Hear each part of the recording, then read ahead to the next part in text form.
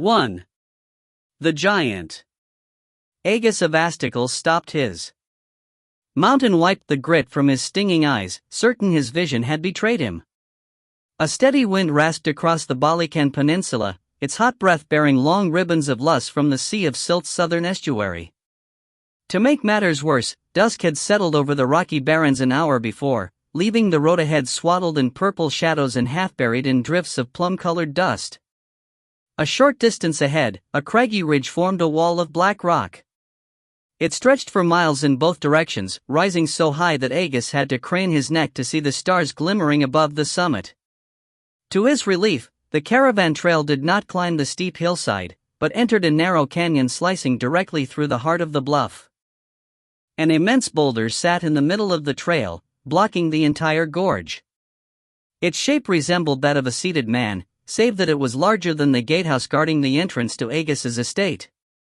Bats wheeled high over the monolith's crown, silhouetting themselves against the hay-shrouded moons, and a flock of golden dustgulls roost on one shoulder, their forms softened by distance and blowing silt.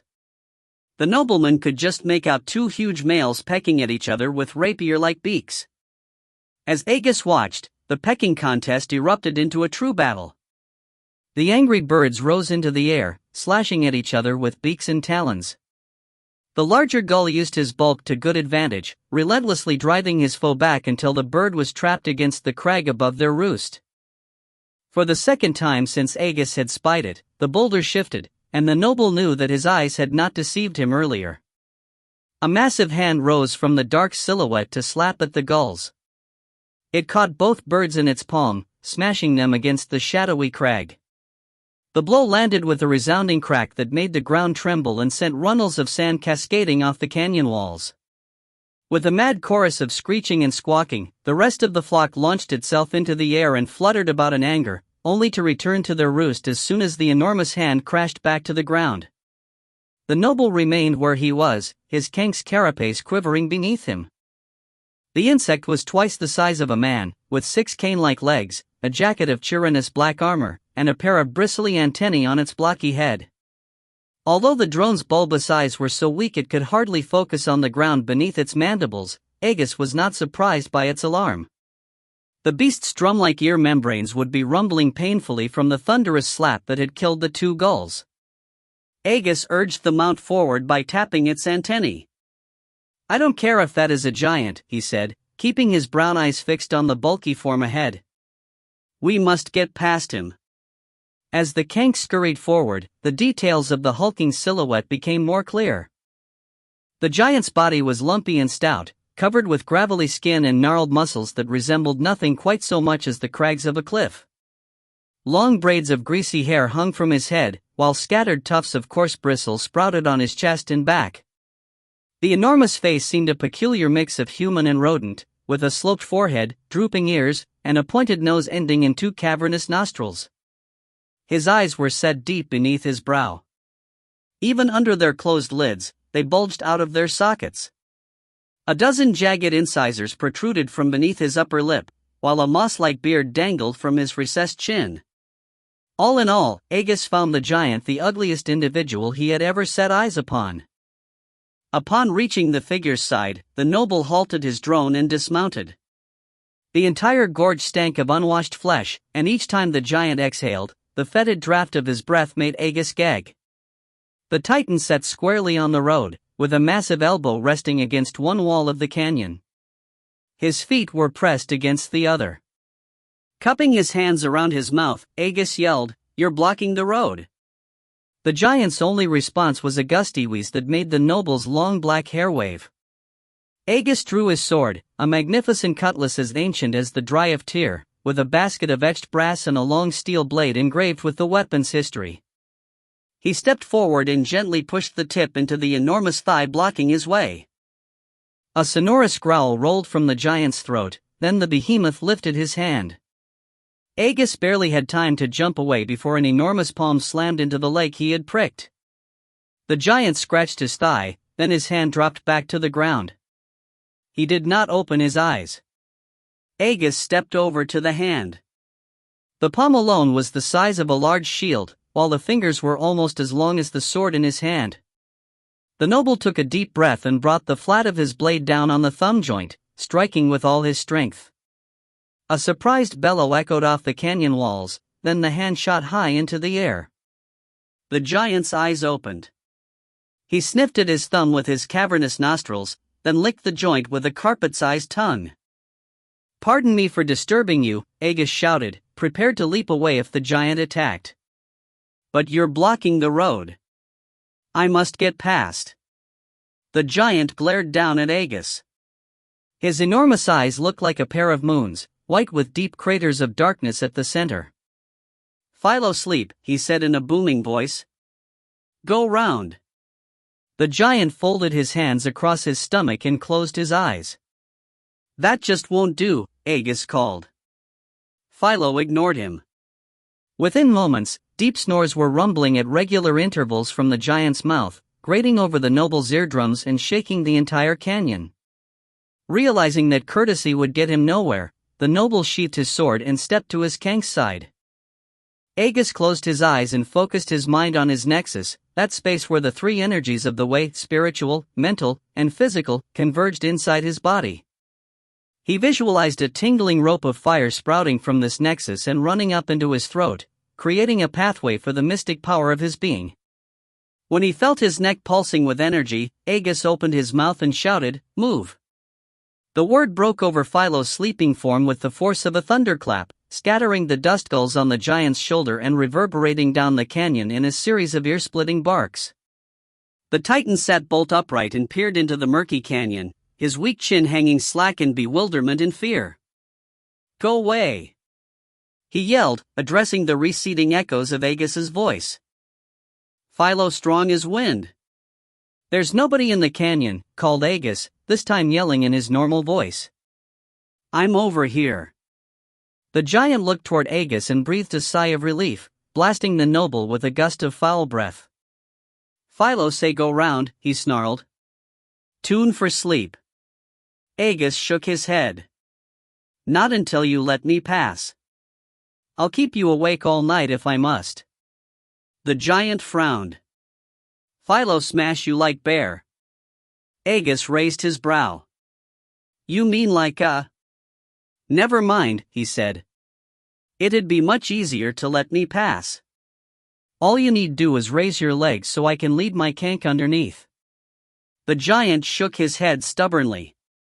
Aegis reached for his purse. "I'll pay double the normal toll." "Toll?" Philo echoed. He tugged at his beard, obviously puzzled by the term. "To let me pass," Aegis said, pulling a coin from his purse. "I'm sure a silver is enough." Holding the glimmering disc before him, he moved forward until he stood at the giant's side. "Here. Take it." After Philo lowered a massive hand, the noble tossed his coin into the center of the palm. The disc disappeared into the dark ravine of a massive lifeline, and Aegis feared the giant would not see it. Philo seemed accustomed to handling small objects, however. He licked a fingertip and pressed it onto the silver, then held the disc up to his eye. "Philo let you go for this?" Aegis could not be sure of the giant's tone, but it almost seemed the bribe had insulted him. "If I've offended you, please forgive me," he said. "But in these circumstances, my assumption is only natural, but..." The giant considered this for a moment, then scowled. "What assumption, assumption, As unable to pronounce the word Aegis had used, Philo rephrased his question.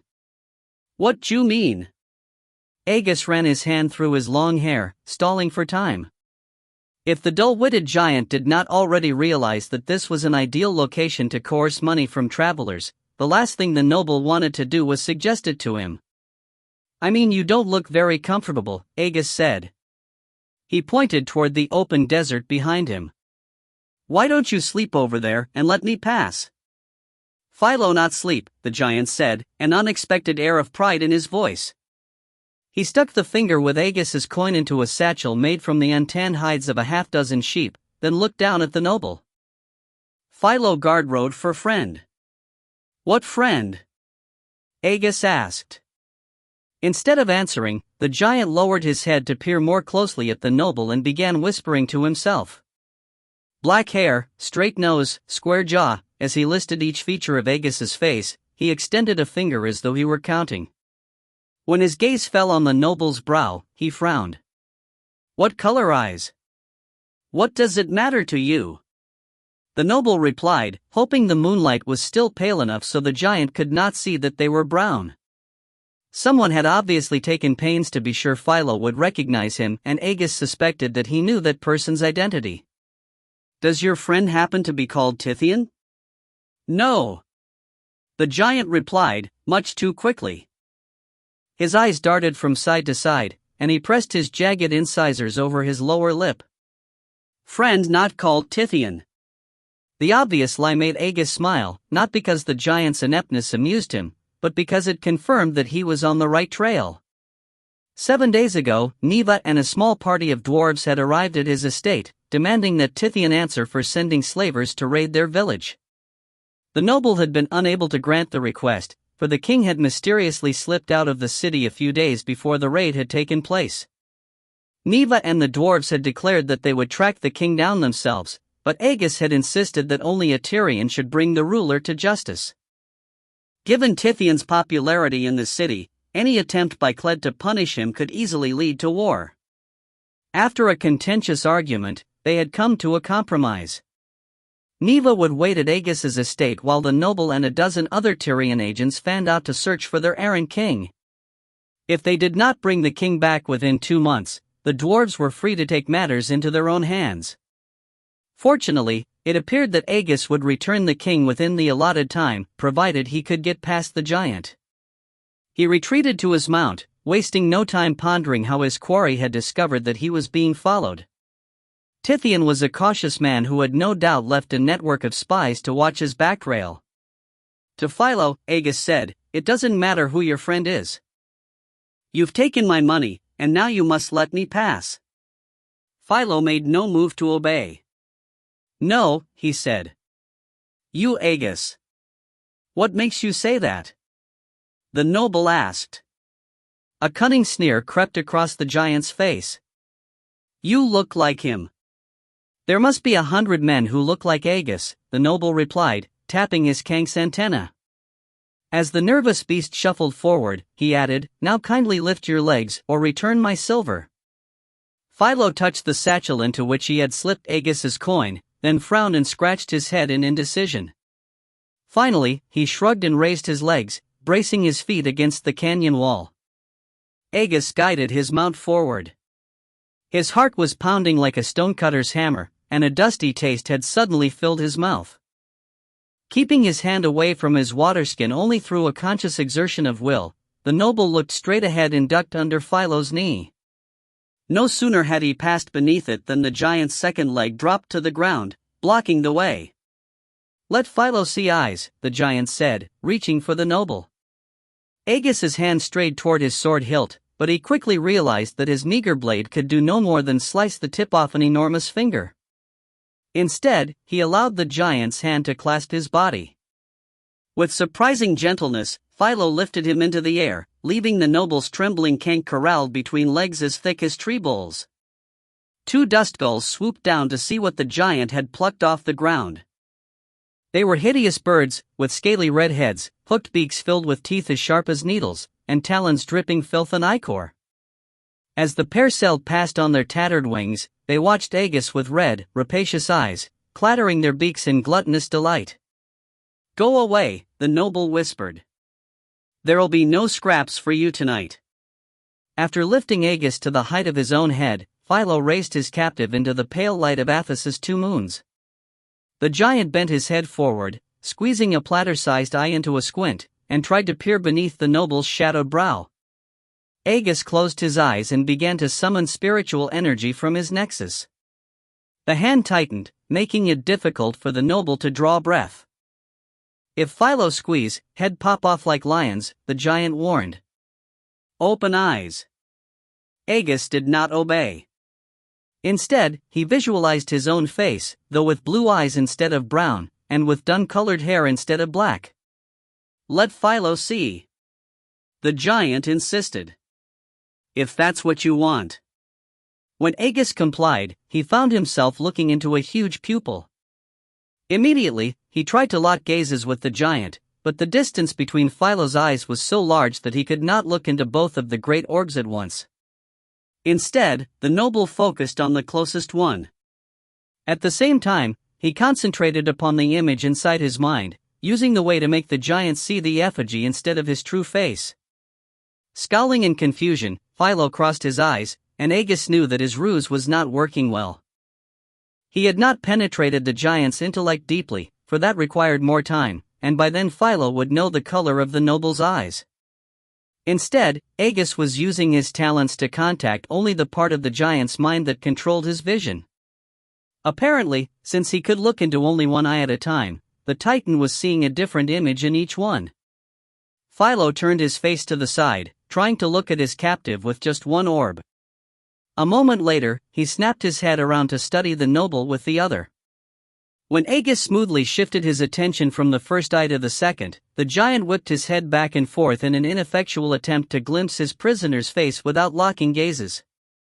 At last, it became apparent that this would not work, and Philo gave up, once again fixing both crossed eyes on his captive. To Aegis's surprise, a broad smile crossed Philo's lips. Philo likes seeing games, he said, tightening his grip on the noble. Philo guess little man have brown eyes. With a sinking feeling, Aegis turned his attention inward, replacing the mental effigy of himself with the image of a rapacious dust gull. A surge of energy rose from the core of his being to give the creature life, then the bird took on an existence of its own. It became his harbinger, a construct of his thoughts, yet it was detached and able to function outside his own head. Are you certain? Aegis asked, staring into the black depths of the giant's pupil. "You'd better look closer and be sure." With that, the noble sent his harbinger to attack Philo's mind. The bird streaked from Aegis's eyes into the giant's, disappearing into what lay beyond. "What that?" Philo demanded. Aegis did not answer, concentrating instead on the terrain he had discovered inside the giant's mind. The region was gray and hazy, with half-formed thoughts whirling past like the wild winds of a silt storm. Once, the noble glimpsed a giant's fist floating past, blood spurting from between the fingers. Another time he saw a pair of human legs protruding from a huge mouth, kicking madly as the victim was swallowed whole. As a master of the way, Aegis had no trouble understanding the significance of the images. The giant was considering ways to kill him. The noble had to take control quickly, before Philo turned one of the ideas into a plan of action. A craggy island drifted into view, with the crisp detail and solid aspect of a memory. Standing atop its sheer cliffs were 6 giants, all with human-like faces. They were hurling boulders off the precipice, shouting, "Go live with dwarf, ugly! And stay way! Philo scare sheep!" Aegis turned his dust gull after the passing island. If he could seize command of the memory, he could use it for his own ends and quickly force the giant to release him. Outside, a blast of hot, fetid air rushed over the noble's face. "Take bird back!" boomed the giant, squeezing so hard that Aegis feared his ribs would snap. Philo's demand surprised the noble. As a seasoned practitioner of the way, he was well versed at slipping into the thoughts of others. That the giant even understood that his mind had been invaded suggested he had an innate talent, for there could be no doubt that he was too dim-witted to have mastered the art through the normal avenues, rigorous study and discipline. "Don't kill me, or the bird will stay in your head," Aegis bluffed, barely able to gasp out the words. Philo's grip did not grow any tighter, but neither did it slacken. "Stop, and Philo not hurt you." The giant's voice seemed at once determined and a little anxious. "Not until you let me go," Aegis countered. Even as he spoke, the noble continued to guide his harbinger toward the island inside the giant's mind. As soon as the dust gull's talons touched the rocky summit, the 6 giants who had been hurling boulders over the cliff turned around. They launched a barrage of rocks at the bird's featherless head, crying, "Go away, ugly bird!" Aegis summoned more spiritual energy, and visualized his dust gull changing into a mechalot. As the boulders began their descent, the bird grew 100 times larger, its feathered wings changing to a bony carapace and its hooked beak into a blunt-nosed snout full of sharp teeth. The rock struck the hulking lizard with a tremendous clatter, bouncing harmlessly off its shell and disappearing over the cliff. At first, the noble feared that his foe had taken control of the memories, but he soon realized that they were acting on their own. Behind the 6 giants, a hairless rodent crawled over the rocky edge of the cliff. The beast had squat legs ending in curled claws, with loose folds of scaly hide and a ridge of bony plates protecting its back. Only the head did not seem particularly vicious, for beneath its squarish ears were Philo's bulging eyes and wispy beard.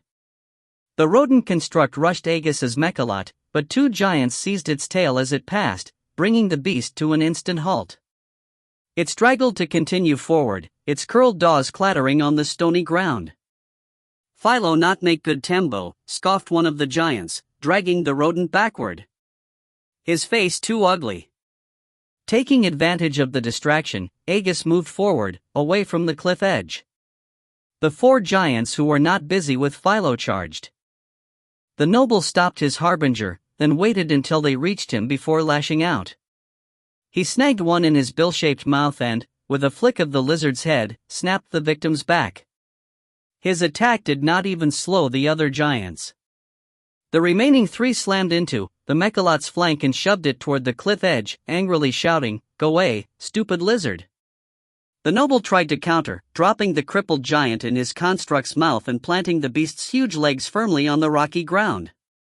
He pushed back with all his unimaginable strength, but the effort was to no avail. Slowly, inexorably, the giants drove the behemoth toward the precipice. On the other side of the rocky summit, Philo was faring no better. The 2 giants that had grasped his tail were dragging him away, laughing cruelly and saying, "Philo too stupid to be tembo, too weak."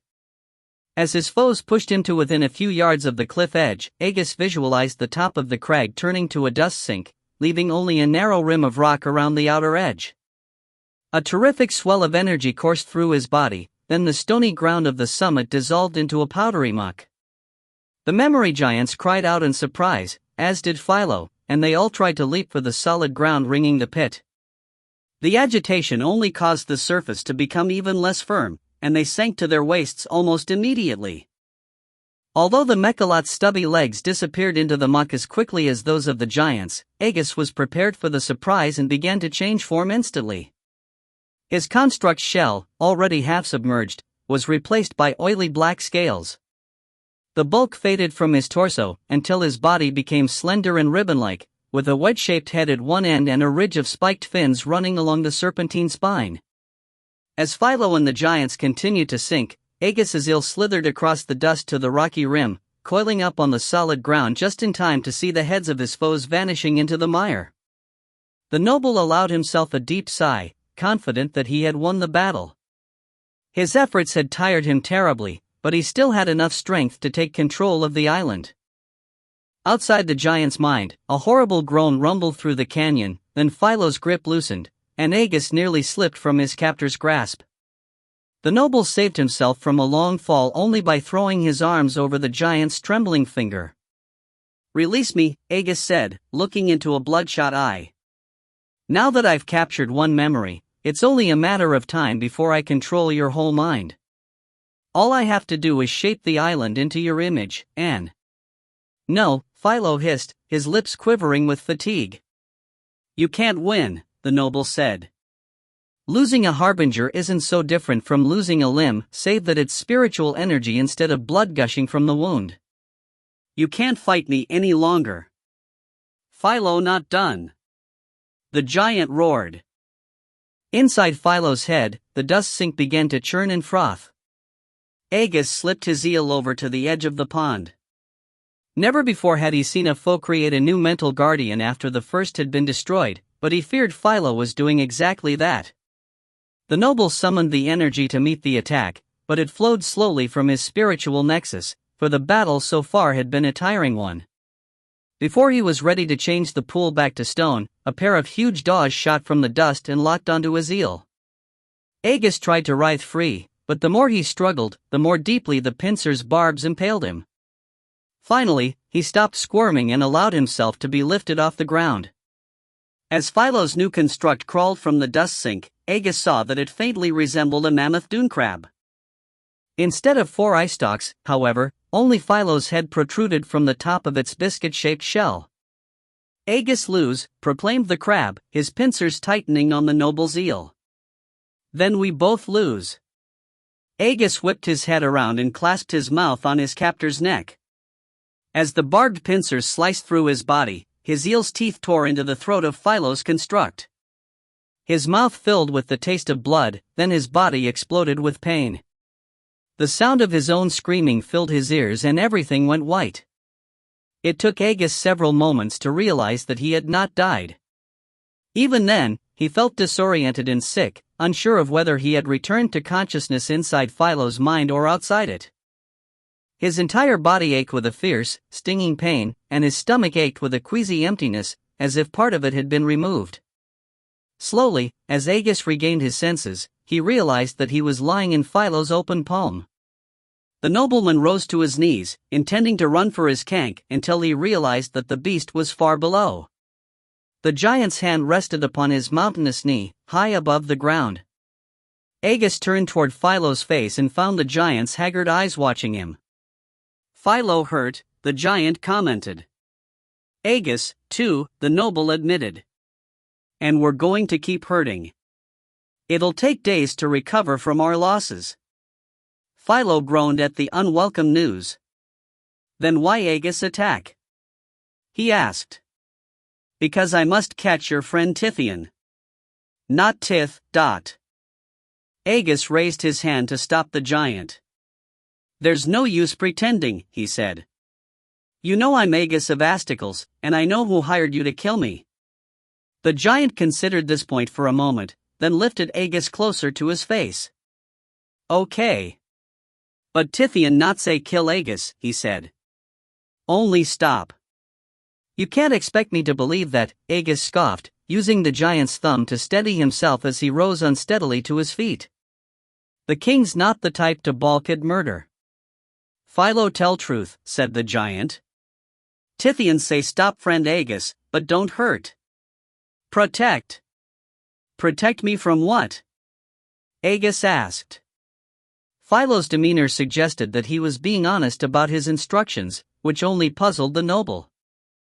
Once before, when Agus had become involved in the rebellion against Tyr's previous ruler, Tithian had used his influence to protect his old friend.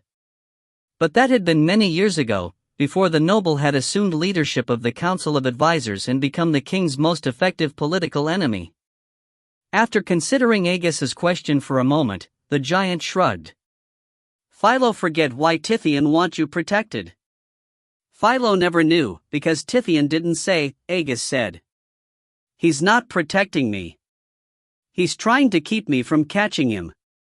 Only cause Tithian go dangerous place, Philo insisted. Agus raised his brow at this comment. What dangerous place? Balak, answered the giant. Now you stay with Philo till he come back? Tithian isn't coming back, said Agus. Tithian promise, Philo growled. The giant closed his ringers and grasped his captive tightly. And Philo promised to keep Agus here. It's right to want to keep your promise, but don't think Tithian will do the same, said Agus. Whatever he offered you. Philo not for sale. The giant boomed, squeezing Agus so hard that the air rushed from his lungs. Tithian friend. The heated response gave the noble pause. From the cruel comments floating around in Philo's memory, it seemed likely that the ugly fellow had led a lonely life. Tithian, as adept at exploiting emotions as anyone Agus knew, had no doubt sensed this and cynically extended his friendship to the lonesome giant.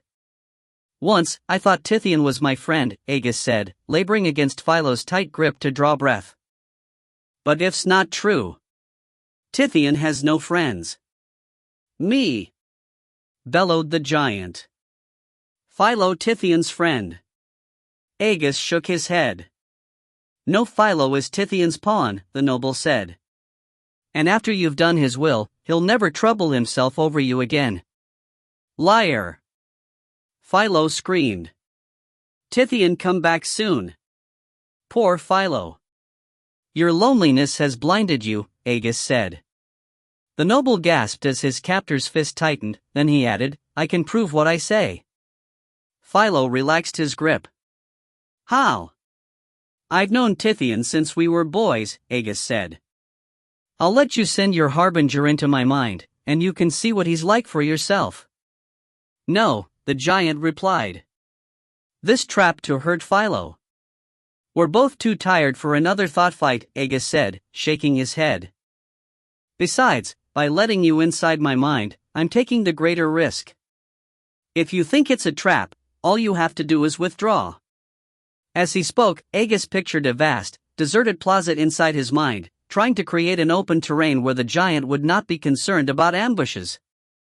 Philo studied Agus for a moment, then the giant's harbinger appeared inside the noble's mind.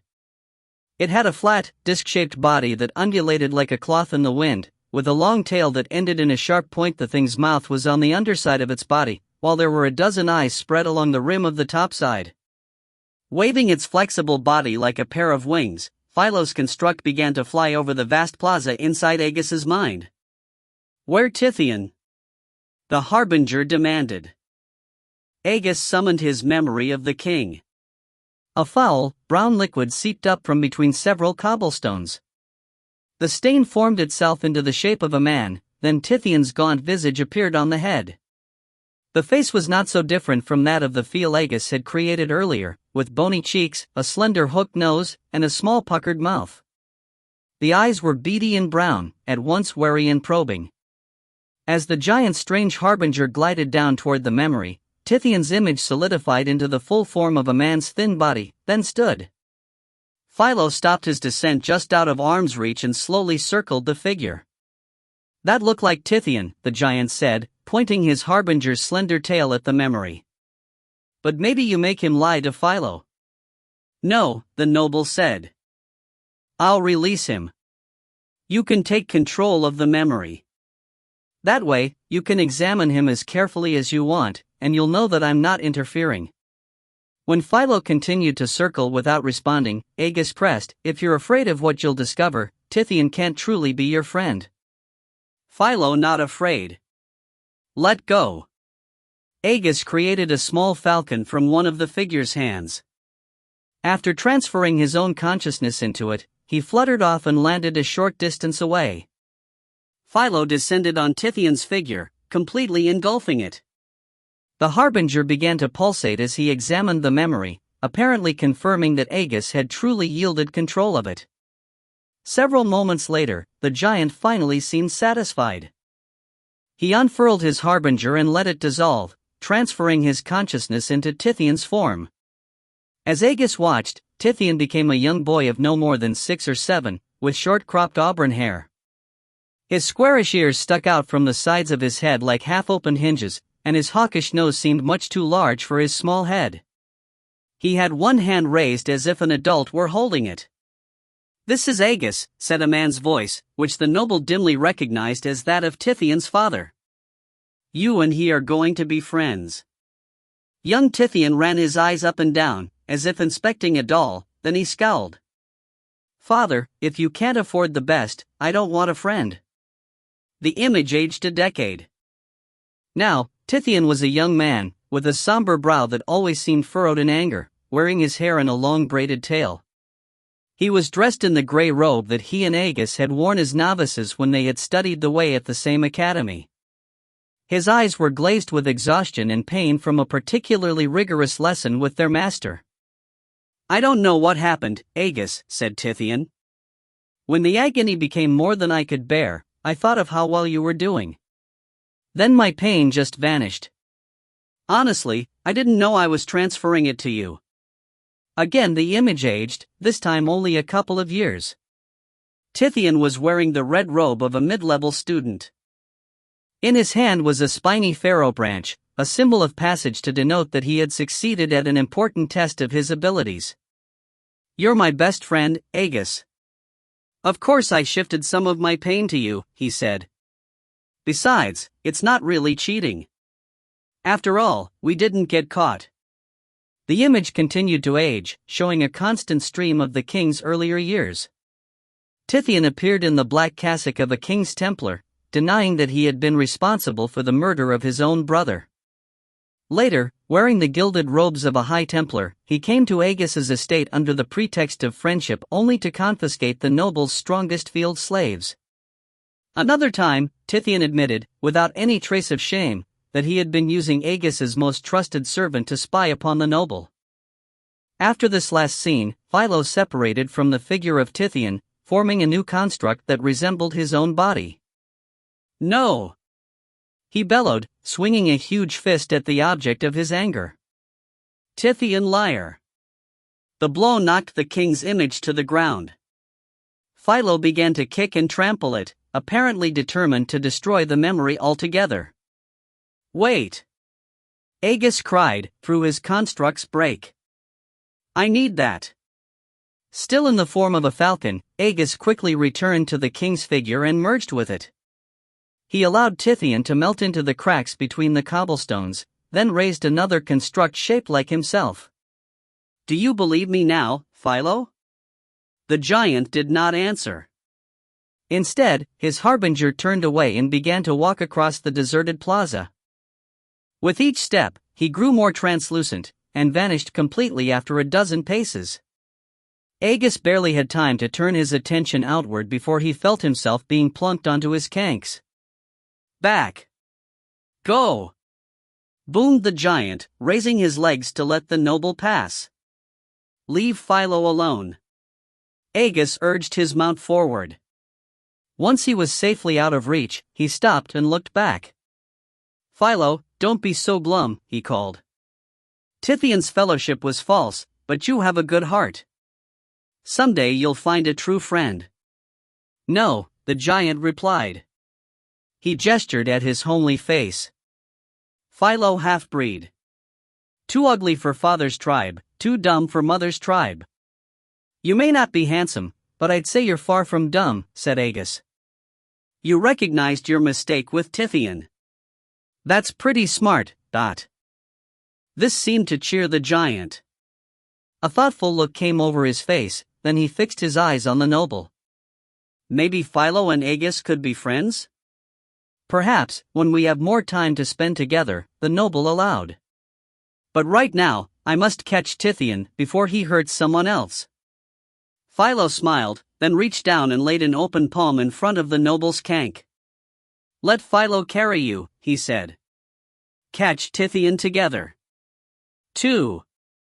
Chamber of Patricians.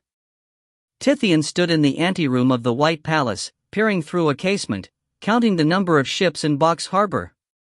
The port lay at the edge of the city, where a haze of silvery dust lingered over the bay, drifting as far inland as the inns surrounding the dock area. Still, the Tyrian king found the task an easy one, for the masts rose out of the murk like the charred boles of a burned forest. "What's your interest in King Andropenes' armada?" inquired Tithian's escort, a young man wrapped in the cream-colored toga of a Balikan Templar. He had a haughty chin, an upturned nose, and short hair as white as his robe. "Surely, at Tyr's distance from the Silt Sea, you've no reason to worry about our navy." "I've no particular interest in the fleet," lied Tithian, continuing with his silent count. "But I had not imagined your port would be so crowded. How many craft does your king have?" "That's not something we discuss with strangers," replied the Templar, taking Tithian by the arm. "Nor do we allow them to count our sails." Tithian jerked his arm free of the young man's grasp. "In my city, you'd be flogged for such impudence." The Templar showed no sign of concern. "We are not in your city, and you are not a king in Balak," he replied. "Now, step away from the window." "I will when King Andropenes is ready to receive me," said Tithian, struggling to keep his temper under control. "If you touch me again, I'll kill you, and I assure you, Andropenes will do nothing about it." He slipped his hand into the satchel hanging from his shoulder. The Templar's guards, a pair of flabby half-giants standing almost as high as the ceiling, leveled their wooden spears at the Tyrian's chest. Dressed in leather corselets with white capes pinned over their stooped shoulders, The hairy brutes had slack-jawed expressions that did little to belie their slow wits.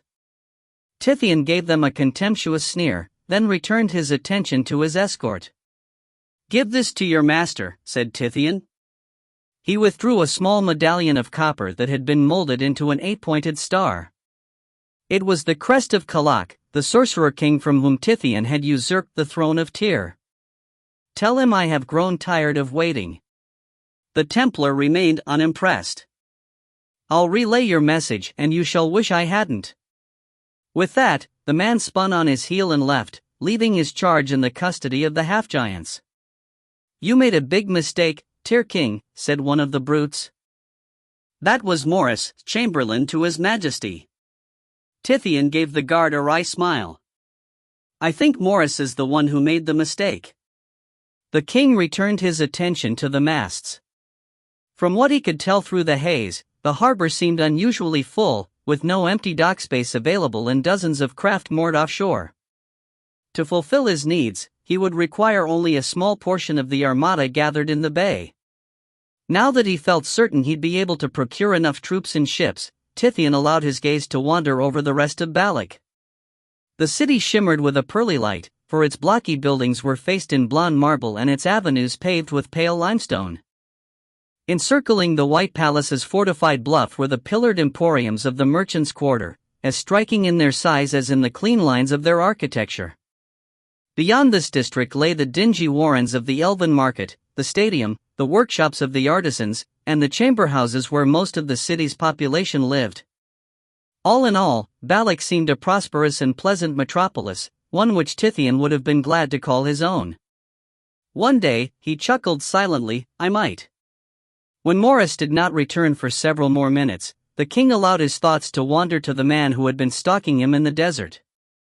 Tithian had first learned of his pursuer when his spy, an elven desert runner hired to watch his back trail, reported that a Tyrian noble of Agus's description had been asking about him at an oasis. Despite the reasonable fee the elf had quoted for murdering the noble, the king's heart had sunk. Of all the men who might have come after him, Agus was the only one he could not bring himself to kill. It was a flaw in his character Tithian did not understand. He made many excuses for his weakness, telling himself it would be foolish to assassinate such a valuable statesman.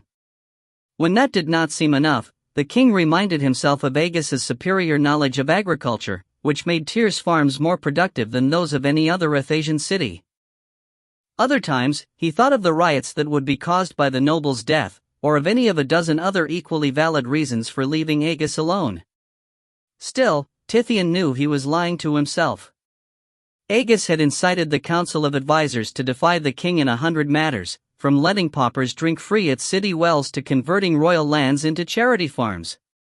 Such insolence would have cost anyone else his life, but Tithian had always stopped short of murdering his old friend. Even now, when Agus's meddling endangered the most important endeavor Tithian had ever undertaken, the king could not bring himself to kill the noble. Instead of telling Philo, whom Tithian had found seeking employment as a caravan cargo bearer, to kill Agus, the king had merely asked the oaf to detain the noble. Tithian hoped he would not regret the decision. Agus had demonstrated many times that he could be as resourceful as he was determined, and even a giant might not hold the noble for long. Given that possibility, the king thought it might not be such a bad thing if Philo ignored his instructions and killed Agus. Then, at least his friend's blood would not be on Tithian's hands. He banished the hope from his mind as quickly as it came. Such an accident hardly seemed a fitting end for a king's only friend. Agus had not always been a political enemy, and there had been times that the noble had stood by Tithian when nobody else would. If the time came when his friend had to die, Tithian decided, it would be by the king's own hand. Agus deserved that much. The chamberlain's officious footsteps echoed down the hall, putting the king's concerns about his friend out of his mind. When he turned away from the window, Tithian found a smug grin on Morris's narrow lips. "King Andropenes normally addresses the chamber of patricians at this time," the chamberlain said, a malicious glint flashing in his eyes. "He asks that you meet him there, At." Morris and the guards led Tithian down a corridor lined by the lifelike statues of ancient statesmen, then across a broad courtyard to the White Palace's marble-faced assembly hall. The building was perfectly square, with a colonnade of fluted pillars supporting an ornate entablature. Without awaiting an invitation, Tithian marched up the stairs, but before he could enter the building, the chamberlain scrambled past and blocked his way. "Allow me to hold that for you," said Morris. Being careful not to touch his guest, he motioned at the satchel on Tithian's shoulder. Tithian opened the sack and displayed its interior. "As you can see, it's empty," he replied. "No reason for concern." Morris did not move. "Nevertheless, I must insist," he replied. "Things are not always what they seem, are they?" "They seldom are," Tithian allowed. He reluctantly took the bag off his shoulder. Morris's suspicions were well-founded, for it was a magical satchel that could hold an unlimited number of items and still appear empty. Before leaving Tyr, the king had placed inside an ample supply of food, water, coins, and many other items he expected to need on his journey. Of course, the supplies also included a broad selection of weapons, but that was not why Tithian wanted to keep the sack in his own hands. He had something else inside that would convince the Balkan ruler to give him what he wanted, and he had wanted to keep the bag so he could time the appearance of the items for maximum effect. Tithian handed the satchel to the chamberlain, silently cursing the man's caution and efficiency. "Now may I go inside?" Morris slipped the satchel over his shoulder, then waved his guest through the doorway. Tithian passed into a small anteroom, where a half-giant sentry stood in front of a pair of massive doors. After raising his hand to salute the chamberlain, the guard pulled a door open and stepped aside. Tithian entered the next chamber. The air felt hot and moist against his skin, and it reeked of perfumed flesh. Save for the soft scrape of his own sandals on the floor, the place remained so quiet that the Tyrian wondered if he had entered an empty room. As his eyes adjusted to the stifling murkiness, Tithian saw that was not the case. A gallery of marble benches ran down both sides of the huge chamber, partially concealed by two lines of marble pillars that supported the ceiling. Several hundred men and women waited patiently in the tiers, all dressed in white togas hemmed with silver and gold. They were of many races: human, Mull, dwarf, half-elf, and even Tauric. They all remained absolutely silent, sitting so motionless that not even the rustle of their silken robes disturbed the eerie quiet. At the far end of the chamber stood an empty throne, constructed of translucent alabaster and stationed upon a pedestal of pink jade. Inlays of blue-tinted moonstone decorated the back of the magnificent seat, while the arms had been shaped from solid blocks of chalcedony and the legs from limpid crystals of citron. All of the light passing through the room's narrow windows seemed to flow directly into the chair, which cast the radiance back into the chamber as a muted white glow. Tithian walked forward, stopping near a graying patrician of about his own age. She had the pointed ears and peaked eyebrows of a half-elf, but her shape was somewhat plump and matronly for a woman of her race. Next to her, 6 gold coins rested in a shallow basket woven from the fronds of a soap tree. The woman did not turn to face the Tyrian. "Is it not customary in Balak to greet strangers?" Tithian asked. His voice echoed through the still chamber as though he had struck a gong. "Lady Cannace cannot hear you," said Morris, walking toward him. "Neither can she see you." The Tyrian stepped around to face the woman. Ugly red burn marks scarred her sunken eyelids, leaving Tithian with the impression that she had no eyeballs. Morris stopped at the Tyrian's side, then placed a finger on the woman's lower lip. She jumped as though startled, then allowed her mouth to be pulled open wide. In place of a tongue, she had only a mangled stump. "King Andropenes values the advice of his patricians," the Templar said flatly. "But he also wishes to be certain that anything occurring here is never discussed outside the White Palace." "A wise precaution," Tithian observed, stepping away from the woman. "It's unfortunate he is not so prudent with his chamberlain." Morris closed Lady Cannace's mouth and whirled around to reply, but an acid comment from the throne cut him off. "Do not anger my chamberlain," said the voice. "It is the same as angering me." Tithian looked toward the throne and saw a huge man before the pedestal. He stood taller than an elf and was as heavily muscled as a Mull. On his head, a fringe of chalk-colored hair hung from beneath a jagged crown of silver. He had a slender face, a nose so long it could almost be called a snout, and dark nostrils shaped like eggs. His cracked lips were pulled back to reveal a mouthful of teeth filed as sharp as those of a gladiator. Unlike the patricians, he did not dress in a toga. Instead, he wore a sleeveless tunic of white silk, a breechcloth of silver fabric, and soft leather boots. "King Andropenes," Tithian said. He did not bow, and his voice betrayed no sign of awe or reverence. Andropenes did not answer, instead turning away to take his throne. As the Vulcan climbed the stairs, it became apparent that he was not entirely human. Beneath his tunic, a line of sharp bulges ran down the length of his spine, while small, pointed scales covered the backsides of his arms. Andropenes took his seat in the throne, then glared around the chamber. "We are in chamber, my advisors," he said, using the way to broadcast his thoughts directly into the minds of everyone present. The patricians rose from their seats, each holding a shallow soap tree basket in his or her hands. Tithian waited for the room to grow quiet again, then nodded to the chamberlain. "Announce me." Morris motioned him forward. "I suggest you announce yourself," he replied. "This audience is your doing, not mine." Tithian walked forward until he stood before the throne. Andropenes' white eyes glared at him, as cold and stinging as hail, and the Balikan said nothing. Compared to Kalak's pitiful form, this sorcerer king seemed a brute. He looked as though he could bite a man in two or rip a half-giant's head off with his bare hands. Yet Tithian knew appearances could be deceiving. He had seen Kalak, as frail and decrepit as a 100-year-old woman, kill slaves with no more than a glance and snap Mul's necks with a twist of his wrist. The one who stands before you is Tithian I, king of Tyr. Andropenes was off his throne and towering over Tithian before the king realized he had moved. "Your identity is no concern of my patricians," the Balikan said quietly, clenching the smaller king's shoulders.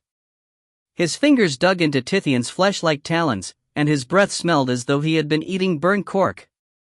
"Be kind enough to speak with your tongue." "If you wish," Tithian replied. Moving with deliberate steadiness, he reached up and gently pushed Andropenes' hand away from his shoulder. "And please remember that you address the Long of Tyr. You may have killed Kalak, but you are no king," replied Andropenes.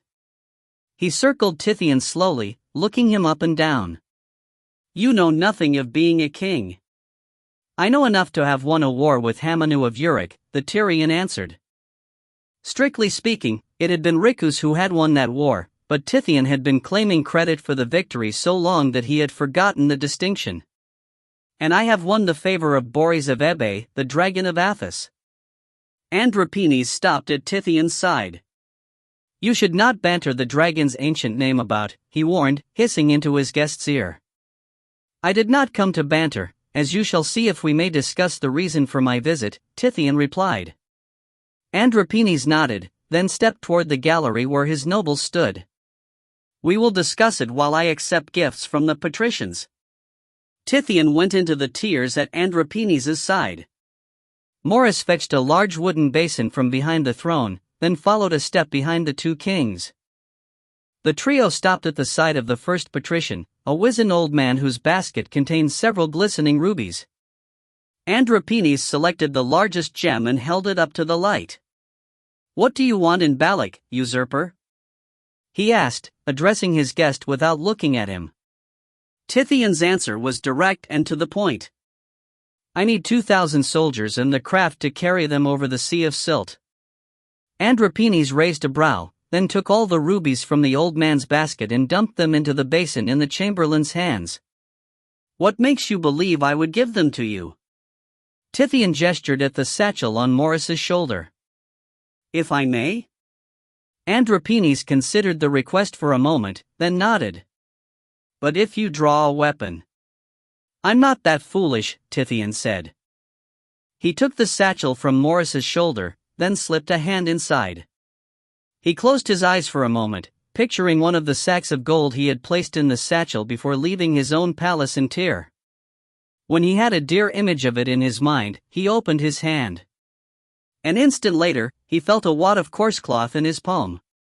Groaning with effort, he withdrew a heavy bag, bulging with coins and nearly as large as the satchel itself. He placed it in Morris's basin, opening the top to reveal the yellow sheen of gold. Andropenes stared coldly at the coins. "Do you think to buy my favor with that?" "Not your favor," Tithien replied. "Your men and your ships." When the Balkan's face remained stony, he added, "I'll pay the other half when I return, along with compensation for any losses we incur." "And what of the losses I have already suffered?" demanded Andropenes. "What losses would those be?" 5 years ago, Tyr did not pay its levy to the dragon, and it fell to me to give him 1,000 extra slaves, he said. I couldn't finish the great wall I had been building to enclose my croplands. Perhaps you heard about what happened next? The Peninsula Rampage? Tithien asked, thinking of the short-lived war in which a small army of giants had overrun most of the Balkan Peninsula. "The rampage cost me half my army and destroyed a quarter of my fields," Andropenes said, turning away from Tithien. He went to the woman next in line and examined her basket, then nodded for Morris to take the contents. "I doubt there's enough gold in your magic satchel to pay me back for that," he added, glancing at his guest. "You can build another wall," Tithien retorted. "But I still need your fleet," I demanded on the dragon's behalf. "Do not think to bluff me by invoking his name." "I should kill you for that," hissed Andropenes. He clamped a hand around Tithien's throat. "Perhaps I will." "I'm not lying," Tithien said. "You'll realize that when I show you my prisoners." Tithien reached into his satchel and visualized a chain of black iron. When he felt it in his fingers, he pulled his hand free of the bag, bringing with it the chain, which was attached at either end to a square iron cage containing a disembodied head. As they were removed from the bag, the two prisoners glared briefly at Tithien, then focused their eyes on Andropenes. "Kill him, mighty king," hissed the first head. He had a shriveled face and ashen skin, with sunken features and cracked, leathery lips. "Slit Tithien's throat and drop him close to me." "No, give me the throat," growled the other. He was bloated and gross, with puffy cheeks, eyes swollen to dark slits, and a mouthful of gray broken teeth. Like the first head, he wore his coarse hair in a topknot, and the bottom of his neck had been stitched shut with wiry thread. He licked the bars of his cage with a pointed tongue, then continued, "And let the coward live. I want to see the fear in his eyes when I drink his life." Andropenes took the cages from Tithien, at the same time removing his hand from the Tyrian's throat. "Wian, Sasha," he said. "Boris told me that he had disposed of you too." "Rajat's magic is not countered so easily," spat the bloated head, Sasha. "Now open this impostor's veins, Albiorn. He hasn't fed us in weeks." "Albium?" Tithien asked. "Albiorn of Dunswich, slayer of elves, the 8th champion of Rajat," snarled Wian. "Traitor to his master and the righteous cause of the pristine tower." Tithien knew that Wian referred to a genocidal war that an ancient sorcerer named Rajat had started several millennia earlier. It had ended more than 1,000 years ago, when all of Rajat's hand-picked champions, with the exceptions of Sasha and Wian, had turned against him. After overthrowing their master, the rebels had used his most powerful magical artifact to transform one of their own number, Boris of Ebe, into the dragon. The other champions had each claimed one of the cities of Athos to rule as an immortal sorcerer king. Still studying the caged heads, Andropenes asked, "These two are your proof of the dragon's favor?" Tithien nodded. "When he said he had disposed of them, he meant that he had entrusted them to me," said the Tyrian. "They're acting as my unwilling tutors, so I might learn to serve our master as a sorcerer king." This seemed to amuse the Balkan. "Is that so?" he asked, raising his brow. "Of course not," sneered Wian. "He's lying." "Kill him," hissed Sasha. Andropenes smashed the two cages into the stone tiers of the gallery. A tremendous clang reverberated through the hall, making Tithien's ears ring. The heads slammed against the bars of their prisons and bounced to the other sides, then dropped motionless and dazed to the bottoms of the cages. When the Balikan handed the chain back to Tithian, the corners of each cage were folded in from the impact. "For now, I'll accept these abominations as proof that the dragon wouldn't want me to kill you," Andropenes said. "You may remove them from my sight and tell me what you need with my fleet." As Tithian stuffed his dazed tutors back into the satchel, he said, "That's the concern of myself and Boris alone." "Then you may leave your gold and go. Our audience is at an end," Andropenes said, resuming his inspection of the baskets offered by his patricians. "The chamberlain's guards will show you to the city gates." Morris smirked and waved the Tyrian toward the exit. Tithian ignored him, asking, "What of my ships?" "You have none. My demand is made in the dragon's name." Tithian snapped. "Which is the only reason I suffer you to live, usurper," Andropenes replied. He pulled a wad of fleece from a basket held by a dwarven patrician, then used the way to ask, "What is the meaning of this, Lord Ralt?" "House Ralt pledges 100 sheep to feed your majesty's legions," came the reply. Andropenes scowled, then grabbed the dwarf's thick wrist and snapped it effortlessly. A garbled howl of pain rose from Lord Ralph's throat and his knees buckled. Had the king not been holding him up by his broken arm, he would have fallen to the floor. Despite his pain, the dwarf managed to reply, "House Roll pledges 1,000 sheep, mighty king." Smiling, Andropenes released the patrician and allowed him to collapse to the floor. He glanced down, leaving no doubt in Tithian's mind that the exhibition had been for his benefit, and moved on. Ignoring the implied threat, Tithian continued to press his demand. "If you deny me, you are also denying Boris." "Perhaps, but I will not send out my fleet, not for you, and certainly not now." "When?" asked Tithian. Andropenes shrugged. "Perhaps in a month, perhaps not for many years," he said. "When the war between the giant tribes is over." "Which tribes are at war?" Tithian asked. "Your question betrays your incompetence to command my ships," scoffed the Sorcerer King. "I'm sure we can circumvent their lines and keep your ships safe," Tithian replied. "I'm not concerned about my ships." Andropenes spat. "It's my city I want to protect. The first giants to spy a fleet in the estuary will assume I've taken sides with their enemies. They'll storm Balak, and I'll be drawn into a war that's none of my concern." "I had not thought a few motley giants would frighten a sorcerer king," Tithian countered. "Only a fool is not wary of giants," Andropenes replied. He stopped at the sight of Lady Cannace, the plump half-elf to whom Tithian had tried to speak earlier. The Balikan clucked his tongue at the contents of her basket, then slapped her face with the back of his hand. She fell to the floor, spilling the 6 gold coins she had brought as an offering. Andropenes continued down the gallery, leaving Morris to collect the coins. "Even if Boris were here to demand it himself, I would not entrust my ships to such an oaf," said the king. "I'm no oaf." Tithian's voice remained calm. "You are if you believe the dragon can make a sorcerer king of you," said Andropenes. He lifted a long necklace of diamonds from the basket held by the stumpy hands of a dwarven patrician. "I think he is more than capable of bestowing the necessary powers on me once I supply him with the dark lens," Tithian replied.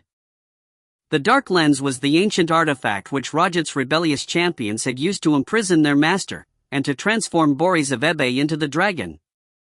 Shortly afterward, a pair of dwarves had stolen the lens from the pristine tower, and it had been missing ever since. Andropenes dropped the necklace in his hand back into the basket from which it had come, then narrowed his eyes at Tithian. "So, I am to assume that you have discovered the location of the lens, and the dragon has sent you to find it for him?"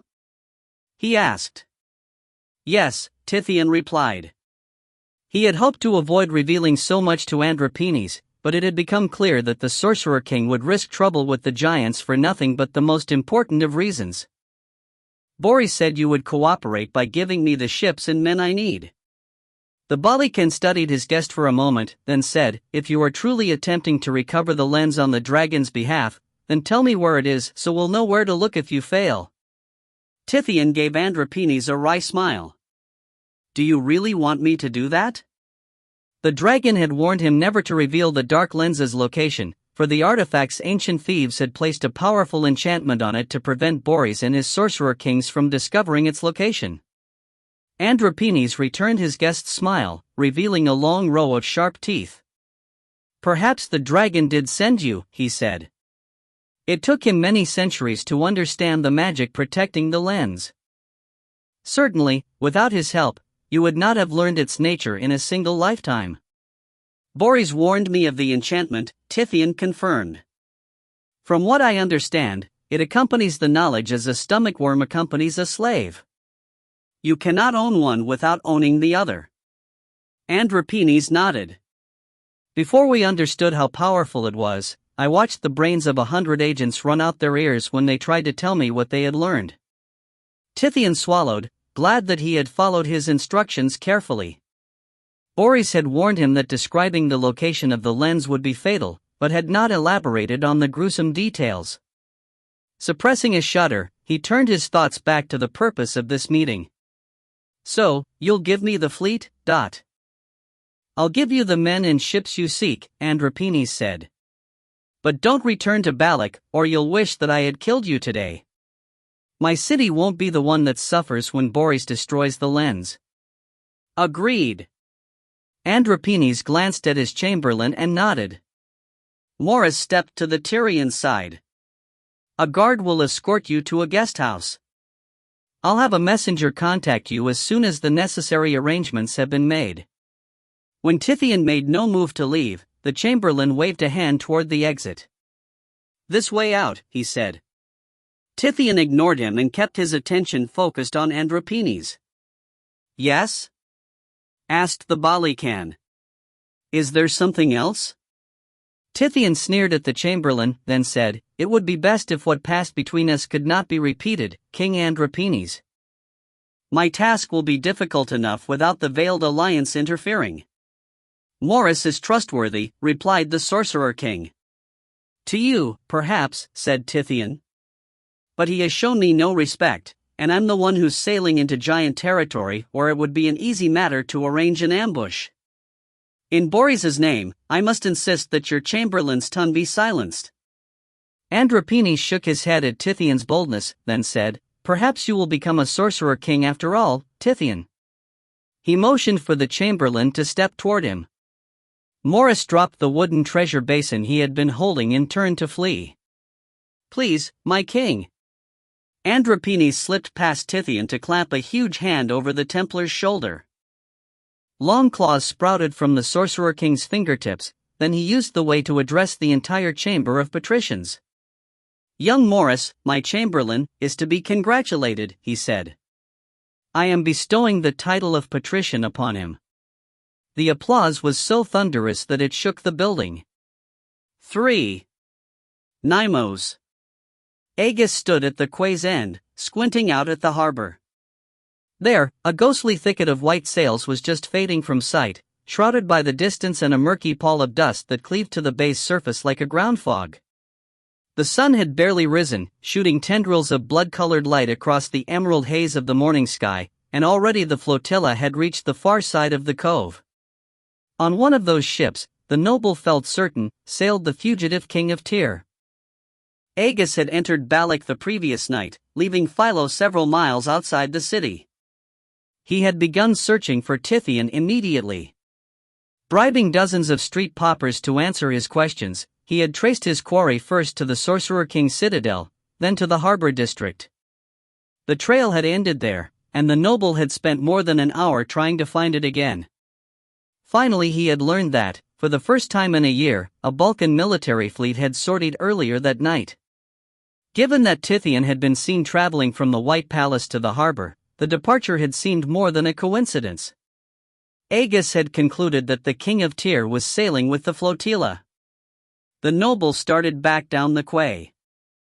Pearl-colored lush lay heaped against the western side of the pier in great mounds, spilling over the stone walkway and making it difficult to tell the wharf from the silty depths it traversed. At the end of the dock, a chest-high hedge of yellow rutney ran along the edge of the harbor, its spindly boughs serving as a crude dust break.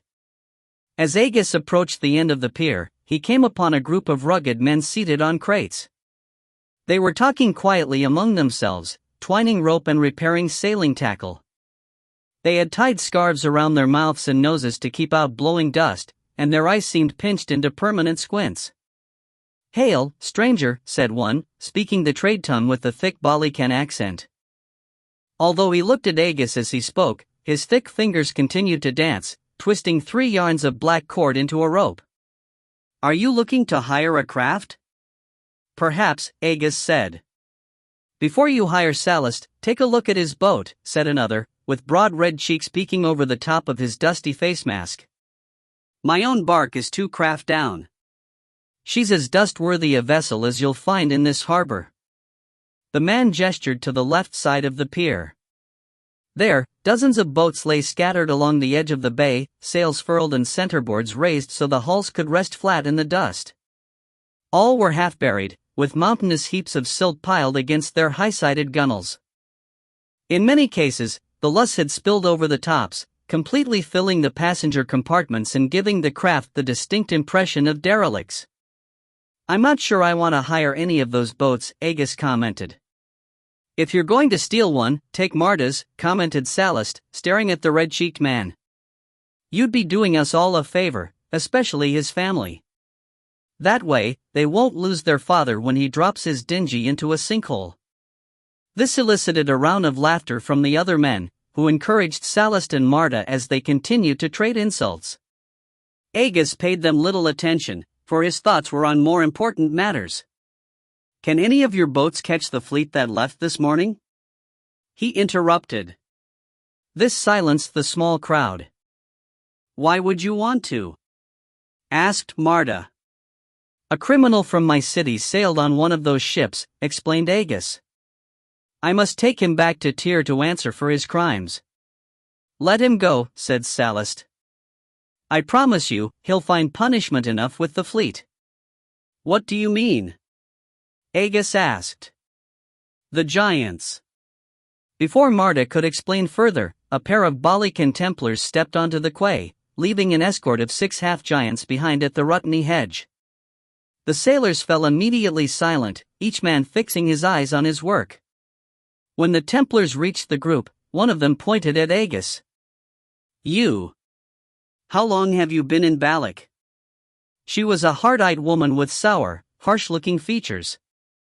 "Let me think," the noble replied. "How long has it been now?"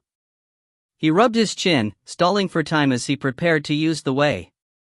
The energy flowed from his nexus slowly, for he still felt weak from the loss he had suffered in his thought battle against Philo. "If you've been here longer than you can remember, then certainly you can tell us where you're staying," suggested the second Templar, a blue-eyed man with curly yellow hair.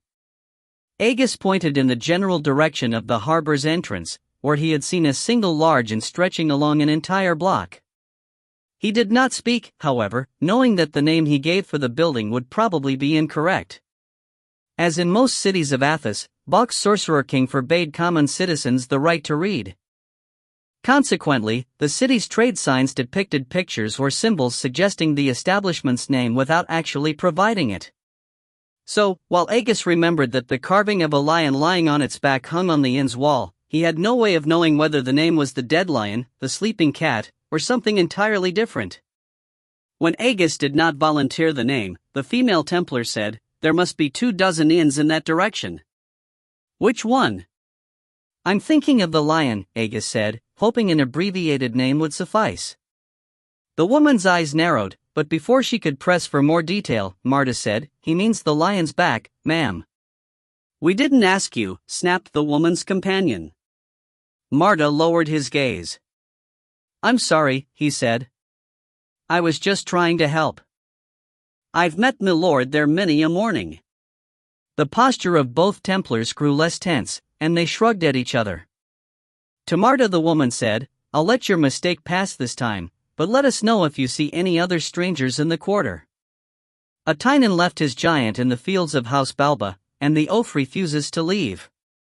Lord Balba is offering 5 silvers to anyone who delivers the scoundrel to his mansion. With that, the 2 Templars returned to their escort.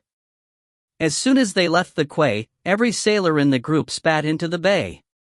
"My thanks for protecting me," Aegis said, secretly amused by the image of a Balikan lord attempting to persuade the stubborn Philo to leave his lands.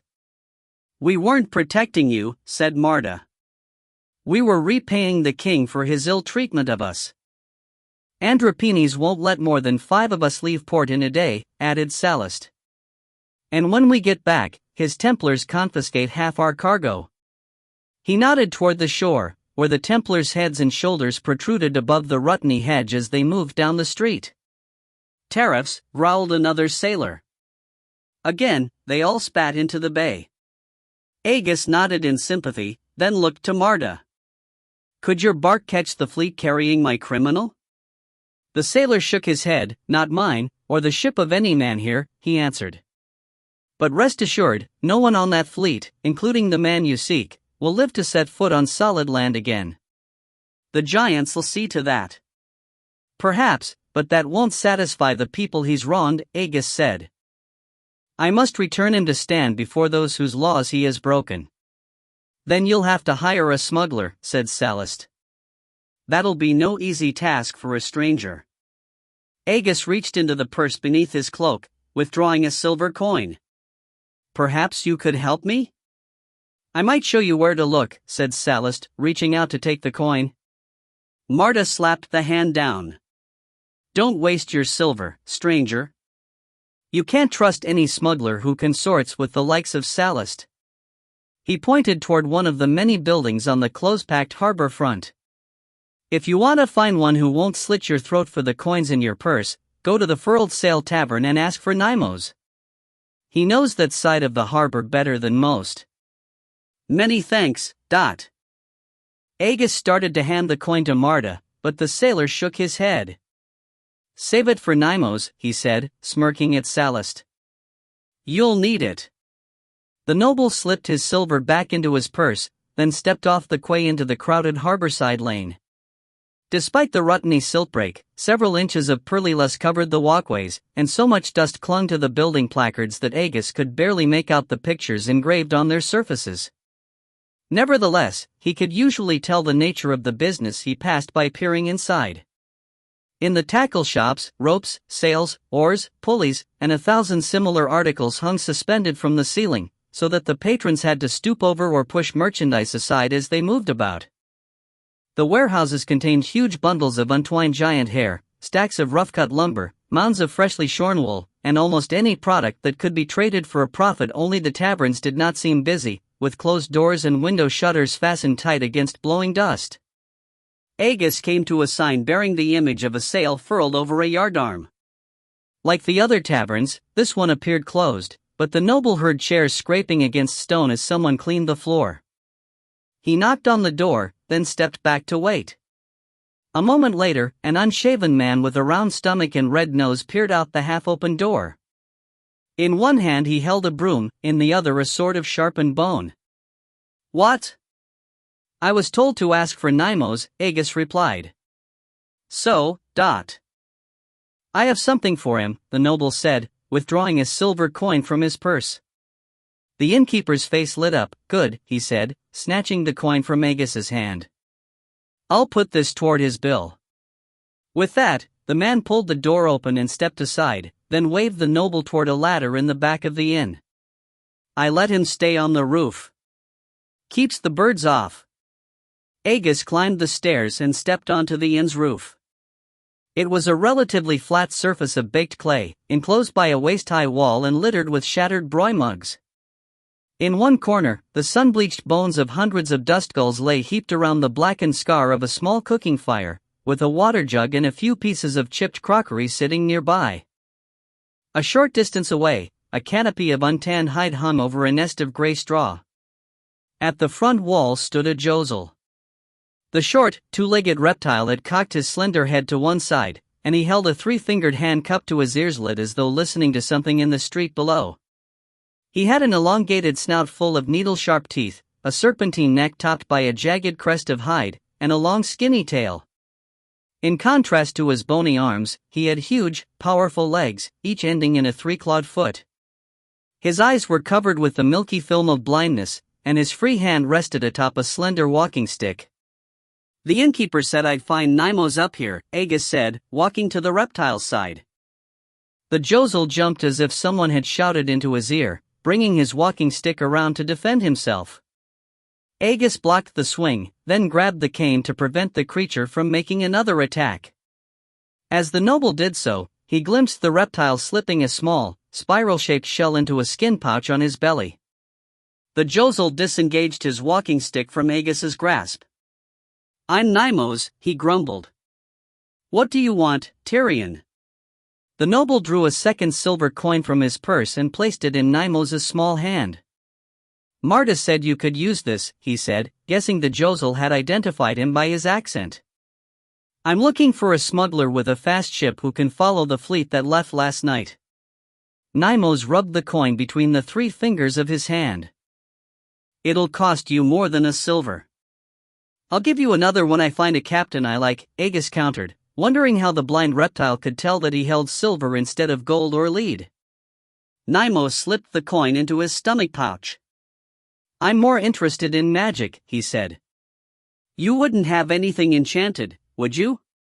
I have nothing like that, Aegis replied. I'm no sorcerer. The Josel sniffed Aegis's satchel and belt purse, then shook his head in disgust. Like trying to squeeze water from a stone, he snorted. I'd expect someone of your reputation to have an enchanted dagger or something. My reputation? Of course, Nimos said. Even in Balak, the bards sing of the noble who fought to free the slaves of Tyr Aegis of Asticles. The noble's jaw fell slack in surprise. What makes you think that's me? The Josel held out his bony hand. Answers cost. Scowling, Aegis gave him another coin. The streets are full of Templars looking for the Tyrion who left his giant in Lord Balba's field, said the Josel. So I've heard, but that isn't the answer I paid for. Your giant is less discreet with names than he ought to be, replied Nimos. Especially considering who you are.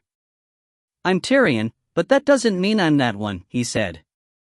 There must be 100 men from Tyr in this dry. Any of them could be Aegis of Asticles. True, replied the Josel. But I suspect Aegis is the only one with reason to follow Tithian. At the mention of the king's name, Nimos extended his hand for another coin. For one who charges so much, you certainly live in squalor, observed Aegis, handing over another silver. My information is not always of such value. Besides, I have a certain fondness for broy. Nimos slipped the coin into his pouch, then said, I overheard the High Templar of the Balkan fleet, Navarch Sonical, escorting a Tyrion onto his flagship. He addressed the man as King Tithian. You'll have to do better for that last coin. I knew Tithian was aboard the fleet before I came here, said Aegis. Did the king leave Balak so fast because he knew I was here? You're asking me to speculate, Nimos said, raising his hand again. That costs. You haven't earned my last silver yet, Aegis interrupted. Nimos sighed. I doubt he knew you were here, he said. The fleet left dock long before you reached the harbor, perhaps even before you entered the city. That's welcome news, Aegis said. Now, what of the ship I need to hire? In reply, Nimos rubbed his mouth. With what I've paid you, you can buy your own broy, Aegis snapped. The Josel repeated the gesture twice more, both times slowly and deliberately. I'm not among those who wear the veil, the noble said, finally recognizing the signal for what it was. But I can tell you that in Tyr, the Veiled Alliance would not have charged 3 silvers for its help. We are not in Tyr, said Nimos. He sat down in the corner, using his cane to motion Aegis to do the same. But we hope someday to liberate Balak as you and Tithian did your city, which is why I've lived on this rooftop for the last decade. Nothing leaves or enters this port unless I hear about it. So you have proven, Aegis said, still indignant about the fee Nimos had demanded of him. Does that mean you'll guide me to a reliable captain? Yes, if you tell me what's going on here, Nimos said. Andropenes is not the type to lend his fleet, especially to the king of the free city. Aegis shrugged. I don't know. All I can tell you is this: Tithian has more in common with Andropenes than with the hero legends make him out to be. The reason I'm following him is that he sent a tribe of slavers to attack a small village, one of Tyr's allies. But because I am short and blind, do not mistake me for a fool. Nymos hissed. Even in Balak, we know of Tithian's deeds. He freed the slaves. He made a public marketplace of the gladiatorial stadium. He gave the king's fields to the poor. Yes, he did all those things, interrupted Agis. But in Tyr, the king's power is not final. The council of advisors forced him to issue every one of those edicts. Rest assured that if the choice were his, Tyr would be a tyrant's plaything. Nymos was quiet for a long time. Finally, he asked, "Why should I believe you?" "Because if you know of Tithian's reputation, you must also know mine. I wouldn't say these things unless they were true." When this didn't seem to convince Nymos, he added, "From what I've said, you must realize that we can't both be honest. To choose between us, ask yourself who's sailing with Andropenes' fleet." "Maybe he has a good reason for his actions," the Josel suggested, still reluctant to accept that the legendary king of Tyr was just as corrupt as any other ruler. "You know that can't be. King Andropenes would not help him if his cause were a worthy one," said Agis. "Besides, there's no justification for taking slaves. By breaking Tyr's most sacred law, Tithian has become a fugitive from his own realm." "Not a fugitive," Nymos said. "If your king were fleeing Tyr's justice, he would have stayed in Balak, under our king's protection. No, Tithian wants something with that fleet, and whatever it is, Andropenes wants him to have it." Agis frowned. What could it be? Nymos shrugged. "I don't know," he said. "But the giants are fighting among themselves. By sending out his fleet, Andropenes has risked drawing Balak into the war. Whatever Tithian is after, it must be something of great importance." Agis rose to his feet. "Which is all the more reason I must hurry." Nymos also stood. "This concerns Balak as much as it does Tyr. I'm coming with you." "That isn't necessary." "Perhaps not," replied the Josel. "But in 10 years, this is the first good excuse I've had to get off this roof." "You have no choice in the matter. The trip will be too dangerous," Agis objected. "Don't assume that I can't take care of myself," hissed Nymos. "Nothing makes me angrier." Agis sighed. "Very well. I wouldn't want to upset you." "Then we have a bargain?" "Yes," the noble said. "But that means we're partners. I'm not paying you another silver." "That's just as well," said Nymos, taking the noble's arm. "You'll need what's left to hire the smuggler.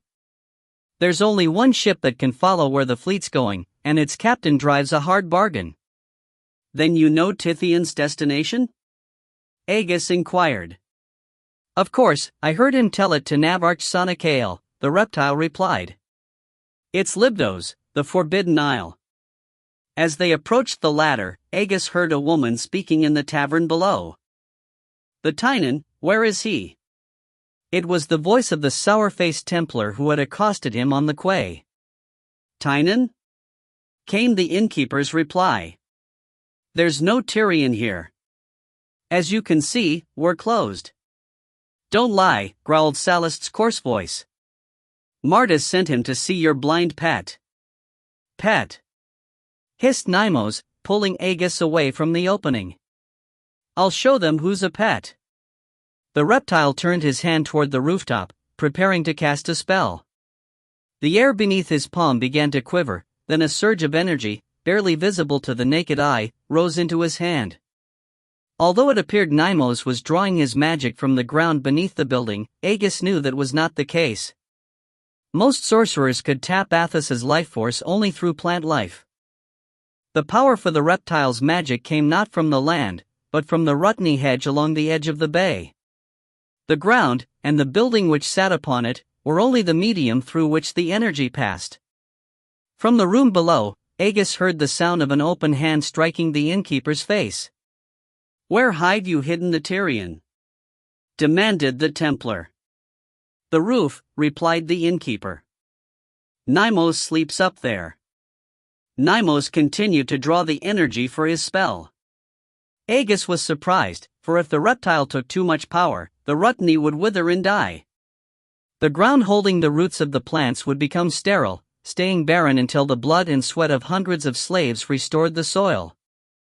Despite the length of time the Josel spent drawing his power, however, Agus knew he would not destroy the hedge.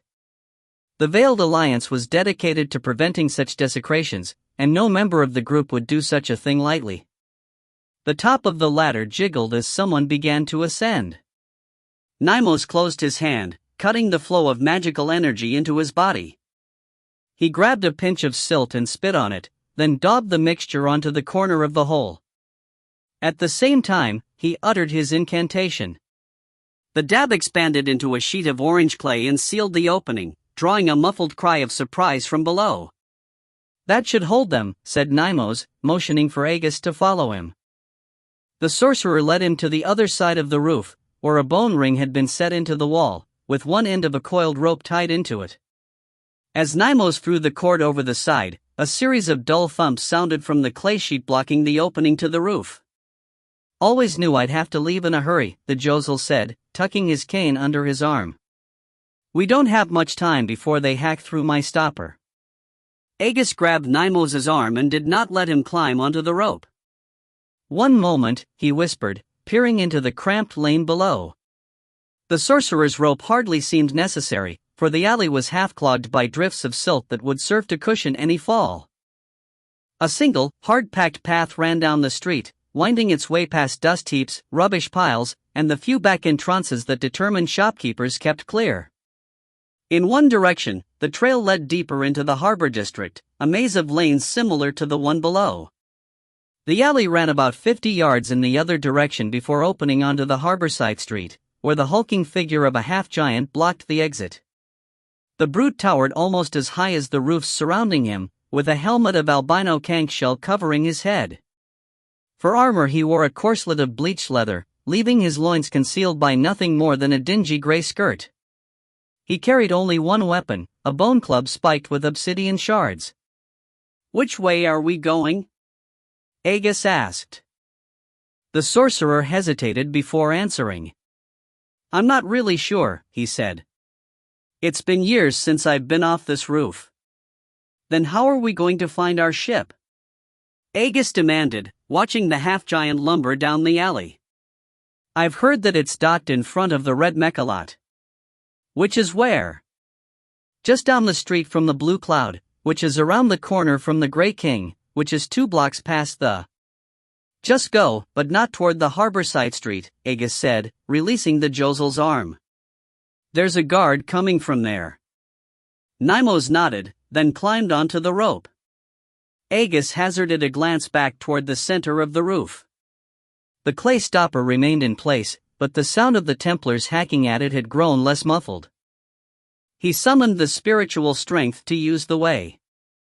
As before on the quay, the energy came to him slowly, and the noble began to worry that his pursuers would dear the plug before he was ready to attack.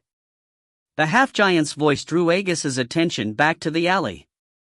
"In the king's name, stop." The order boomed through the narrow lane like thunder, shaking the dust off the walls and causing a 4-foot rubbish slug to slither out from beneath a pile of trash. The half-giant broke into a run, his massive legs spraying plumes of silvery dust into the air as he plowed through silt drifts. Nymos' feet touched the ground, and the Josel turned away, sprinting down the alley as fast as a kank, waving his cane back and forth to detect unexpected obstacles. Had Agus not known better, he would have sworn the reptile could see. "Stop!" The half-giant boomed, smashing his spiked club into the back wall of a tackle shop. The blow knocked a melon-sized hole in the clay bricks. Agus glanced back at the center of the roof and saw a lump of clay fly up from the plug, then he jumped into the alley. He landed in a pile of silt, sinking to his waist and sending a billow of dust boiling across the lane. The noble waded out of the drift, his legs burning with the effort and his lungs choking on the cloud of lus. Once he was free, he did not turn to follow Nimos, but faced the sorcerer's pursuer. The half-giant shifted his dull eyes from the fleeing sorcerer to the Tyrian, then rushed forward with a renewed burst of speed. To Aegis, he resembled nothing quite so much as a rampaging dust spirit. The massive guard was lost from the waist down in a roiling curtain of silt, with each step sending silvery columns of lust shooting up past his head. Aegis focused his attention on the dust still billowing around his own feet. The half-giant stopped at Aegis's side and reached down toward the noble. "Got you now," he growled, keeping his club ready in the other hand. "No, I have you," Aegis replied, dodging the clumsy lunge. He used the way to inject his spiritual energy into the whirling cloud of dust at his feet, then dove away. The small whirlwind increased tenfold, swallowing the half-giant in gray whirls and filling the alley with the shrill whistle of a gale-force wind. The guard roared in anger as the storm swept him off his feet. He crashed into the back wall of the furled sail, spraying Aegis with shards of brick and filling the air with more dust. The noble sprinted down the alley after Nimos, coughing and choking. Behind him, the giant flailed about madly, smashing holes into walls and trying to dodge away from the suffocating whirlwind that had engulfed him. His efforts were in vain, for the maelstrom followed him wherever he went. Aegis glanced over his shoulder, worried that the Templars would be coming after him. To his relief, he saw that their task would not be easy. His whirlwind had engulfed the entire tavern, rendering it as impossible for them to see him as it was for him to see the building. The noble turned his attention to catching Nimos. As he had hoped, it was a simple matter to track the sorcerer.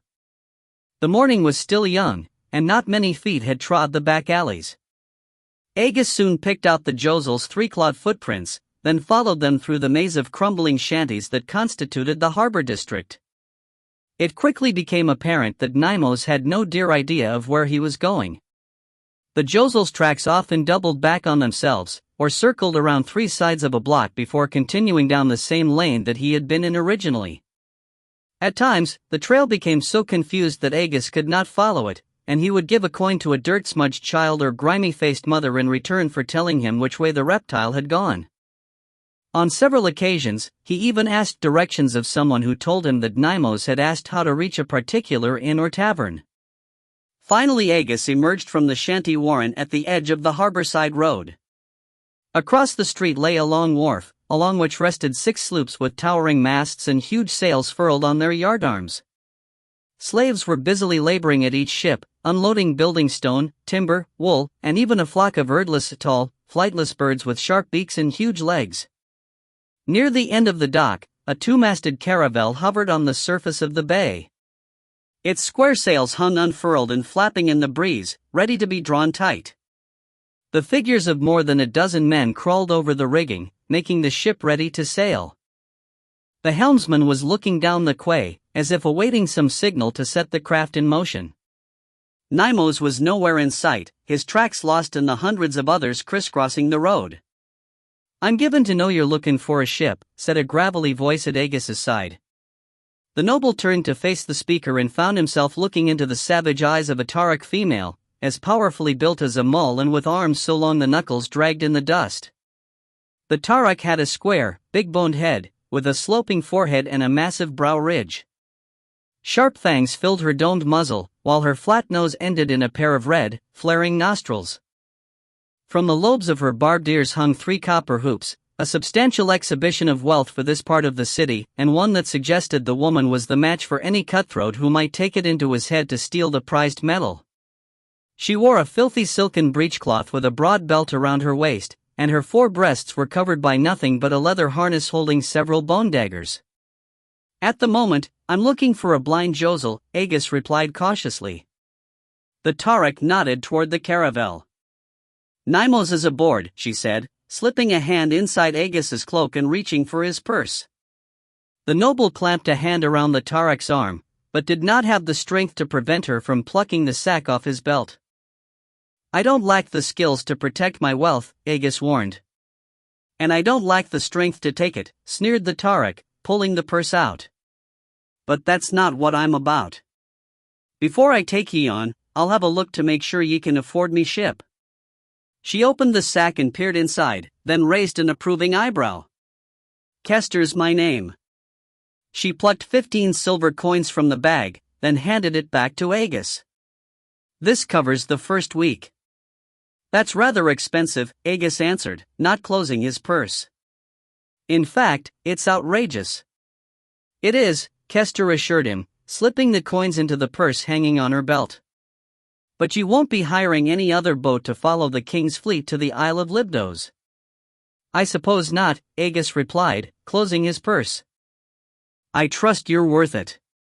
Some say I am, and some say I'm a pirate, she replied, leading the way across the street. Which is it? Agus asked. After what I've just paid you, I deserve to know. The Tarak shrugged. I never know from one day to the next. No sooner had they set foot on the dock than a streak of blinding light sizzled past the noble's shoulder, striking a nearby sloop. A deafening crack rolled over the quay, and the ship's mast collapsed in a rain of splinters. Agus and Kester hit the ground, surrounded by screaming slaves. Together, they rolled to their backs, facing the harborside street as they returned to their feet. Across the way stood the female Templar and her colleague. The traitorous sailor, Sallust, was just stepping out of the alley from which Agus had come. A few yards behind him followed several half-giant guards. Seize that man! Yelled the female Templar, pointing at Agus.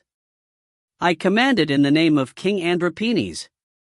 Kester looked at the noble and raised her heavy brow. Nymos didn't say ye were wanted by the king. Seeing that there were too many opponents to disable with the way alone, the noble reached for his sword. The Tarak lashed out with her dangling arm and caught the noble's hand before he could draw. A wise man leave that sheathed.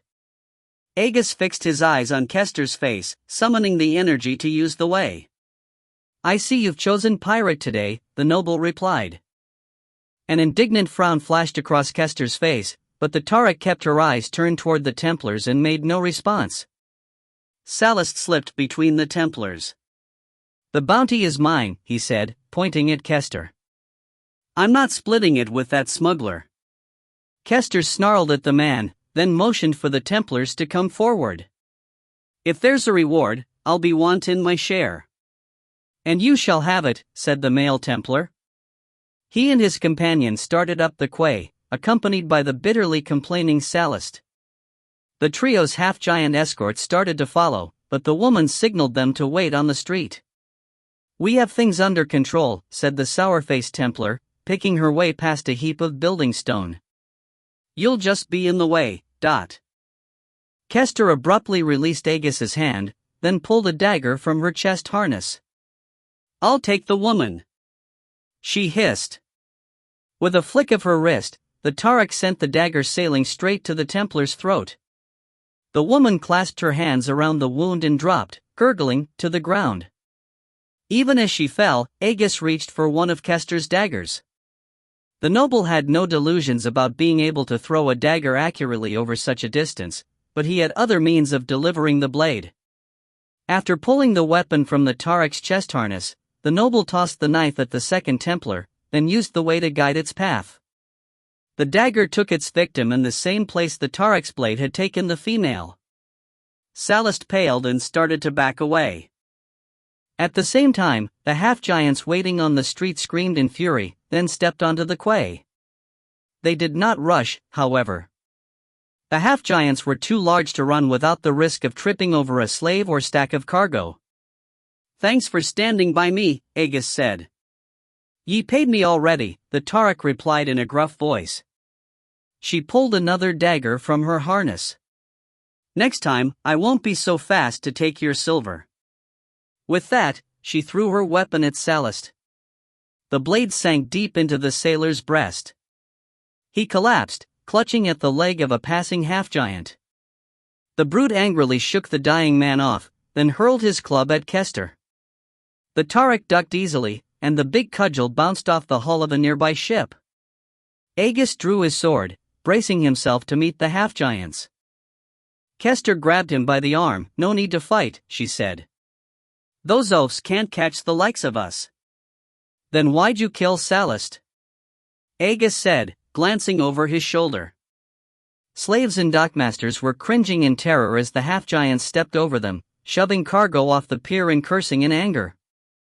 Never trusted him, she said, pulling the noble down the quay at a sprint. They dodged past a stack of baled wool, pushed their way through a screeching flock of erdlas, then they were running for Kester's caravel. As they came closer to the ship, the noble saw that it carried a dozen ballistae and catapults on each side. As they passed beneath the stern, the noble gestured at the weaponry. "Why all the siege engines?" "Giants," answered Kester. She grabbed a thick rope dangling from the stern and handed it to Agus, then took another for herself. "Make way, Perkin," she called as she began to climb. "Set a course for Libdos, and be quick about it." "Not Libdos," Agus corrected, almost losing his grip on the rope as the caravel lurched into motion. "First, we go up estuary a few miles." Kester scowled at him. "That's no good," she said. "After what we just did, I don't fancy sneaking back past Bulk. And the fleet's already got a lead on us. Every hour's costly." "It doesn't matter.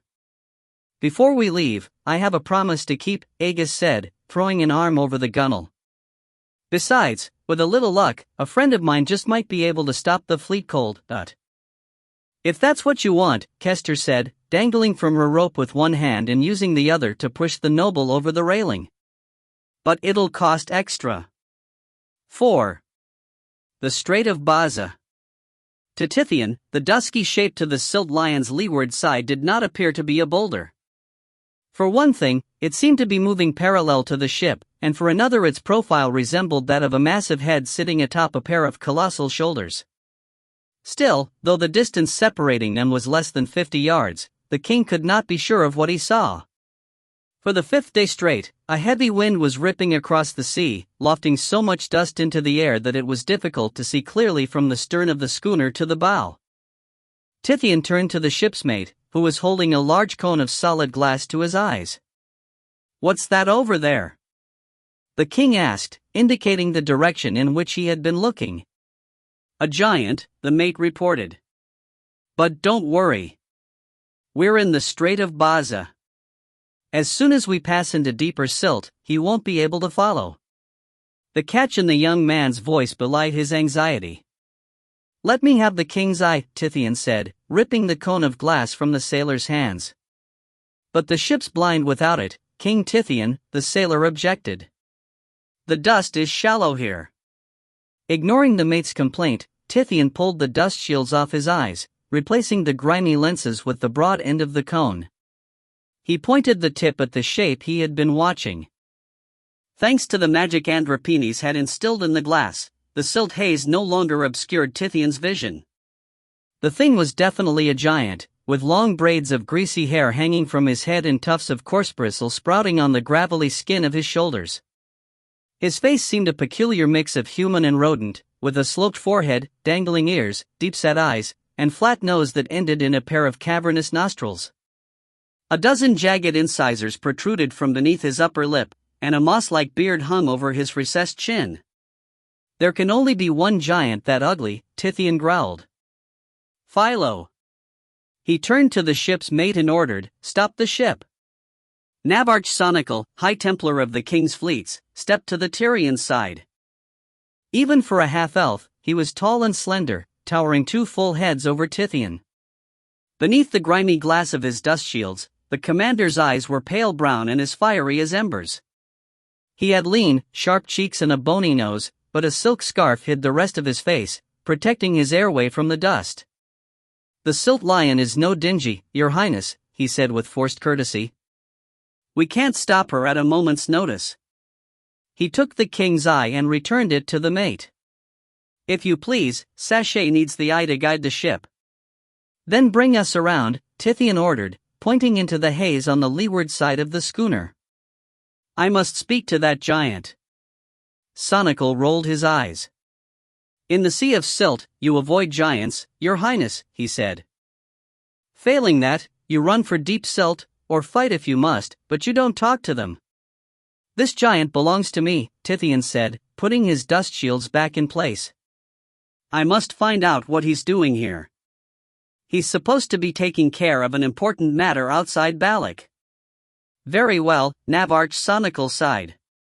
To the mate, he said, bring the silt lion around. Have the rest of the fleet form a semicircle with us at the center. As the mate relayed the orders, Tithian looked over the gunwale. He could see nothing but a pearly miasma of dust, with no demarcation between the surface of the sea and the air. Even the sun seemed half lost, its position marked only by a faint halo of orange light. Despite the poor visibility, the king continued to search the murk for Philo. No matter how he looked at it, the giant's presence meant trouble. Either the oaf had killed Aegis and somehow tracked Tithian to the Strait of Baza, or he had realized that his friend was not coming back and released the noble. The king didn't know which to hope for. If Aegis lived, he would still be following, no doubt determined to make Tithian answer for the raid on Cled. Sooner or later, the noble would catch up and, probably, they would fight. The king did not want that. His memories of their youthful camaraderie remained too vivid. Tithian could still hear a teenaged Aegis pleading with him not to sneak out of the academy for a night of debauchery, then trying to comfort him after the master ordered him to pack his robes and leave the grounds. Later, after Tithian had betrayed his birth class by joining Kalak's Templars, the noble had been with several young lords when they happened upon him in the elven market. One insult had led to another until the meeting came to blows, but Aegis had fought on the young Templar's side, saving him a severe beating. Then there was the time after his brother's death. Tithian could not allow himself to think of that, not until he knew whether or not he would have to kill Aegis. He squeezed his eyes shut and forced the memories from his head, then looked to the ship's mate. "Can you see my giant?" he asked. "No," came the reply. "We're too far past."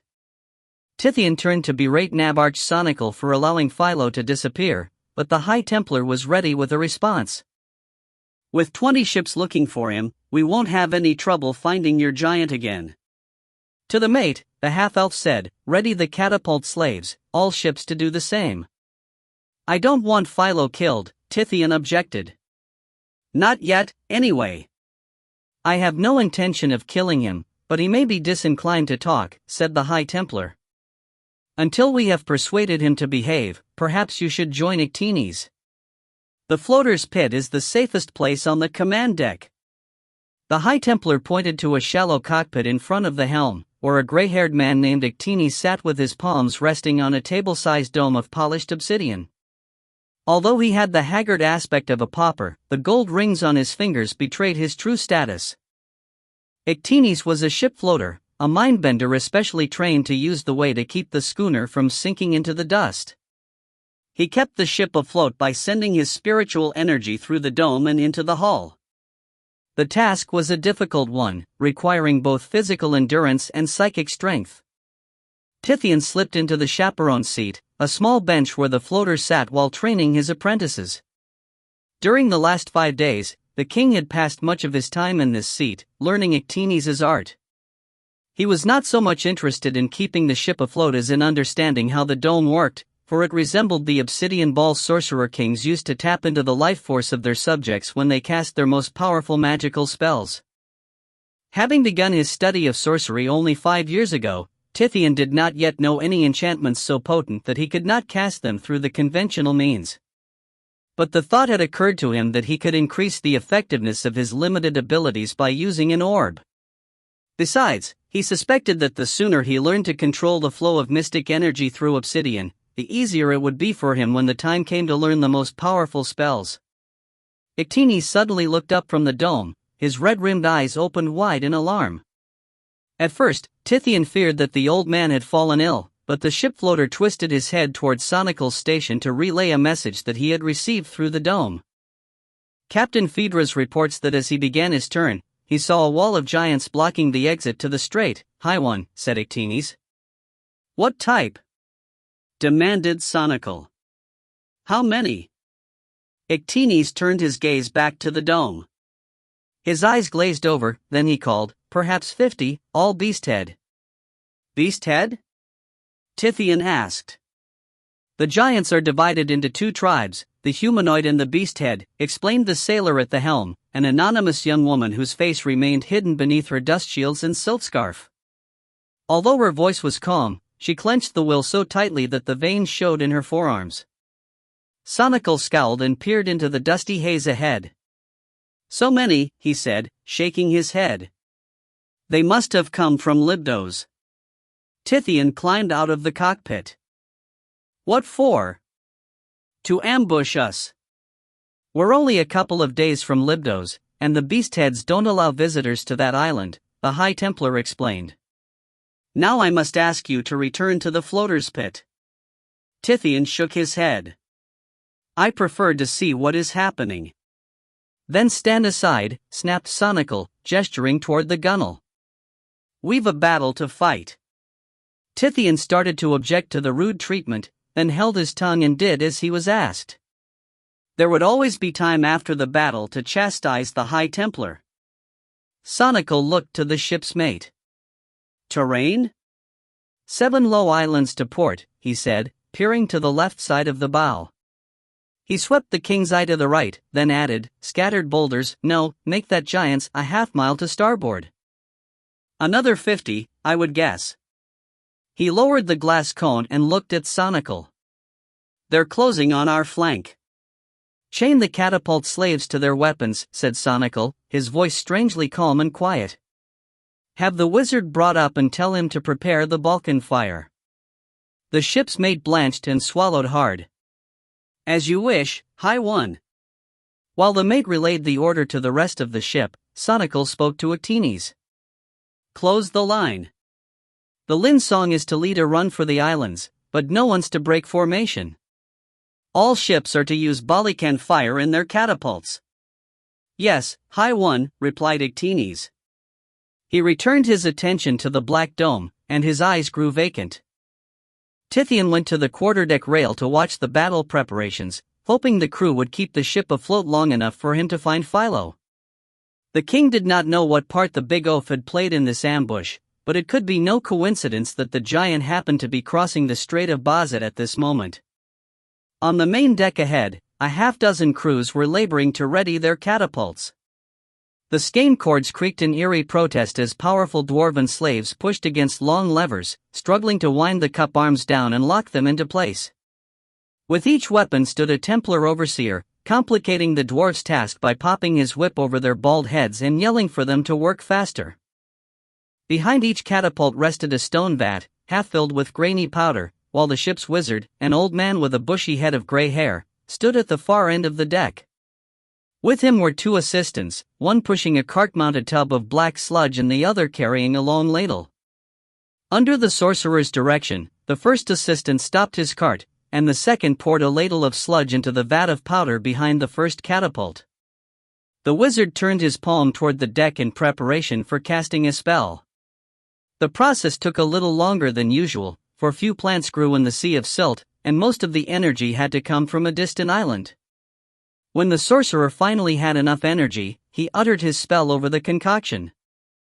A fiery yellow flash shot into the air, licking the yardarms and setting the sails to smoking. A foul, mordant odor drifted back to the quarterdeck, and the mixture began to burn with an unnatural golden light. As the wizard moved to the next vat, Tithian turned his attention to the sea near the ship. The giants were still screened by blowing dust, but he could see that the Balkan fleet had already closed formation. Off the stern, the Wyvern had come up so close that a strong man could have leaped from its bowsprit onto the deck where Tithian stood. Its foredeck ballistae, with their tree-sized harpoons already knocked, were more clearly visible than those on the foredeck of his own ship. The wizard kindled his fire in the last of the stone vats, then went to the foredeck to await battle among the ballistae. The catapult crews locked their firing arms into place and stood by with bone ladles in hand, ready to load their weapons as soon as the giants were visible. The rest of the sailors, except those needed to work the rigging, stood in the center of the main deck. Half carried long barbed lances, while the other half, serving as a fire core, held sacks full of dust.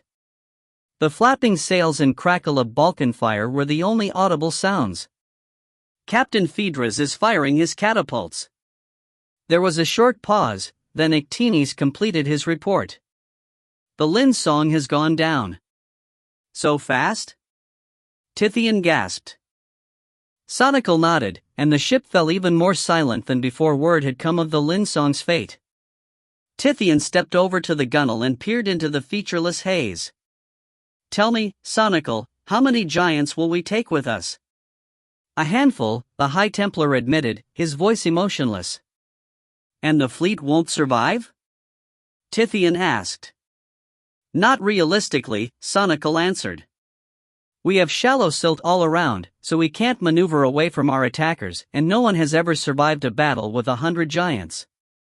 From the haze ahead came the muffled thumps of several catapult arms striking their crossbeams. A half-dozen streaks of yellow light arced through the sky, bursting into fiery showers as they started to descend. By the time the spray reached the surface of the dust, it had coalesced into a single curtain of golden flame. Across the distance rumbled muted roars and bellows, more akin to the yells of wild beasts than the cries of manlike beings. The giant's bane is taking a charge. The ship floater had barely finished his report before the mate called, "Boulders." Instantly, Sonical yelled, "Catapults!" Tithian spun around in time to see the silhouettes of a dozen giants wading toward the silt lion. He saw the heads of a dozen different beasts, birds, lions, wyverns, kanks, and more resting on the shoulders of manlike giants. Then a barrage of stones came flying out of the haze. Most dropped short of the ship, sending silvery plumes of dust shooting into the sky. 4 of the boulders found their marks, sending a series of thunderous crashes resounding through the decks. One stone shattered a foredeck ballista. As its tightly wound skeins sprang loose, the cords knocked half the weapon's crew over the side. 2 more boulders hit the main deck, opening kank-sized holes in the planking and dropping a handful of reinforcements into the hold below. The last smashed a vat of Balkan fire. 5 dwarven slaves screamed in pain as yellow flame splashed over their shoulders, and small puddles of burning, syrupy liquid formed on the deck.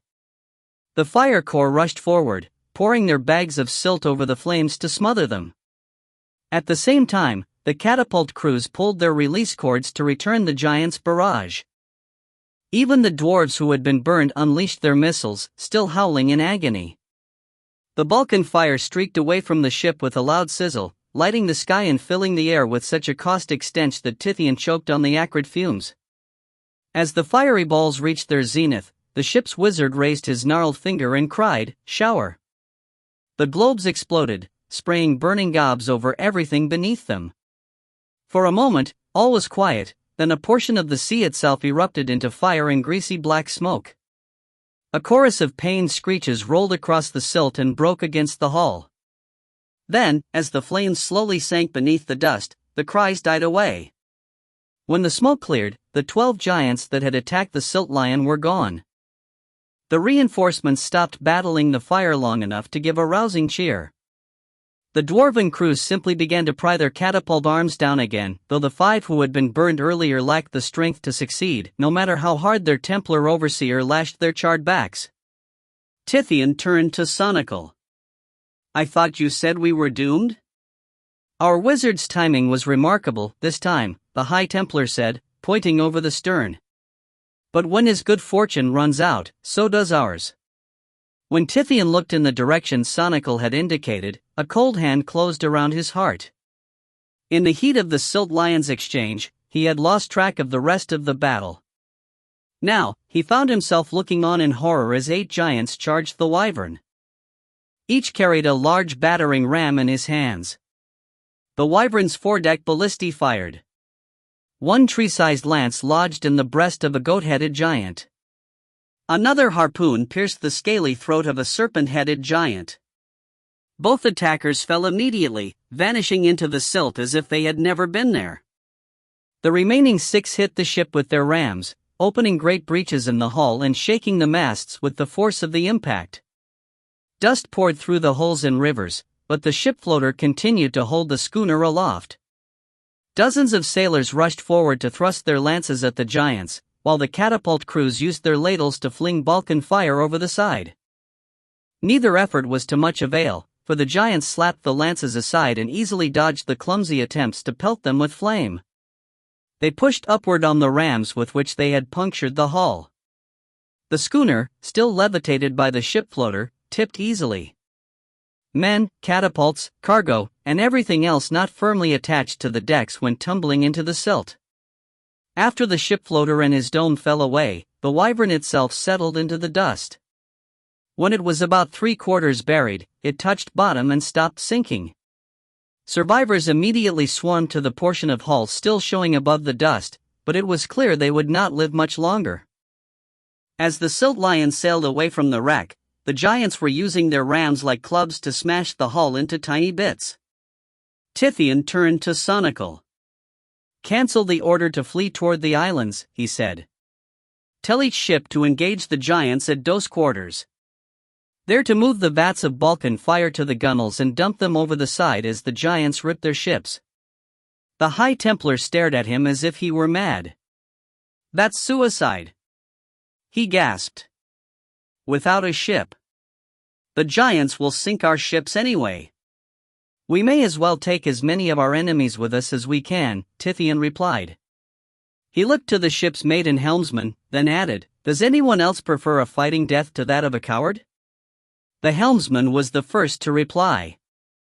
"I will follow your orders, High One," she said, speaking to Sonical.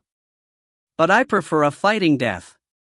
Several junior officers added their support, which only angered Sonical.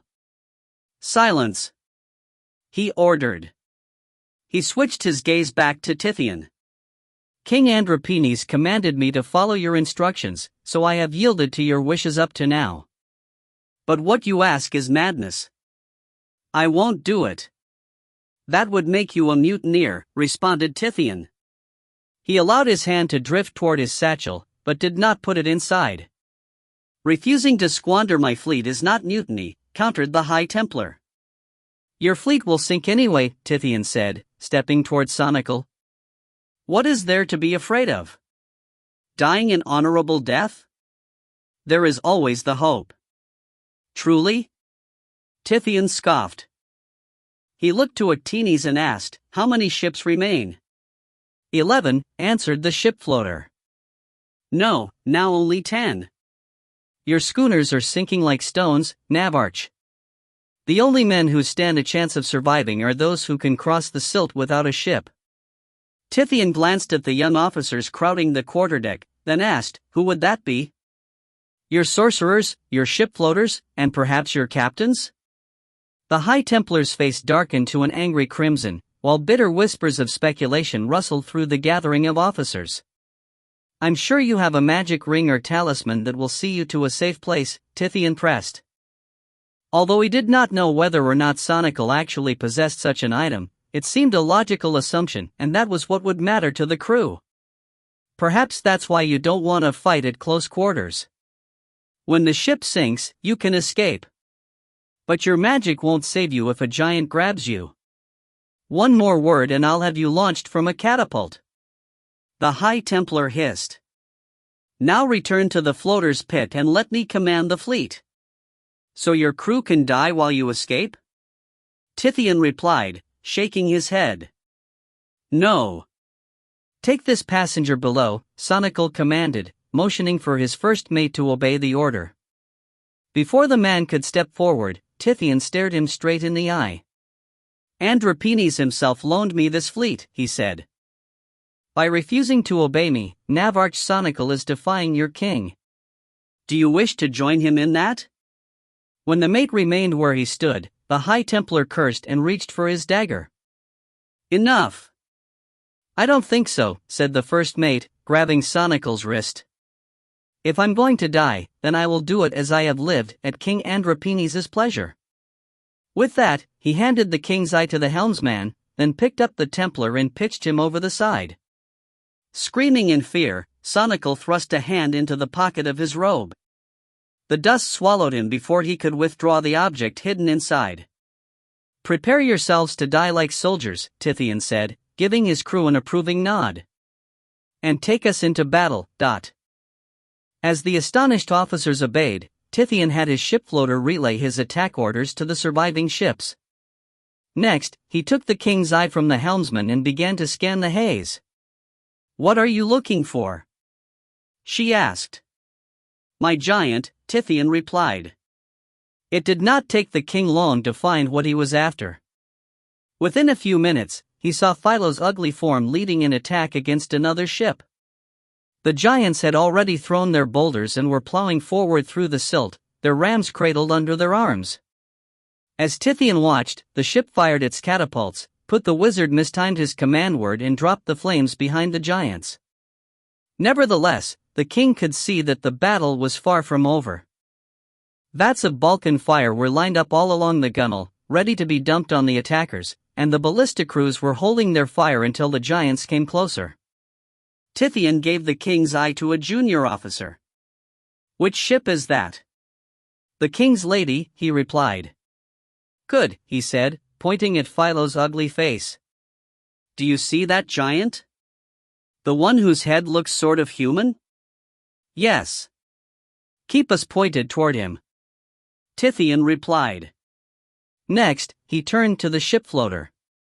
"Tell the king's lady to hold her attacks. We're coming alongside and may be able to save her from this bunch." For the next few moments, Tithian watched in grim silence as the silt lion bore down on its targets. The giants were approaching the king's lady cautiously, suspicious of the lack of resistance from the ship. Nevertheless, they were close enough to hoist their rams in charge at any moment. "Captain Saba asks permission to defend his ship," reported the ship floater. "No," Tithian spat. "But we'll never get there in time," objected the helmsman. "If they don't resist, the king's lady is sunk anyway," snapped Tithian. "And I don't want anyone killing my giant, not yet." Several of the ship's officers exchanged skeptical glances, then one ventured to ask, "Why not?" "He must be the one who set up this ambush, and I want to know why, before I deal a very special punishment out to him," the king answered. He looked back to Actines. "Tell Captain Saba this: when the giants hit his ship, he'll be protected by the King of Tears magic, but only if his counterattacks don't interfere." The ship floaters sent the message. A moment later, Tithian and his officers watched as Philo and his giants crashed into the king's lady. Unhampered by any resistance from the ship, their charge hit with such force that it ripped the foredeck off the rest of the ship.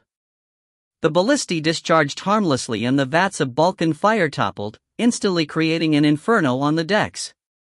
Trailing long tails of flame, sailors and dwarves leaped over the sides, their agonized screams falling silent as they disappeared into the dust.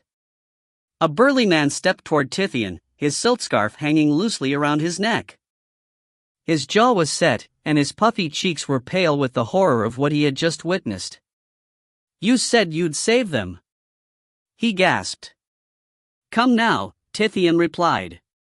As he spoke, he turned his palm to the deck, using his body to shield it from view as he drew the energy for a spell. "You heard me say that the king's lady was lost. You knew I was lying to Captain Saba when I said I would protect him. When I tossed Nabarch Sonical overboard, it seems I traded a coward for a liar," growled the first mate, stepping toward Tithian. "You said we were going to kill giants, not protect yours. This fleet has already killed more giants under me than it would have under Sonical." With that, he collected a pinch of dust from the gunwale and threw it into the air. He spoke his incantation, then the mate, officers, and the helmsman all dropped to the deck, their eyes closed tight behind their dust shields. Without a steady hand on the helm, the ship veered toward the burning king's lady. As the bowsprit of Tithian's schooner touched the blazing wreck, the ship's wizard leaped off the bow. He flew 100 yards in the direction of the island chain before a giant swatted him down. The jib sail of the Silt Lion burst into flames, and smoke began to roll over the main deck. Sailors and catapult slaves alike cried out in alarm and looked up to see what was wrong. Then the whole ship shuddered as the bow crashed into the side of the king's lady. "Time to go," Tithian said. The king drew the energy for another spell and used his magic to levitate himself. Taking care to stay away from any giant that could bat him down, he drifted out over the stern. Behind him, the Silt Lion's vats of Balikan fire began to ignite, sending column after column of golden flames shooting into the pearly sky. Within moments, the schooner's wreck could not be distinguished from that of the king's lady. Tithian quickly identified Philo's distinctive form at the other end of the conflagration. The giant stood near the detached bow of the king's lady, the one piece of the ship that was not in flames, laughing in childish delight as he used a yardarm to knock the last few survivors off the upended hull. Tithian drifted forward through the smoke and haze. At the same time, the king took the precaution of withdrawing a small glass rod from his satchel, but he did not fully prepare the spell that would turn it into a lightning bolt. Until he learned how Philo had come to be a part of this ambush, and what had happened to Agus, he had no intention of killing the giant. Tithian stopped just out of Philo's reach. "What are you doing here?"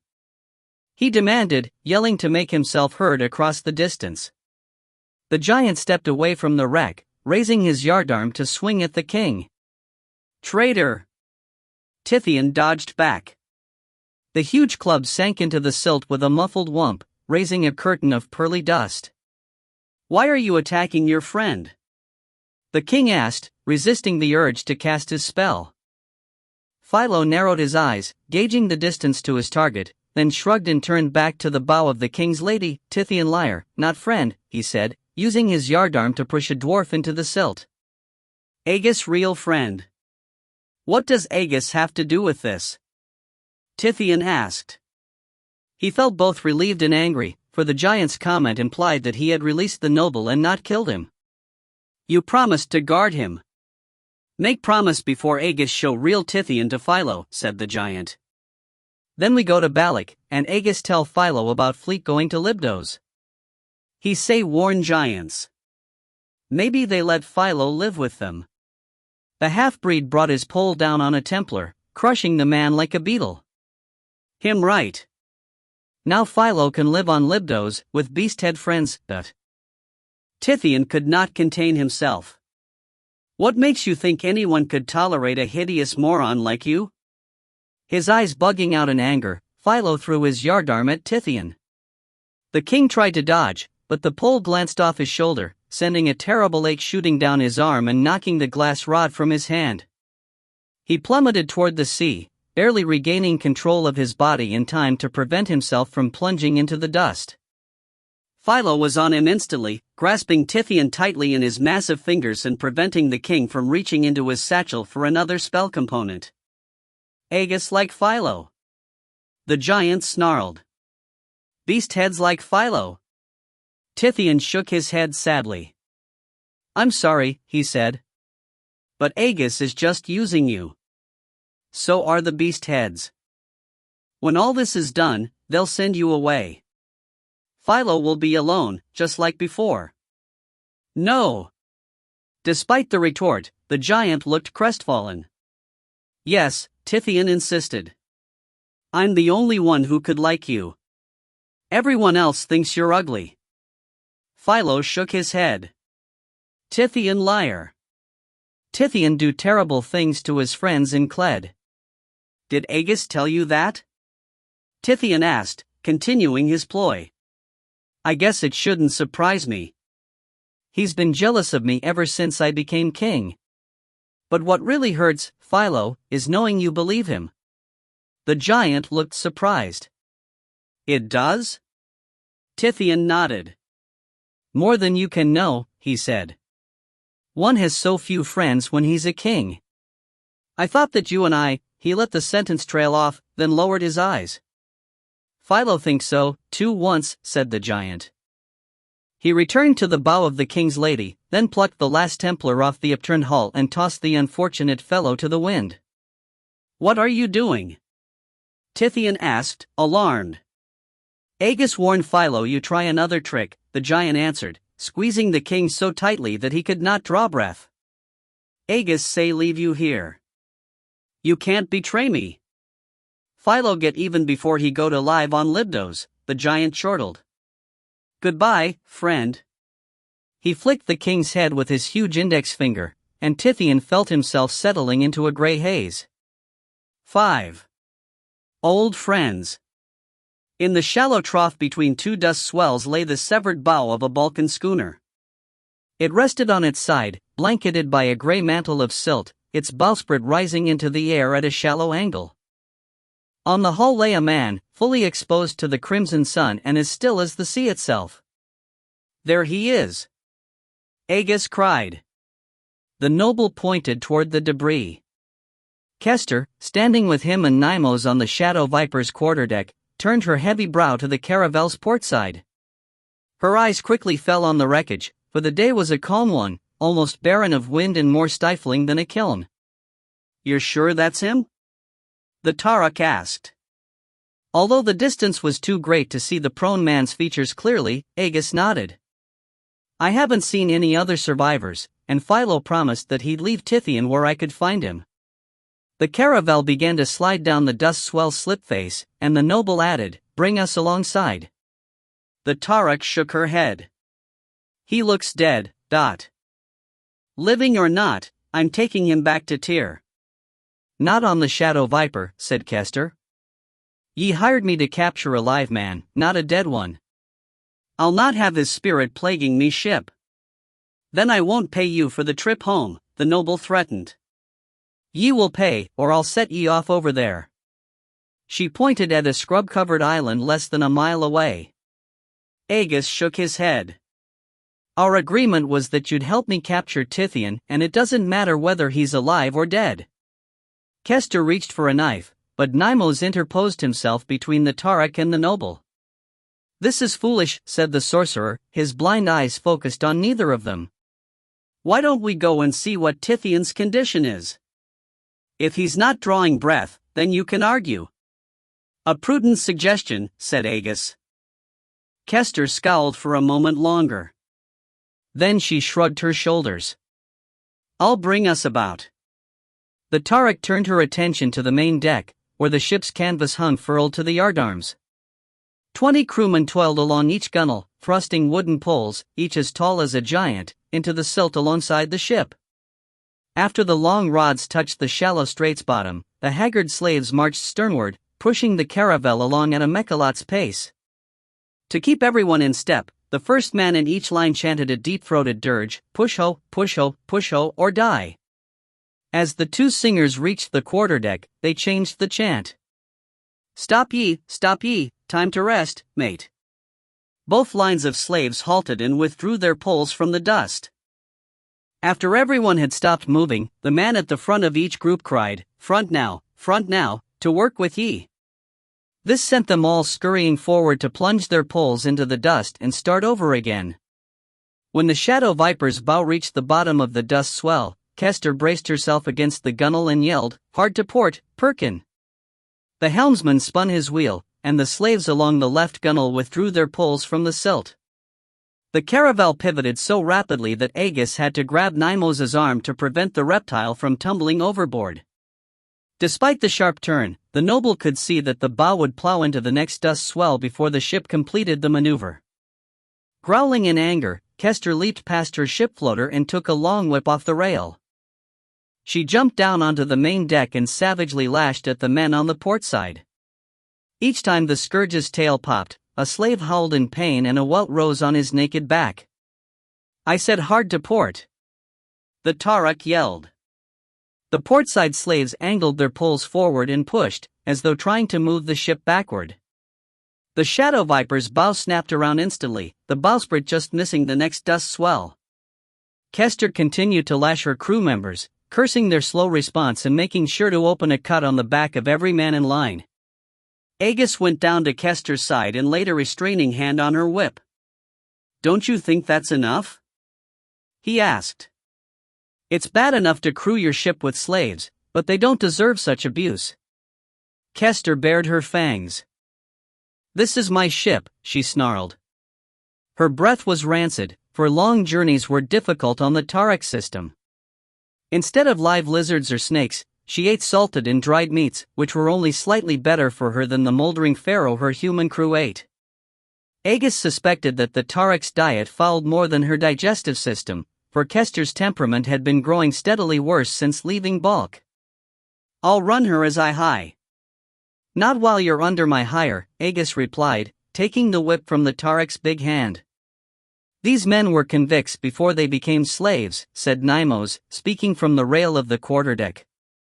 His milky eyes were focused blankly in the air above Aegis's head.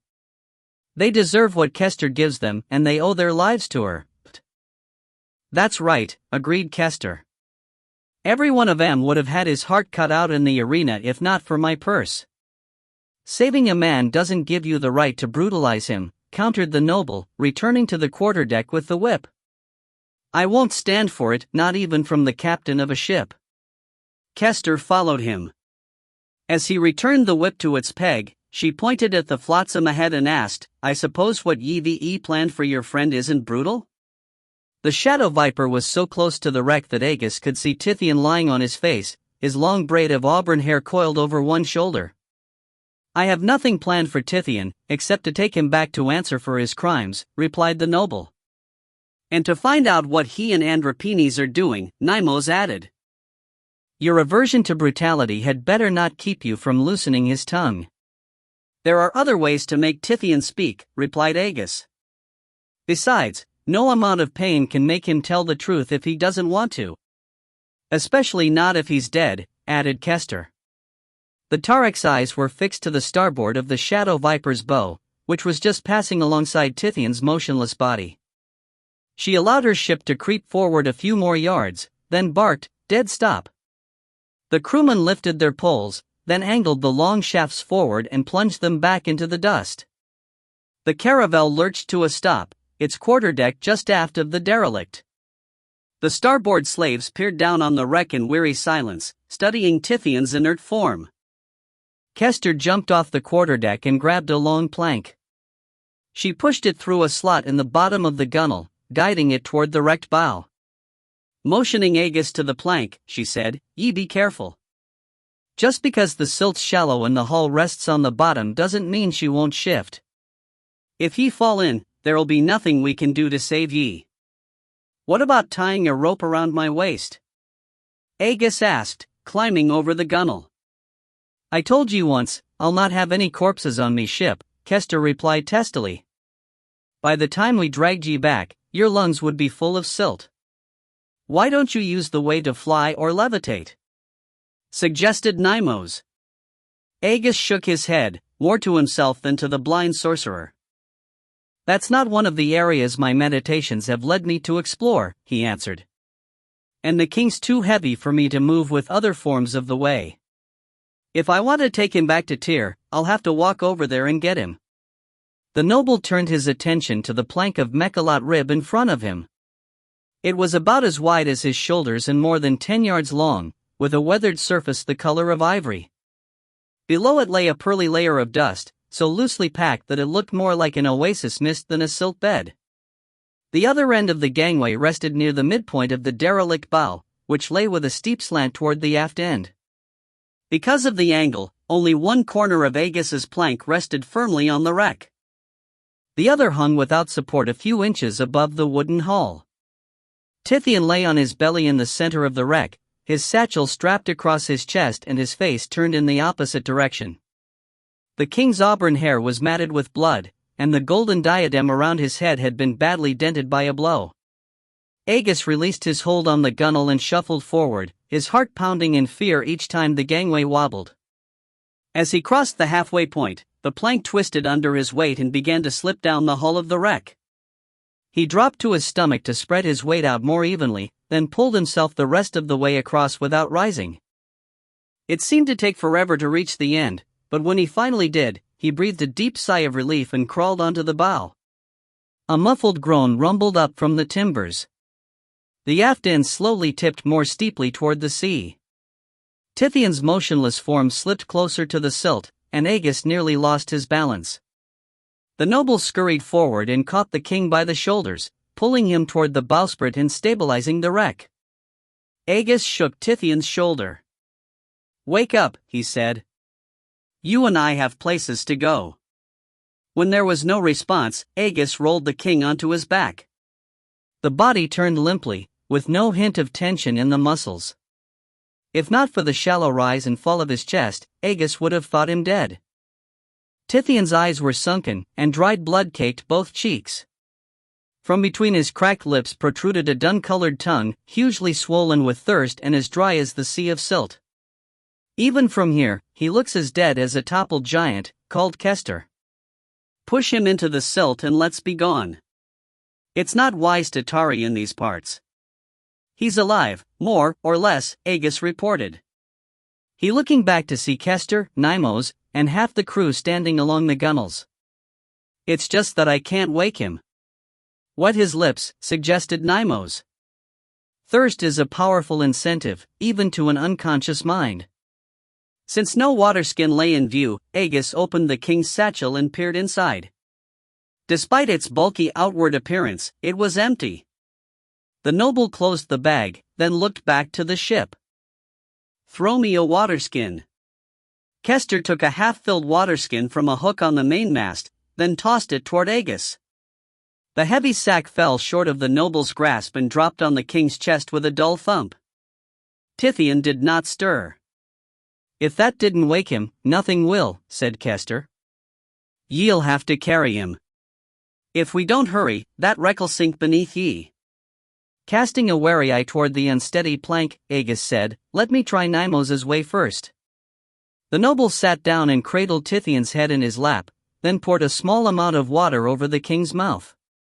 A few drops ran down Tithian's swollen tongue into his throat. He coughed violently, but did not open his eyes or show any other sign of waking. Thirst and heat, Aegis knew, could thicken a man's blood until he lost consciousness, but the noble did not think that was Tithian's problem. If that had been the case, the king's skin would have been flushed and clammy, instead of sun-blistered and peeling. It seemed more likely he had suffered a concussion from the blow that had bent his crown and split his scalp open.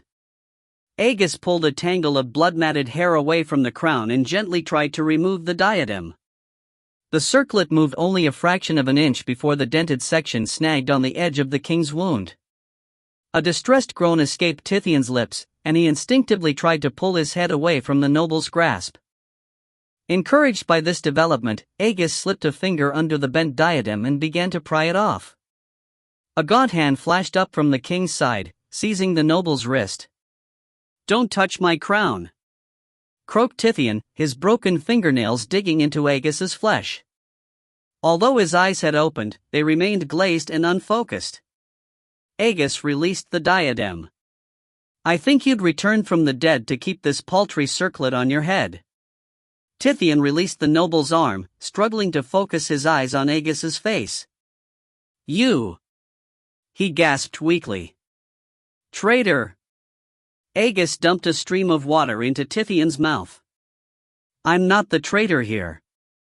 The king choked, then managed to swallow. You cost me a fleet. He sputtered, his thick-tongued voice barely more than a whisper.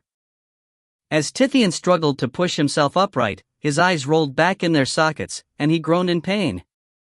He raised his fingers to his smashed diadem, then asked, How did you make that fool Philo betray me? I know you didn't use the way, because I tried that myself. Philo's wise enough to know the truth when he sees it, Aegis replied, handing the waterskin to Tithian. Now drink. It would be better if you're still alive when I return you to Tyr. Tithian accepted the skin and raised it to his lips. After he had taken a half-dozen gulps, he said, I've no wish to return to Tyr at the moment. That's not your choice, replied Aegis, laying a hand on his sword's hilt. I'm taking you back to the city. At the same time, the noble opened the internal pathway to his spiritual energy, preparing to defend himself with the way. His palace spies had been keeping him informed of Tithian's progress as both a mindbender and a sorcerer, and the noble knew the king would be a formidable opponent if it came to a fight. Tithian shrugged. I thought you'd be glad to be rid of me for a while, he said. But if you insist on taking me back, so be it. I'll go. Aegis narrowed his eyes. Don't think that your false promises will work on me, he warned. Tithian shook his head wearily. We know each other too well for that, he said. I'm hurt and exhausted. I couldn't resist if I wanted to. He lifted the waterskin to his lips and drank deeply, then tied the mouth closed and handed it to the noble. You'll have to carry this, my friend. Aegis slung the skin over his shoulder, then cautiously crawled toward the plank, motioning for the king to follow. Although the noble half expected an attack, Tithian caused no trouble. He followed Dos behind, breathing in labored, shallow gasps. As they moved, the bow slowly rocked toward the aft, tipping more steeply the nearer they came to their goal. When they finally reached the plank, Aegis waved the king ahead. "I'll steady it," he said, grabbing the end of the gangway. "You go on." "It's nice to see you're finally showing your king the proper respect," Tithian joked, crawling onto the gangway. "Concentrate on what you're doing," the noble ordered, his voice sour. "I want you alive, Dot." "How considerate," Tithian replied, slowly pulling himself onto the plank. As the king passed, Aegis noticed the shadow of a mocking smile upon his lips. "Don't even think of trying to betray me," said the noble, lifting his chin toward Kester. "I'm paying that Tarak well, and there's not so much as a king's bit in your satchel." Tithian paused to look back, an expression of feigned indignity on his face. "Am I really so predictable?" "Be quiet and get on with your crawling," called Kester. "That derelict'll soon be under the silt." Tithian finished crossing to the Shadow Viper, where Kester seized him and unceremoniously pulled him over the rail. Once the king stood safely on deck, the noble wasted no time crawling onto the gangway. He had gone no more than 2 yards when a deep rumble sounded from within the bow. On the Shadow Viper's deck, Tithian closed his eyes in concentration. Aegis had just enough time to curse the king before the gangway trembled violently. A terrible cacophony of creaks and groans sounded from the wreck, then the derelict's bowsprit rose skyward and its aft end sank, sending a great plume of dust into the sky. The plank slipped and fell free, then Aegis felt himself following it into the gray sea. He tried to scream, but managed no more than a strangled gasp as the mordant taste of silt filled his mouth. Aegis snapped to a stop less than a yard above the gray sea, his legs dangling in silt and his nose burning with hot lus. It almost felt as though someone had caught him with a safety line, though he knew that could not be. Nymos and Kester began calling his name, then the noble felt himself slowly rising through the gray cloud. The only explanation he could think of was that the blind sorcerer had used a spell to catch him.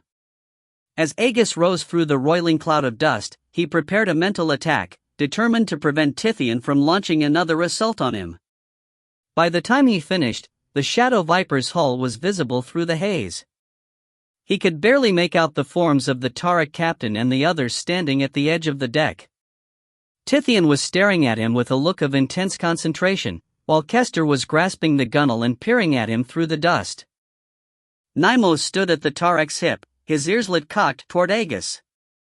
"Stop him!" the noble croaked, pointing at Tithian. He could barely choke the words out through all the silt clogging his throat. Neither the Tarak nor the wizard moved toward the king, so Aegis drew his sword. As soon as he came near enough to the ship, he reached for the gunwale and pulled himself onto the deck. Kester intercepted him at the rail, blocking his way and grabbing his sword arm. "It was Tithian that saved ye, so you won't be killin' him on my ship," said the Tarak. "It'd bring an angry wind upon us." Scowling, Aegis pulled his arm free and stepped around the Tarak to see that Tithian had sunk to his knees. He was gasping for breath, while a pair of slaves supported his arms to keep him from collapsing altogether. His face looked even more haggard than when Aegis had found him. The noble sheathed his sword and stepped to the king's side. "What's your plan?" he demanded. "Why did you save me?" "You could have let me die on the wreck," Tithian whispered, peering up at Aegis. "Now we're even." The noble shook his head. "You're not the kind who repays his debts." Tithian accepted the frank appraisal with an impassive face. "There are exceptions, you know." "Not likely," Aegis snapped. "You wouldn't have saved me unless it served your purposes." "Are you going to tell me what they are?" "I have," the king replied. "As you wish, then," the noble said. He grabbed a piece of giant's hair rope off a stanchion cleat, then stepped behind Tithian and began tying his hands. In thy name of the Council of Advisors, I charge you with the high crime of slave-taking. You're to accompany me back to Tyr, where you'll answer for your misconduct before the court of free citizens. Tithian jerked his hands free and struggled to his feet. What's this? He demanded. He glanced at Kester and Nymos to make sure they were listening, then asked, has your jealousy grown so much that now you can appease it only by fabricating council charges against me?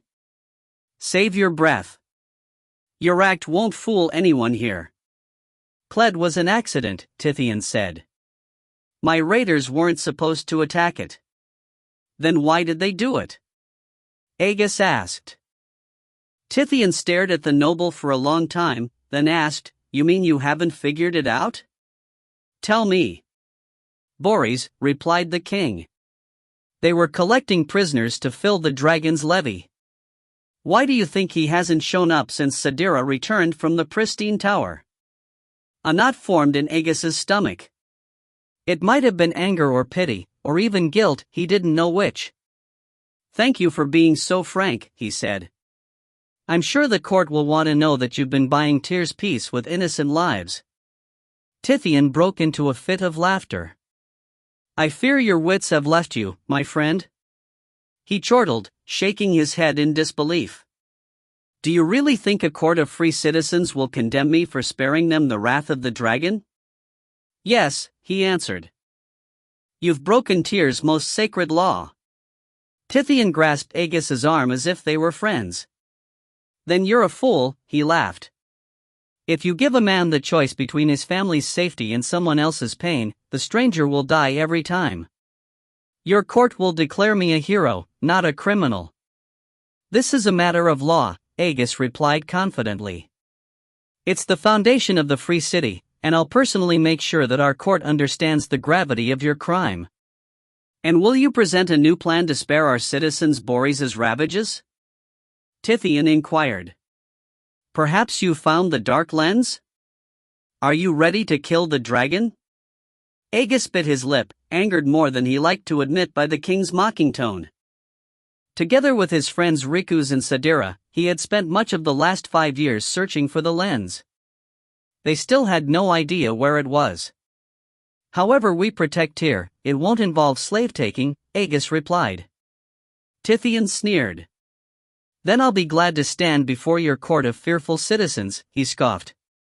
When they understand the alternative, I think they'll find your law a petty thing. I think they'll understand that a king who would do such a thing would also betray his own people, Aegis said, moving once more to bind Tithian's hands. Your subjects are not so foolish as you think. Nor are they so brave as you believe, the king replied. Again, he moved away to prevent himself from being tied. But before we begin our journey home, perhaps you should know why I've come all this way. That would spare you a considerable amount of pain, interrupted Nymos. He stepped forward, his forked tongue flickering in suspense. Aegis pushed the little sorcerer away. He won't tell the tram, said the noble. He's just trying to turn me from my purpose. Not at all, said the king, meeting the noble's gaze. In fact, I think you'll find what I have to say very interesting. I doubt that. Then you've lost interest in the dark lens? Of course not, snapped Aegis. What does that have to do with anything? I've found it, the king replied. In fact, I'm on my way to recover it right now. What's the dark lens? Demanded Nymos. The dark lens is an ancient artifact, Nymos, Aegis explained. The sorcerer kings used it more than 1,000 years ago to create the dragon, and without it, we can't destroy him now. The noble returned his gaze to Tithian. But I think the king is lying about knowing where it is. My friends and I have been searching for it for years. If we couldn't find it, I see no reason to believe he did. You mustn't be jealous, Aegis, Tithian said with a smirk. Over these past years, I've developed talents that aren't available to you. Then where is it?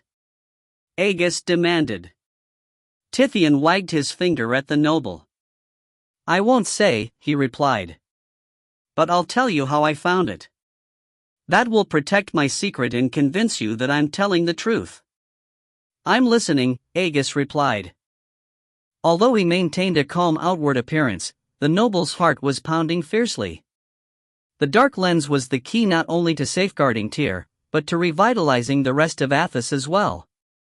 The lens would complement the two things that his friends already possessed, Rikuza's magic sword, the Scourge of Ricard, and the powerful magic with which Sadira had been imbued in the pristine tower. With all three elements together, they would finally have the power to put an end to the dragon's rampages. After allowing Aegis to remain in suspense for a moment, Tithien said, I found the lens by not looking for it. What nonsense is that? Demanded Kester. The lens was stolen from the pristine tower by two dwarves who had vowed to kill Boris, the king explained. When they died without destroying him. They violated their focus, interrupted Aegis, referring to the peculiar aspect of the dwarven personality that compelled them to dedicate their lives to an all-consuming purpose. Tithien nodded. When they died without fulfilling their purpose, they became undead spirits, he said. I used my magic to locate their banshees, and that's how I know where to find the dark lens. And you offered to share this dark lens with Andropenes. That's why he loaned his fleet to you, surmised Nymos. The sorcerer stepped to Aegis's side and laid a hand on the noble's hip, then pointed in Tithien's direction. I say we tie him to a boulder and dump him over the side, but... That won't be necessary, Nymos, said Tithien, regarding the reptile with a wary expression. You're correct in all your assumptions except one. I have no intention of keeping my word to Andropenes. I want the lens so I can kill the dragon for the good of Tyr. Forgive me if I doubt your motivations, said Aegis. Good, said Nymos. Let's throw him overboard and go after the lens ourselves. We can't kill him, said Aegis. I need him alive when he stands before the court of free citizens. You can't intend to take me back now. Tithien exclaimed. This is the dark lens. It'll make us as powerful as sorcerer kings. I'm not abandoning the lens, said Aegis. You know it's too important for me to do that. Good, said Tithien, a smug smile on his face. Then we'll work together for the good of Tyr. Aegis shook his head. You'll be spending this journey in Kester's brig and returning to Tyr in shackles. We'll do this thing together, or not at all, said Tithien. Otherwise, I won't tell you where to find it.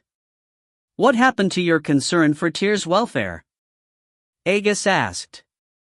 That's what I'm thinking of now, the king replied. You're lying, Aegis replied. Besides, I know where to look, the Isle of Libdos.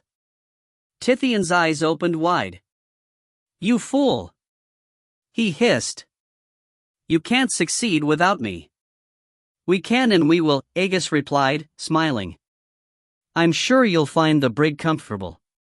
The noble grabbed Tithien by the shoulders and turned him toward the center of the deck, where Kester's slaves had gathered to watch the exchange.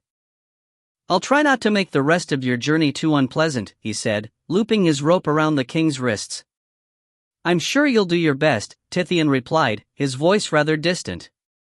Aegis looked up to see the slaves staring at the king in rapt fascination. At first, he did not realize what was happening, for the noble had never seen such expressions come over so many faces at once. What are you doing? He demanded, cinching the knot tight around Tithien's hands. Perhaps you should explain that to me, the king replied. I thought you disapproved of slavery, my friend? I do, Aegis replied. But this is Kester's ship. Perhaps you and I should free these men, the king replied, keeping his gaze fixed on the crowd. After all, slavery is illegal in Tyr, and are we not Tyrians? There'll be no freeing of slaves on my ship, Kester growled. The crew ignored her and, in trance-like unison, cried, Hooray for Tyr! Yes, hooray for Tyr! Tithien shouted. Help me, and you'll all become heroes. You'll live in great palaces and eat the fruit of the pharaoh instead of the needle. With a stuporous cheer, the slaves surged forward to free Tithien. Kester leaped to meet them, yelling, Back to your poles. She grabbed the first man in the mob and snapped his neck with a quick twist of her wrists. "I'll snap the heads off all ye mutineers." As the Tarak reached for her next victim, Aegis drew his sword and cried, "Stop! It's not their fault." The noble brought the pommel of his weapon down on the back of Tithian's skull, adding another dent to the battered circlet. There was a resounding thud, then the king's knees buckled, and he slumped to the deck at Aegis's feet. 6. Mytilene. To Aegis, the ship floater's apprentice looked only slightly more healthy than her dead master, who had succumbed to a fever just an hour earlier. Beads of cloudy sweat rolled down her brow in rivulets, a murky yellow film clouded the whites of her eyes, and red, cracked skin surrounded her nostrils and mouth. Even the freckles dotting her keen-boned cheeks had turned from pink to gray, while her breath came in labored wheezes. Aegis snapped his fingers in front of the young woman's fine-boned face. Her puffy eyelids rose a sliver. She turned her listless eyes on his face, but she did not speak. "Can you hold on alone, Damras?" he asked. The apprentice nodded. "Tithian is doing this to you," the noble said. "I'm going down to the brig to put an end to it." "Hurry," she wheezed. Aegis climbed out of the chaperone's seat and started down toward the main deck. He had barely set foot on the ladder before Kester laid a restraining hand on his shoulder. "What are ye doing out of the chaperone's seat?" she demanded. In her hand, the Tarak held a king's eye, for the day was a breezy one, with a dust curtain hanging about half as high as the Shadow Viper's main mast. "Damras is dying." "She's just sick," snapped Kester, cutting off Aegis's explanation. Without even glancing in the direction of the floater's dome, she added, "Damras is young. She'll be fine." "Denial won't keep us afloat," said Nymos, joining them. "If Damras dies, the Shadow Viper is doomed." "I told ye, she'll be fine," growled the Tarak. "No, she won't," Aegis said. "Tithian is killing her." "That's blather," growled Kester. "If he kills the floaters, he sinks with us." "Why would he?" A pained cry from Damras interrupted the Tarak. Followed by Kester and Nymos, Aegis rushed to the side of the floater's pit. Damras's condition had deteriorated. Her chin lay slumped on her chest, and her cloudy eyes stared into empty space. Her trembling hands had slipped to the edges of the dome and were in danger of dropping off the glassy surface altogether. Aegis climbed into the floater's seat, at the same time speaking over his shoulder to Kester. "You'd better head for that island." The noble pointed to the ship's starboard, where a craggy, crescent-shaped island rose out of the dust haze. Although it was several miles distant, he could see the zigzagging line of a path traversing its precipitous slopes. The trail crested the ridge near a jumble of blocky white shapes that could only be buildings. Kester shook her head. "That's Mytilene, a giant stronghold," she said. "You'll have to keep Damras awake until we can make a safer island." Aegis laid his hands on top of the floaters. Her knuckles felt as hot as sun-baked stones.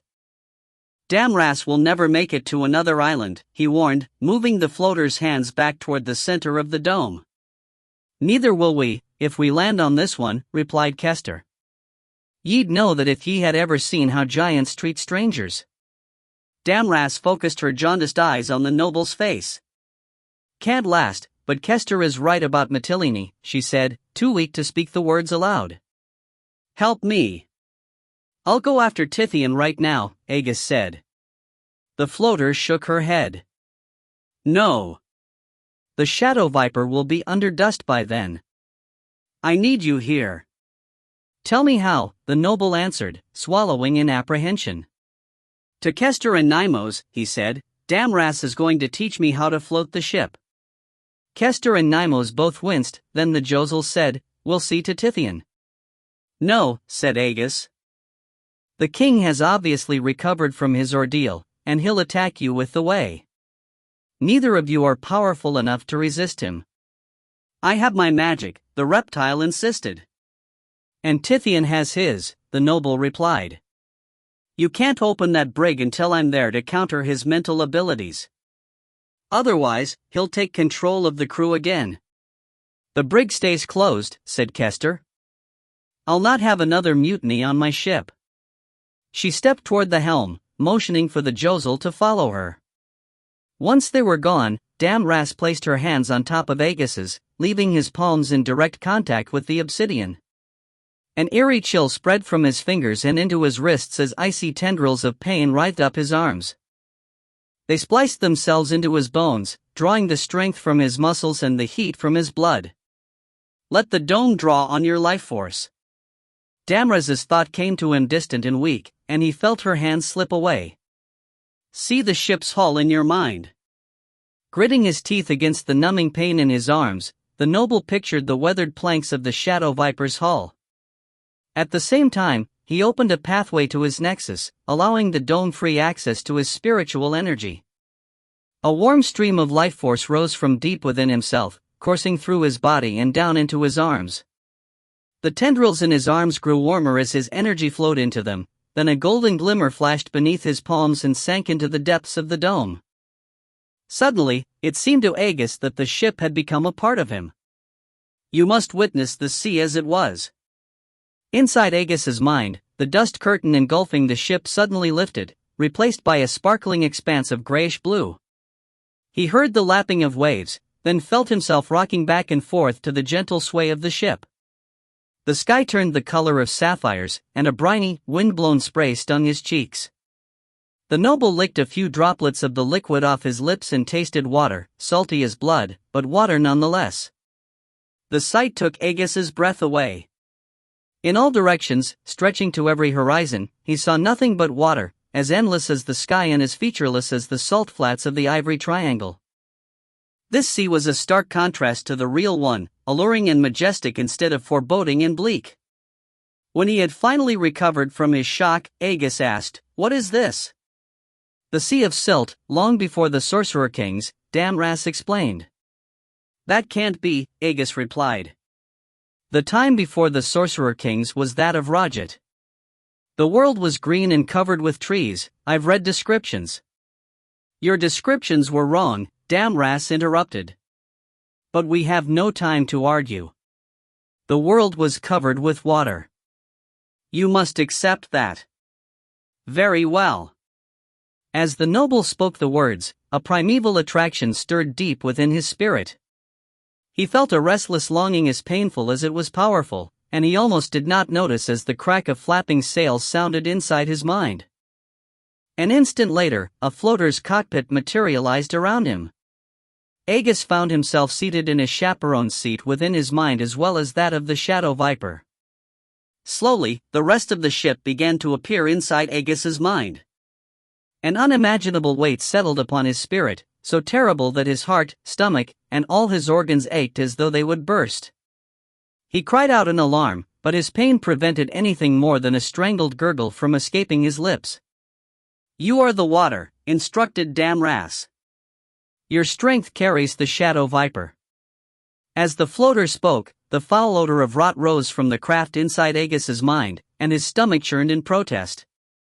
The planks of the caravel's hull turned filthy dun, and a dark stain of adulteration began to spread outward from beneath the ship's keel, changing the color of the sea from sparkling blue to vile brown.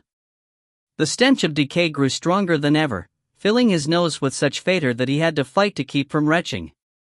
"What's happening?" Agus asked.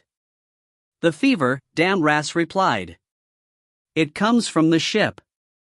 "You mean from Tithian," said Agus. "He's poisoning us through the ship's hull." "Then he's very powerful." "He's fighting against the dome's natural flow," replied Damras. "I'll help you resist as long as I can." "You should rest," replied Agus. "You won't be any good to the ship if you die." "You aren't ready to do this alone," she retorted. They fell silent, and Agus concentrated on the task at hand. Although he tried to keep the Shadow Viper floating high in the water, the horrid stench of Tithian's attack and the dome's steady drain on his strength were difficult to endure. Soon, he found himself feeling lightheaded and dizzy. "I think I'm about to fall unconscious," he reported. That's not surprising, Damras replied. Despite the respite Aegis had given her, she still sounded sick and weak. It takes many days of practice before you can control the flow of your life energy into the dome. You rest and let me take over for a few minutes. Aegis felt the ship lift off his spirit as she took its weight. The dark stain of Lithian's adulteration began to fade from the sea in his mind, and though he still felt tired, he began to feel less sick to his stomach. The shadow viper sliced through the dust as usual, until Damras suddenly cried out in fear. A horrid death rattle escaped from her throat, then she pitched forward, and her hands slipped off the black dome. Before Aegis could catch her, the floater slumped to the deck, her lifeless eyes staring into the sky. The shadow viper lurched and slowed, then began sinking like a boulder. Aegis caught it, visualizing the caravel riding upon the waves inside his mind. The ship's weight seemed even more crushing than before, and his stomach churned in protest as Tithian's foul stain of decay spread over the blue sea. It was all Aegis could do to keep his thoughts focused on the lapping waters of the ancient sea, instead of the agony in his chest or the terrible nausea in his stomach. Kester's domed muzzle appeared over the cockpit. "What's happening down there?" the Tarak demanded. Aegis did not have to answer, for Damras's lifeless body made the trouble clear. "From the way the ship lurched, I'd say we're about to sink," said Nimos, also appearing at the edge of the pit. "Perhaps we should consider landing on the island." "If we were going to sink, we'd be choking on silt by now," growled the Tarak. "Aegis'll keep us afloat." The noble shook his head. "I'm a mindbender, not a ship floater," he said. "I'll be lucky to last long enough to reach the nearest shore." Kester gnashed her fangs for a moment, then crumpled her heavy brow into a wrathful scowl. "All right, we'll chance the backside of the island," she snarled. "And when we get ashore, I'm going to snap Tithian's neck with me own hands." As the Tarak had her helmsman swing the ship around, the image of a Kestrekle appeared deep within the dome. The raptor's ragged wings flapped in great sweeps, lifting it out of the black depths and up toward the noble. At the elbows of its wings it had tiny, three-fingered hands, one clutching a many-stranded scourge and the other a curved scythe. On the bird's shoulders sat a human skull, a tail of long auburn hair dangling from beneath a battered circlet of gold. The bird continued to rise until its fleshless head filled the entire dome. "Aegis!" came Tithian's voice. "You can't float this ship for long, but I can. Let me take over." "I'd sooner trust a scorpion," Aegis replied. "This isn't about trust," replied the king. "It's about practicality. By working together, we're both more likely to recover the dark lens." "So you can murder me and steal it for yourself?" the noble asked. "I'd be mad to give you that opportunity." "Consider the opportunity you're giving up," Tithian pressed. "Isn't the possibility of killing Boris worth the risk that I might recover the lens?" "Not if it's a risk I don't need to take," Aegis replied. "Now leave me alone, before I slip and let us sink." The embers in Tithian's eye sockets flashed in anger. "You can't do this alone," he said, diving back into the dome's black depths. "Before this is over, you will let me out." Kester appeared at the edge of the cockpit. "Look lively down there," she barked. "We're taking silt over both sides." Aegis put the king out of his thoughts and focused on the sea inside his mind. The water had grown slightly darker and more viscous. The difference was so imperceptible that the noble might not have noticed it on his own, but it was clearly affecting the ship. Cursing Tithian for making his task more difficult, Aegis visualized the sea as the floater had first shown it to him, sparkling and pure. He felt a brief surge in the stream of energy flowing from his nexus, then the water faded to a lighter shade of brown. The shadow viper in his mind rose a little higher, slipping through the waves as easily as it had when Damras had been there to help him. "Better," commented Kester, nodding her approval. "Are you sure you can't do this for a dozen hems or so? We'd be wise to land almost any place but Mytilene." Aegis shook his head. "By then, I'll be as dead as Damras," he replied in a strained voice. We have to land soon, so I can stop Tithian's interference and improve my control over the dome. If ye say so, sighed Kester. But it'll be another 10 minutes before we round the point, and who knows how long after that before we find a place to land. There must be some place on this side of the island, objected Aegis. There's one where the giants wait ashore on the way up to their village, allowed Kester. I'm sure ye don't want to land there. No, snapped Nymos. Our chances are much better on the backside. With the dust curtain hiding us, it could be days before they realize we've landed. I'm afraid not. Our masts will give us away, said Kester, gesturing at the great shafts that towered so high above the decks. I'm just hoping it will take 'em longer to catch us. What are you talking about?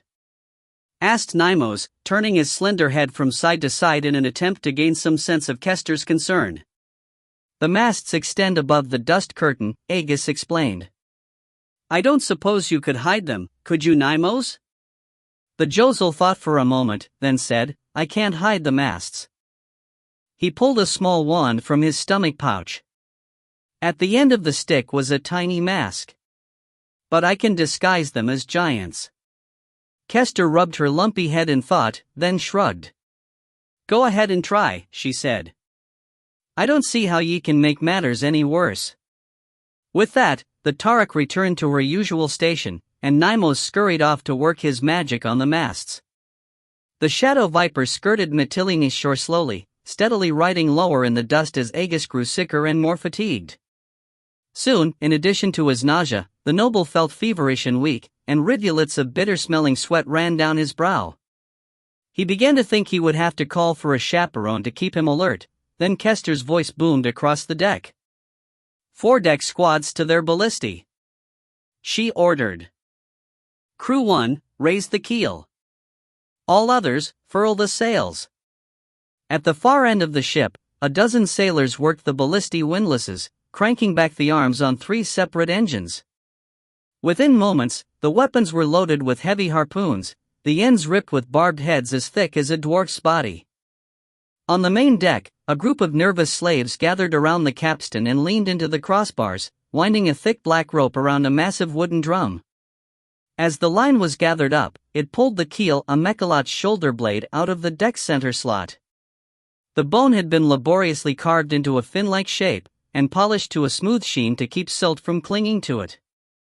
While their comrades struggled to raise the keel, the rest of the slaves crawled up the masts and out onto the yardarms. Slowly, they pulled the heavy sails up to the wooden beams and secured them into place with quick-release knots. By the time they had finished, the Shadow Viper's progress had slowed to a near standstill. Aegis heard Nymos utter a magical command word, then saw the Josel standing amidships, gesturing at each mast with his tiny wand. A trio of giants appeared where the masts had been. They were all somewhat smaller and less hairy than Philo, with lanky builds and rough, sun-bronzed hides. On the shoulders of the first sat a ram's head, on the second an eagle's, and on the third a serpent's. Man the plunging poles, Kester ordered. The Tarak was peering through her king's eye, her gaze fixed far ahead of the ship. Ahead slow. The crew took their positions and began to push. To Aegis, this part of the journey seemed to take as long as the trip around the island. Once he almost retched, while another time he found himself gasping for breath as though he had been running. Still, the noble managed to hang on, and soon the craggy silhouette of a shoreline loomed just a few dozen yards off the bow. Ready the gangways, Kester called, still peering through the king's eye. The slaves had barely moved to their positions when a lookout's voice echoed down from the crow's nest. Giant to starboard. There was a short pause, then he added, for more to port, dut.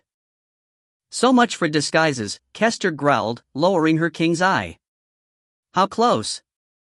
She yelled, raising her gaze to the top of the main mast. When the Tarak saw 3 beast-head giants standing on her deck, her leathery skin went pale. At first, Aegis thought it was Nymos' illusion that had flustered the Tarak, but he quickly realized that was not the case. Not beast heads. The Tarak gasped. In the same instant, a hulking silhouette came into view off the port bow, 6 braids of hair sweeping back and forth like pendulums as he waded out to intercept the shadow viper. Although the dust curtain prevented the noble from getting a good look at the giant's face, he could see enough to tell that it was more or less human, with a blocky shape and a hooked nose as long as a battle axe. As the noble watched, the colossus lifted his arms over his head, raising a huge boulder as high as the shadow viper's tallest mast. "Go away, you filthy serum!" he boomed. As the giant cocked his arms to throw, Kester yelled, "Fire at will!" Aegis heard the sonorous throb of a skein releasing its tension. A tree-sized harpoon rasped off a ballista and sailed straight at the titan's chest. It struck with a loud crack, burying itself squarely in the target's sternum. The giant's breath left him in a pained gale. The boulder he had been holding slipped from his hands and plunged into the dust. Casting a slack-jawed look of surprise at the shadow viper's bow, he lowered his hands and closed his fingers around the shaft, narrowly missing the ship's bowsprit as he pitched forward. As the firing crew cranked the ballista arms back into the cocked position, Kester whooped in joy. "That'll teach ye to raise a stone to us," she yelled. "Should Nymos drop his spell?" Aegis asked. "Not now," came the reply. "Let 'em think it's beastheads killin' their friends, not the shadow viper." She had hardly finished speaking before a second boulder sailed out of the dust haze and crashed through the rigging, tearing the crow's nest from the main mast and snapping ropes from the spreaders. Followed by the body of the screaming lookout, the rock bounced off the keel and plunged through the main deck. "All back!" Kester yelled. The slaves dipped their plunging poles into the silt and began to push the shadow viper away from the shore. Kester cursed them for being too slow, then peered into the floater's pit. "Keep us light and lively, Aegis, or we're lost." 2 more giants came into view just beyond the bow, waist deep in silt and coming after the ship as fast as they could plow ahead. The leader held a huge boulder in front of himself, using it like a shield to protect himself and his companion from any more attacks. "Tell the slaves to raise their poles," Aegis said. Kester furrowed her heavy brow. "Why? Do you know what ice is?" The noble replied, turning his concentration inward. Without waiting for a reply, he opened his spiritual nexus wide, allowing his life force to flow through the dome in a torrent. The sea in his mind lightened from a turbid brown to a pale yellow. Aegis heard Kester's voice yell, "Raise poles." The noble took a deep breath and visualized something he had seen only once in his life, on a bitter cold morning during a hunting trip into the high mountains, a frozen pond. In his mind, the yellow waters around the caravel turned the color of ivory and became as hard as a rock. The frost spread steadily outward, changing the sea into an endless white plain, as vast as the stony barrens and as smooth as obsidian. The noble did not stop there. He visualized a pair of outriggers stretching down from the ship's gunwales. Where the float should have been, there were obsidian runners, as sharp as swords and thick enough to bear the immense weight of the shadow viper. Aegis imagined these outriggers growing longer and longer, lifting the caravel's hull out of the ice until it sat free, ready to shoot across the frozen sea at the slightest impetus. A boulder crashed down on the deck of the bow, drawing the noble's attention away from his preparations. It smashed through a rack of spare harpoons and upended the foremast. As the great staff toppled over, a giant's angry voice jeered, "You other serum will die, too." "Push off, Kester," Aegis yelled. "And tell everyone to brace themselves." "Fast to stern," yelled the Tariq, not bothering with the warning Aegis had suggested. The slaves lowered their plunging poles and pushed. The shadow viper shot away from the giants like an arrow from a bow. The ballista crews, who had been holding their fire for the most opportune moment, triggered their weapons. The skeins throbbed and a pair of harpoons whooshed away. The first lance sank deep into a giant's stomach. He bellowed, clutched the shaft, and crumpled forward into a dead heap. The second missile gashed across the last giant's elbow, spraying a cloud of red mist high into the air, then vanished into the dust haze. At first, Aegis thought the Titan had narrowly avoided death, but the fellow's eyes glazed over and he began to stagger about as though he were too intoxicated to stand. A moment later, his knees buckled and he fell into the dust, his muscles twitching madly. Poisoned harpoons. Now you know why we call her the Viper, Kester chuckled, using the king's eye to watch the giant die. That makes 3 of 5. What happened to the other 2? Our lookout reported. Aegis did not answer, for he had broken into a cold sweat and fallen to quivering. His temples throbbed with a fierce, maddening pain, and his intestines burned as though he had swallowed fire. He felt a terrible punishment rising from his gut, and the noble knew he had overreached the limits of his endurance. He found himself leaning over to void his stomach, still struggling to keep his hands on the floater's dome. "What's wrong with ye, Aegis?" demanded Kester. "If ye let us down now, we'll sink." "It's Tithian's fever." Aegis gasped, struggling to pull himself upright. "I can't. A tremendous boom sounded from the Shadow Viper's stern, bringing the caravel to an abrupt halt. Aegis flew out of his seat and rolled clear to the rear gunwale. He hit his head against a bone stanchion, then found himself lying in a tangled mess with Kester, the helmsman, and a half-dozen other sailors. A foul smell, almost as rank as the one he had left behind in the cockpit, filled his nostrils. Aegis looked up and found himself staring at 2 sets of immense blue eyes. Beneath each pair of orbs were a craggy nose and cavernous mouth filled with broken teeth as large as stalactites. "They're too small to be Saram's spies," growled one giant. The other scowled in confusion, then raised a sword-length finger to scratch between the mats of his hair. "We'd better take them to Magar," he said. "The sachem will know what they are." 7. Table of Chiefs. Bathed in the full fury of the crimson sun, Tithian and Aegis stood on a slate-topped table more expansive than a Tyrian plaza. The heat shimmered off the black surface in torpid waves, blistering their feet and scorching their lips, leaving their parched throats bloated with thirst. Neimos lay half-conscious at the king's side, his reptilian body unable to cool his blood in the face of the scalding temperature. At the Josel's side stood Kester, swaying and perilously close to collapsing herself. The ship's crew cowered a short distance away. Despite the helmsman's efforts to keep them quiet, the terrified slaves murmured anxiously among themselves and cast nervous glances over their shoulders, where the end of the table overhung a sheer cliff that dropped 1,000 feet into the sea of silt's pearly haze. The walls of a mountain canyon flanked the table on both sides. A pair of stone benches, as tall and broad as Tyr's ramparts, had been carved into each of these rocky slopes. On these benches sat a dozen giants, all with blocky, human-like heads marked by lumpy features and rough skin. Each wore the crude figure of his tribe's totem, a sheep, goat, erdlu, or similar domestic animal, tattooed on his sloped brow.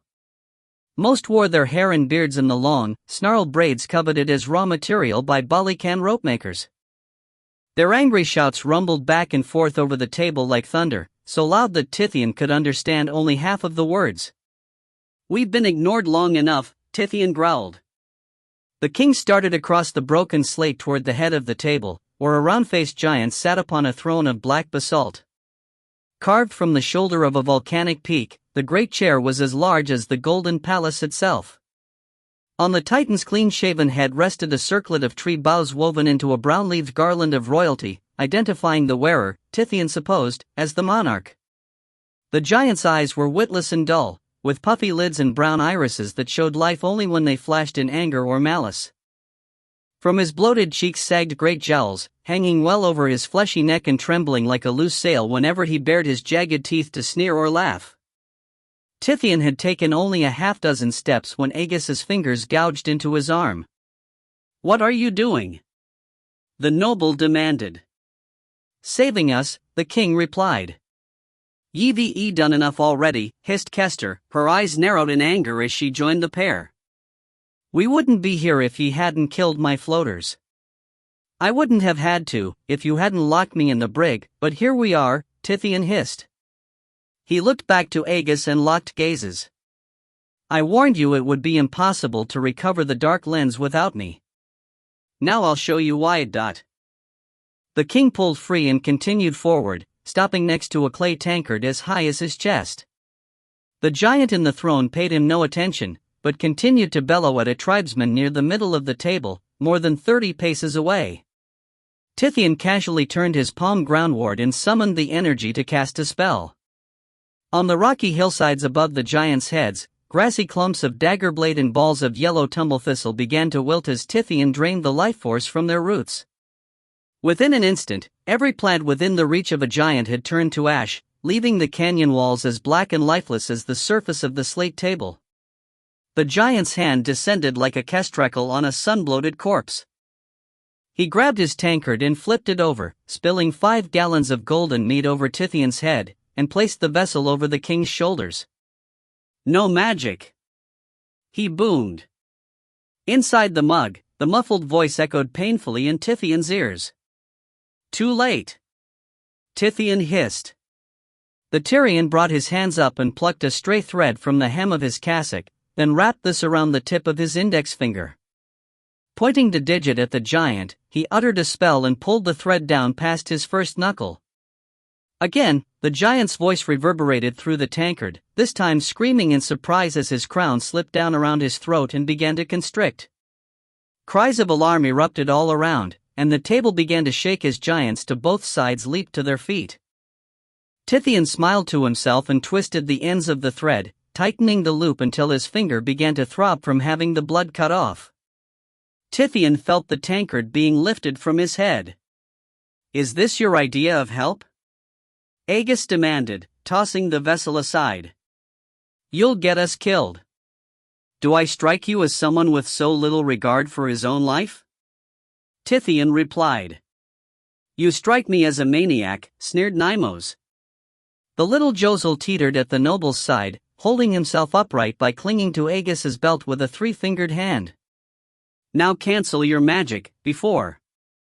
"Too late for that," said Kester, pulling Nymos and Aegis away by their arms. "Stand aside, unless you want to get mashed with him." Tithian looked up to see several giants stretching their arms toward him, their palms stretched out to smash him flat. "Stop!" Tithian yelled. "If I die, so does your chief." Tithian pointed toward the basalt throne. The ruler's crown had all but disappeared into the folds of his corpulent neck, and the giant's filthy nails were scratching great rifts into his flesh as he tried to work a fingerdip beneath the constricting boughs. "You're lying," growled one of the giants, a lanky fellow with red beard and hair. "How can you kill our sachem if you're dead?" "Magic," Tithian replied, raising the finger with the thread looped around it. "If I die, this string will tighten until it cuts the tip of my finger off. Your sachem's crown will do the same thing, except that it will cut off his head instead of his fingertip." Several giants lowered their heads and eyed the digit raised toward them. Their breaths washed over Tithian like a stale-smelling wind, but they made no move to attack. The king smiled. "That's better," he said. "Now." He was interrupted by a rumbling voice from the far end of the table. "Let Sachem Magar go, or I'll sweep your friends off the table of chiefs." Tithian glanced over his shoulder to see that a giant had laid his massive arm across the width of the table, and was ready to sweep Kester's cowering slave crew over the edge into the sea of silt. "I don't care what you do with them," the king said, looking back to Magar. The sachem's face color had deepened from red to purple, and his eyes were bulging from his head. "They're no friends of mine. But they're me crew," Kester growled, stepping toward the king. "I need him to sail the Shadow Viper. Crews can be replaced." "Not out here," observed Nymos, standing several paces away. "If this is your idea of saving us, you're a fool." "The crew is a liability," Tithian retorted. "If we let the giants think they're important to us, Magar will use them against us." "I won't allow you to sacrifice them," Aegis warned. "They're living beings, just like any citizen of Tyr." The noble's hand dropped to his side, where his sword still hung in its scabbard. The giants, no more concerned with human-sized blades than a mole gladiator would have been with a child's wooden dagger, had not even bothered to take their weapons away. "You've always placed too high a value on other people's lives, Aegis," Tithian said, loosening the string on his finger. "But if that's what you want." As the circlet loosened, Magar slipped a finger behind the bows and ripped the crown off his neck. He flung the broken garland into the mountainside, then grabbed his throat, wheezing and hacking. With each cough, he sprayed gusts of gale force wind down the canyon. At the other end of the table, the giant withdrew the arm with which he had threatened to sweep Kester's crew away, drawing a relieved murmur from the slaves. Sparing them no more than a glance, Tithian drew a live firefly from his satchel and crushed it over the blade of his dagger, then quickly summoned the energy to cast another spell. By the time he finished, Magar's face had returned to its normal color, and the giant had recovered his breath. The sachem looked down at Tithian. "I'll pluck your arms and legs off, one each day," he growled, his eyes flashing yellow in his anger. "You'll wish you had died fast, like your friends." The giant reached out, and the king tossed his dagger into the air, at the same time uttering his incantation. The knife intercepted Magar's hand, burying itself in a finger and causing the sachem to jerk his hand back to his chest. A greenish-yellow glow rushed outward from the wound, drawing a rumble of astonished comments from all along the table of chiefs. Magar tried to pluck the dagger from his finger, but Tithian flicked his wrist and the blade withdrew itself. It hovered in the air a few feet from the sachem, ready to strike again. "My dagger is like the sun wasp," Tithian lied. He kept his gaze fixed on Magar, who was staring at his glowing finger in stunned silence. "The first bite causes no true harm, but the second makes you sick for weeks." He paused to let Magar consider the words, then added, "And the third, well, let us hope it doesn't come to that." Magar moved his finger to the side, holding it far away from his body. "Who are you?" he demanded. "Why do you come to Mytilene?" Before Tithian could answer, the titan to Magar's left growled, "Them beast-head spies." He was what passed for a venerated elder among the giants, with ribbons of gray hair tangled in his snarled braids, heavy folds of skin hanging over his milky eyes, and a few ivory-colored nubs where he'd once had teeth. On his head was an amorphous tattoo that might have been a lizard, an eagle, or even a snake. The giant swept his wrinkled hand over the captives. "Them come to Mytilene to spy on our army." The giant to Magar's right peered down at the trio and said, "They're spies all right." He was much larger than the others at the table, with a hooked nose as big as a kank saddle and a black shawl draped over one eye. "What do we do with them, Chief Nuta?" he asked, looking back up. "Smash their arms and legs?" Magar slammed his fist down on the table so hard that Aegis and Kester were knocked off their feet. "No, Patch," he thundered, his worried eyes fixed on Tithian's floating dagger. "We won't torture or kill them. I have a better idea." The giants fell silent and looked to their sachem, waiting for him to explain. When Magar said nothing and began to appear uncomfortable, Chief Nuta narrowed his eyes and asked, "What idea?" Deciding the time had come to do the giant a good turn, Tithian said, "As I'm sure Sachem Magar realizes, we are not beast-head spies." Magar smiled and nodded. "That's right," he said, sneering at Nuta. "They're Balkan spies." An excited murmur rolled through the canyon, and Magar smiled triumphantly. "So what now?" demanded Patch. "Do we skin the spies alive, then level Balak?" "No," boomed Nuta. He slammed his great hands down on the edge of the table, sending a terrific shockwave through Tithian's feet. He pushed himself to his feet and leaned over to press his face closer to Patch's. "Balak don't have our oracle. It's the beast-heads who want to keep our oracle from coming back to us." Nuta gestured at Tithian and his companions, then said, "We kill them spies, then we attack Libdos." Patch recoiled from the older giant's sudden anger, then recovered his wits and scowled at Nuta. Slamming his own hands down on the slate surface, he rose and also leaned over the table, pressing his face to Nuta's. For the first time since being placed on the table that morning, Tithian and his friends were shaded from the harsh rays of the crimson sun, though, judging by the angry expressions on the monumental faces overhead, they were in the shadow of a storm. "The Balikans aren't supposed to take sides," growled Patch, his one good eye burning with anger. From his peevish tone, it seemed to Tithian that Patch was more interested in arguing with Nuta than presenting his own point of view. "We'll cut the feet and hands off these spies, then attack Balak." A wicked smile crossed his lips, and he looked down the table at the other chiefs gathered there. "We'll sack Balak and steal all the good stuff there," he said, drawing a chorus of agreement from the other giants. "No!" Nuta snarled. Tithian glimpsed an enormous fist rising from Nuta's side. Only after crouching safely out of the way did he think to warn his companions, and by then he was too late. Chief Nuta's fist brushed past Aegis and Kester, sending them sprawling, and caught Patch squarely under the jaw. The younger giant's teeth clapped together with the crack of a firing catapult, and his chin snapped back.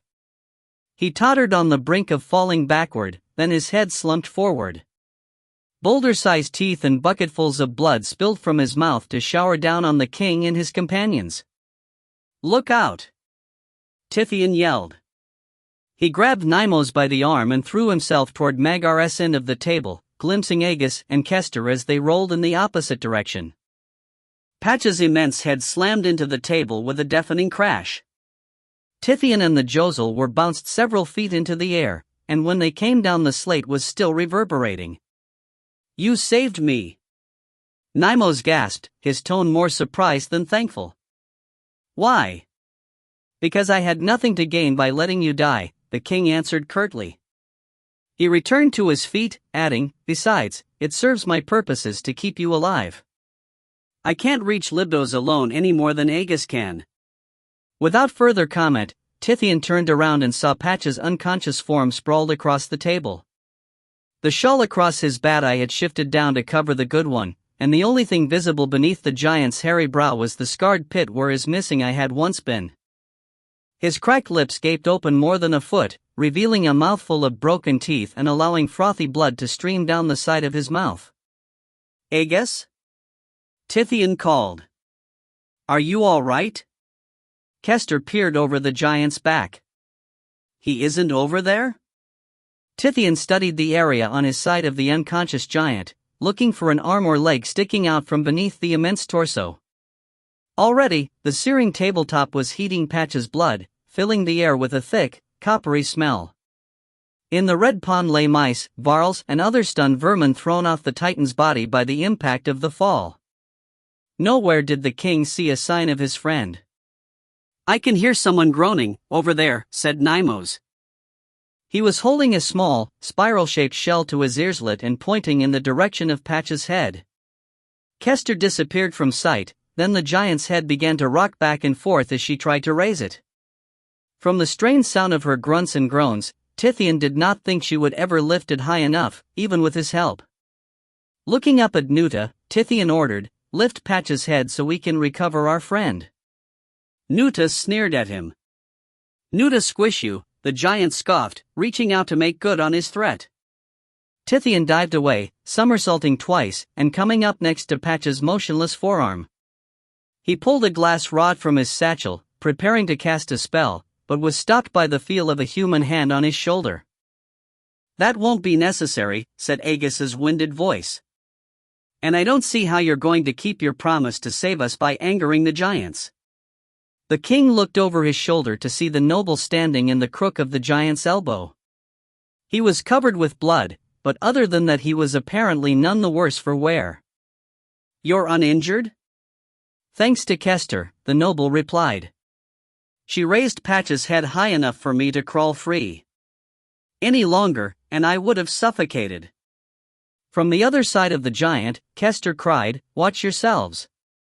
Aegis drew his sword, and Tithian glanced upward to see Nuta's hand descending toward his head. The noble's weapon flashed up to intercept the attack, driving deep into the huge palm. The giant let out an earth-shaking bellow and pulled away. Aegis's sword became lodged in the giant's thick sinews and would not slip free. Clinging to his weapon, the noble was lifted off his feet. Tithian grabbed him by the ankles, and even then they rose several feet into the air before the blade came free. They dropped back to the table, accompanied by Nuta's roaring curses and the even more thunderous guffaws of his fellow giants. "You see?"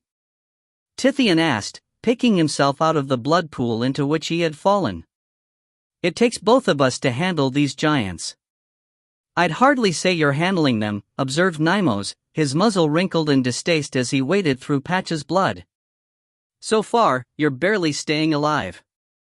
Tithian started to make a sarcastic retort, but Nuta's thunderous voice interrupted him. "Laugh, fools!" the chief yelled, glaring down the table at the giants who were snickering at him. "If we attack Balak instead of Libdos, beastheads keep our oracle locked on Libdos forever." This quieted the crowd instantly, and the giant at the table's far end said, "Nuta's right. It's our turn to keep the oracle, our turn to get smart, but those Sarum beastheads want the oracle to stay with them. They just want to make us George dumber and dumber until even the dwarves are smarter than us." Agus's brow rose, and Tithian knew his friend also found the tribe names oddly familiar. Joorsh and Saram were the dwarven knights who had stolen the dark lens from the pristine tower. The similarity between their names and those of the two tribes could hardly be coincidence, but the king did not have time to puzzle over the relationship. Another giant pointed at Tithian and Agus. "What about them?" he asked. "We can't just kill Bok's spies. We must also punish the city for sending them." Tithian turned to face the giant. "I can solve that problem for you," he said. "We aren't Balkan spies or even Sarum spies. We came to help you." This sent the giants into hysterics. The tempest of rumbling laughter did not sound so different from a massive rockslide. "What do you think you're doing?" Kester demanded, climbing over Patch's neck. "Getting them to spare us will be hard enough without filling their heads with such nonsense." "It isn't nonsense," the king hissed. "And we stand a better chance with my strategy than by begging for our lives like terrified slaves." "What do you know about bargaining with giants?" asked Nimos. "More than you know about negotiating with monarchs," Tithian replied. "I doubt any of you could have talked King Andropenes into lending him a fleet." When no one rebutted his claim, he looked to Agus and added, "If you want to leave here alive, let me handle this." The noble gave a reluctant nod, then followed close behind Tithian as the king moved toward Magar. The sachem raised a hand to silence his laughing tribesmen, then asked, "Do you have any more jokes to tell before I kill you?" "Considering the circumstances, I would think the clans of the Jorsh would welcome help," Tithian countered.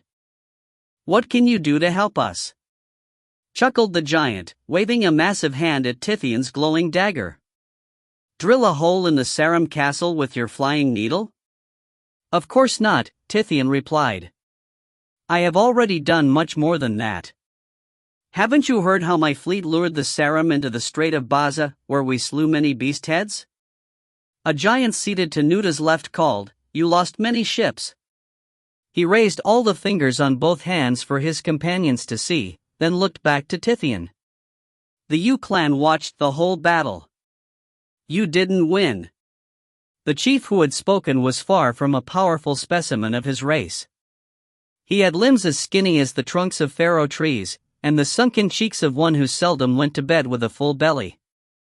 The tattoo on his brow depicted the scrawny figure of a sheep. "Our goal was not to win," Tithian said. "It was merely to draw the beastheads into battle, so a stronger force could ambush them outside the protection of their castle. Apparently, we erred in thinking the U clan would be brave enough to take advantage of our plan." The chief of the U clan scowled at the affront, then tore a boulder off the slope behind him. "The U's are as brave as any clan," he thundered, raising his arm. "Your insults will get us all killed." Agus hissed. The noble crouched with flexed legs, preparing to dive for cover, but Magar was on his feet instantly. "ORL!" the sachem bellowed. "Put that rock down." Tithian pulled Agus back to his full height. "You mustn't show fear," he said, smirking at the noble. "It makes us look weak." With that, Tithian gave ORL an imperious stare. The giant looked away, then hurled the boulder down the length of the canyon and out over the sea of silt. "Nobody told me to help the Balikan ships," ORL grumbled, giving Magar a repentant glance. But we would have. We're not afraid to fight. Magar grunted his acceptance of the apology, then returned to his seat and fixed his gaze on Tithian. King Andropenes promised to stay out of our war, he said. Why did he attack the Sarum? He didn't, Tithian replied. Magar frowned at this. But you said that my fleet attacked the Sarum, Tithian corrected. And I'm not Balikan. He's lying, Sachem, said Orl. That was a Balikan fleet, or I'm the chief of the Iguana clan. They were Balikan ships, Tithian admitted. I hired them from King Andropenes. But it was a Tyrian fleet, since it was under my command, and I am King Tithian of Tyr. Them ships sailed from Balk, said Nuda. So them ships Balikan, no matter what you are. Maybe, and maybe not, said Magar, raising a hand for the chief to be quiet. Let's say the fleet was Tyrian, King Tithian. What interest does Tyr have in attacking the Sarum? Yours is not the only tribe they have robbed, the king replied. They have something as valuable to my city as the oracle is to the Jorsh. What? Demanded Nuta.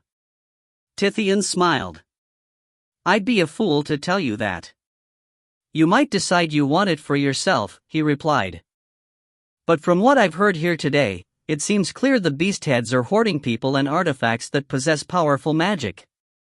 What for, I wonder? So they can rule the Sea of Silt?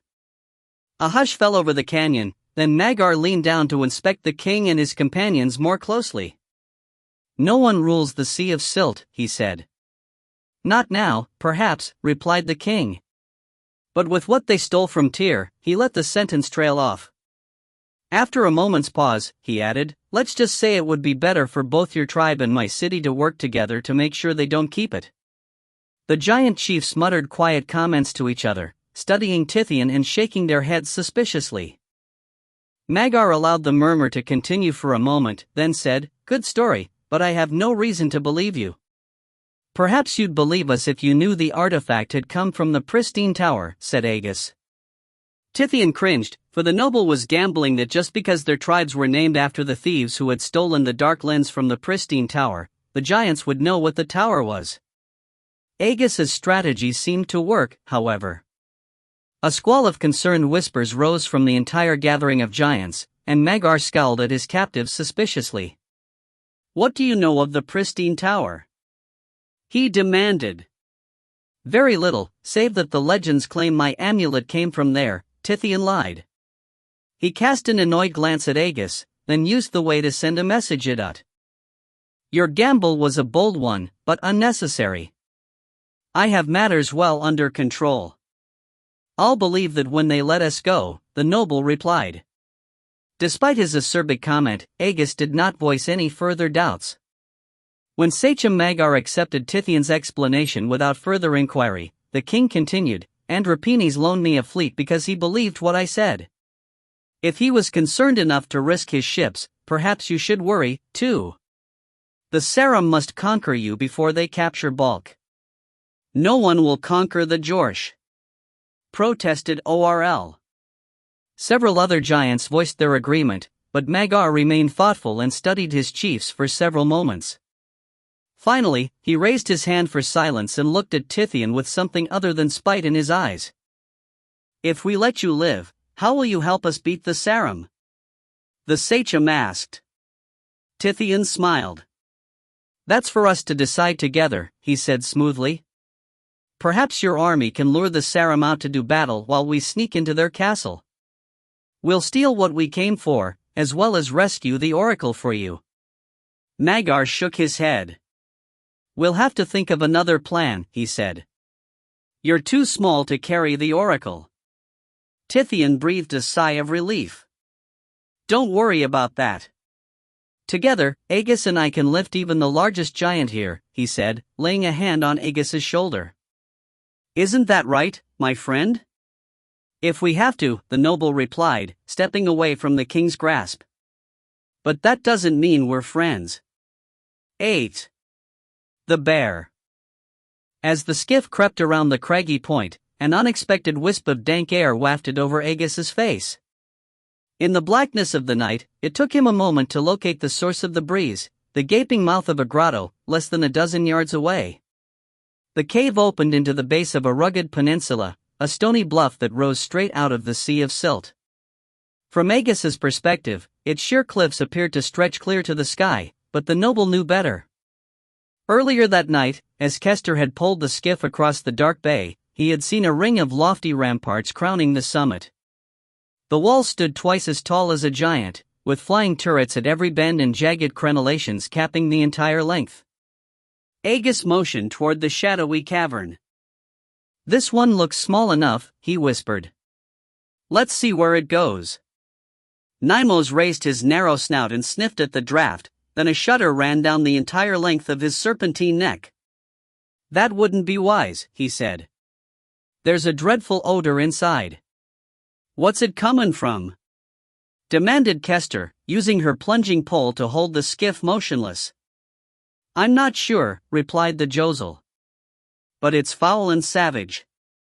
There's no other way to describe it." "Whatever it is, I doubt it's any more savage than her," said Tithian, looking up from his duties as floater. The king pointed at a low isthmus curving out from the forested hills of Libdos to connect with the rugged peninsula beneath which they hid. Directly behind the rocky neck, Ralph's golden disk hovered low on the horizon, silhouetting a chameleon-headed sarum against its golden moonlight. She paced along the treacherous crest with great care, carefully studying the placement of each step before taking it. "The less time we give her to spot us, the better," Tithian said. "Go into the cave." "Let's try another," insisted Nymos. "Magar said the peninsula is honeycombed with grottos." "That may be, but it could take us all night to find the passage we need," countered Tithian. "We don't have time to look for a cave you think smells nice." "I agree," said Agus. "You see, we can work together," said Tithian. "Agreeing is not trusting," warned the noble, his hand brushing a coil of giant hair rope that hung from his belt. As soon as Tithian's freedom was no longer necessary to the company's safety, he would use that rope to bind the king, and this time, there would be a choke loop to tighten at the first sign of trouble. Tithian smiled at the noble's gesture, then said, "But you must admit, it won't be easy to find another cavern like this. It's big enough to hide our skiff, yet small enough to keep giants away from it while we're gone." "What does that matter?" objected Nymos. "This plan is ludicrous. It'll never work." "Don't ye start with that again," growled Kester, pushing the skiff forward. "Sit down and spare us your ranting." They were all familiar with the Josel's objections to the plan Tithian and Magar had worked out. Upon hearing that the Sarum citadel sat upon a peninsula riddled with grottos, and that caves opened both inside and outside the castle, the king had suggested they might sneak inside through a subterranean passage. Nymos had immediately pointed out that even giants were smart enough to seal off such a connection. Tithian had shrugged the reptile off, assuring him and the others that he could break any Sarum seal and rescue the oracle. Magar had liked the idea, except that he wanted the companions to open the castle gates for his warriors so that they could rescue the oracle. To make sure Tithian and the others kept their part of the bargain, the sachem had threatened to sink the Shadow Viper if the gates were not opened when he attacked at dawn. As the skiff slipped into the grotto, it grew so dark that Agus could not see the bow of the craft, much less anything that lay beyond. Still, he did not kindle a torch, fearing that its flickering light would spill out of the cave mouth and draw the sentries' attention to them. Instead, the noble borrowed Nymos's cane and knelt on the forward deck. He swung the small rod slowly back and forth, searching for obstacles in front of the ship and softly tapping the walls to keep track of them. They continued in this manner for many minutes before a low rumble shook the cavern, stirring up a choking cloud of silt. So deep and muffled was the sound that Agus felt it in the pit of his stomach more than he heard it. "Far enough!" hissed Nymos. His twitching tail thumped softly against the skiff's gunnels. Kester stopped the boat, and Agus peered back toward the cavern exit. The noble saw nothing but deep, profound darkness. "Perhaps we're in far enough to light a torch," Agus suggested. The others agreed. Nymos fumbled about in the bottom of the boat for a moment, then passed a rancid-smelling torch forward. "What about fire?" asked the noble. "Allow me," said Tithian. The king rummaged around in his satchel, then said, "Kester, strike this stake over this plate." The noble heard what sounded like a stick being drawn over a rock wall, then the acrid stench of brimstone filled his nose, and a white sparkle of light momentarily blinded him. When his vision returned to normal, he held a burning brand. In the bottom of the boat lay the greasy skin from which the torch oil had come, while Kester held a slate of white pumice and a blackened stick in her hands. Nymos snatched the implements from the Tarek's hands and sniffed them with his twitching nose. "Magic?" he asked, his tone covetous. "Hardly," replied Tithian. "A simple bard's trick." Kester retrieved her plunging pole from across the beam. "Magic or not, light is light," she said. "Now we can go on." The Tarek pushed on. By the light of the torch in his hand, Aegis saw that a stain of milky white calcium coated the ceiling of the grotto. Slender gray stalactites pierced the veneer in 100 places. The tips of the pendant spears had snapped off at a height half again that of a man, leaving the ends sharp and jagged. The breakage puzzled the noble, but even after studying the formations carefully, he could not determine what had caused it. As the company passed deeper into the gloom, the calcium stain began to cover the cavern's sides as well as the ceiling, until the whole passage was coated in milky white. At regular intervals, the skiff passed limestone curtains flowing out of wall fissures, or shelf formations covered with knobby constellations of dripstone. Like the stalactites, many of these were scraped and broken, as if something just barely small enough to fit occasionally passed through the tunnel. "The odor's getting stronger," Nymos warned. "Can't you smell it?" Aegis sniffed the breeze, but smelled only stale air and the acrid stench of burning torch oil. "It's just a rotting animal," Kester said, her nostrils flaring. "Nothing to worry about." In spite of the Tarek's reassurances, the noble drew his sword. The passage meandered back and forth, growing larger and less cramped with each turn, until the noble could not have touched his blade to either wall. At the same time, the milky ceiling sloped gradually upward, and the stalactites were broken nearer and nearer to their tips. The skiff's hull scraped over several buried obstacles, and the caps of broken stalagmites started to jut from the dust bed. Aegis was beginning to fear that the skiff would go no farther when the cave intersected another passage, this one so large that his torch did not illuminate the ceiling or far wall. The floor, which sloped upward from their tunnel, was littered with broken stalagmites, weathered ship timbers, and graying skeletons, both beast and human. "We'd better take a closer look at this," Aegis said. He raised his hand, and Kester stopped the skiff just a couple of yards shy of the larger cavern's entrance. "Is the channel too deep for me to wade?" The Tarek eyed the length of plunging pole still showing above the silt. "It's possible," she said. "But I wouldn't fancy stepping into a hole." Aegis sat down on the bow, preparing to slip into the silt channel, and suddenly found himself gagging for breath. A thick, rancid odor filled the passage, so insufferable that it made his knees tremble with nausea. The noble felt an eerie shiver at the base of his skull, and his entire body began to tingle with spiritual energy. The torch flame flared brilliant white, then abruptly turned black, plunging the companions into darkness. Had it not been for the soft hiss of burning oil, Aegis would have assumed the fire had died away. But he could feel its heat against his skin, and, instead of tossing the stick back into the boat, he had to hold the useless thing in his hand. "Light, Nymos," said Kester, her alarmed voice echoing off the cavern walls. "Everything's gone dark."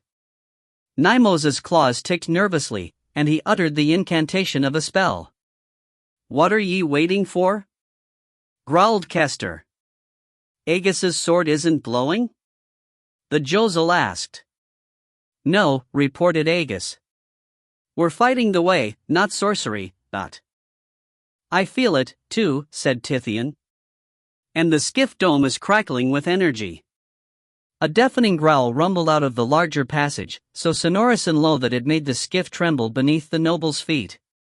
A wicked presence, as black as the torch flame and just as scorching, tore into Aegis's mind.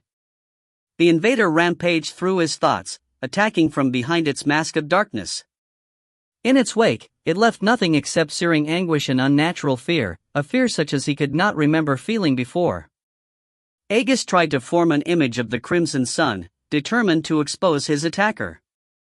The red disk had barely formed when a huge black claw rose from the murk and swatted it away, plunging the noble's mind back into darkness.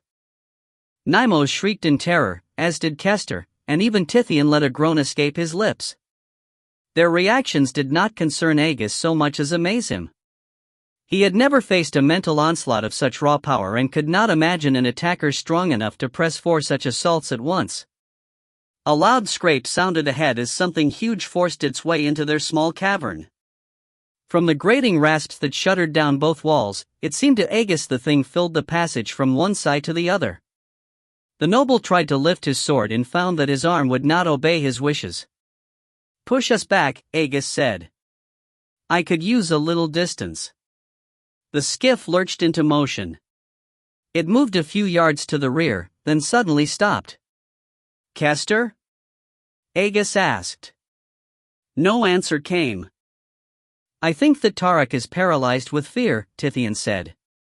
"This thing must be powerful." A loud snort whooshed through the cavern, sending a rancid wind washing over Aegis's face.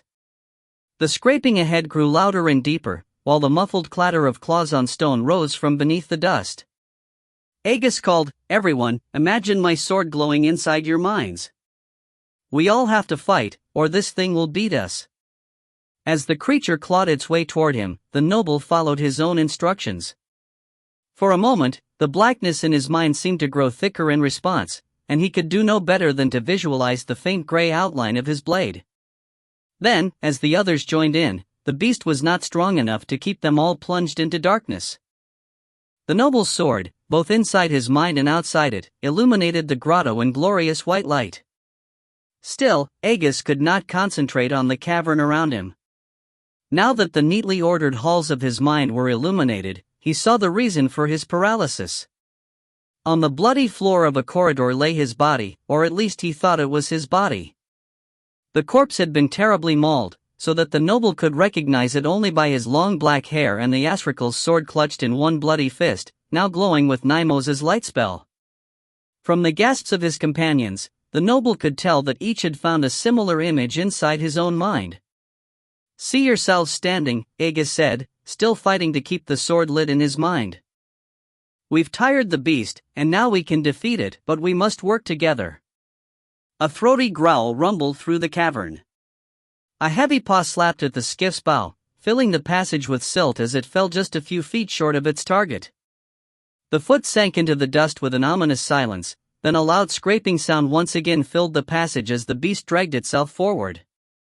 Aegis focused his thoughts inside his mind, bracing his mutilated corpse to rise. The clawed foot of a beast materialized out of the ceiling and stamped down on his chest, pressing him back to the floor. He hacked at the leg with his glowing sword, showering himself with hot blood as he cut through ropey tendons and arteries.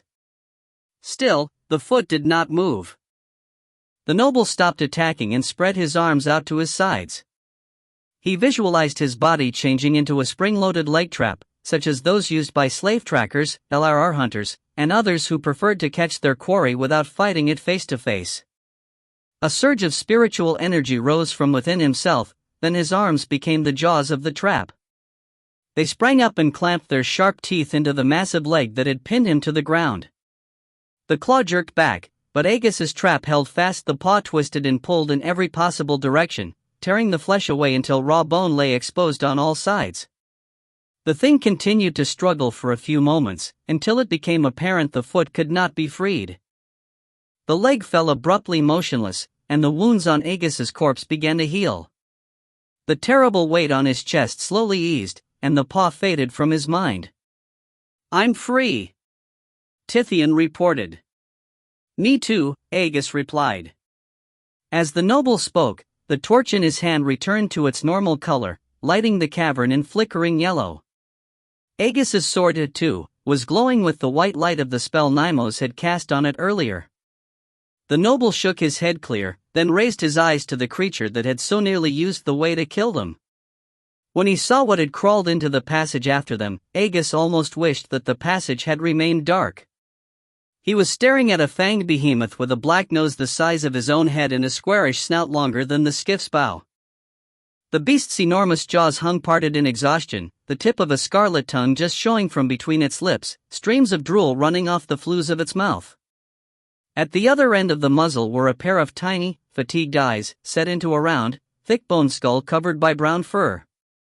Atop the head sat a pair of perky round ears, eerily gentle in their juxtaposition to the rest of the fearsome mien. The rest of the creature was even more horrifying than its head. Long tufts of brown fur rose from the joints of the articulated shell that covered its entire body. Its bulky shoulders touched the passage walls on both sides, its belly rested on the stalagmites in the dustbed, and the ridge of its spine pressed against the ceiling. "Ral, protect us!" gasped Kester.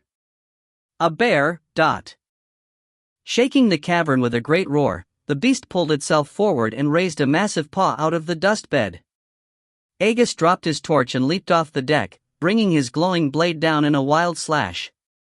The bear's paw came down behind him, splintering the skiff with a single crunching blow. With the terrified screams of his companions echoing in his ears, Aegis sliced his blade across the black tip of the bear's snout. He saw a deep gash open in both nostrils, then felt his feet plunging into the dust. A gray cloud rose up to engulf him, and the beast roared again. Aegis's ankle scraped down the side of a submerged stalagmite, sending sharp pain up his leg as it turned against the joint. Fearful of sinking past his head, the noble grasped at the rocky column with his free arm. He tried to inhale, and it seemed that he took in as much dust as air. Coughing violently, he swung his sword at the bear's gullet. The blade clanged off the beast's throat armor without penetrating. "Kester, help!" Aegis croaked. No answer came. "Nymos?"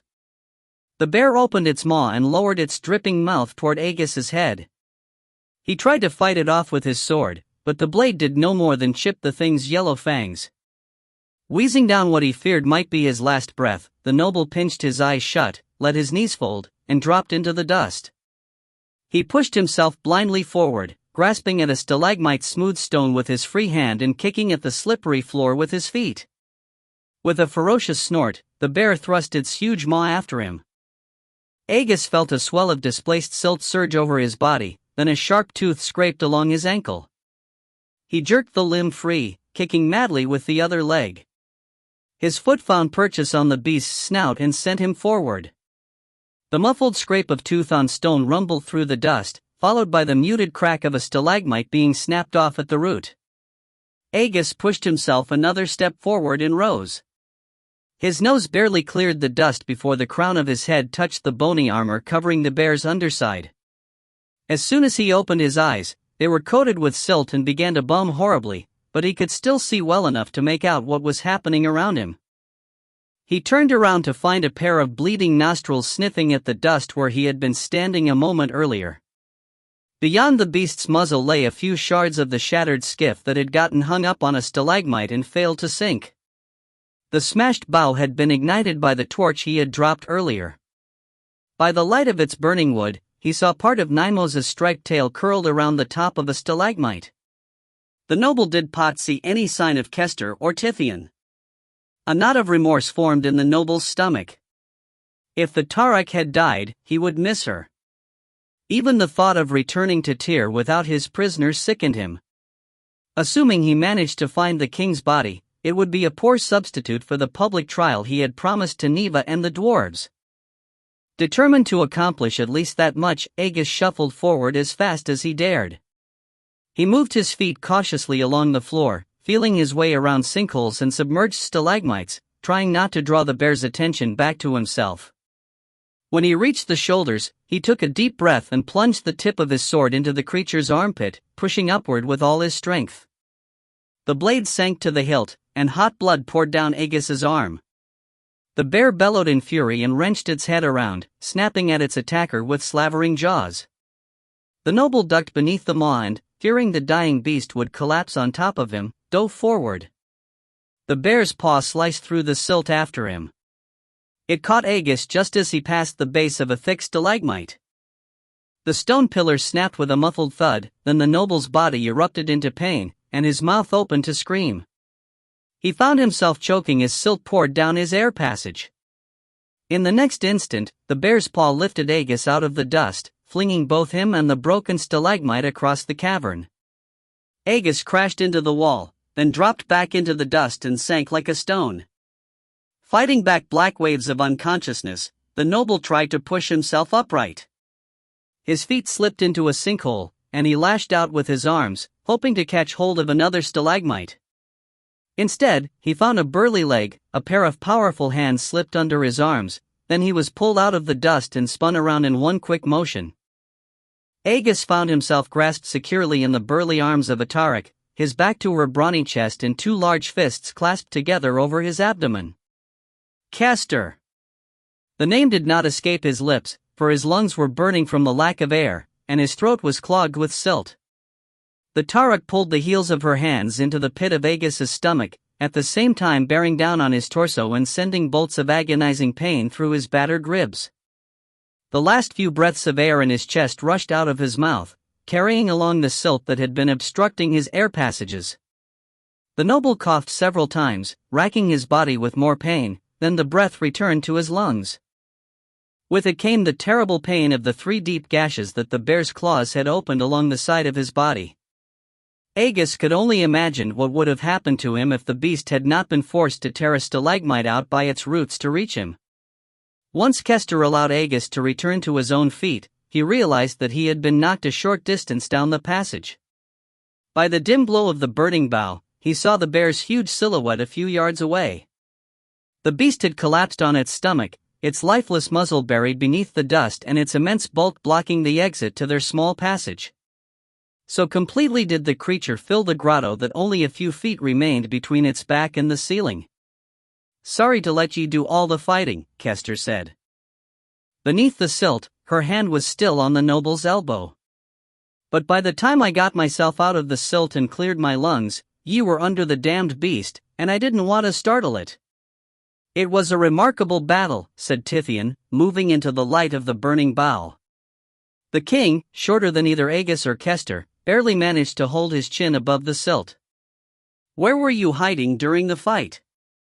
Aegis demanded. He winced as a fresh bolt of pain flashed through his body. A little magic might have been helpful. And interfere with such an artful display? "Never," Tithian replied. "I saw Rikus kill a half-dozen bears during his time in the arena, and not one of those kills was as clean as yours." Aegis narrowed his eyes, but he saw no point in commenting on the king's cowardice. Instead, he said, "Let's get Nymos and go." "We can go," said Tithian. "But there isn't much of Nymos to take along." "What do you mean?" Aegis asked. Castor's eyes grew sad, and she shook her head. "The bear's first blow took us amidships, right where he was sitting. If you want to bring him along, you'll have to collect the pieces first," Tithian added. He moved past the noble and picked the Josel's tail off the other side of a stalagmite, then offered it to Aegis. "Personally, I don't think it's worth the time.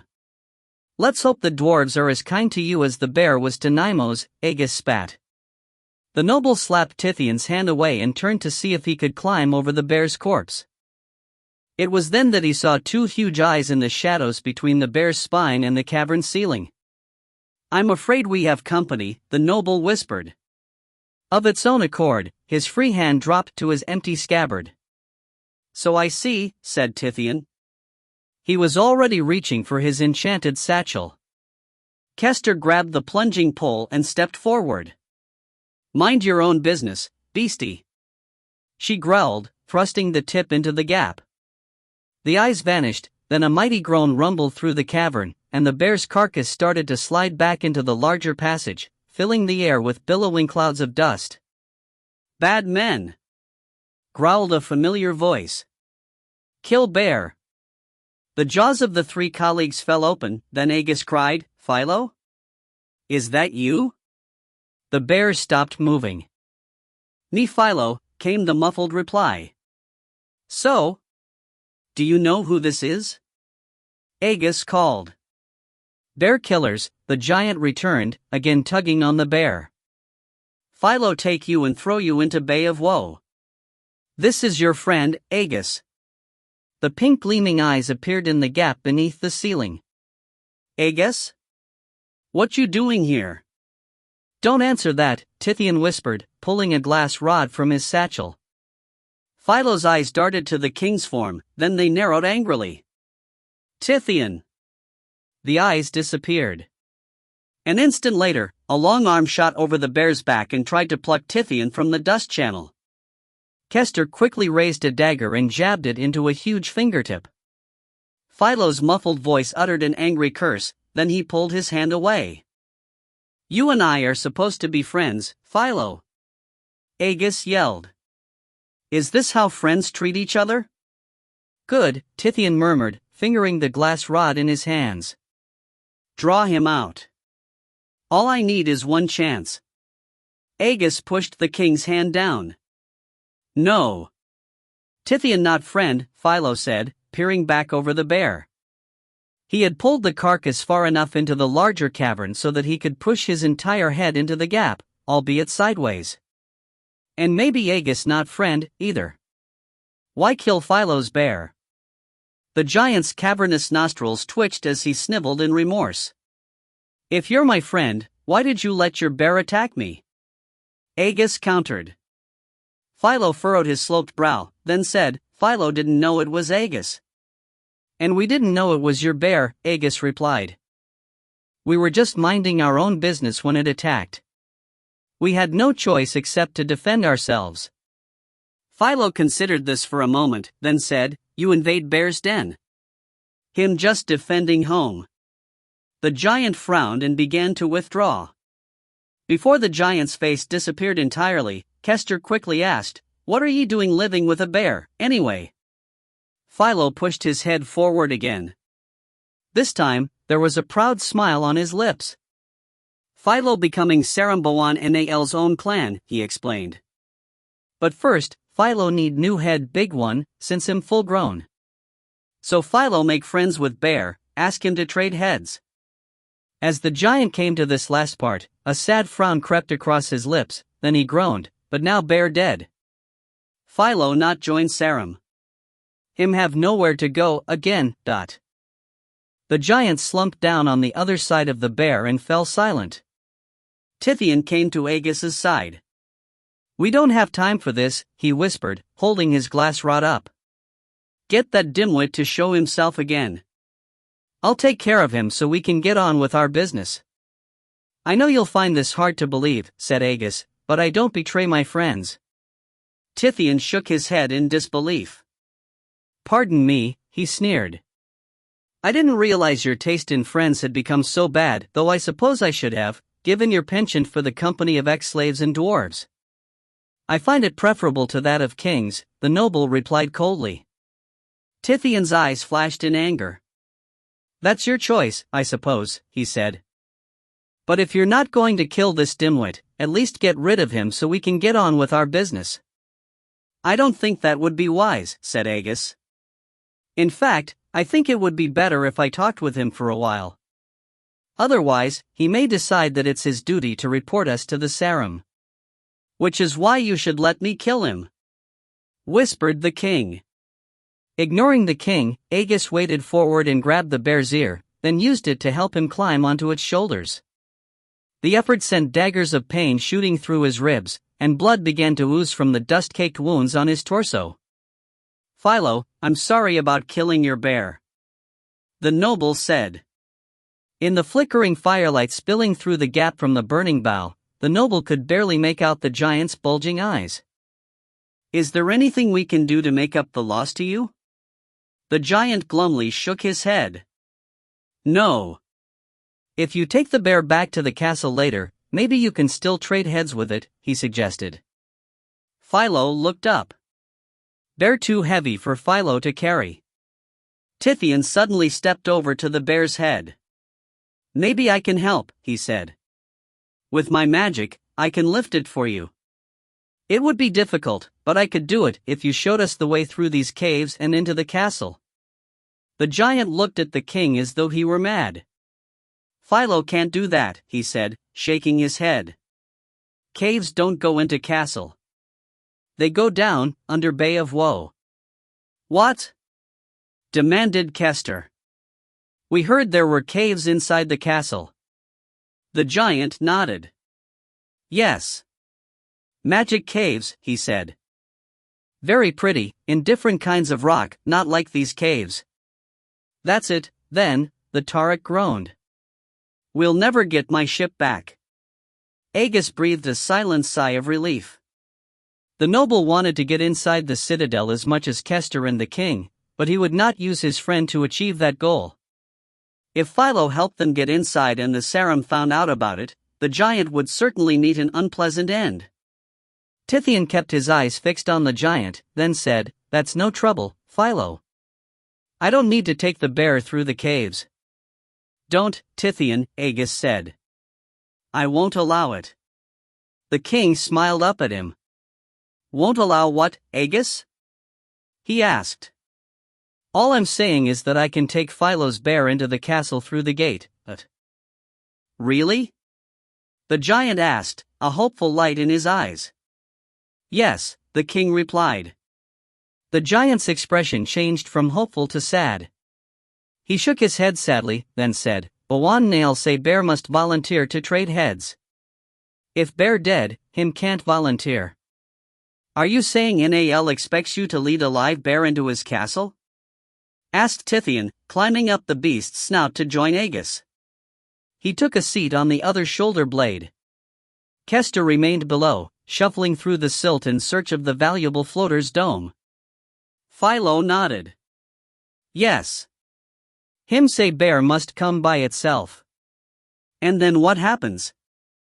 Inquired the king. Magic. They cut bear's head off, then they cut my head off, and we change, said the giant. He lifted his chin proudly, then he added, after that, Philo beast head. I see, said Tithian. And you've seen this ceremony performed? You've actually seen a Sarum let Nael chop his head off? Philo frowned. No. So you haven't seen him replace it with a beast's head, either? The king asked. The giant shook his head. No, not yet. But of course you're going to, Tithian said. I mean, before you let him chop your own head off. Philo looked concerned. Why you ask?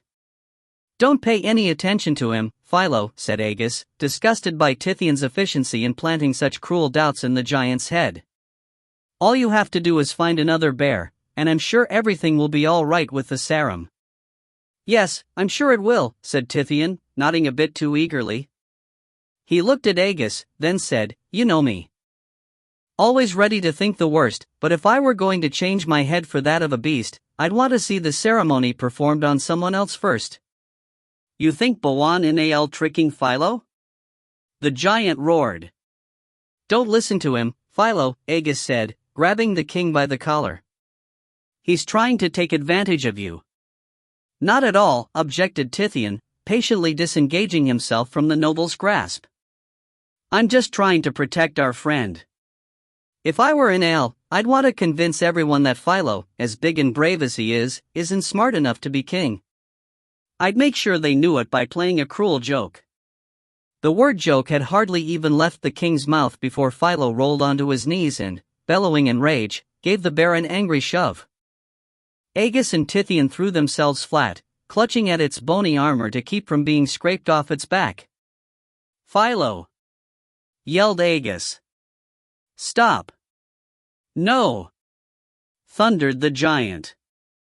He rolled away from the carcass and started to crawl into the larger cavern. Philo mad. Been tricked enough. Go kill Nael.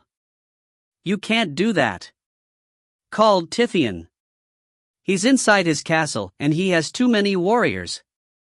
Not stop Philo. He shouted over his shoulder. Philo too strong and brave. Him chase Nael out of castle. As the giant disappeared into the darkness, the clatter of shifting rocks echoed through the huge cavern, punctuated by the occasional snap of one of the bones or timbers littering the floor of the chamber. "See what you've done?" Agus growled, crawling toward the bear's rear quarters. "You should have let me handle this my way, without lying or playing off his fears." "How was I to know he'd go mad?" countered the king. "Besides, can you be sure I'm wrong about Nael?" The noble did not answer. Instead, he slid down the bear's backside and onto the floor of the larger cavern. The silt here was no more than waist deep, though the sloping floor beneath seemed much more broken than had the one in the smaller passage. "Philo, wait!" Agus yelled, his voice echoing through the huge chamber. "How do you know Nael is tricking you?" "Everybody always tease Philo," came the reply, well ahead and to the noble's left. "Not me," Agus called, waiting after the giant. He stumbled on a submerged rock, but caught himself before he fell. "I've always been honest with you, haven't I?" The echo of clattering stones fell silent, suggesting the giant had stopped crawling. "That true," said Philo. "You never play joke on Philo." "Then maybe Nael isn't either," said the noble. "If you attack him, you might be hurting someone who really is your friend. You won't know until you test him." A timber cracked as the giant turned around. "Test?" he called. "How?" "Perhaps Tithian and I can make the bear look like it's still alive," Agus said. "We can take it into the castle." "What for?" the giant asked. "We'll see how Nael reacts to seeing you and the bear," Agus explained. "If he isn't surprised at your return and prepares the ceremony, we'll know he was telling the truth about changing heads." "Nael get mad when him see bear is dead," Philo objected. "No," Agus replied. "I'll be very close to you. When I know Nael wasn't tricking you, I'll tell you a secret about the Jorsh that will make him happy with you, just like I did when I told you about the Balkan fleet." If he had to keep this promise, the noble would harbor no guilty feelings about betraying Magar's plan. Because he and his companions had agreed to go along with the sachem's plan only under the threat of the direst consequences, Agus did not feel honor-bound to do as the giant demanded. "That good," said Philo. "But even if you make him happy, Bawan Nael still kill you and your friends. Him not like little people on Libdos." "Thanks for worrying about our safety," Agus replied. "But after you tell Bawan and Nael the secret, you aren't responsible for what he does. That's between him and us." If Agus want, Philo agreed. "But what if Nael playing trick on Philo like Tithian say?" "That will be even better," Agus said. "Then the joke will be on him." 9. Castle Feral. "Stop there," ordered a woman's hissing voice. Philo obeyed, halting at the edge of the rocky isthmus. It was not an easy task for him, since each of his feet was almost as wide as the narrow neck of land. He had to stand with one in front of the other, making it hard to retain his balance. "Who that?" he asked. There was no answer. Philo frowned and squinted ahead. The moons had risen high enough to cast a pale light over the broken ground before him, revealing a gravel apron strewn with boulders and drifts of silt. Farther ahead, at the mouth of a gulch coming down from the peninsula's summit, a pair of square towers flanked the castle gates. The woman who had spoken was not visible in the tower windows, or anywhere outside the gates. "Where you at?" As the giant peered into the dim light, his foot slipped off the isthmus. He nearly fell, saving himself only by hopping forward onto the apron. The bear quickly moved forward to stand at his side, and he laid a restraining hand on its shoulder. Philo found it difficult to think of the beast as dead. To him, it looked the same as it had a few hours earlier, before his friend Agus had killed it by mistake. It moved with the same powerful sway to its shoulders, voiced the same deep-throated rumble when he walked too fast, and even reeked with the same rank odor of half-digested flesh. If the giant had not been the one who pulled the vital organs out of its torso, he might have forgotten that Agus and the others were inside. The noble was using the way to make the bear walk, roar, and even twitch its ears. Tithian was using his magic to hide the death wound beneath the beast's leg, as well as the slit they had opened in its belly so Philo could clean it. "Philo come back with bear," the giant announced. "Ready to change heads." An indistinct shape stirred in front of gate, then stepped forward. The giant quickly recognized the form as that of a female serum. Save for an ochre breechcloth, she was entirely naked, with a willowy build and pebbled skin that had changed color to camouflage her against the gate's veneer of yellowed bone. The sight of her lithe beauty stirred a primal desire in Philo, though the sensation filled him with melancholy loneliness rather than excitement or hope. He knew better than to think such a woman might share her heart with an ugly half-breed like him. The woman stopped less than a pace away from Philo. She had the wedge-shaped head of a chameleon, entirely covered by small rough scales and with a broad flange of skin flaring out from the base of her jaw. Conical eyes bulged from the sides of her head, each moving independently and covered by a thick lid that left only a narrow peephole exposed at the tip. Ridges of serrated bone lined the inside of her crescent-shaped mouth, and from the tip of her snout sprouted a wicked-looking horn of gray bone. "We weren't expecting you, Philo." As she spoke, a club-shaped tongue flickered from between her lips. "Why?" demanded Philo, watching her for any sign that might suggest she was secretly laughing at him. "Brita think stupid Philo can't find way back?" Brita fixed both her peepholes on the giant. "No," she said. "But it's not often a convert brings his animal brother to Castle Feral so quickly." The woman began to circle him, taking care not to step within paw's reach of the bear. "Especially not when it's a beast like this." Philo felt a cold lump forming in his stomach. Agus had taken great pains to explain that he would be killed if someone discovered 3 men hiding inside his bear, but the giant knew his friend was sorely mistaken. The beast heads, more brutal than the noble could imagine, would not settle for mere death. Despite the danger, the half-breed did not even consider abandoning Agus's plan. When the serum had taken him in, a warm, secure feeling had come over him. For the first time in his life, others had looked at him as something other than an unwelcome outcast. The possibility that his acceptance by the serum had been a cruel joke was his deepest fear. Now that Tithian had suggested the possibility, he could not ignore it, any more than he could have ignored a lirr gnawing on his ankle. "Nothing wrong with Bear," Philo snorted, twisting his head to the side so he could look at her. "Brita just jealous." This drew a scornful sneer from the lithe sentry. "You might want to be clumsy and rank," she mocked. "But I don't." Philo frowned. "What you mean?" "When you cross Saram's bridge, you'll change more than your head," she said. "You'll take the spirit of your animal brother into yourself. From that moment forward, his nature will be yours." Brita stepped back and waved a hand down her body. Her skin color changed from pale yellow to dark blue, her long tresses darkened to obsidian black, and her beauty became dark and sultry rather than live. "From my chameleon sister, I inherited the ability to change appearances," Brita said. She pointed at Philo's bear, then snickered. "You, on the other hand, will be ungainly and smelly." "Philo be strong and fierce." Ignoring the outburst, Brita stepped over to the bear. "He doesn't look very fierce, Tome," she said. "In fact, he seems kind of languid." "What languid?" Philo asked, knitting his brow. "Sleepy, like he was drugged," she said, focusing one of her conical eyes on the giant. "You didn't happen to slip the bud of damask cactus into his last meal, did you?" "Bear not drugged," the giant growled. "Philo not know about poisons. But he's so docile. Hardly what you expect from a ferocious bear."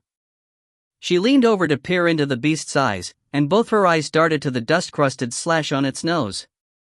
"What happened to his nose?" she asked, running her finger over the wound. Philo shifted his eyes away and ran a finger through his scraggly beard. When he could not immediately think of an explanation, he began to feel agitated and suspicious. Why Brita ask questions? He demanded. "I'm the sentry." "That's my job," she replied, keeping her attention fixed on the bear. "Why does that bother you?" Brita not want Philo to be beast-head," the half-breed exclaimed. "Not if he doesn't deserve it," said Brita, her voice spiteful and domineering.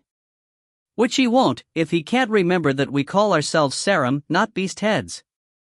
Now, what happened to your animal brother's nose?" Her threat humbled Philo.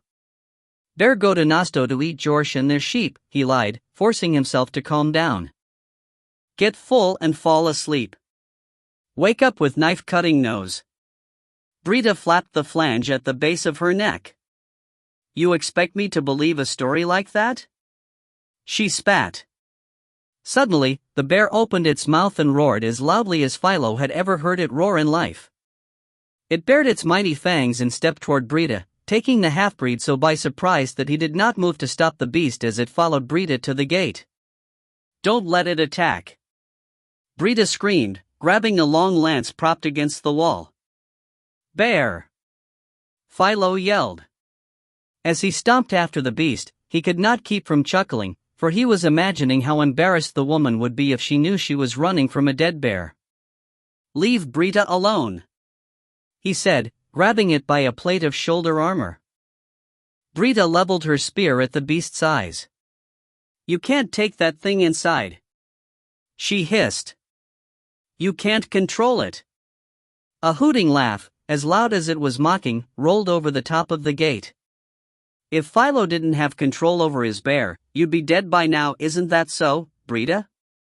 The voice sounded as deep as the sea of silt, but there was also a haunting, melodic tone to it. "Now stand aside and let our friends enter Castle Farrell." Brita folded her neck flange over her shoulders and turned her eyes toward the ground. "Yes, my Bawan," she said, stepping aside and graciously waving the half-breed forward. As the huge gates ground open, Philo looked toward the top of the wall. The giant saw Nal's owlish head peering down at him. The Bawan's face consisted of a circular mask of gray feathers, with a pair of huge golden eyes and a black, wickedly hooked beak at the center.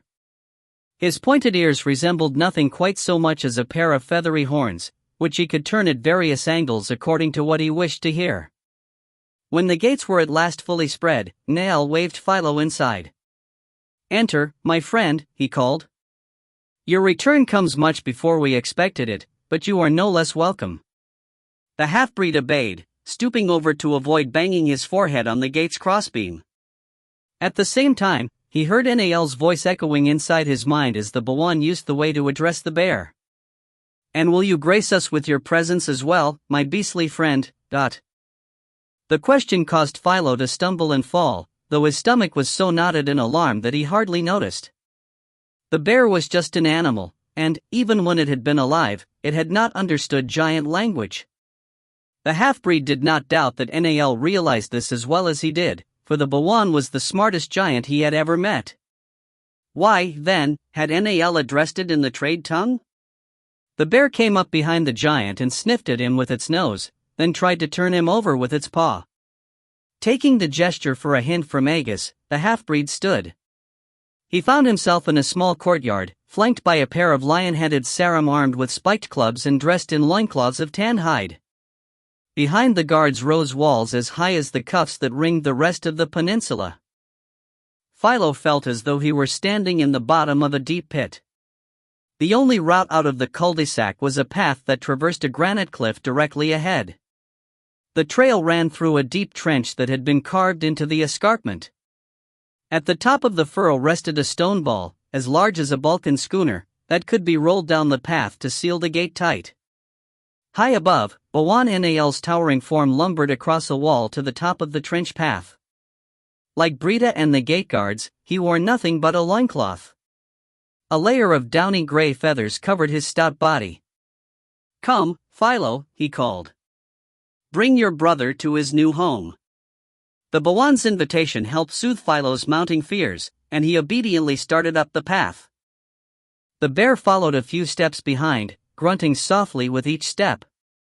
By the time they reached the midway point, the grunts had changed to a sort of labored wheeze, and the beast was stumbling more often than it should. Philo paused and laid a hand between the bear's massive shoulder blades.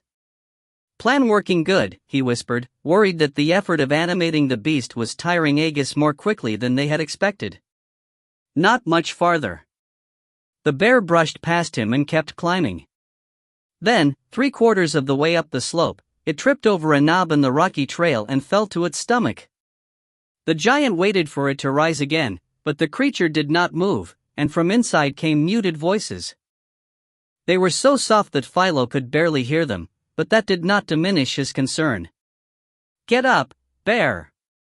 Philo yelled, banging his fist on its mighty rib cage to alert Aegis to his alarm. "Philo! Is that any way to treat a friend who's about to give up his head for you?"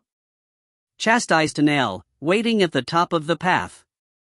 The Bawan's feathery ears were laid flat out to the sides, and his golden eyes were fixed on the bear's motionless form. "Perhaps your bear is ill." That would explain his fatigue. The half-breed shook his head. "Bear strong, but clumsy." This did not seem to satisfy Nail, who sent a query to the bear's mind, "What's wrong, my friend? Surely, you aren't afraid, dot." Again, he addressed the beast as though it could understand his words, and once more Philo's heart began to pound with fear. He looked toward the Bawan, asking, "Bear can't understand. How come Nail talked to him like that?" As the half-breed finished his question, the bear rose up on its hind legs and let out a long, furious growl that echoed off the ramparts. "I think he understands, Philo," chuckled Nail. "No bear likes being called a coward." The Bawan lifted his own head and issued a series of resonant hoots, every bit as loud as the bear's growl and just as savage. The lion-headed guards in the courtyard below answered with a pair of mighty roars, then a cacophony of wild yowls, bellows, caws, and other calls rolled off the clifftop. Even Brita screamed wildly, her hissing voice drifting to Philo's ears over the top of the gate. Nail turned to the ball at the top of the trench and banged his beak against the stone in encouragement, until the din grew so ferocious that the granite cliff itself trembled. Even the bear's body armor shook visibly. Philo laid a hand on the bear's shoulder and gently pushed it back down to all 4 feet, then led it the rest of the way up the path. When he finally stepped past the round stone at the top, Nail raised a hand to silence the maelstrom he had caused. The Bawan walked slowly around Philo's beast, then gave the half-breed an approving nod. "A handsome animal, brother," he said, taking Philo's arm and leading him into the castle interior. The place was nothing but an awful littered plain of barren rock, with at least 200 Sarum giants roaming over the stark granite. Like all the beast heads Philo had ever seen, none wore anything more than a loincloth, and sometimes not even that.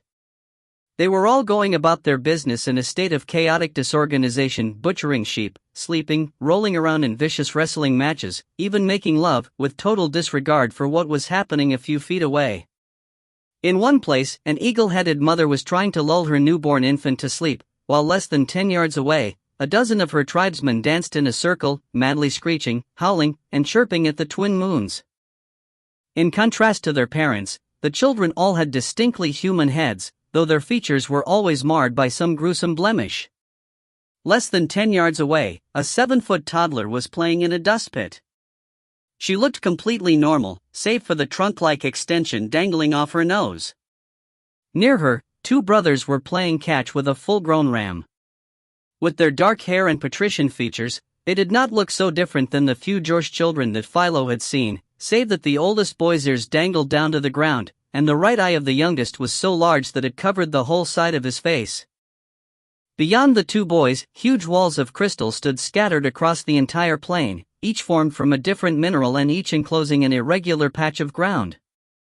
There were quartz enclosures, mica, tourmaline, and a dozen others. The compounds could not have been called buildings, for they lacked anything that looked like a roof, a door, or a window. Instead, they resembled the cactus hedges that Philo had seen around the estates of some Balikan nobles when he went to steal sheep or grain. The only thing standing higher than the crystal walls were the blocky fortifications that encircled the top of the stony bluff. The walls stood twice as high as a giant, with huge piles of stones heaped all along their foundations. These mounds were interrupted only occasionally, by rough-hewn staircases or murky doorways that led to the hanging turrets outside the castle.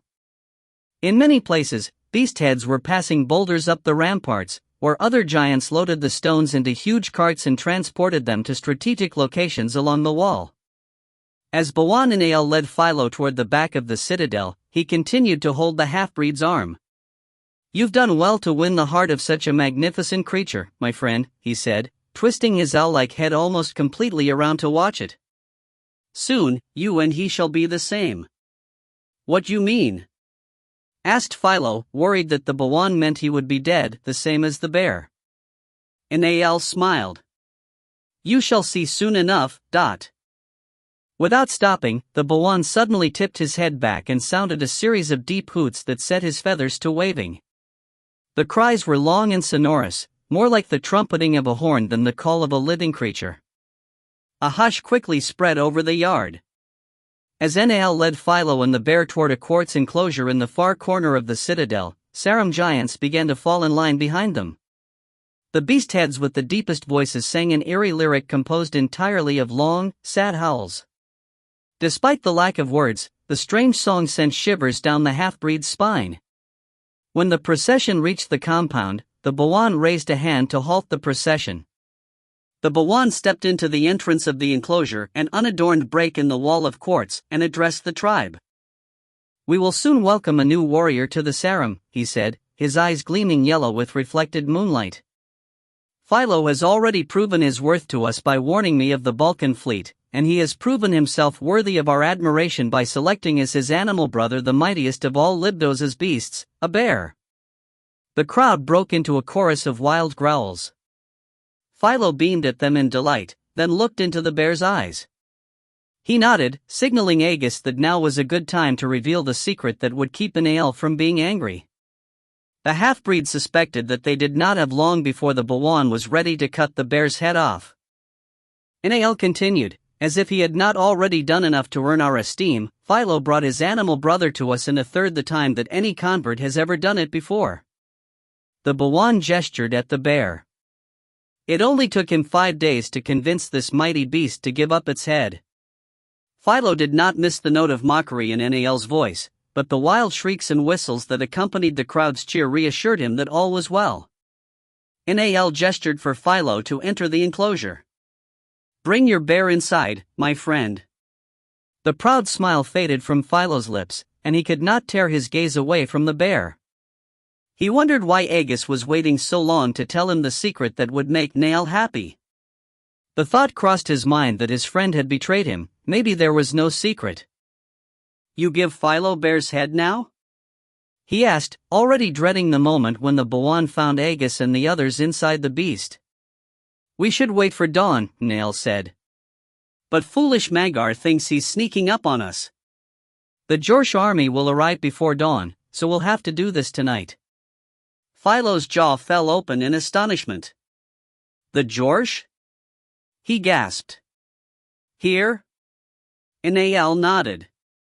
"It's taken a long time for them to get up the nerve to attack, but our losses to the Balikan fleet finally gave them the courage," said the Bawan.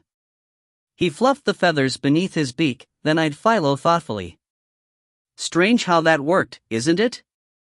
The giant furrowed his brow. "How what work?" "Sachem Magar and I had an agreement. If the Balikans interfered in our war, we were to suspend our fight and attack Balk." Ael reached behind the enclosure wall and grabbed an axe. It had an obsidian blade as large as a schooner's keelboard. "But instead of attacking Balk, the Jorsh are sneaking up on us." The Bawan yelled, obviously angry. "Nasty Jorsh."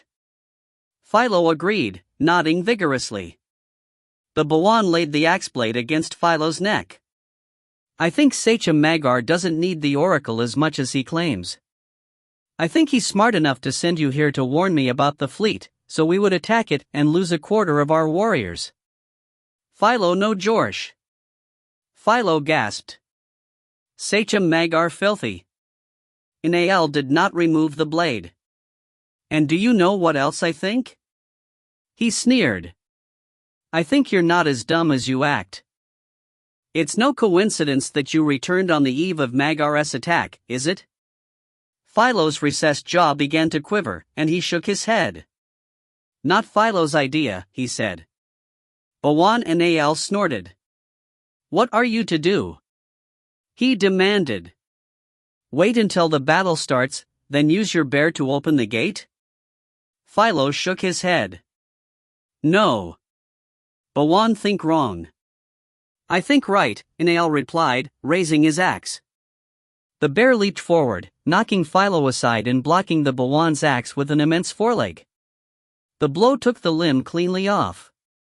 A trickle of cold blood spilled from the dead beast's wound, and it crashed face-first to the stony ground. Instantly, a dozen Saram warriors jumped on its back and began prying at its bony armor. The half-breed stepped toward the bear, then abruptly stopped. He still did not know whether Nal had been lying about making him a Saram, so he couldn't decide whether he should try to correct the misunderstanding or attack Nell. As Philo contemplated his decision, the dead bear tried briefly to stand.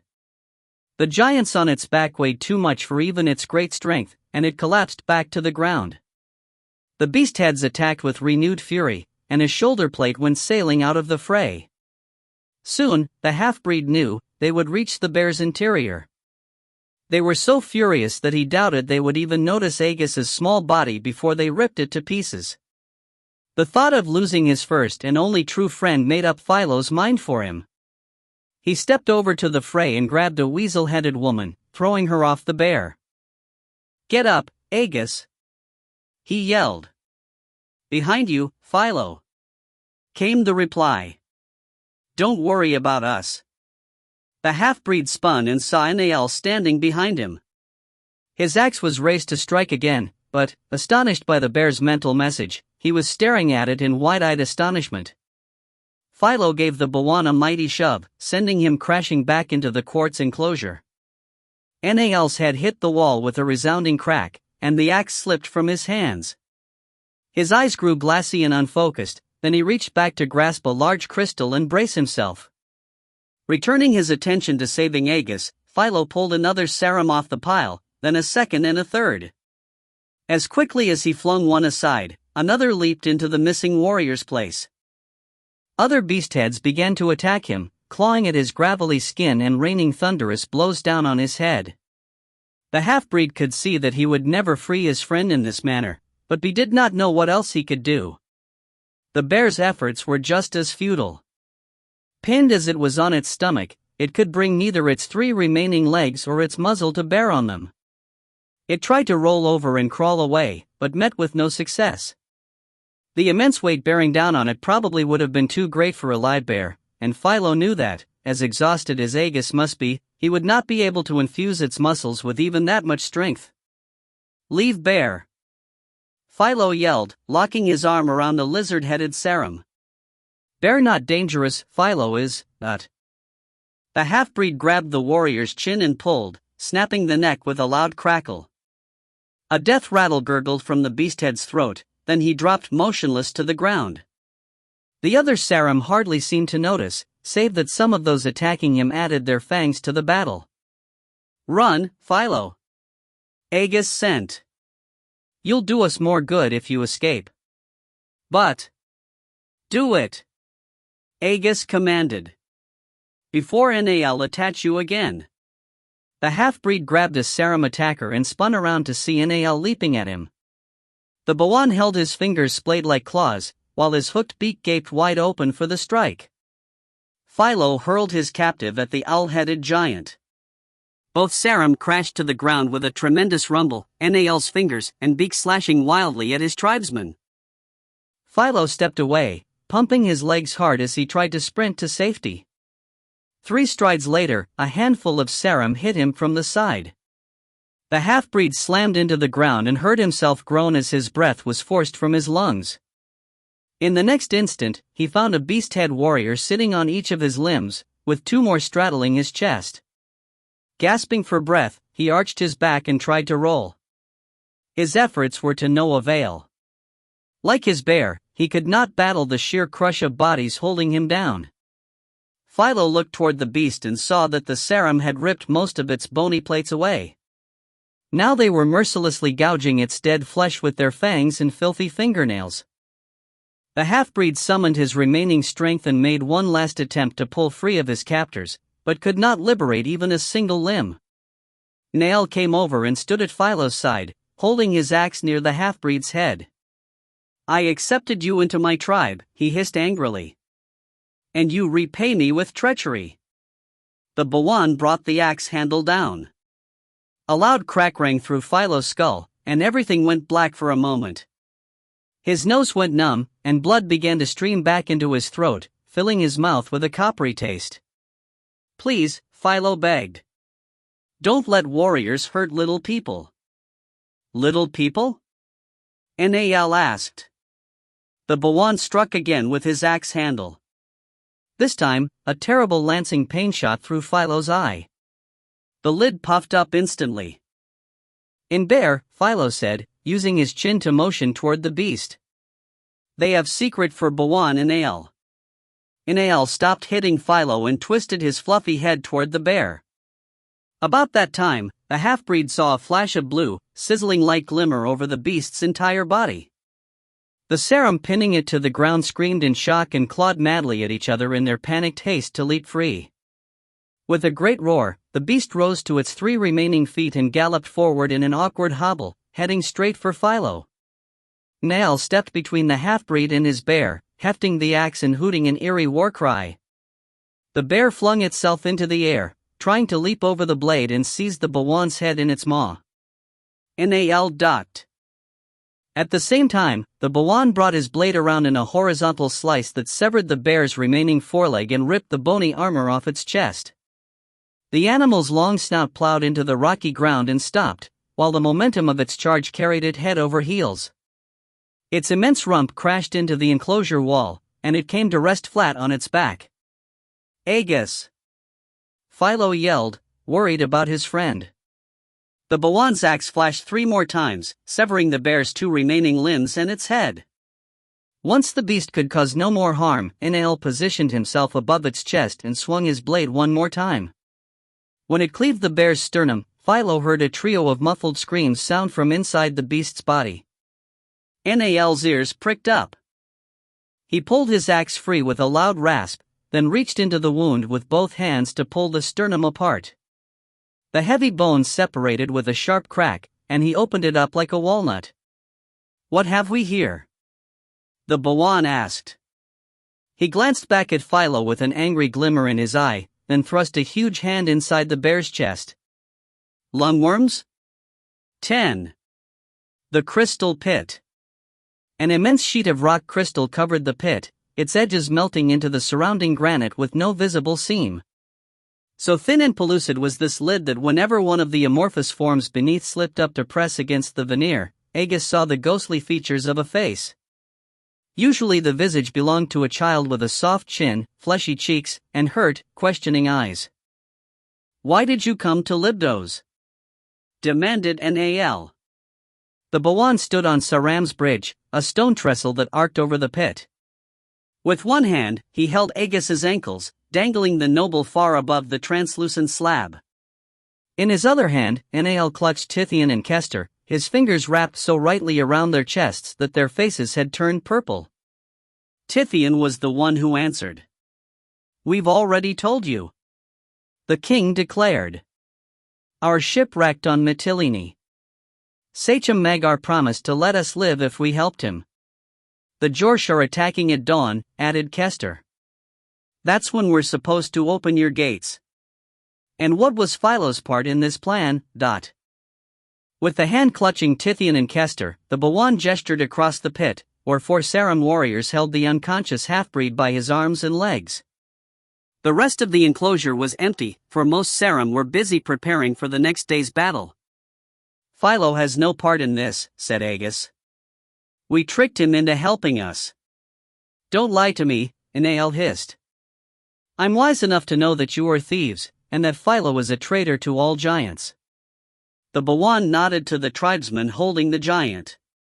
"Show our guests what awaits them." The 4 warriors pitched Philo's battered body onto the pit. The slab did not shatter or even crack, but merely sagged under the giant's great weight. The half-breed lay on his back, covering the silvery sheet almost completely, with his hands and feet hanging over the edges. Beneath him, the ghostly faces pressed their lips and noses against the sheet, their muffled voices crying out in the high-pitched tones of excited children. Many of the Sarum backed away from the hole, covering whatever passed for ears on their beastly heads and turning away with fearful expressions on their faces. After a moment, Philo began to sink, slowly passing through the rock crystal. The faces began to swirl around him in blurry, saffron streaks. Then, as his shoulders and knees melted through the slab, the half-breed fell free and plunged into the hole. The ghostly countenances streaked into the darkness after him. "The giant you just killed never intended you anything but good," Agus yelled, glaring up at Nell. "That is for me to decide," the Bawan replied. "Besides, I doubt Philo is dead, though he'll soon wish he were." "What do you mean?" Agus demanded.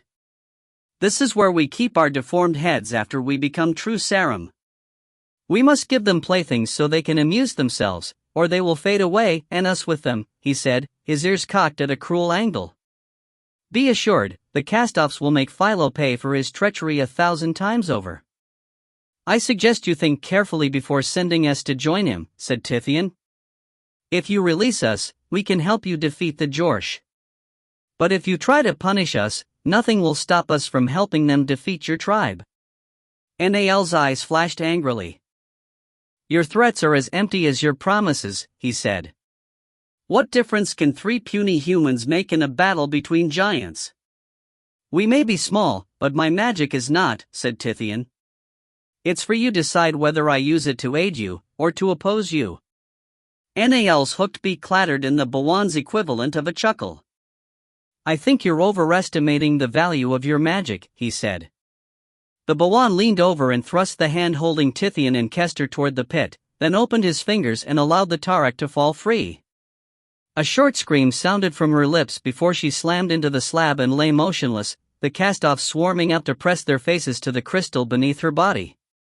"If you are so powerful, save her," said Nal. Tithian tried to pull his arms free. Nal continued to hold him tight, preventing the king from reaching for his spell components or making any mystical gestures. "Loosen your grip," Tithian ordered. "I need my hands to use my magic." "How unfortunate for your Tarak friend," sneered the Bawan, watching Kester's stunned form slowly rise to her knees. "I don't think I should trust you with free hands." On the crystal lid, Kester rose to her knees and crawled toward the edge. She had traveled only a short distance before her arms and legs melted into the rock crystal. The Tarak snarled in frustration and looked up at Agus. "I never should have taken your silver," she said, slipping the rest of the way through the lid. After she vanished into the abyss, Nal turned Agus right side up, then lifted him and Tithian to the level of his golden eyes. "Now, tell me what you thieves want with the oracle, or you will join her." "We have no interest in the oracle," Agus said. "It's the Jorsh." "Don't deny it," snapped the Bawan. "Saram has told me that humans seek it." "Saram said that?" Tithian asked. "Why would he think we want your oracle?" Agus realized the answer to the question almost before the king had finished asking it. The oracle had to be the same thing as the dark lens. It was the lens that the ancient dwarf and his partner had stolen from the pristine tower so many centuries ago, and only it would be so important to them that they were still keeping a watch over it 1,000 years later. Probably, the noble reasoned, they had brought it here for safekeeping, and the artifact had eventually become a central focus of giant culture. "Saram does not explain his reasons to any giant, even me," Nal said, answering Tithian's question. "But to doubt him would be foolish." "Of course, as it would be to doubt Jorsh," Tithian replied, nodding with exaggerated sincerity. "We know that even in Tyr. We also know that they're the dwarves who stole the dark lens, what you call the oracle, from the pristine tower." "How dare you say such a thing?" Nal roared, indignant. "Saram and Jorsh were the first giants, not dwarves." Agus raised his brow, suspecting that both Tithian and Nal were correct. From the Book of the Camelot Kings, he knew that Saram and Jorsh had been the last dwarven knights. But, as the birthplace of the dragon, the pristine tower had become a dangerous and magical place, where living beings were transformed from one kind of creature into something as different as it was hideous. Given that the two dwarves had penetrated to its very core, it seemed likely that they had come out as something else, in this case, giants. The race of Joorsh and Saram is not important, Tithian said. What matters is that they were thieves. We've come to reclaim what they stole for the rightful owner. Aegis frowned. There's no need for lies, he said. The truth will work better here. Tithian fixed a murderous gaze on the noble. I agree. That's why I am being honest, this time. He looked back to Nal. I'm here on behalf of the true owner of the Dark Lens. How can that be? Scoffed the Bawan. Saram has said that Rajat fell more than 1,000 years ago. Tithian gave the giant a confident smile. If you know the history of Rajat, then you also know who defeated him, and therefore who has the right to his property. You can't mean Boris. Aegis gasped. Even you couldn't sink to such depths of corruption. It's not corruption for a king to do what he must to save his city, Tithian replied. You care nothing for Tyr. The noble accused, noting that Nal was silently watching the exchange with rapt interest.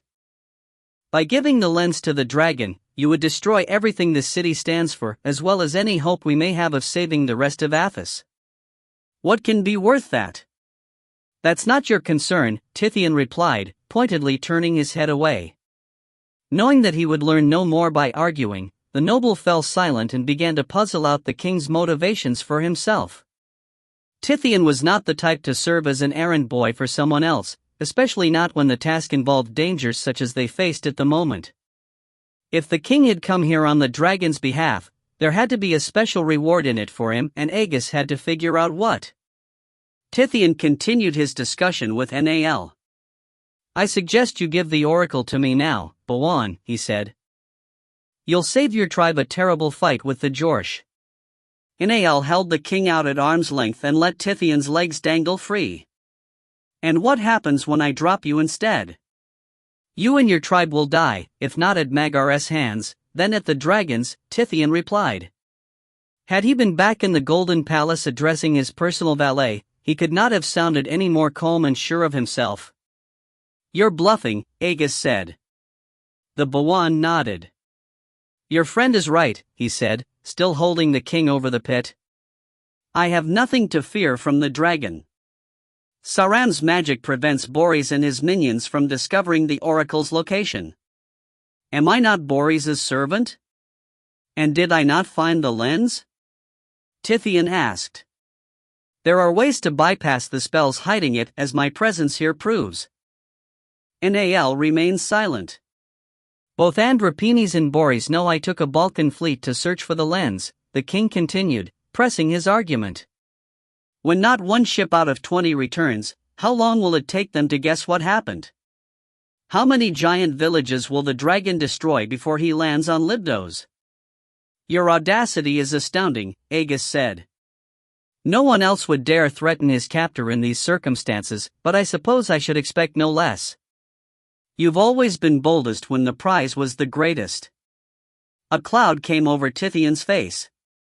I warn you, don't interfere. Interfere with what? Demanded Nal.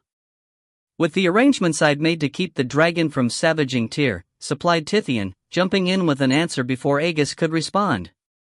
Pay him no attention. Nothing he can say will change what I've told you. Aegis did not correct the statement, for if Nal was the kind of ruler who would allow himself to be intimidated, anything the noble could say would only make matters worse. Still, Aegis perceived the lie behind the words, for he had long been suspicious of the purpose behind the king's preoccupation with sorcery and the way. Now, it had become apparent that Tithian lacked only the dark lens to convert his dream into a nightmare for Tyr. After considering Tithian's words for a moment, Nal said, I wish to know what prize you expect to earn by giving our oracle to the dragon. All you need to know is that in the end, you'll give the lens to me, or the dragon will take it from the ruins of your citadel, Tithian countered. The choice is yours. The Bawan's neck feathers ruffled. I've heard the truth in what you've said, Tithian, he said. And before this is over, I'll also hear the truth in what you haven't said. It disappointed Aegis to see Nal restraining his anger, for it meant Tithian's threats had affected him. I'm sure you'll find what the king hasn't said more interesting than what he did, Bawan, said Aegis. But first, it would serve you well to hear me out. I've also come to Libdos seeking use of the dark lens, but my purpose is to kill the dragon, not serve him. Only then can we return Athos to the paradise it once was. Kill the dragon? Nal muttered, incredulous. My friends have already gathered 2 of the things we need, Aegis replied. We have an enchanted sword forged by Rajat himself, and our sorceress has been imbued with the magic of the pristine tower. All we need now is the dark lens. And what magic will keep the cast-offs in their cave after you take the oracle away? Nal demanded. The same magic that keeps them in the caves when it's the Jorsha's turn to keep the lens, Aegis countered. Mytilene is only a wait of 3 days away from Libdos, and even at that distance the magic is weakened. Many cast-offs escape and harm my serum, he said. If I allow you to take the oracle farther away, my tribe will be destroyed as surely as if the dragon took it from us. Perhaps we can find another way to keep them at bay, Aegis insisted. This is for the good of all Athos, but what do I care about Athos? Nal replied. My concern is the serum first, and all giants second. Killing Boris benefits giants, too. Aegis objected.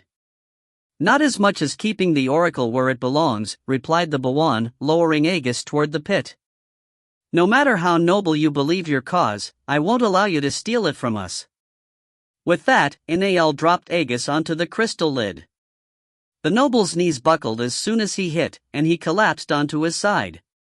The surface seemed curiously warm, and Aegis could feel it buzzing with the flow of energy. Below his cheek, cast-offs began to press their faces against the translucent surface, and he could hear them crying in the lonely, frightened voices of young children. Aegis closed his eyes. Although he had not been able to use the way to help Philo or Kester, he hoped to save himself by buoying his body on its surface, much as Damras had shown him how to float a ship. He felt the familiar tingle of energy rising from deep within himself, then a brilliant flash exploded inside his mind, bringing with it the blaring clamor of 1,000 trumpets. The noble's mind ruptured into unbelievable agony, and, though he could not hear it over the terrible din inside his head, a horrid scream rasped out of his throat. Every muscle in his body erupted into fiery pain, and a wicked, cramping torment filled his stomach. He tried to open his eyes, but found it impossible. From somewhere above him, he heard Bawan Nal laugh. That's but a small taste of the oracle's power, the serum said. Do not call on the way again, or the anguish you feel will be 100 times worse. The pain vanished as quickly as it had come, leaving Aegis soaked in cold sweat and gasping for breath. A freezing chill ran through his body. He opened his eyes and found himself half submerged in rock crystal. One side of his body had already passed through the translucent cover. It was visible only as a pinkish blur, and it was as numb as ice. The noble looked up and was surprised to see Tithian watching him with a remorseful expression, then he dropped into the abyss. Aegis plunged downward for what seemed like forever, his gaze fixed on the translucent cover above, his terrified screams breaking against huge quartz crystals growing out of the granite walls. The cast-offs streamed after him, their mask-like faces strangely detached from any semblance of a head and glowing in the darkness like 100 moons. Aegis crashed into something pulpy and warm, stopping with a terrifying abruptness that sent a fiery ache burning through his abdomen. His head smashed into a bony rib and his limbs slapped against hairy flesh, then a deep grunt echoed off the walls of the pit. Aegis found himself cradled in Philo's midriff, more than a dozen yards below the pit's crystal cover. As he looked around, he glimpsed Kester's motionless form draped over the giant's shoulder, a dozen cast-offs teeming over her body. The giant's head was also being swarmed, with several glowing faces jostling for position as they each tried to slip over his visage. The noble rolled onto his stomach, preparing to stand, and found himself peering past Philo's hip into the crystalline depths of a black shaft. It occurred to Agus that the half-breed had gotten lodged far above the abyss bottom, then the searing nettle of the cast-off's touch erupted all over his body. Asterisk. Bawanael allowed Tithian a moment to contemplate Agus's fate, then pinched the king between a massive thumb and finger. Tell me what reward you expected in return for stealing our oracle, the Sarum ordered. He pressed his fingertips toward each other, painfully compressing Tithian's chest. Or must I squeeze the answer from you? What does it matter to you? The king asked. You have no choice except to yield the oracle, The Sarum's ears twitched several times, and he brought Tithian closer to his eye. You're the one without choices. As Nael's beak closed, the king heard the soft hiss of a deep breath. The Bawan's eye suddenly grew cold and still, and Tithian found his attention riveted on the yellow orb. He tried to look away and could not. Realizing that his mind was about to be attacked, Tithian visualized his defense, an unbreakable net of transparent energy, so fine that not even a gnat could slip through the mesh. At its edges, the strands were fused to the feet of a dozen huge bats, with red flame where their eyes should have been and mouths filled with venom-dripping fangs. Tithian had barely managed to move his trap into position before a glimmering white lion with wings came roaring into his mind. The creature hit at a full charge, filling the dark grotto with sizzling echoes and flashing blue sparks. The beast stretched the net across half the cavern before Tithian's bats managed to catch up and close their web tightly enough to bind the immense wings to its sides. The lion roared in rage, then plummeted straight for the deepest, darkest abyss in Tithian's mind. The king sent his bats up toward an exit. As they struggled to obey, Nael's construct changed from flesh to rock, growing heavier and heavier, dragging its captors deeper into the Tyrian's intellect. Tithian summoned more energy to enlarge his bats. The effort wore on him, but he did not stop until each bat was the size of a kestrel. If he let the lion escape, he knew it would require so much energy to recapture it that he would be too weak to counterattack. The lion's fall slowed for a moment, then the construct changed from rock to iron, doubling in weight all at once. The beast passed out of the main grotto, dragging Tithian's huge bats along into the black pit at the base of his mind. The lion opened its mouth, but it was Nael's voice that came out. Tool. He chortled. You cannot overpower me. I have the oracle. The construct began to claw at its net, pulling the bats down toward its reach. Calling on the last of his strength, Tithian tried to dissolve the mesh and let Nael's construct fall free, but he was too late. The beast had the bats by their legs, and as it continued through the darkness, it clawed and gnawed at their stomachs. Within instants, it had devoured the Tyrian's ambushers and was plunging freely toward the center of the king's mind. It did not even bother to flap its wings and break the fall. A short time later, there was a deafening reverberation as the lion's iron body struck the bottom of the pit. It gave a great roar, and golden beams began to shine from its eyes. Let's see what you're hiding down here, shall we?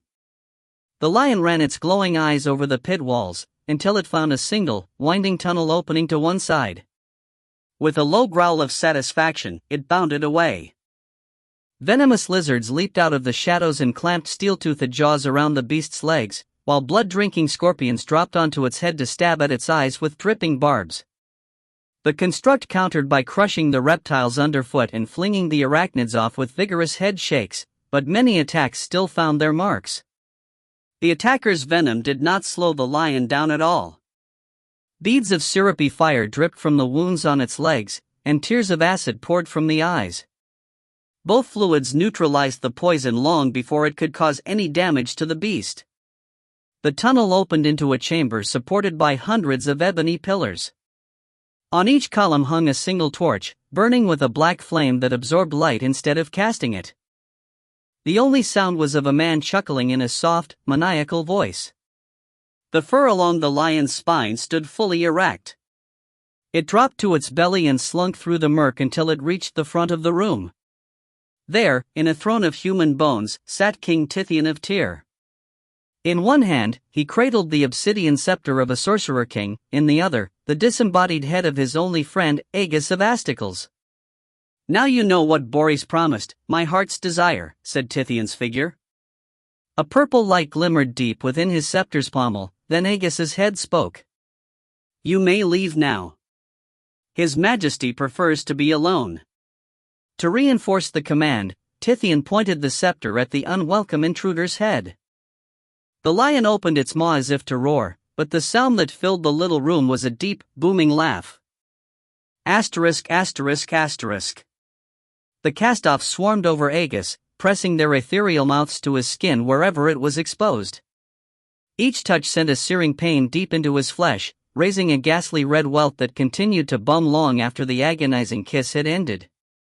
Although most of the lips pressing against him belonged to children, they were easily 2 or even 3 times the size of his own, and the blisters they left were enormous. Agus rose. Stop it! He yelled, almost losing his balance as Philo's stomach shifted beneath his feet. Leave me alone! The cast-offs rushed away from him, staring in astonishment at his upright form. How can he stand the pain? Gasped one. He must have a strong mind, said another. No, it's something else, replied the face of a button-nosed woman, one of the few visages that appeared to be an adult. It might be wiser to leave this one alone. As the faces voiced their opinions, Agus climbed toward Kester and had his first clear view of the pit. The shaft had an irregular, rectangular shape varying greatly in width. As he had noted earlier, the walls were covered with huge quartz crystals, and from the interior of each one shined a silvery light. By this pale glow, Agus saw more than 100 yellow giant skulls hanging on the walls, each carefully positioned on the tip of a crystal. When Agus reached the Tarek's side, the cast-offs descended on the noble again.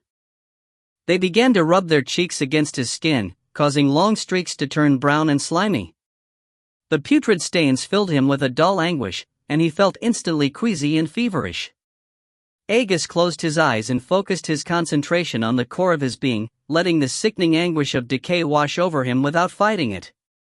He focused all his thoughts only on the mystic truths of the way, truths that allowed him to accept his pain and use it to transcend his mortal body. Once he felt in control of his agony, the noble said, "Enough games. Leave us alone, or you shall regret it." A few cast-offs stared at him in amazement, but most continued to assault both him and his friends. Agus closed his eyes and drew energy from his spiritual nexus. Soon, his tortured body buzzed with the power he needed. In his mind, the noble visualized more than 100 open hands, then opened his eyes and projected one from inside his head to each spirit's cheek. The palms struck their targets with resounding slaps, melding into the face and leaving behind black impressions of themselves. Once he had marked the cast-offs, the noble said, "That's to let you know I can carry out my threats. If I must defend us again, I won't be so lenient." Crying out in alarm, the cast-offs rose into the air and hovered above his head. Agus knelt down to examine Kester.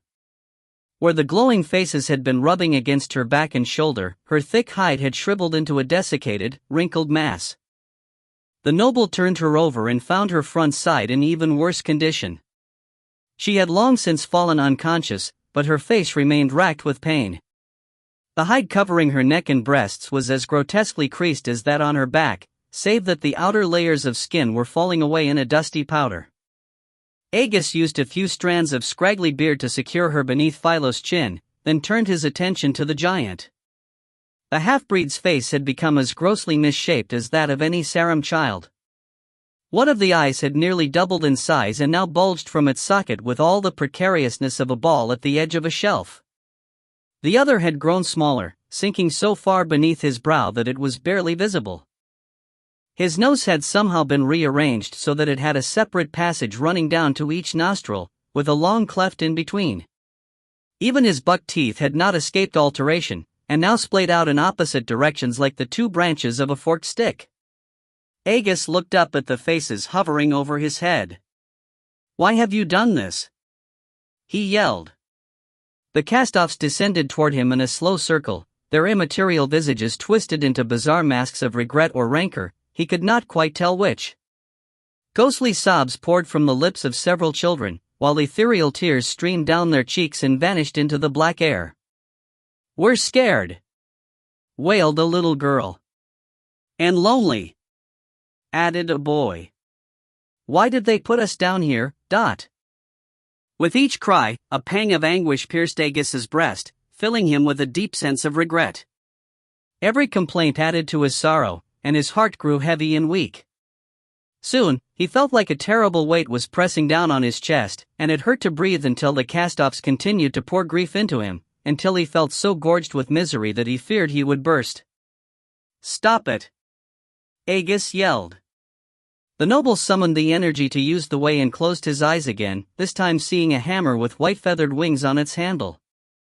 Once he had it locked firmly in his mind, he looked toward the highest hanging skull and projected the image there. It appeared an instant later, its white wings keeping it aloft with slow, graceful arcs. "This is your last warning," the noble said. When the cast-offs continued to wail, he drew the hammer back. Before he could strike, the face of the button-nosed woman who had spoken earlier descended in front of him. She looked more like a Shorsh than a Sarum, with no obvious deformities and diamond-shaped eyes that had a surprisingly gentle equality to them. "Please, don't," she said. "The grief you hear is genuine. They can't help themselves."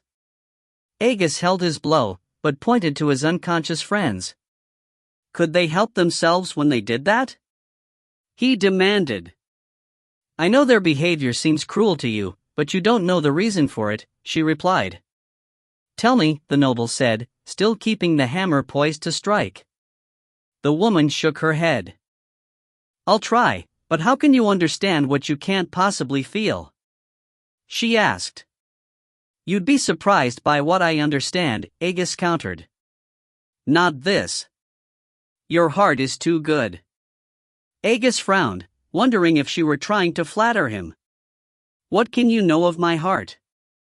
"I know that it's purer than those crystals," she replied, gesturing at the spikes of quartz growing from the walls. "Otherwise, you wouldn't have resisted the magic we draw through them." Agus glanced at the silvery glow inside a nearby crystal. "Magic from the oracle?" he asked, remembering what Nal had said about needing the lens to keep the cast-offs in the pit. The woman nodded. "It's what sustains us, and it supplies the magic that runs through the crystal lid that keeps us locked in this prison, but..." "That's very interesting, but it doesn't explain the cruelty of your friends." The woman cast a sorrowful look at the faces hovering above. "That is how children become when you lock them away," she said. "They'll take out their anger on whatever is weaker than themselves." Agus allowed his hammer to fade away. "Then if we don't want them to be cruel, I suppose we'll have to free them, won't we?" The spirit looked doubtful. "Don't raise their hopes," she said. "That isn't something you can do." "I think it is," Agus replied, craning his neck upward to study the lid. "And you can help by reviving my friends. We'll need them." As he spoke, Tithian's gaunt form landed on the crystal cover with a dull thump. A high-pitched hum reverberated through the lid, and the king's body began to pass through to the noble's side of the barrier. The cast-offs started to rush up toward him. "We'll have none of that," Agus yelled. To himself, he added, "even if the serpent deserves it." The faces stopped and looked to the button-nosed woman for instructions. "I suggest you do as he says if you ever want to return to your bodies," she said. As the cast-offs reluctantly dispersed, Tithian passed the rest of the way through the cover. He plummeted onto Philo's midriff, causing the giant's body to tremble violently. For a moment, Agus feared the half-breed would come dislodged, sending them all plunging into the dark abyss below, but the giant sank only a few feet.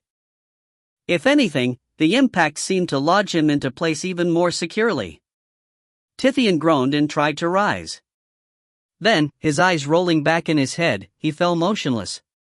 Agus slipped down Philo's chest and touched his finger to the king's throat. He felt a strong, regular pulse. "It would probably be better for Athos if I killed you right now," Agus said, using a finger to lift one of the king's eyelids. Tithian opened his eyes, then pushed Agus's hand away. "You don't have the nerve to murder me," he sneered. "But it makes no difference. Athos no longer has anything to fear from me. Why's that? Agus asked, examining the king's head for signs of a serious blow. Surely you don't expect me to believe you've decided not to go after the oracle, dot. What you believe makes no difference. Tithian yelled, grabbing Agus by the shoulders. He pulled the noble's face close to his and gasped, "That worm lied to me." "What worm?" Agus asked. "About what?" "The dragon!" Tithian cried. Inael told me. Boris can't make anyone a sorcerer king, not even with the dark lens. 11. The cracked cover. Philo's knuckles landed on target, in a blackened corner of the translucent cover. A sharp crack rang off the pit walls, and the impact reverberated through the shimmering platform upon which he stood. The lid did not break. The giant drew back his fist to try again, then suddenly cried out in alarm as the temporary floor dissolved beneath his feet. He plunged, screaming, into the abyss. Kester heard Agus call, "I've got him." A black silhouette resembling the shadow viper's forcel appeared just below the giant, stretched taut across the shaft and bound at each corner to a stout quartz crystal. Philo plunged through the shadow without slowing, vanishing beneath its dark form. Agus's curse rang off the cavern walls, then the ineffectual net dissolved. Kester saw the giant clawing and kicking at the jagged walls, ripping deep gouges into his palms and feet. One crystal broke off, sending a glittering spray of silver and crimson light shooting across the shaft. Finally, Philo passed through a narrow section of shaft and managed to bring himself to a stop. He hung motionless over the abyss, his ribs heaving and his limbs pressed against opposite sides of the pit. After regaining his composure, he looked up and fixed his gaze on Tithian. One of his eyes was still much larger than the other, but both orbs were slowly returning to normal, as were the other facial defects caused by the cast-offs. "Tithian liar!" Philo snarled, beginning the long climb back up. "Promise to hold Philo." "It was a mistake," the king replied.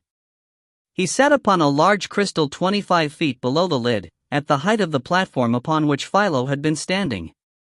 All around him hung discarded serum skulls, each covered with the translucent, mask-like visage of a cast-off. "What do I have to gain by dropping you?" "If you can float a ship, you can give Philo a place to stand," Agus growled, glaring down from his perch at the top of the shaft. "You let him fall on purpose, but you're letting your temper think for ye," Kester snapped. She had positioned herself midway between the two, where it would be easy to intercede if their quarreling erupted into a full-blown fight. "Your king wants out of here as much as we do. If he says it was an accident, it was. Tithian doesn't make those kinds of mistakes," Agus insisted. "He must have thought Philo's blow cracked the lid. That's why he dropped the giant. Ye couldn't know what Tithian was thinking unless ye were using the way on him instead of doing your own job," Kester said. She paused and pointed at the pit's crystalline cover, which was already tinged green with pre-dawn light. "If the two of ye don't work together, we'll never get out of here before dawn, and if ye let Magar sink my ship because we don't have those gates open, you won't have to kill each other. I'll do it for ye." When the noble protested no further, Kester turned to Tithian. "Can ye give Philo a steady place to stand or not?" "He's heavier than I thought," Tithian replied. Kester nodded. "I thought as much," she said. "We'll have to find another way out." "Such as?" asked Tithian. The Tarik furrowed her heavy brow, absent-mindedly rubbing her fingers over her leathery neck. The act loosened a small shower of dusty flakes, which fluttered into the darkness below. The Tarik pulled her hand away from her throat, reminded that until she fully recovered from the injuries inflicted by the cast-offs, scratching what itched was a bad idea. After a moment's thought, Kester started to descend the pit wall, swinging from one crystal to the next on her gangling arms. "If we can't go up, we'll try down," she said. "No! You mustn't!" cried Sona, the button-nosed woman who served as the nominal leader of the cast-offs. She floated over to block Kester's descent. The bones of the sacrificed animals rest down there. You can't disturb them. Kester eyed Sona warily, remembering the anguish the spirits had inflicted on her after she had first fallen into the pit. Out of my way, she ordered. No, Kester, said Aegis. We must respect Sona's wishes. I'm sure Philo can smash this lid, if Tithian gives him a sturdy place to stand. He cast a bitter glance at the king. Kester raised a brow at the noble. And how many jails have ye escaped from? I've never seen the inside of a prison, the noble replied, taken aback. Why? 'Cause I've escaped from dozens. Let me do the thinking, Kester replied. We've got to take every chance we've got, and even then we might not find a way out. There's nothing down there to help you, Sona insisted. You'll only disturb what should be left to rest. Thanks, but I'll look for myself, the Tarak said. It's too dangerous. Sona protested. The animals are a pile of old bones. They won't stop me from finding a way out of here, the Tarak sneered. She reached for the next crystal. Sona darted forward and closed her mouth around Kester's wrist. A sizzling pain shot up the Tarak's thick arm, then her fingers closed against her will. Her fist banged into the crystal for which she had reached, and she narrowly saved herself from falling by grabbing another with her free hand. A foul smell rose to Kester's nostrils, and she looked down to see a putrid green stain spreading from beneath the spirit's lips. Get this thing off me! She yelled, lifting her stinging arm toward Aegis. You've made your point, Sona, said the noble.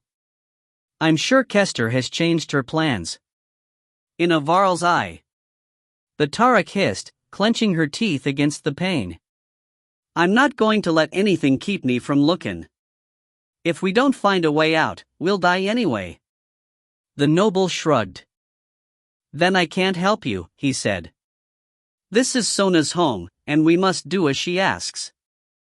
Ye faithless snake! Kester yelled, climbing toward Aegis. By me ship's name, I'll rip your arms off and beat ye dead with them. You can't reason with him, Kester, said Tithian. When it comes to questions of honor, he really is a stubborn boar. The king reached into his satchel. However, I might be able to suggest a compromise. Tithian pulled forth a pair of iron cages connected by a heavy chain. Inside the little prison sat the disembodied heads of two men, their hair pulled into long topknots. One had sallow skin and sunken features, while the other was grotesquely bloated, with puffy eyes swollen to dark, narrow slits. Sasha! Wian! Aegis gasped. He looked to Tithian, then demanded, Where have you been hiding those two wretches? That's none of your concern, Tithian replied. But perhaps we should have them levitate down to the pit bottom. They could look for an escape route without disturbing any bones, then report back to us.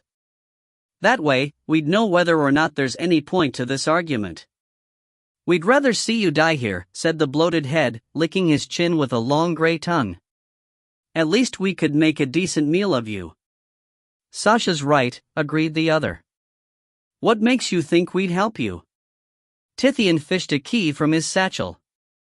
Both heads fell instantly silent, fixing their eyes on the tiny piece of carved bone. I'm willing to set you free, said Tithian. After all, we no longer have reason to remain enemies. Your personality is reason enough, sneered Sasha. His character can be overlooked if he lets us out of here, objected Wian. But what about Boris? As I recall, he told you never to let us out of these cages. I think you know about Boris, replied Tithian. As do I, now. You could have saved me a lot of trouble by telling me he was lying. A cruel smile creased Sasha's lips. And ruin our fun? He asked. Watching you play at being a sorcerer king was too amusing. Besides, would you have believed us? Asked Wian. You had to discover the truth for yourself. Then you'll help us? Demanded Kester, growing impatient with the searing pain in her arm. They will, answered Tithian, unlocking their cages. If Sona agrees to my suggestion. The spirit released Kester's arm and drifted away, leaving an ugly band of rotting flesh on the tarmac where Sona's mouth had been. As long as they're careful to touch none of the bones, she said. Otherwise, everyone in this pit will have reason to regret our compromise. The doors to their cages were barely open before the two heads floated out. They dropped into the depths of the abyss instantly, as if they feared Tithian would change his mind and return them to their cages. Are ye sure ye can trust those two? Kester asked, scowling at the pair's quick escape. I don't trust them at all, Tithian replied, hanging the empty cages over a small crystal. But if they don't come back, we'll know they found a way out. This drew a frown from Sona. If they don't come back, it'll be because they disturbed the bones, she said, returning to her perch. The spirit narrowed her eyes at Aegis, then added, until then, I suggest you work on keeping your promise. You know how limited the patience of children is. Aegis looked down at Tithian. If you fail again. I won't, the king interrupted. He returned the noble's gaze with a hint of pain in his eyes.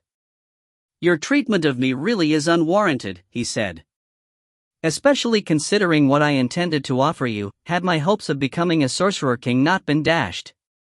I wouldn't have wanted it, the noble said. Really? The king asked. You wouldn't have been interested in an offer of life, ? For that offer to have any value, you would have had to threaten me in the first place, the noble replied. You could hardly expect me to be grateful for that. Tithian smiled patiently. Of course not, he replied.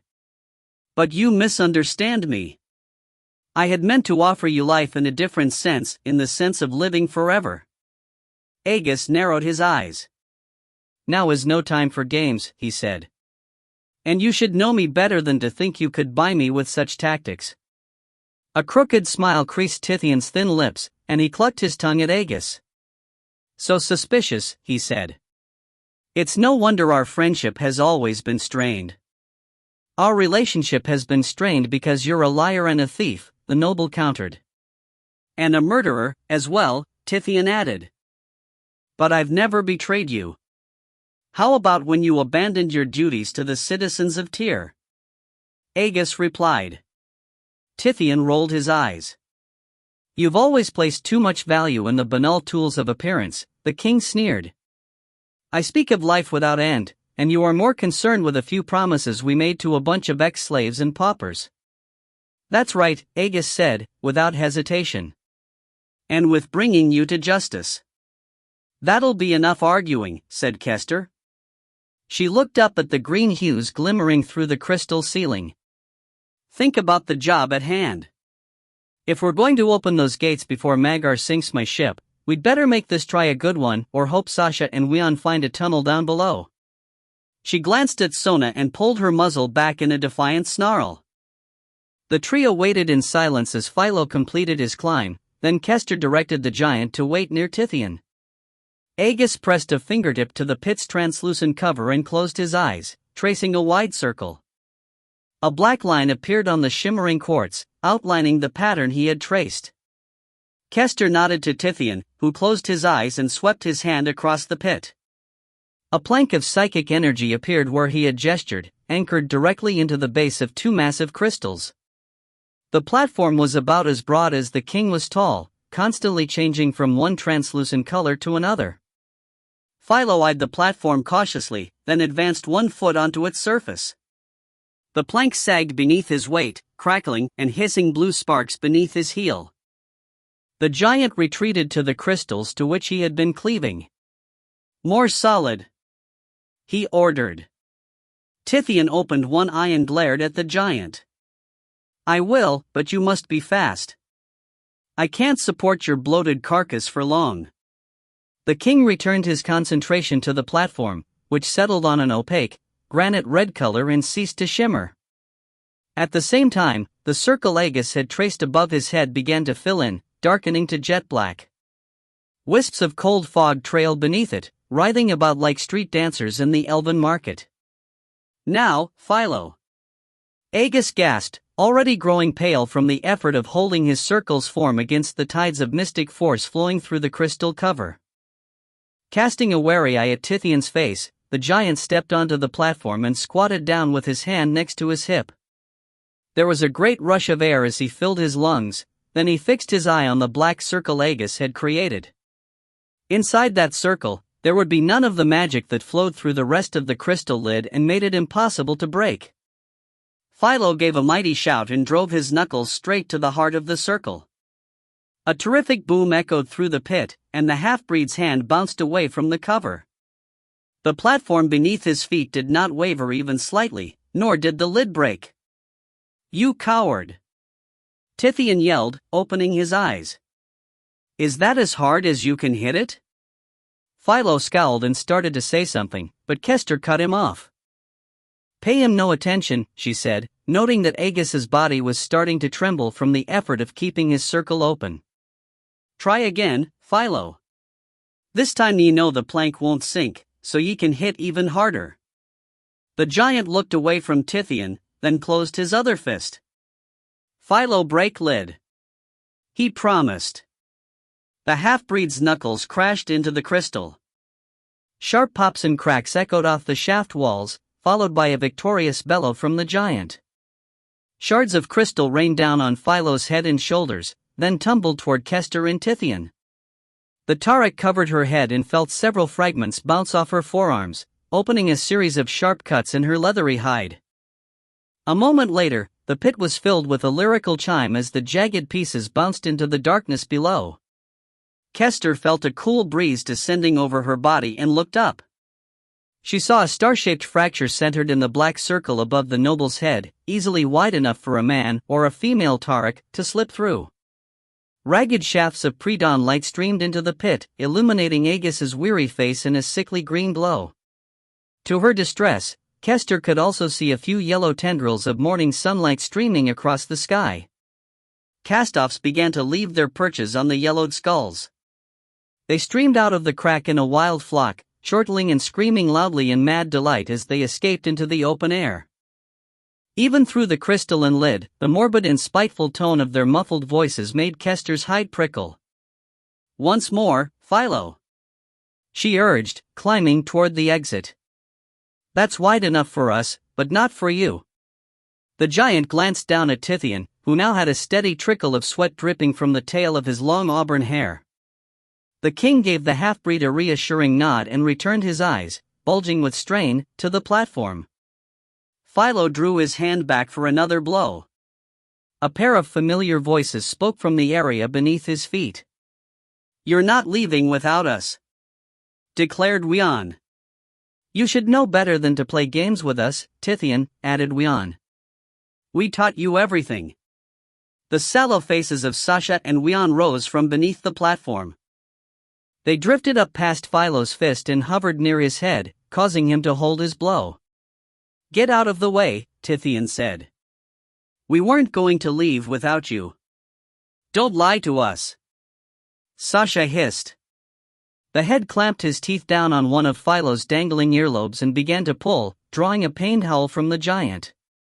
Wian bit the other one, also tugging on it. To avoid having his ears ripped away, the half-breed was forced to turn in a circle. "What do you think you're doing?" Tithian demanded. "Stop at once," Agus commanded. The only answer the heads offered was to pull harder. Blood began to stream down the sides of Philo's head, and he had to spin on his heels to keep up with his attackers. The giant slapped at the pair madly, but succeeded only in battering his own head more than theirs.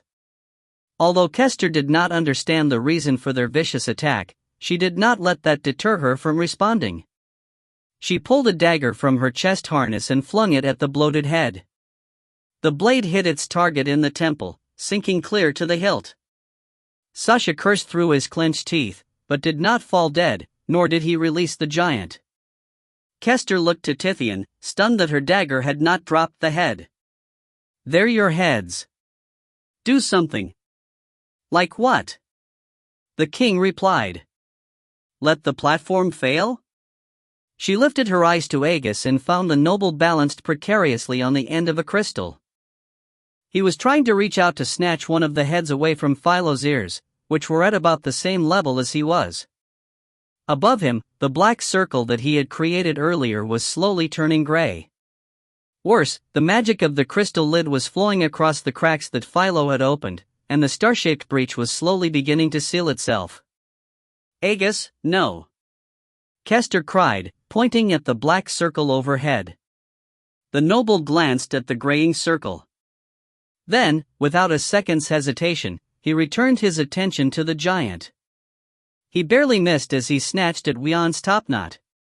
The two heads whipped their chins harshly to one side, giving Philo's ears a terrific yank. The half-breed spun around quickly, and one foot slipped off the platform. For several moments, he tottered precariously on the edge of falling. Kester reached for Mother Dagger. Sasha and Wion gave their chins another sharp jerk, and Philo stepped off the narrow platform completely. He fell with his back down, his confused cry echoing through the pit. The two heads finally released his ears and darted for the exit. Kester threw her dagger, and it sliced through Wion's cheek. Other than knocking him temporarily off course, it had no effect. Aegis nearly fell from his perch trying to grab them, but they dodged his perilous lunges and slipped through the exit, along with a small stream of cast-off stragglers. "Don't let it close, Aegis!" Kester yelled, pointing at the crack. The noble stared after Philo for an instant, then pulled himself upright and reached up to touch the graying circle. When it began to darken and the crack stopped filling, Kester breathed a sigh of relief. Only then did she look toward the bottom of the abyss to see what had become of the giant. Philo lay in the narrow place where he had gotten lodged before, the bloody tip of a sharp crystal poking through his shoulder. His eyes were glassy and vacant, though it was obvious that he had survived by the rise and fall of his rib cage as he breathed. Kester had a sinking feeling in her twin stomachs. If she knew Aegis, the giant's condition was sure to interfere with what little chance they had of opening the gates in time to save the Shadow Viper. Tithian's voice broke the uneasy silence. "I should have had Boris throw them into the fire pits of Link," he shouted, climbing past the crystal where Sona's glowing visage still clung to a yellowed skull. "I should have had Philo stand on their faces until their bones crumbled into dust." As the king reached her level, Kester asked, "Why did your heads do this?" "It makes no sense. They're treacherous ingrates." Tithian snarled, hardly pausing as he continued his climb. From the top of the pit, Sasha sneered, "Flattery won't help you now." He was peering down through the crack. Kester could see that her dagger was gone from his temple, leaving a bloodless, gray-edged wound in its place. "True," added Wion, who still had a knife lodged in his cheek. "We've already decided who we're going to let out and who we're not." The Tarik was up and climbing instantly, her powerful arms pulling her from one crystal to another with ease. When she reached Aegis's side, she did not pause even long enough to lean out and grab the edges of the hole. Instead, she simply leaped from the highest crystal, thrusting her dangling arms up rough the breach and slapping her hands down on the freezing stone outside. The Tarik drew herself into the breach, barely able to force her broad shoulders into the small opening. The sharp edges scratched and scraped at her hide, but she was more aware of the crushing pain in her rest as she tried to squeeze through. Nevertheless, through a determined combination of squirming and willing, her massive torso soon emerged on the top side of the cover. Sasha and Wion had already retreated out of sight.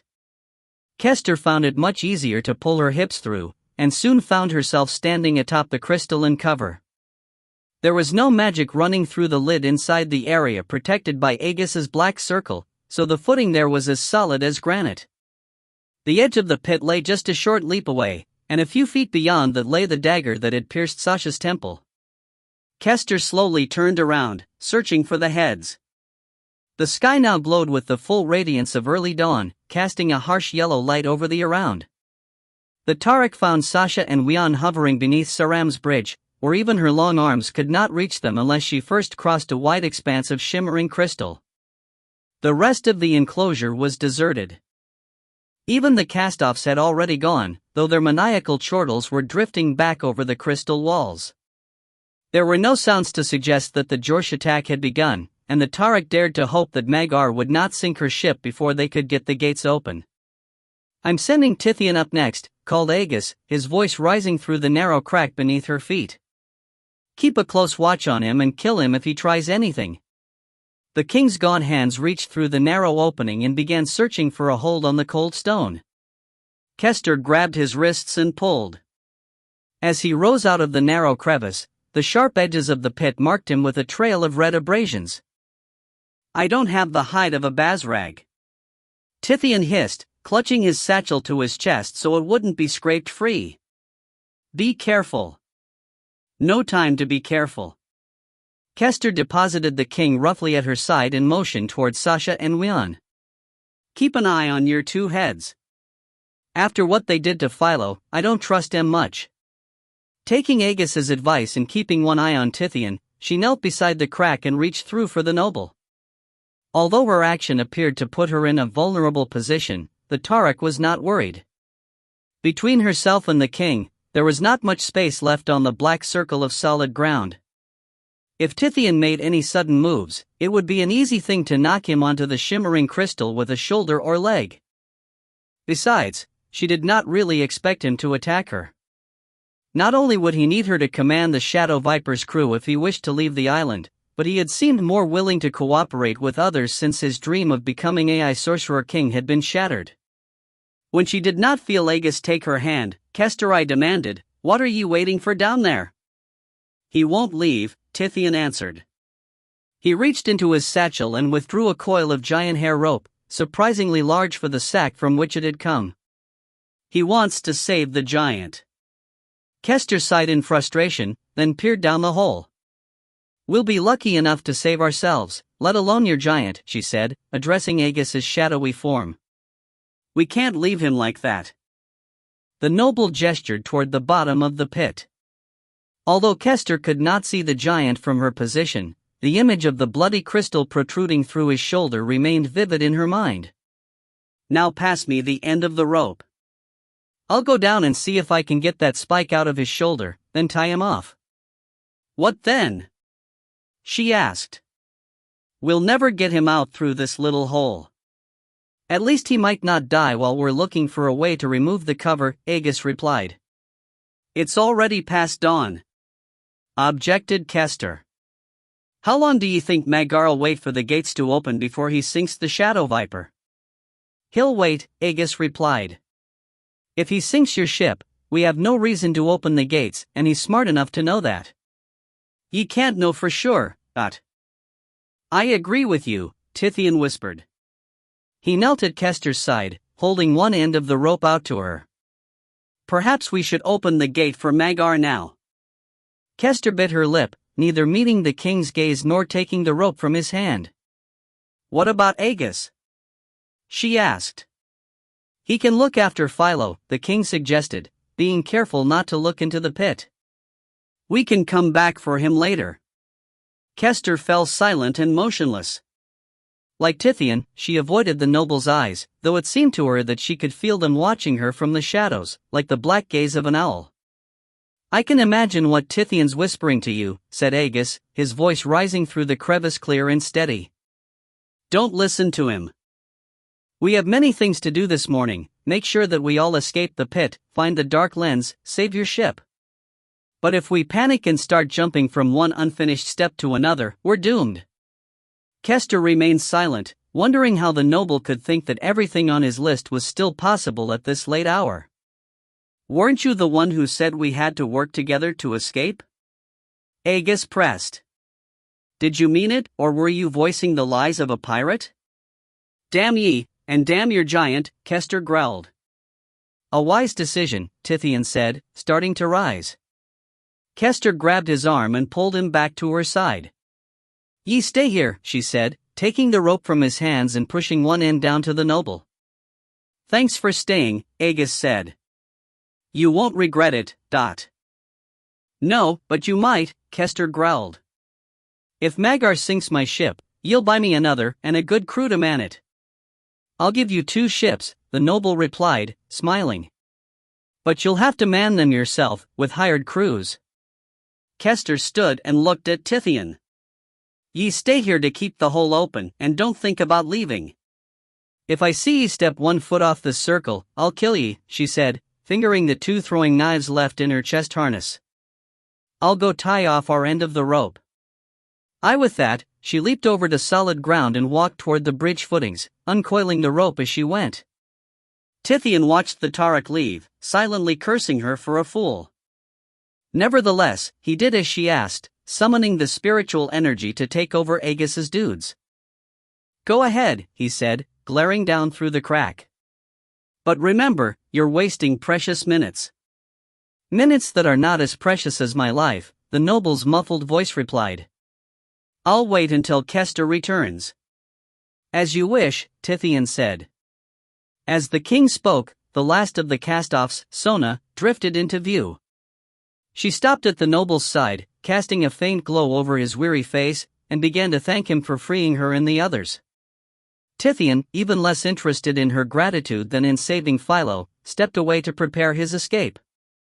The king found Sasha and Wian waiting for him, hovering at the edge of the black circle. He snatched them by their topknots and slammed their faces into the crystal lid. Why'd you do that? Demanded Sasha. Because I want to. Tithian replied. He plucked the throwing dagger from Wian's cheek, then shook it at the 2 heads. Just be thankful I'm not using this to pluck your eyes out. This is not the way to treat your saviors, objected Wian, spitting out the broken nub of a gray tooth. Saviors! Tithian roared. By attacking Philo you almost got me stuck down there. A small risk to take, said Sasha, speaking in a voice quiet enough that no one beyond Tithian's earshot could hear it. You can't have Aegis or anyone else around when you recover the dark lens. Tithian held the heads up and frowned suspiciously. Why not? He asked. After the way the dragon lied to me, I'd just as soon let Aegis kill Boris. That would be acceptable, replied Sasha. Except that I'm sure Aegis would want to keep the lens afterward, and you don't want that. Why not? The lens is a tool, explained Wian, also speaking in a soft voice. Like any tool, it's only as powerful as the person using it. In Boris's hands, it could never make you a sorcerer king. But in the hands of someone else, someone even more powerful, it could. No one's more powerful than the dragon, Tithian scoffed. Wrong, said Sasha. There is one who could give you what you want, Rajat. Stop wasting my time with your stories, the king hissed. Rajat's dead. Gone, but not dead, Wian replied. What do you think Boris does with his slave levy, but? He uses their life energy to keep the shadow people imprisoned in the black, at least that's what Aegis and Sadira think, according to my spies in the Astical's household, replied the king. He cast a nervous glance down at the crack where Aegis waited, but saw no sign that the noble could hear or see any of what was happening on top of the lid. What makes you think a fool noble and his slaves know what they're talking about? Asked Sasha. In a fawning voice, Wian added, Rajat is not dead, he's locked away, and Boris uses his levy to maintain the spells that keep him imprisoned. Tithian accepted the news with little emotion, for he had not yet confirmed its significance to him. If I take the dark lens to him, Rajat will make me a sorcerer king, It's not our place to promise that, Wian said. We're only his spies in the city of Tyr. But, through the shadow people, we've told Rajat of your ambitions, said Sasha. And we've received word back that if you aid him, you'll be pleased with your reward. Tithian smiled and released his grip on the pair's topknots. What do I have to do? Before the heads could answer, Kester came rushing back from the bridge. She stopped at the edge of the pit, about 2 yards from the blade that had pierced Sasha's temple. In her hands, the Tarak held the last pair of throwing knives from her harness. Her eyes were fixed on the dagger in Tithian's hand. Inside his mind, Tithian heard Wian's voice. Get rid of her. She sided with Aegis. What's going on here? Kester demanded. Not what you think, apparently, Tithian replied, slowly extending the handle of his dagger to Kester. I thought you might want this back. When the Tarak made no move to accept the weapon, the king shrugged and laid it on the ground. I see Aegis's paranoia is catching. Kester seemed to relax, but did not sheath her own weapons. What about them? We came to apologize, said Wian. Sometimes our jokes get carried away, added Sasha. That was no joke, the Tarak said, fangs half-bared. It certainly wasn't. Philo was hurt badly, agreed Tithian. With scornful look, he waved the heads back from the circle, then returned his attention to Kester. You should come back over here. Aegis doesn't trust me to keep the crack open, and he won't take the rope down to Philo until he sees you, but... What? The Tarak shrieked, sheathing her daggers. He's wasting time waiting for me? He hasn't moved, Tithian said with a smirk. He leaned down and plucked the slack rope. See? No, wait. Kester leaped onto the black circle. She collected the dagger that Tithian had laid down a few moments before and knelt beside the crack. She started to put her face down to speak to Aegis, then abruptly drew back as Sona's glowing visage rose from the hole. Once the cast-off had drifted away, she leaned down and said, I've had enough waiting, Aegis. Despite her anger, Tithian noticed that she was keeping one eye fixed on him. Smiling, the king stepped over to where she could see him more easily, clasping his hands behind his back. He turned his gaze on the dagger lying at the edge of the pit, the one with which Kester had attacked Sasha, and opened a pathway to his spiritual nexus. Being careful not to alarm the Tarak by moving even slightly, Tithian visualized the knife resting in his hand. A prickle of energy rose from deep within himself, then he felt the cold weight of the weapon's hilt in his palm. Now that you're here, Tithian asked, is our friend going after Philo? The king leaned forward as if to look over the Tarak's shoulder. Instead of peering down at Aegis, however, he began counting down the prominent row of vertebrae showing between Kester's muscular shoulders. This had to be done exactly right, Tithian knew, for he had seen enough gladiatorial contests to realize that Taraks often fought for many seconds after death. If his strike did not paralyze as well as kill, Kester could easily take him with her. He's climbing down now, Kester said, frowning at the king's proximity. Tithian's arm flashed, plunging the dagger deep into Kester's back. The tip entered exactly where he intended, low and between the shoulder blades, so that the blade severed the spinal cord on its way to the heart. The Tarak's astonished cry died in her throat, and her body went limp without so much as a reflexive twitch. We should have left when I wanted to, Tithian said. The king shoved Kester's shoulders into the narrow crack, then jumped on her back to force her farther down. If he could jam her body in the crevice securely enough, Aegis would not be able to free it before growing too exhausted to keep the lid's magic from sealing itself. Once he felt convinced that it would be impossible to dislodge the body within the necessary time, Tithian leaped off the dark circle.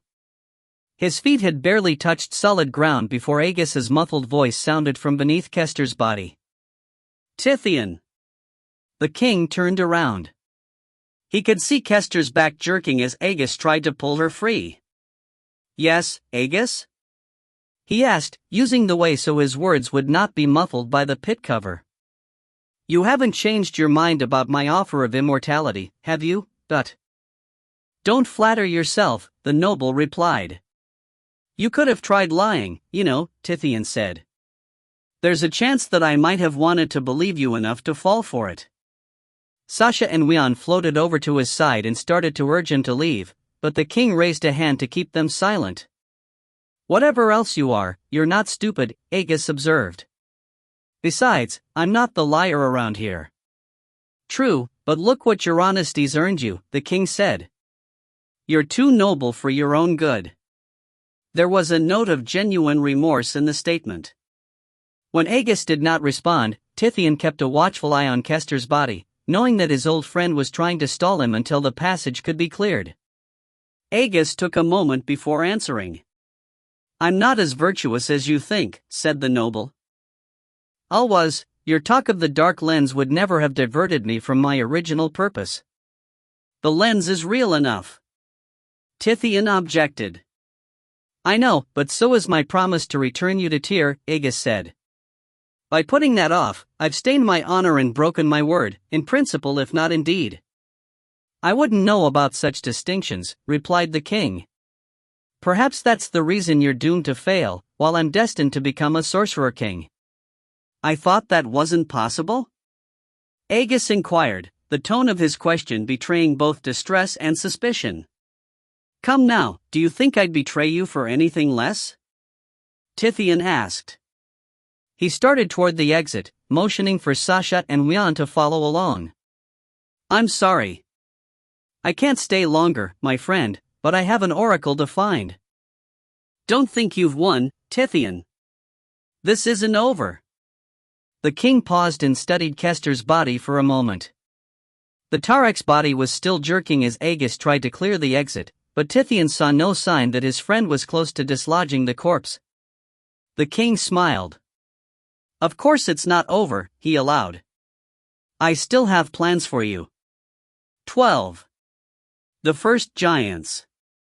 A jagged boulder sailed over the wall, smashing the chitinous plate between the sparkling, many-faceted eyes of a mantis-headed warrior.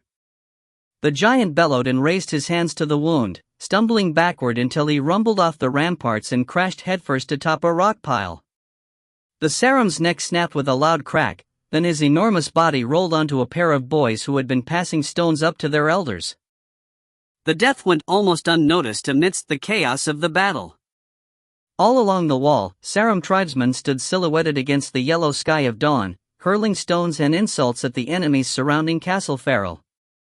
The Jorsh were responding with a barrage of their own. From every corner echoed the sound of boulders shattering against the ramparts, a steady cadence of resonant booms that rumbled through the citadel like an exploding volcano.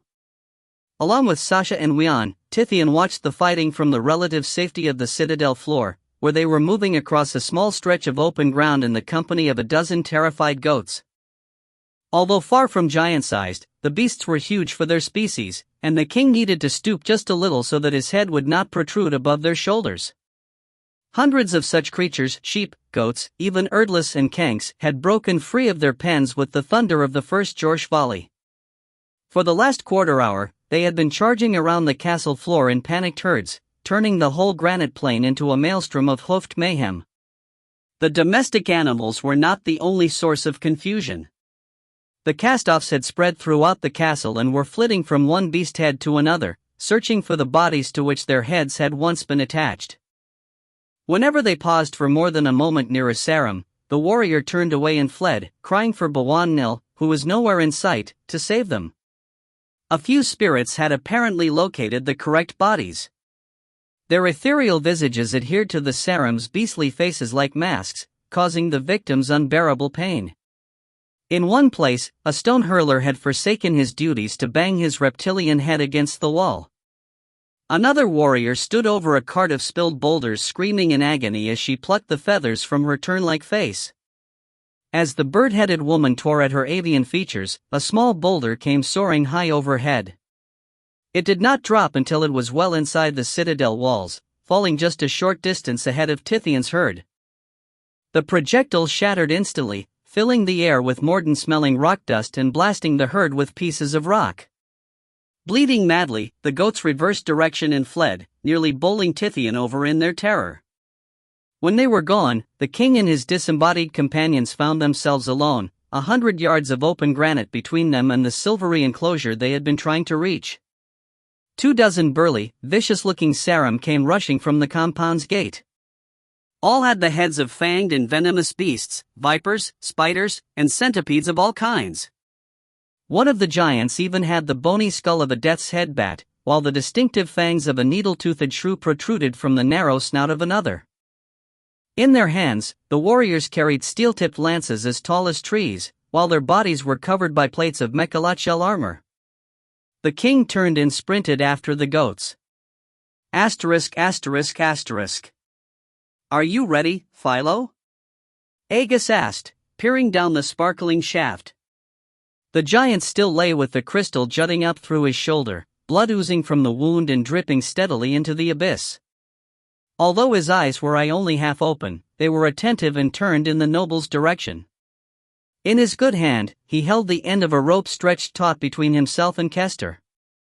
Aegis had used a dagger from the Tarek's chest harness to cut the length of cord off the rope Kester had draped through the crack before dying. Given the effort it had required to saw through the sturdy giant hair fibers, he felt certain that the giant could pull as hard as he wanted without breaking the line. "Philo ready," the giant reported, his voice a strained croak. "Then pull." The giant gave the line a hard tug. Kester's body remained stuck for a moment, then abruptly popped out of the crack and dropped limply into the abyss. After a long fall, it landed in the half-breed's lap, causing his body to jerk from the impact. Even at the top of the shaft, Aegis heard the eerie sound of shoulder bone grinding against quartz crystal, and a deep groan of agony rumbled from between the giant's clenched teeth. The sound had not even died away before Philo pointed at the pit cover. "Go. Catch traitor Tithian." Aegis nodded, knowing that without help, he could not pull the heavy giant free of the crystal. "I'll be back when I find some way to get you out," Aegis said, climbing into the star-shaped crack. "I won't leave you here." The giant nodded. "Philo, no." "You're a brave friend," Aegis said. He pulled himself up into the yellow light of dawn. The noble's chest had barely risen out of the cracked lid before he felt himself being pinched between an immense thumb and forefinger. He was plucked out of the hole, then lifted high into the air. "How fortunate we were to arrive just as you were leaving," hissed a sibilant voice. Aegis's captor turned him around, and the noble found himself staring at the face of a Sarum giant. The warrior had enormous fur-covered ears, wrinkled nostrils, and huge scarlet eyes set into the gnarled, fleshless skull of a death's head bat. "Take me to Bawan Nel," Aegis said, noticing that another 24 beast heads stood behind his captor. Most seemed to have the heads of serpents, spiders, and insects. "It's important that I speak to him at once." This drew a malevolent chuckle from the entire company. "Bawan Nael also trunks it important to speak with you," the warrior replied. "It's not often that he calls the poison pack away from its duties in the mica yard." *******. The tip of the forked wand glowed yellow and bowed downward ever so slightly, pointing toward the center of the enclosure, where a single Sarum giant guarded the entrance to a subterranean passage. Armed with a bone battle-axe as tall as a pharaoh tree, the sentry had a hairless head more or less conical in shape, with beady eyes and small, peaked ears. His pointed muzzle ended in a pair of flaring nostrils, with a pair of venom-dripping tusks hanging from beneath his upper lips. He hardly seemed able to contain himself as he bustled to and fro, swinging his axe in great, exuberant arcs and testing the cool breeze for the scent of intruders. Tithian allowed himself to peer at the giant for only an instant, then backed away from the corner, fearing the guard would be alerted to his presence by the awful stench of goat offal clinging to his clothes. The king moved a short distance down the enclosure wall, a huge sheet of silvery mica that sprang directly out of the bedrock, then returned his divining wand to his shoulder satchel. "The lens is in there, and they left only one sentry to guard it," he announced, pulling a tiny crossbow and a quiver of a dozen dart-like quarrels from his pouch. "This is going to be too easy. I had expected 10 times that number." "You're overconfident," said Sasha, hovering dose to his ear. "So far, you've inspired me with nothing but doubt." "Only a fool could have believed that pack of giants was chasing us," agreed Wian. "You jumped into a dung-filled pothole for nothing, Dot. If I'm such a fool, how come you two were hiding there when I arrived?" Tithian countered, fitting a tiny quarrel into its slot on the crossbow. That done, the king turned his free palm toward the ground, preparing to cast a magical spell. The energy came to him slowly, and all from the direction of the citadel's gate, for he had to draw it all from the Isle of Libdos itself. If any plants had ever grown on the peninsula's barren granite, they had long since been devoured by the domestic flocks of the Sarum. Finally, Tithian had enough energy to use his magic. He started toward the enclosure entrance, hunched over and moving slowly. He had taken no more than 3 steps when the muffled clatter of a ballista echoed over the walls on the far side of the castle. A pained roar followed, and Tithian looked toward the gate. He saw a lion-headed giant fall from the wall, clutching at a long harpoon piercing his chest. The king smiled, for the sight suggested Magar had not yet sunk the shadow viper, and that could simplify matters greatly when the time came to escape.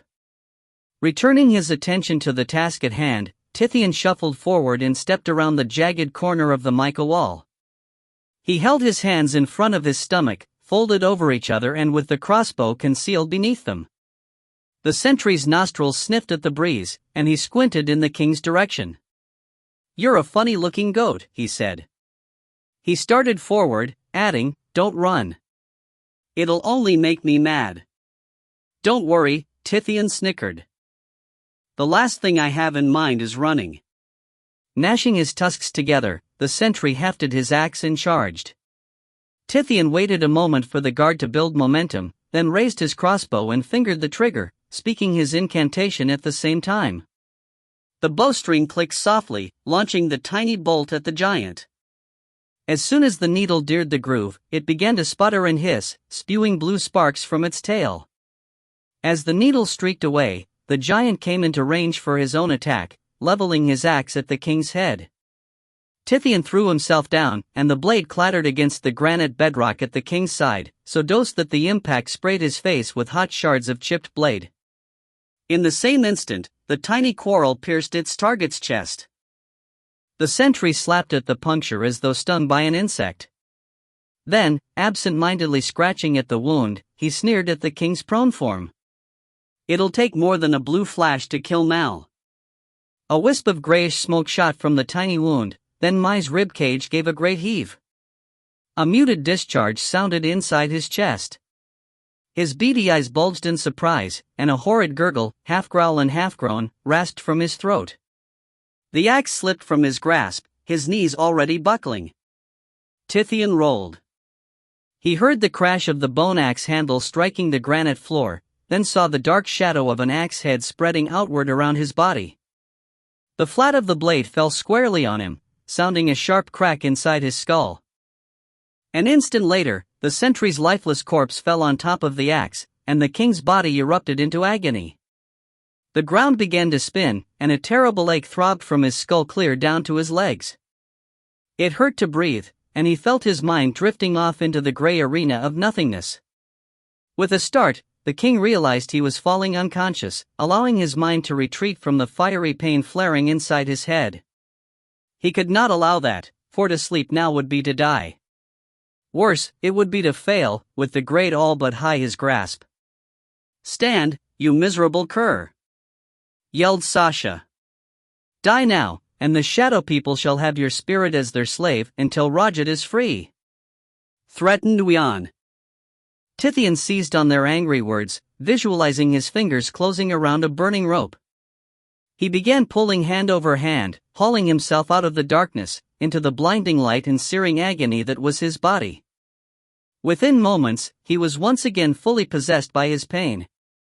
For a moment, Tithian tried to accept his physical anguish, to let it wash over his body like a searing wind, uncomfortable, but sufferable for short periods of time. It was no use. He had never been good at enduring pain, and he was no better at it now. If he was to survive this, he would have to rely on an old trick, one that he had found useful since his adolescence. Marshalling his spiritual energy, the king used the way to form an image of his friend Agus. His own pain he viewed as a bottomless vial of syrupy brown poison, and this he tipped toward the noble's open mouth. Tithian felt better immediately. He could still feel the agony of the giant's crushing weight, but it went straight into the brown vial, and from there down Agus's throat. The king's ribs still ached, and his head still throbbed, but no longer was the pain overwhelming. Slowly, the king dragged himself from beneath the axe blade's crushing weight, then rose and stood at the dead giant's side. "You're looking better," observed Sasha. "More fit to be one of Rajat's servants." "What happened?" inquired Wian. "Agus is bearing my pain for me," Tithian replied. "Remind me to reward him when we return from freeing Rajat." "He'll never survive that long," replied Sasha. "Our task will take months." "Agus will find a way," the king said absently, studying the interior of the enclosure. It was roughly rectangular in shape, surrounded by ragged slabs of mica that rose from the granite bedrock like a tall, silvery hedge. In the center of the enclosure, a pearly film shimmered over the entrance to a dark tunnel, just large enough for a Saram giant or a small Jorsh to crawl through. The passage tilted to one side, so that anyone passing down it would be forced to lean sharply to the right. Tithian started toward the tunnel, saying, "Besides, it hardly matters if Aegis isn't alive when we return. If he's not, I'll just raise him from the dead." When neither of the heads said anything in reply, Tithian asked, "Rajat will grant me such powers, won't he, Lidat?" "Rajat can bestow you with magic," replied Wian. "What you learn to do with it is not for him to determine." Tithian reached the passage and stopped. The tunnel entrance was covered by a single flake of mica, as thin as paper and as clear as glass. Behind it, the hole descended into the bedrock at a steep slope, lined on both sides by smooth walls of the mineral. The floor and ceiling looked like the torn edges of a book, showing the ends of hundreds of closely pressed mica sheets. "What are you waiting for?" snapped Sasha. "Go get it." The king opened his satchel and removed a black belt, so wide it was almost a girdle. The buckle was hidden by a starburst of red flames, with the skull of a fierce half-man in the center.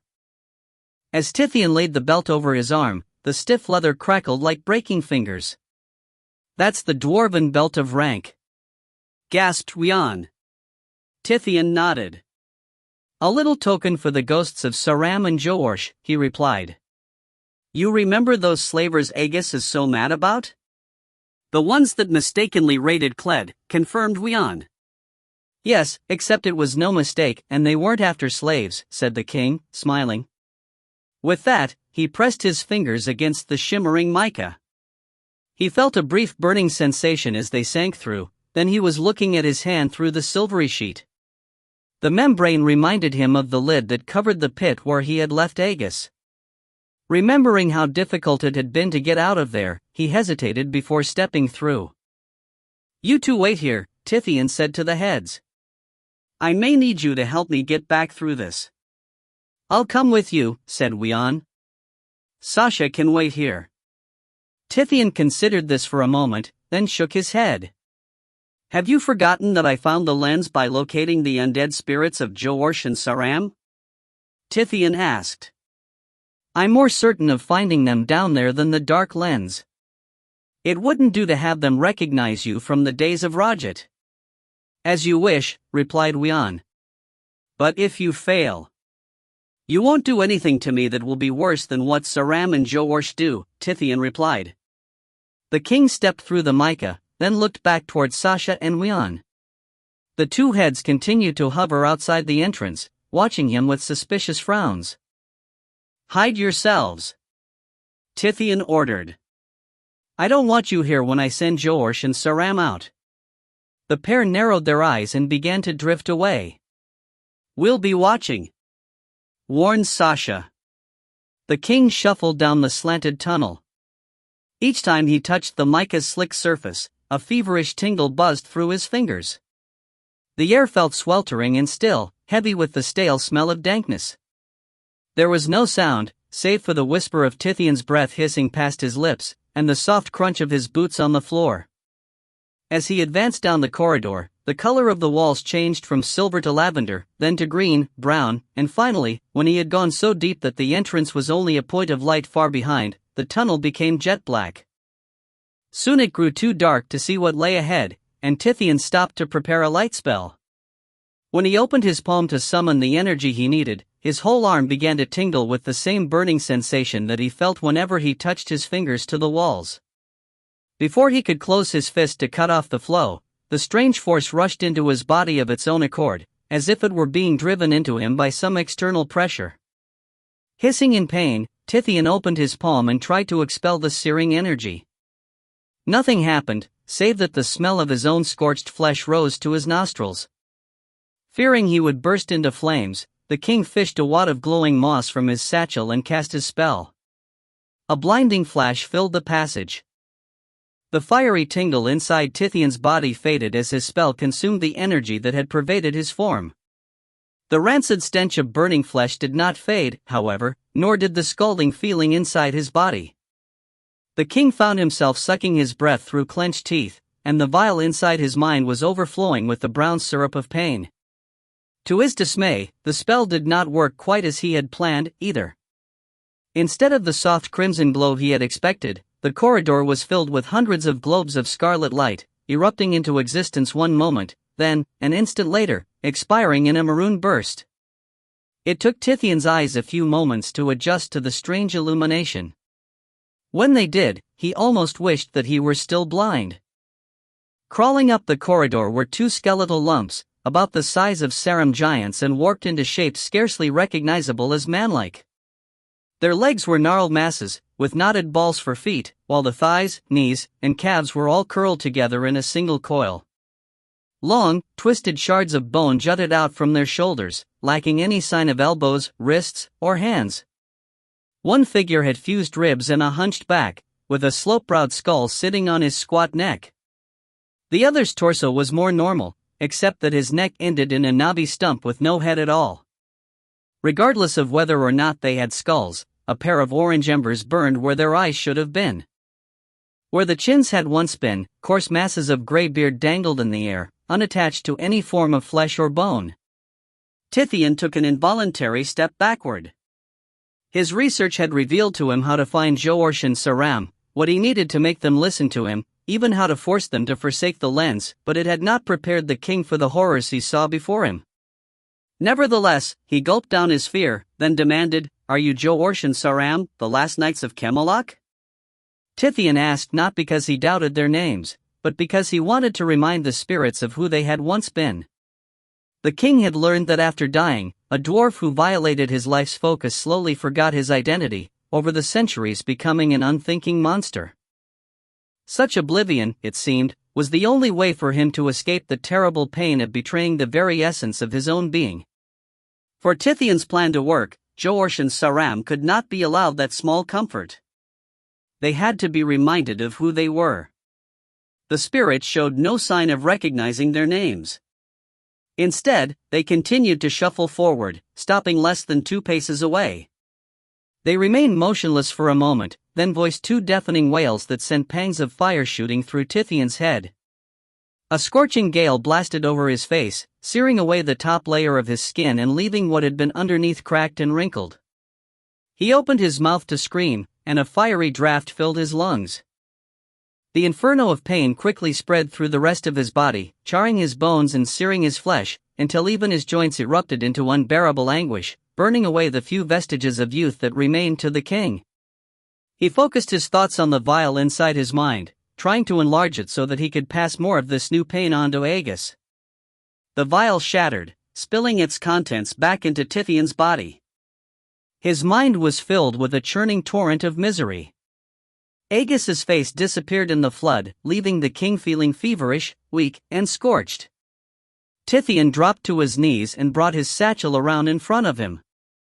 The hand he thrust into the pouch was that of an old man, gaunt and flecked with liver spots, flesh hanging off the wrist in pallid folds and the joints swollen with infirmity. The king gasped, and though he could not hear it above the keening of the spirits, the voice that rattled in his throat felt coarse and feeble. Still, the gruesome pair did not end their wails, and Tithian sensed that he was growing older by the instant. He pulled an owl's feather from his satchel, then turned his palm toward the ground. Again, the energy that rushed into his body caused him great pain. He could feel it literally broiling his flesh from the inside out, but that hardly seemed noticeable compared to the agony being inflicted on him by the 2 spirits. Tithian tossed the feather into the air and croaked his incantation, using his tongue to feel his way through the syllables. Again, the spell did not work quite as he had expected. Instead of imposing an absolute silence over the area, it muffled the keening, so that the terrible sound seemed to echo from the far end of a long canyon. The searing agony slowly faded, leaving 1,000 minor pains in its place. Every joint throbbed with a feverish ache, his stomach churned as though he had eaten a meal of brimstone, and his ears rang with a terrible chime that would not die away. Nevertheless, Tithian knew that he had, for now, survived the ill effects of the keening. The king pushed himself to his feet and stood before the two spirits, his head swimming from the effort. Doing his best not to tremble and not to cower when he met their fiery gazes, he demanded, again, "Are you the last dwarven knights, George and Saram?" To the king's surprise, this time the spirits answered, and they seemed anything but unthinking. "We are not dwarves, human," thundered the figure with the head. "We are George and Saram, the first giants. We have felt your magic searching for our oracle, and you shall not have it, thief." Tiny red flames sprouted from the stumps of the spirits' arms. They began to crawl forward, slowly bringing their twisted limbs around to point at his face. Tithian backed away, stumbling and nearly falling when his old man's legs did not respond as he had expected. He started to reach into his satchel for the components to another spell, then, remembering how the last two spells had seared his flesh, he elected to try something different. Tithian closed his eyes and visualized himself as a statue, carved from a solid block of granite. As he summoned the spiritual energy to use the way, the statue's features changed with no input from him. The gaunt features became haggard and almost skeletal, deep circles appeared beneath his eyes, and his hawkish nose protruded so far that his thin-lipped mouth seemed little more than a shadow. His shoulders hunched over, and his long hair stuck out at all angles. Although repulsed by the image, Tithian did not bother to change it. The flesh had become stony and resistant to fire, which was what mattered most at the moment. He forced himself to stop retreating, then stood up straight as his two attackers approached. The bony creatures stopped less than a pace away, pointing their arms straight at Tithian's chest. The flames at the end of their stumps shot out, washing over the king's body as had their scorching breaths earlier. The fire had little effect, swirling harmlessly over his breast. "You may have fathered giants, but you were born dwarves," Tithian said. He focused his eyes on the embers floating above the necks of the headless spirits, then quoted the first line from the dwarves' sacred text, the Book of the Camelot Kings, "Born of liquid fire and seasoned in bleak darkness, we dwarves are the sturdy people, the people of the rock." While he spoke, the king formed the ludicrous image of a bearded, hairy dwarf, as he understood that the ancient dwarves were portrayed in their portraits. He used the way to project this construct toward the burning embers of the headless bone creature. He was not making a mental attack so much as simply hoping to contact whatever passed for the thing's mind. He continued to recite, "It is into our bones that the mountains sink their roots. It is from our hearts that the clear waters pour. It is out of our mouths that the cool winds blow. We were made to buttress the world, to support the cities of the green races, to carry the weight of the verdant fields upon our shoulders." Tithian's dwarf construct passed into what remained of the spirit's intellect, and the king was suddenly blinded by a brilliant crimson glow. The ground vanished from beneath his feet, sending him tumbling head over heels into the red radiance. The king visualized a pair of wings sprouting from the dwarf's back, trying to bring the descent under control. He had a queasy feeling in his stomach as a surge of energy rose from deep within his aged body, and the appendages appeared on the back of his mental construct. Wisps of smoke began to rise from the wings almost instantly, then they burst into flame. Hoping to reach the spirit's memory before his construct went the way of his wings, Tithian had it repeat the opening lines from the Book of the Camelot Kings, "Born of liquid fire and seasoned in bleak darkness, we dwarves are the sturdy people, the people of the rock. It is into our bones that the mountains sink their roots. It is from our hearts that the clear waters pour." The dark circle of a cave's mouth appeared in the crimson glow, directly in front of Tithian's construct. As the imaginary dwarf continued to fall, the black disk grew larger and larger.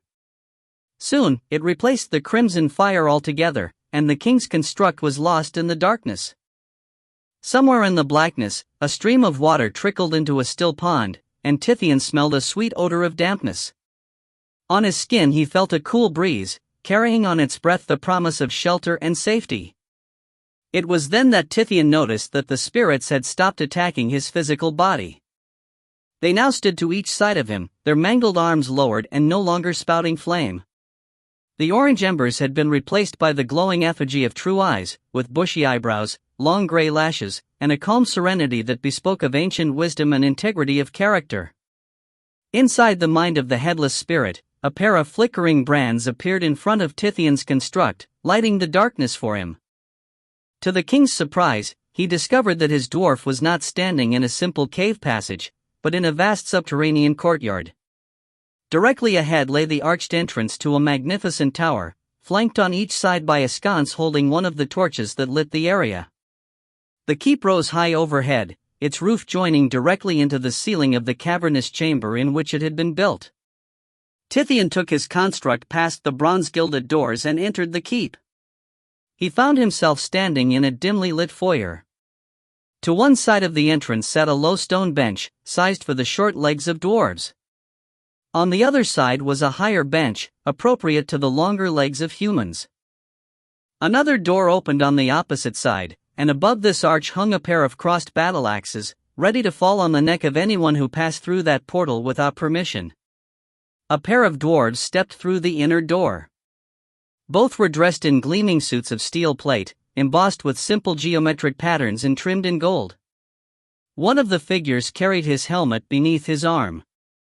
Still, all that could be seen of his visage were a pair of steady brown eyes and his proud hooked nose, for his long hair and bushy beard formed a mane that hid everything else from view. The second dwarf wore his helmet with the visor down, leaving nothing but a pair of green eyes and the tufts of his long beard exposed to view. "Why have you called us back to the caves of our ancestors?" demanded the helmeted figure. "Why have you come to us speaking of the roots of mountains, of clear waters and cool winds, of the people of fire and darkness?" "The time has come for you to rejoin your king, Saram," Tithian replied, reasoning that the dwarf who refused to show his head would be the ancestor of the beast-head giants. The dwarf showed no reaction to the mention of his name, but said, "That is not possible. We have a duty to perform to our descendants." "You have a duty to perform to your king," Tithian said sharply. "Ricard has summoned you, and you must obey." "Ricard is dead," replied Saram, angry orange embers beginning to glow behind his visor. "He has been dead these many centuries, but Ricard has been reborn, and I have come to summon you back to his service," the king said. If the spirits discovered his lie, Tithian had no doubt that he would suffer a terrible and lingering death. But he had no intention of letting them find him out.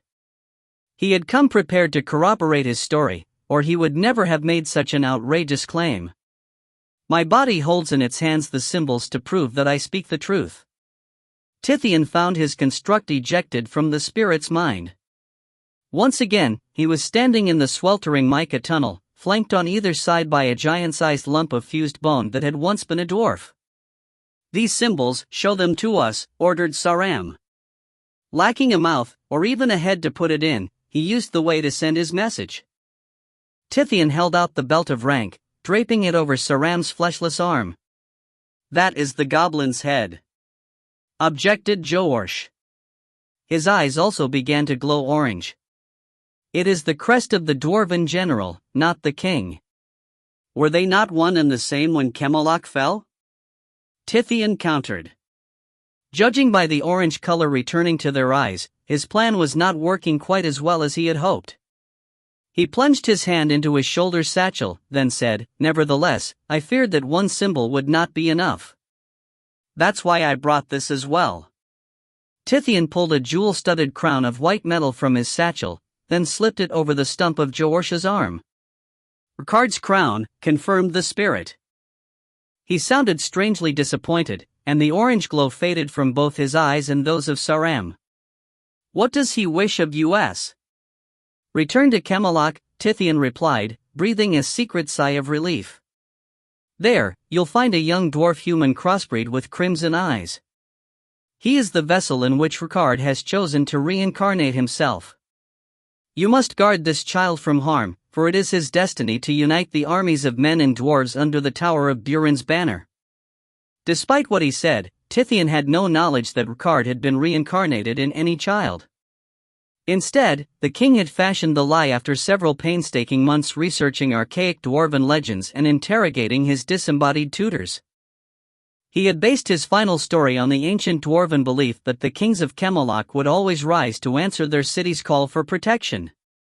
Since he knew that Ricard had, in fact, recently risen to protect the city, Tithian felt confident that Saram and Joorsh would not have too much trouble accepting his fabrication. For several moments, the two spirits stared silently at each other. Finally, Joorsh shook his head. "We cannot answer our king's call," he said. "Our duty to guard the oracle is not as great as your duty to your king," Tithian said, watching the pair carefully. After judging that the spirits had accepted him as a true messenger of Ricard, he added, "Nor is it as great as your duty to uphold the oath you swore to kill Boris." Saram's eyes flashed. "We cannot keep that oath."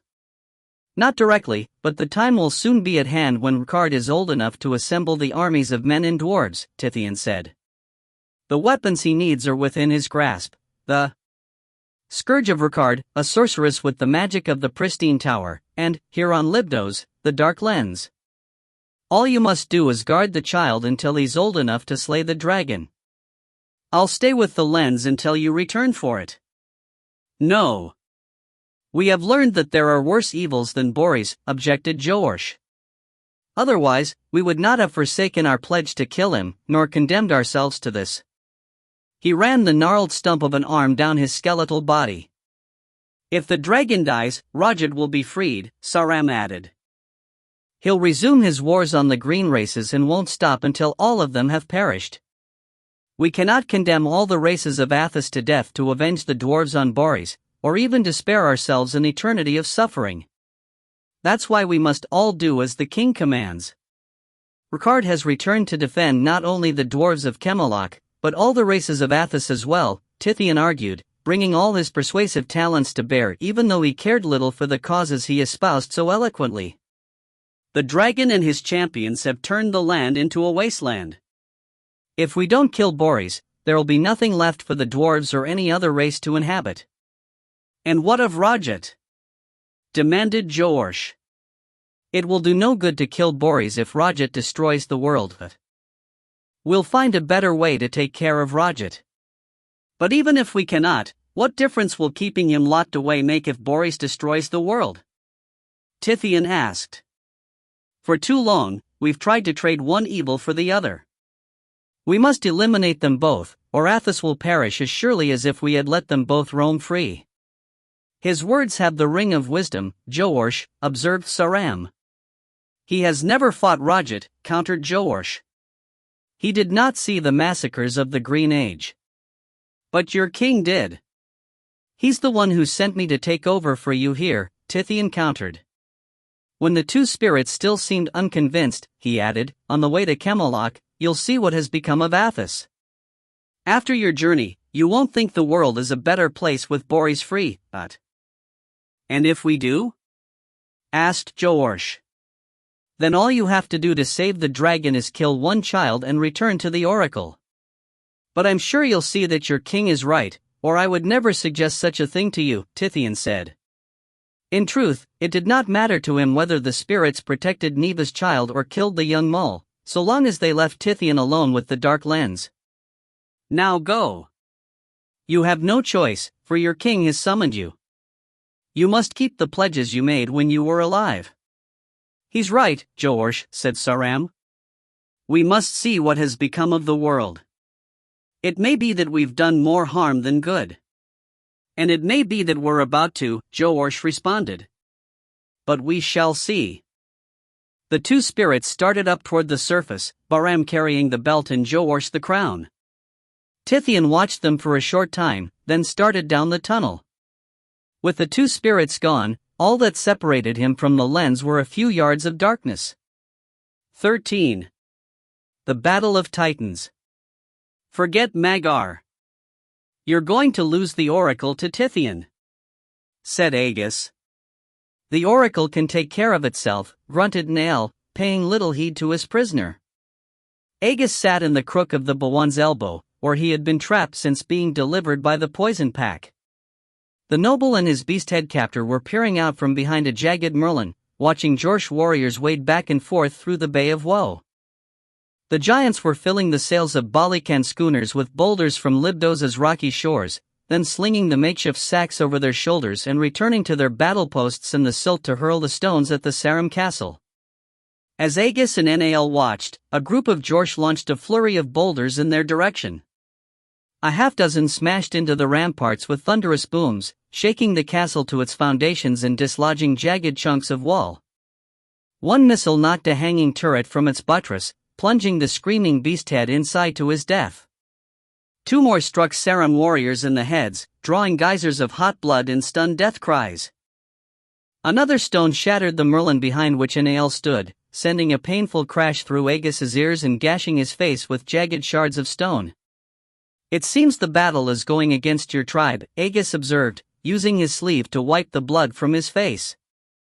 "I didn't have you removed from the crystal pit because I value your observations," replied the Bawan.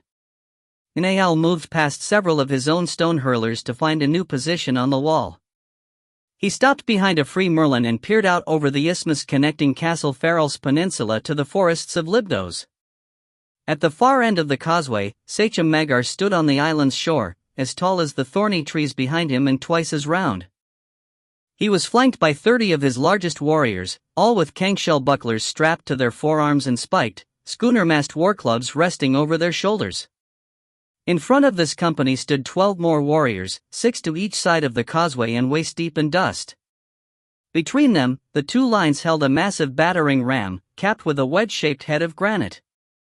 To deflect boulders dropped on them from the castle walls, these giants wore crude, mechalot bone armor over their shoulders and heads.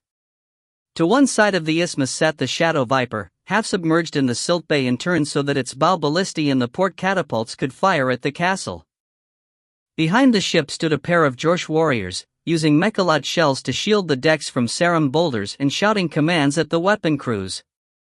The catapults and ballistae clattered, launching 2 massive spears and a volley of stones. Nael ducked as the boulders sailed over the walls, but the crow-headed warrior at the next merlin was not so quick. The barbed tip of a harpoon came shooting out of his neck, scattering blood-soaked feathers in all directions. A garbled cackle rattling from his beak, he fell at his Bawan's side. Nael put a foot on the warrior's chest to hold him still.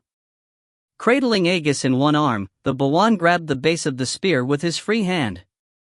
"As bad as this looks, the Jorsh are the least of your worries," Aegis said, cringing as the Bawan snapped the shaft off. "You've got to do something about Tithian, or neither you or Magar will have the oracle when the battle is over." "Even if the oracle did not have its own defenses, it is protected," the Bawan said. He rolled the wounded warrior over, grabbing the spear just behind its barbed head. "A poison pack sentry remains with it." "One sentry." Aegis objected, realizing that Nael had just inadvertently revealed the location of the lens. When the noble had been plucked from the crystal pit, the bat-headed Sarum who had been sent to fetch him had spoken of being summoned from the mica yard. "A single guard won't stop Tithian." "A member of the poison pack is no ordinary guard," Nael responded, slowly pulling the shaft through the crowhead's throat. "Tithian is no ordinary man," Aegis replied. "If you won't kill him yourself, let me do it for you." "What kind of fool do you take me for?" scoffed the Bawan. The broken end of the harpoon emerged from the wound. "Do you expect me to believe you'd kill your companion on my behalf?" "Not on your behalf," replied Aegis. "On my own. Tithian betrayed me." "You're wasting your breath," said Nael. "I won't fall for your ruse." "It's no ruse," Aegis insisted. "Tithian and I were never partners. We each wanted the oracle for our own reasons." "And I suppose you no longer want it?" mocked Nael. He tossed aside the broken spear. "You've suddenly decided that killing Tithian is more important than the dark lens?" "You were inside Tithian's head." Aegis objected, avoiding a direct answer to the question. "You know what he'll do if he gets the oracle?" The Bawan nodded. "That's true. I also know what he intends for you." He ripped the crowhead's breechcloth off the warrior's loins, then stuffed the filthy rag into the gaping wound to stanch the bleeding. "If you know as well, you could be telling the truth." "Let me go after him," Aegis pressed. Before replying, Nael rose back to his feet, pulling the wounded warrior along with him. Back to your post. The crow had obeyed, looking dizzy and weak. His feathery ears twitching in irritation, Nael turned his full attention to Aegis. No. However much you despise Tithian, you still want the oracle for yourself, he said. Besides, you must repay me for all the trouble you caused by freeing the cast-offs. How? Aegis asked. Nael pointed across the causeway to where Magar stood with his bodyguards. Surely, you don't think I can kill the sachem single-handedly? Aegis asked. No, but if Magar has not yet assaulted the gate, it's because he still hopes you'll open it. I want you to oblige him, said the Bawan. The poison pack will take care of the rest. The Bawan pointed toward the gate area. The company of fanged warriors that had fetched Aegis from the crystal pit now stood waiting on the cliff overlooking the entry yard. In addition to their steel-tipped lances, each member of the pack had an entire cartload of boulders sitting nearby. It seems a risky plan, Aegis observed. Once the gates are open, I'll kill Magar, and that will end the battle, if not the war, Nael interrupted. The Jorsh chiefs will fall to bickering over the next sachem. By the time they sort the matter out, my reinforcements will arrive from the outer islands to replace our losses against the Balkan fleet, and I will have returned the cast-offs to their pit. After he spoke these last words, he snapped his beak closed with an angry clack and lowered his head toward Aegis. For a moment, the noble feared that Nael would attack him, then the Bawan said, It's the least you can do to repay me for what you have done. You brought this upon yourself when you refused to give the oracle to the Jorsh, Aegis replied. And I don't see that you need me to open the gates. Magar is no fool, the Bawan replied. If he doesn't see you, he'll smell a trap and stay away. Aegis sighed. If I do this, will you at least send a detail of your own warriors to guard the lens? Perhaps they'll even be lucky enough to kill Tithian. And where am I supposed to get these warriors? Nael demanded, waving his hand around the citadel. The cast-offs that you unleashed have left me with nothing to defend the walls. The Jorsh could break through in a dozen places. What the Bawan said was true. There were several gaps along the walls, with unconscious Sarum slumped down behind the merlins, draped over rock carts, and even sprawled on the staircases. More than a dozen of the warriors who remained standing had been beset by cast-offs, and were tearing the hide from their own faces or banging their heads into the walls. If I didn't need you to lure Magar into my trap, I would kill you now for the trouble you have caused, said Nell, one golden eye fixed on a flock of nearby cast-offs. What you've done to them is wrong, said Aegis. I'm glad they're free. Don't be too glad, said Nael. One of the Bawan's duties is to protect his tribe from the cast-offs. Once this battle is over and I have time to gather them up, I'll make their return to the pit as unpleasant for them as the cast-offs are making my warriors' lives right now. With that, the Bawan climbed down from the wall. He took Aegis to the path leading down into the gateyard, stopping beside the huge stone ball at the top of the path. After you open the gates, make sure that the Jorsh see you, said Nael. Aegis eyed the scene below. The path had been carved into the cliff with a high lip on its outer side, so that it formed a deep channel down which the stone ball would roll. At the bottom of the steep slope, this gutter curved gently to the right and opened into the entry yard, directly across from the gates themselves. Between the trench path and the gates sat the small courtyard where most of the killing would take place. It was surrounded on all sides by the high walls of the outer curtain, the two gate towers, and the cliff upon which the noble and Bawan Nael now stood. A dozen ordinary Sarum warriors crouched atop the gate towers, boulders heaped at their sides. The poisoned patrol manned the clifftop, ready to charge down the path as soon as they threw their cartloads of boulders down into the yard. Only the walls of the outer curtain were lightly manned, for any warriors there would be visible on the shores of Libdos, and might cause Magar to grow suspicious of a trap. In the courtyard itself, Nael had laid a pair of dead beast heads near the exit, where they would be seen by anyone entering the castle. Their purpose, Aegis assumed, was to reassure the Jorsh that the gates had not been opened without a fight. The noble was about to comment on the Bawan's preparations when he noticed that the stonework around the gate was not up to the quality of the rest of the castle. The blocks were much smaller and fitted together less tightly, as if it had been necessary to rebuild the entryway and the task had been done in a hurry. "You intend to capture Magar in the yard?" Aegis asked. "How perceptive," Anael replied sarcastically. "Then there's a flaw in your plan," the noble said, eyeing the huge stone at his side. "That ball will never stop when it hits the gateway. It'll crash through the front wall like paper." "Probably," replied the Bawan. "But what makes you think I intend to loose the ball? How else can you seal the gate after I open it?" Anael put the noble down and gestured for him to descend the path. "You shall see soon enough," he said. "Now go." Aegis started down the trench path at a run, keeping his eyes fixed on the broken ground beneath his feet. When he had guided the dead bear up the lane, the surface had not seemed quite so uneven, perhaps because of the great size of the beast's paws. To Aegis's feet, however, the loose rocks and enormous potholes were sizable obstacles, and he had to pick his footing carefully. As he ran, Jorsh boulders continued to pound the gate area, filling the pit with deafening booms and rumbles. Whenever the path was smooth enough that Aegis could lift his eyes without running the risk of breaking a leg, he searched the courtyard below for a place to hide. Once the Sarum sprang their ambush, he knew, stones and lances would rain down into the pit with unimaginable ferocity.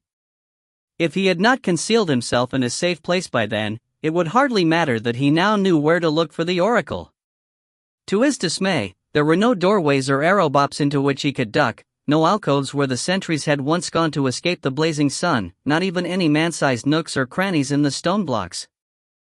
The only place he could see that would be sheltered from the rain of boulders and lances was beneath the gate arch itself, which hardly seemed like a wise place to stand, given that it would be the Jorsh's only escape route once the battle began. The best chance of survival appeared to lie outside the citadel. After opening the gates, Aegis would use the crossbar to prop them open, then wait on the other side of the walls. Once the ambush ended, picking his way back through the ranks of wounded Jorsh might be difficult, but not nearly as difficult as surviving a torrent of Sarum boulders. Upon reaching the bottom of the pit, the noble saw that Nael had thoughtfully left a spiked club propped against one wall. The weapon was just long enough for him to reach the gate's crossbar, which hung several feet over his head. The noble picked up the cudgel and went to one end of the beam. That was when he saw Brita, the chameleon-headed sentry who had challenged Philo when they sneaked into the castle. She stood a few feet to one side of the gate, her skin exactly matching the color and texture of the red granite blocks from which the walls had been built. Only her body's shadow, the fact that her breechcloth had not changed color with her skin, and the huge bone sword in her hand alerted him to her presence. "What are you doing here?" he asked. "Punishment, for letting a dead bear walk into Castle Farrell," she replied. The flange behind her wedge-shaped head flared in anger, then she added, "Now open the gate and be sure to show yourself." Aegis pushed the club up to the crossbar, groaning with effort as he lifted the heavy timber. The beam tilted toward the other side of the arch, finally sliding off its hooks and crashing to the ground. The noble tossed the war club aside and braced his hands against the gate. Slowly, he began to push. The gate was about a quarter of the way open when a tremendous boom and a terrific shock ran through Aegis's body, knocking him away from the gate. He landed halfway across the yard, flat on his back and trembling in shock. "Get up, coward!" hissed Brita. She had directed one of her conical eyes toward him and the other toward the gate. "You're not hurt, Dot." Although he was not sure his aching bones agreed, Aegis pushed himself back to his feet. The gate had been pushed shut again, and the head of a shadow viper harpoon was sticking through it. The weapon could only have come from the Jorsh ranks. Aegis closed his eyes, picturing Magar's face and summoning the energy to use the way. It was not an easy task, for he was still tired from his efforts in the crystal pit. In the short time since, he had recovered part of his strength, but far from all of it. Once he had Magar's puffy eyes and bloated cheeks securely in mind, Aegis sent a thought message to him. "What's wrong? I thought you wanted us to open the gate for you." "My little spies?" came the reply. "It's Aegis," the noble replied. Don't let anything happen to our ship, or I'll bar the gates again. In the next instant, Magar's voice came booming over the causeway. Let the gates open, he ordered. Charge, beast eaters. A great roar rose from the Jorsh ranks, then the ground began to tremble beneath Aegis's feet as Magar's warriors rushed across the isthmus. Boulder after boulder crashed into the walls of Castle Farrell, filling the gateyard with a clamorous din such as the noble had never before heard. The Sarum on the front wall responded with half-hearted battle howls of their own and hurled boulders down at the causeway. Aegis glanced upward, expecting to see the faces of the poison pack peering down from the lofty walls overhead. Instead, he saw nothing but yellow Athasian sky. Taking no chances that the ambush would fail, Inael had apparently withdrawn his troops from sight. What are you waiting for? Demanded Brita, using her sword to wave Aegis ahead. Open the gates. The noble rushed forward and placed one hand on each gate. Pumping his legs furiously, he slowly managed to get the heavy panels moving outward. When the gap between them grew too great for his arms to span, Lai concentrated all of his efforts on the one that had not been pierced by the harpoon. For a moment, it seemed to stick. Then it broke free and swung outward of its own volition. Giving it one last shove, the noble wrapped his arms around a bone slat and jumped on. His intention was not to hide, but merely to get out of harm's way as soon as possible. As Aegis swung outward with the gate, he saw that the Jorsh warriors with the battering ram had cast their weapon aside. They were wading back to the shore to climb out of the silt. At the same time, Magar's beast eaters were charging across the causeway, shaking their spiked clubs in the air and screaming threats against their Sarum brethren. Overhead, boulders flew in both directions as the Jorsh charged, and so much rubble rained down around Aegis that he felt as though he had gotten caught in a landslide. As the beast eaters reached the end of the causeway and stepped onto the small deck before the gate, the Jorsh stone hurlers turned their aim elsewhere.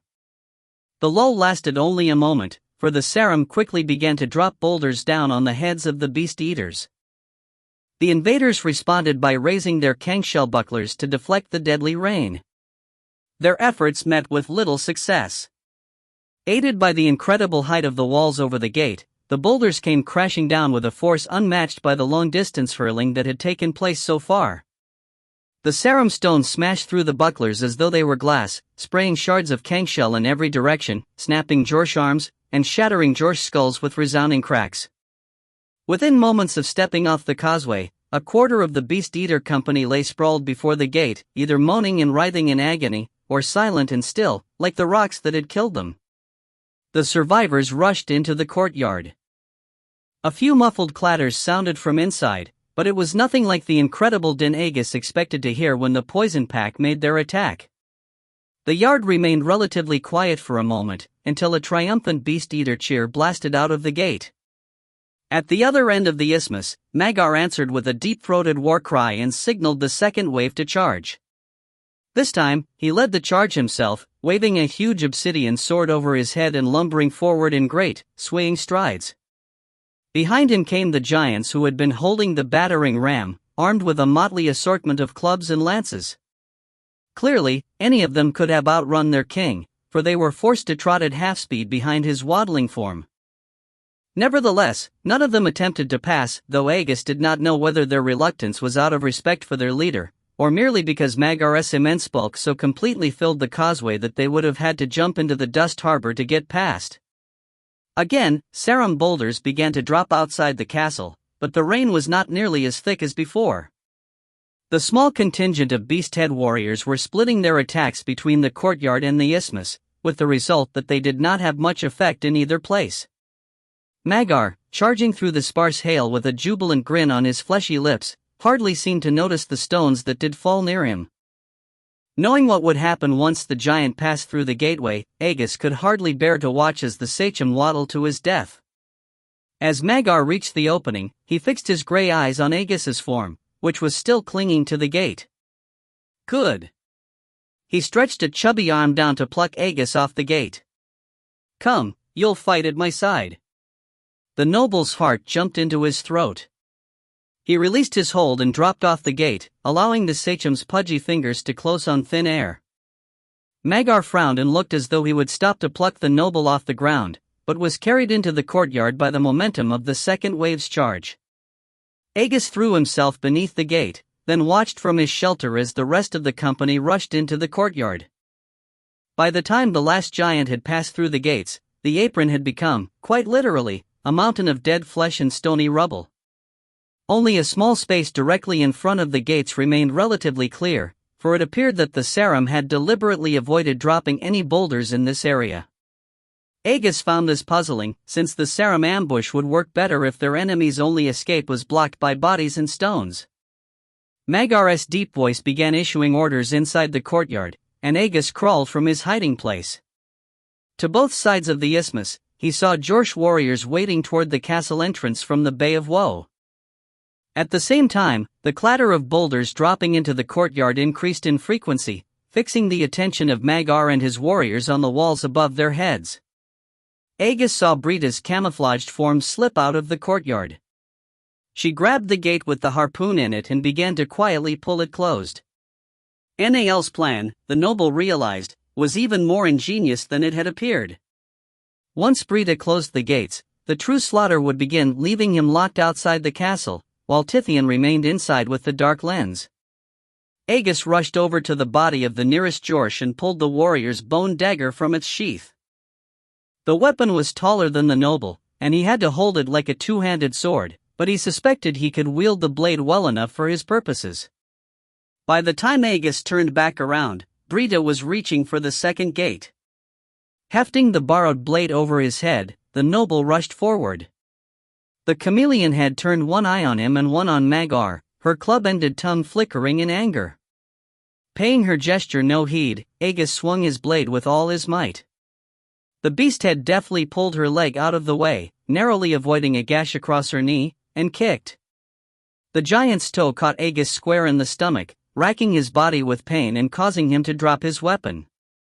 The noble went tumbling across the rocky apron, not stopping until he hit a pile of Jorsh corpses. Aegis was still trying to shake the dizziness from his head when he saw that his brief skirmish with Brita had been noticed. Ignoring the steady clatter of boulders in the courtyard, Sachem Magar stepped up behind the Sarum spy and sent her reptilian head flying with one hack of his obsidian blade. Aegis barely had time to roll out of the way before her body crashed down on the same pile of corpses into which he had tumbled. Magar scowled and pointed his sword at Brita's body. What was she doing here? He demanded. As the Sachem spoke, the first Jorsh reinforcements began to arrive from the Bay of Woe. She was hiding, I guess, Aegis replied. The noble cast a nervous glance around the apron. To all sides, Jorsh were slowly hauling themselves onto the barren rock, silt pouring off their bodies in long gray streamers. The king frowned and stepped toward the noble. Before he could ask another question, a deafening thunder erupted inside the courtyard. Even from his side of the gate, Aegis could see tons of boulders pouring down into the courtyard. The Jorsh warriors cried out in a single shocked voice. A cloud of rock chips and dust came roiling out of the gateway to engulf Magar. It's a trap! The Sachem yelled. Aegis ran for cover, sprinting at an angle for the cliffs that flanked Castle Farrell Skateworks. He narrowly avoided the outthrust hands of several Jorsh who were just climbing onto the apron, and dove into a hollow at the base of the bluff. He crawled to the back of this hole, hoping that it was small enough to keep the giant's thick fingers from plucking him out. The noble need not have worried. No sooner had he found his hiding place than a soft, low-pitched rumble issued from the gates, growing louder and more resonant with each passing moment. The dust haze settled enough for him to see Magar looking back through the gate, and the rumble developed into a roar. Castle Farrell began to shake so badly that Aegis could see centuries of encrusted dirt and loosened building stones dropping onto the apron outside his hole. Magar spun and threw himself away from the gate. Half his reinforcements did likewise, but the other half were still standing on the apron when a cataclysmic bang shook its barren stones. A massive granite ball came blasting from the gate yard. The gateworks erupted into a shower of jagged masonry, cutting down every living thing that stood before the blast and raising 1,000 plumes of dust as the shattered stones splattered into the Bay of Woe. The ball continued on, plowing into the mountain of rubble that covered the apron, flinging dead giants and huge boulders high into the air, then arcing out over the silt bay to vanish from sight beneath a long plume of dust.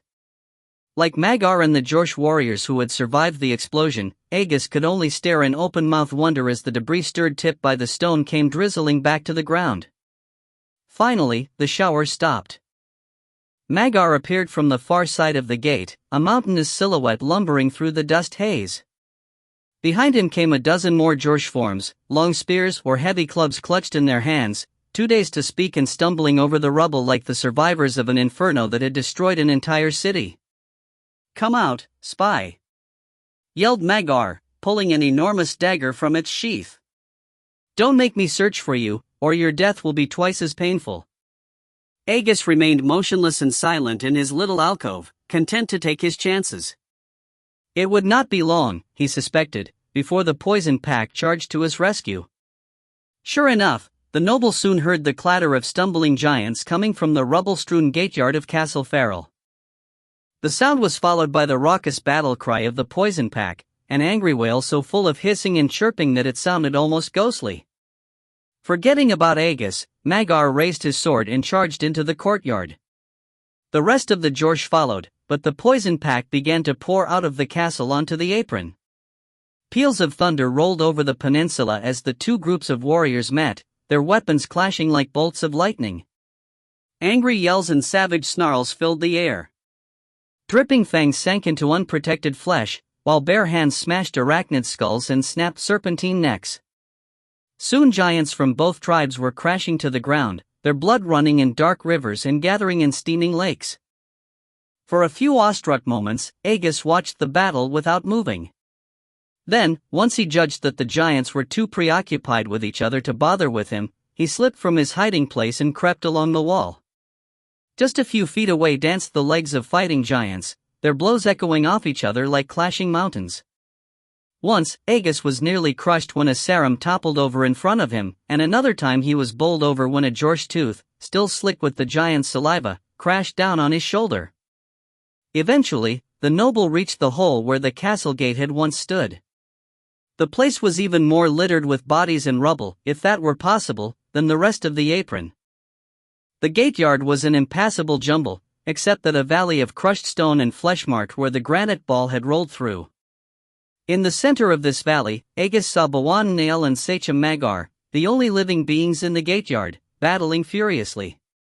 Nail fought with his back to the trench path, thrusting first with a lance he carried in one hand, then slashing madly with the crude bone sword he held in the other. His owlish eyes blazed with a murderous light, and his hooked beak hung half open, ready to clamp down on any appendage that came too near it. Although Magar faced away from Aegis, the noble did not doubt that the look on the Jorsh's face was every bit as angry and determined. The sachem was making good use of his single sword, turning each parry into a counterattack, thrusting first at the Bawan's throat and slicing next at his abdomen. Both giants fought with a grace and skill that the noble found surprising, but the advantage clearly belonged to the larger Jorsh. Magar towered a full 10 feet over his foe and was making good use of his size to force the Sarum back.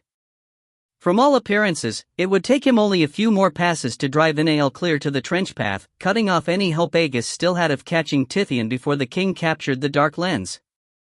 The noble slipped into the gateyard and picked his way along the edge of the valley of crushed stone.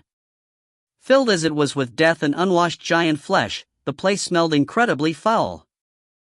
Aegis tried to breathe through his mouth and put the stench out of his mind, but the farther into the courtyard he went, the worse the odor became. The noble was just trying to slip past one side of the battle when Magar let out a mighty bellow and pressed forward with a vicious series of slashes. At first, Nael gave ground rapidly, and it appeared he would be driven back to the trench path before Aegis could gain it.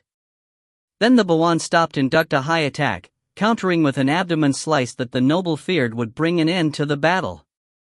Magar saved himself only by jumping to one side, almost crushing Aegis as the giant landed at the edge of the valley of crushed rock. The ground trembled, and the rubble shifted beneath the noble's feet, then he found himself struggling to regain his balance as the giant's combat raged over his head. Aegis looked up and caught Nael's golden eyes flitting away, fixing on Magar's black sword as it flashed down from the sky. The Bawan lifted his own blade to parry. The two weapons met high overhead, filling the canyon-like space between the giants with a tremendous clap that rattled the noble's ears. The sound had not even died away before Nal's lance darted forward, a grey bolt of lightning streaking past just yards above Agus's head. The Jorsh twisted away with surprisingly agility for his rotund figure, but still took a shallow gash across the abdomen. Several gallons of warm blood spilled from the wound, nearly knocking the noble from his feet as they splashed over his head. Screaming in rage, Magar countered the successful attack by smashing a bare fist down on the lance, snapping the shaft in two. The head of the broken weapon landed a short distance away. Keeping a close eye on the huge feet dancing all around him, Agus scrambled across the rubble and picked it up. As the noble retrieved the weapon, he heard a tremendous crack far above. He looked up to see the pommel of Magar's sword arcing away from Nal's face, taking the top mandible of the Saram's beak with it. The Bawan roared in pain and stumbled back, raising his free hand to cover the gruesome wound. Magar moved forward to press the attack, and once more Agus found himself many steps behind the battle. He could see the Jorsh striking repeatedly at the beast head, rapidly bearing down the weaker giant's guard. Raising the head of Nal's broken lance, the noble rushed forward. As he came up behind Magar, he took a deep breath and, holding the lance in both hands, drove it into the king's fleshy calf. Roaring in pain, Magar stopped his attack in mid-swing and looked down. Agus saw the giant's puffy cheeks grow red with fury, then the noble glimpsed Nal's white sword arcing toward the Jorsh's shoulder.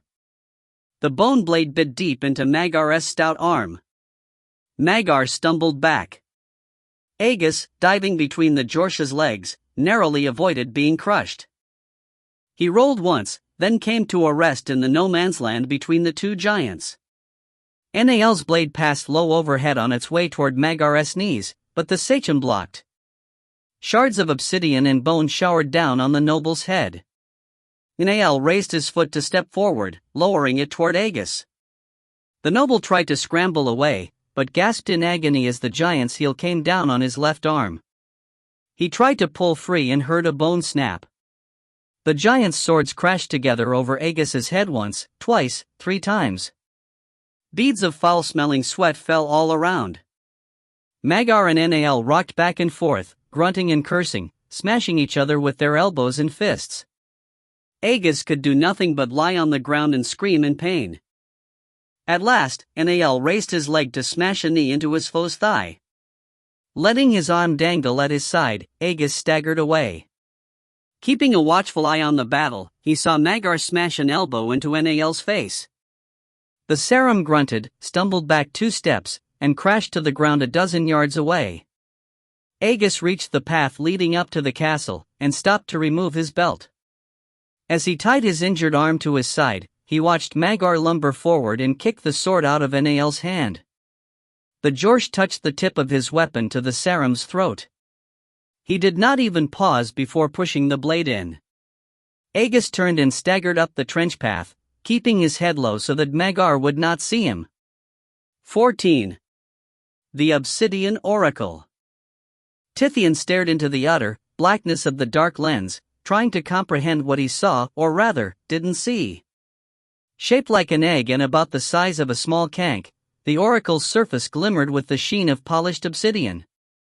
Through this glassy skin swam languorous streaks of scarlet, often vanishing from one place and, in the same instant, reappearing another. But beneath these torpid lights, the king saw nothing unless inviolable gloom could be called something. The king had looked into obsidian depths many times before, and always he had found some hint of light, a gray-streaked flaw, tiny bubbles with a pale gleam trapped inside, an impurity that gave the whole stone a colored tint. Not so here. The blackness of the oracle was more absolute than at the bottom of Tyr's deepest iron mines, or even inside the cryptic dungeons of the Golden Palace. More than the absence of light, the lens held within it the embodiment of darkness. Tithian smiled. Had he been born a dwarf instead of a human, his life's focus would surely have been to find this lens. The king shuffled forward, stepping out of the mica tunnel and into the small chamber with the dark lens. The room was lit by a curtain of crimson rays spilling down from above. When Tithian looked up to find their source, he was astonished to see the sun's fiery orb shining down through a wide fissure that ran the entire length of the ceiling. The crack was just a little wider than a man, and, like the room itself, lined with glistening sheets of mica. As Tithian tottered forward on his old man's legs, the uneven floor crackled with each step, the ends of mica sheets bending and popping beneath his weight. He felt a sweltering heat rising from the oracle. The closer he approached, the more flushed and tender his skin felt. Beneath his robes, sweat began to roll down his body in runnels, and soon wisps of steam were rising from the finely woven hemp of his garments. At last Tithian reached out and touched the glassy surface of the lens. A soft sizzle rose from beneath his fingertips and searing pain shot through his hands.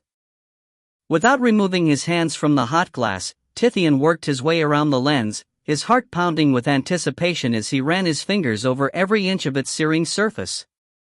He did not stop until he felt blisters rising on his wrinkled flesh. "Iral, not a flaw anywhere," Tithian cried, his voice trembling not with agony, but exhilaration. Nothing but the dark lens could be so perfect. Continuing to whisper the word perfect over and over, the king went to the narrowest end of the lens and placed his satchel on the ground. Putting one foot just inside the mouth, he grabbed the other side and pulled. Slowly the orifice began to widen, the sack's magical cloth stretching to many times its original size. As the aperture grew large enough to walk into, Tithian felt a cool breeze and saw a whirling gray murk inside. When the king had stretched the sack as far as his arms would allow, he placed the satchel's mouth over the narrow end of the lens and pulled. As the oracle slowly passed inside, the opening expanded almost to the point of tearing, but the body of the satchel did not bulge or swell at all. To all appearances, it looked and felt as empty as it ever had. Eventually, Tithian pulled the sack up to the point where the lens touched the floor. Stretching his arms wide, he reached around the back of the oracle and grabbed both sides of the bag. He pressed his chest and face against the glass and rocked the huge stone, each time pulling the satchel a little farther along. Soon, only the end remained outsider. His chest heaving from his exertions and his face burning where it had been in contact with the hot glass, Tithian sat down on the floor and braced his feet against the lens. With a feeble groan, he pushed against the stone, at the same time pulling on his magic sack. Aching knots of pain formed in his thighs and forearms, but the lens did not move. His newly aged muscles were not up to the task. Cursing his weakness, Tithian dosed his eyes and opened a pathway to his spiritual nexus, preparing to use the way. To his surprise, he did not feel the familiar surge of energy rising from deep within himself. Instead, his feet seemed to meld with the lens, and the heat of its surface ceased to burn his soles. A torrent of energy rushed from the oracle up through his legs. The stream flowed into his abdomen, where he had expected to feel the warm tingle of his own energies, and formed a smoldering knot that seemed ready to burst into flames. The king felt more excited than afraid. That the energy had come to him through the obsidian sphere only confirmed what he had guessed earlier: it had to be the dark lens. Putting his growing delight out of his mind, Tithian pictured the most powerful gladiator he had ever owned. An image of Riku slowly emerged inside his mind, a rugged face, pointed ears set close to a bald pate, and a hairless body that seemed nothing but knotted sinew and thick bone. Once he had the picture securely locked in his thoughts, the king substituted his own face for Riku's. The expressive black eyes were replaced by beady brown ones, the heavy bone features became thin and haggard, and a long tail of graying hair dangled from what had once been a bald head. The resulting image, an old man's gaunt face sitting upon a mole's powerful shoulders, seemed ludicrous even to the king. Tithian opened himself to the fire in his stomach, calling on it to empower the image he had created. The energy rushed into his sinews, charging them with new life and vitality. In his bones and joints he felt a suppleness that he had not experienced in decades. The king flexed his muscles, rejoicing in his body's newfound vigor, then screamed. A burst of agony shot through Tithian's arms. The muscles began to swell, taking on the dimensions and shape of those he had pictured on Riku's body. The change did not occur solely inside his head, nor was it illusory, as he would normally expect from using the way. The power of the lens was actually transforming him. Tithian watched in astonishment as the rest of his body changed into that of a mole. After his arms came his shoulders and neck, then his chest, back, and stomach. Each transformation brought a fresh surge of pain, but it barely registered on his stunned mind. The king was too busy contemplating the significance of what was happening to dwell on his discomfort. During her travels, Tithian knew, Sadira had learned that the horrid monsters called new beasts were created by the untamed magic flowing from the pristine tower. If so, it seemed likely that the dark lens was the tool Rajat had used to control that magic. The king reasoned that the ancient sorcerer had relied on the way to shape the tower's mystic energies, then used the power of the lens to give them a physical reality. The process was not so different than that by which Tithian had bestowed Rikuza's body on himself. As the last pains of his change faded away, the king looked down and saw a pair of bulging thighs where his scrawny legs had been a moment before.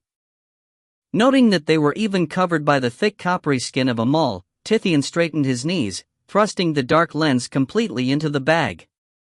No sooner had the oracle disappeared than the satchel mouth returned to its normal size, tightening around Tithian's new legs.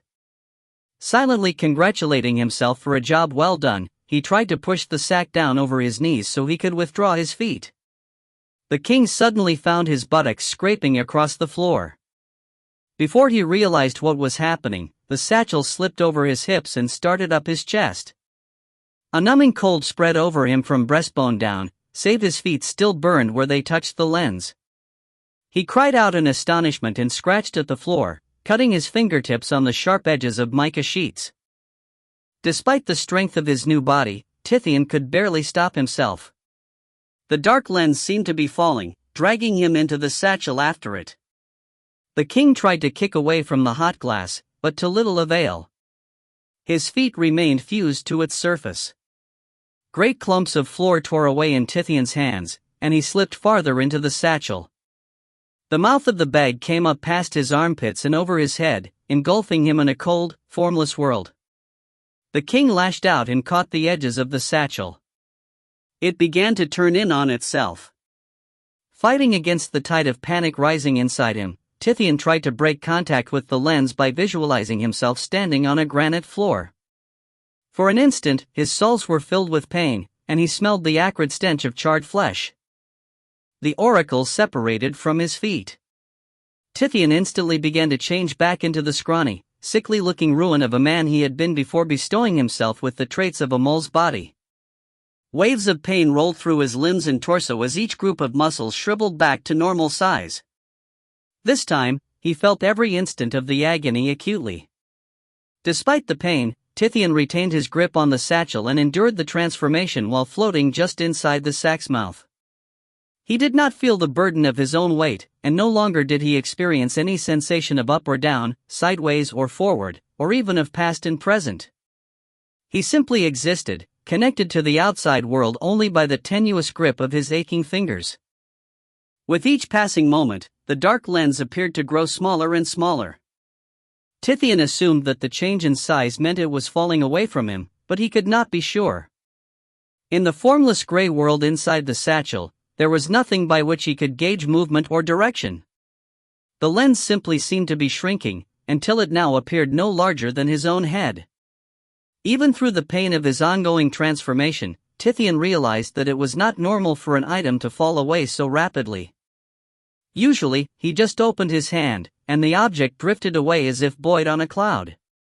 The king stretched out one of his hands and pictured it resting on the lens, attempting to summon the artifact in the same way he would summon any other. Nothing happened, save that the lens continued to fall away. A cold lump of fear formed in the pit of Tithian's stomach. "Come to me!" he screamed. The lens did not stop falling. Tithian closed his eyes and visualized it resting in the palm of his hand. As he summoned the spiritual energy to use the way, he felt himself being drawn toward it. Again, the sack began to turn in on itself, and he knew he could not continue to hold it while trying to recover the lens. He had to make a choice: release his grasp on the mouth of the satchel, or lose the dark lens. Tithian opened his hand and released the satchel. There was no sensation of movement, nothing drifting past in the horrible grayness to mark the passage of distance. The king knew that he moved only because the satchel opening was growing smaller and the lens was growing larger. He could not feel the air brushing his face as he slipped through it, or even whether the temperature was hot or cold. Tithian simply felt numb. Some time later, the king caught the oracle. It might have been a few moments or a day that had passed, Tithian could not tell. He had no more sensation of time than he did of distance. All he knew for sure was that he struck the lens with a terrible jolt. Again, he felt a surge of fiery energy rise through his body without causing him pain. Then he sat down on the lens, held fast by the mystical energy he was drawing from its depths. After he had re-established contact with the oracle, the sensation of falling returned to Tithian's stomach, and he felt a cold breeze brushing past his face. The king slowly turned, looking in all directions, trying to find some means of further orienting himself. He saw nothing but the opening from which he had come, glowing red with the sun's light and rapidly vanishing. Hoping to stop the lens's fall before the opening disappeared entirely, Tithian visualized himself as a wyvern. In his mind's eye, he saw the long, barbed tail wrapped around the lens below, his huge leathery wings beating the air furiously in an attempt to raise himself and his cargo up to the opening. Energy sizzled from the lens into his body, and his back and shoulder blades burned with fierce, blistering pain. In the next moment, the stumps of a tail and 2 wings sprouted from his body. As the appendages steadily grew longer and larger, their roots sent long tendrils of anguish burrowing through his body. He began to shudder uncontrollably, though as much from fear that he would lose the dark lens or be lost with it as from his pain. Gulping down his misery and shock, Tithian waited until the agonizing transition was complete and the unbearable pain subsided. Then, making sure his tail was securely wrapped around the lens, he flapped his new wings as hard as he could. The air throbbed with each stroke, and the gray mist swirled around him like smoke on a windy day. The king and his lens continued to fall. He looked up and saw nothing but a crimson dot where he had hoped to see the satchel opening. Forgetting about his wings, Tithian leaned over the side of the oracle and peered into the grayness below. He opened himself to the power of the lens once more and used the way to visualize the satchel opening directly beneath himself. Again, he felt his body erupt with fiery energy. An instant later, the crimson dot appeared below the oracle. "I Rajat, yes," Tithian cried. "If we can't fly up to the exit, we'll fall out of it." No sooner had he spoken than the king suddenly felt as though he were beneath the oracle instead of on top of it, and he knew he was once again falling away from his goal. As Tithian watched, the satchel opening faded from a dot to a point, then blinked out of sight altogether. He could not tell why he had failed. The lens might have changed the direction of its movement, or simply turned over so that he was looking at the exit from its bottom instead of the top. In either case, all he knew for sure was that he had been traveling toward the dot one moment, and away from it the next. Tithian folded his wings in despair and settled down to consider his situation, keeping his wyvern's tail securely wrapped around the lens. The king felt ready to burst from the dozen conflicting emotions welling up inside him.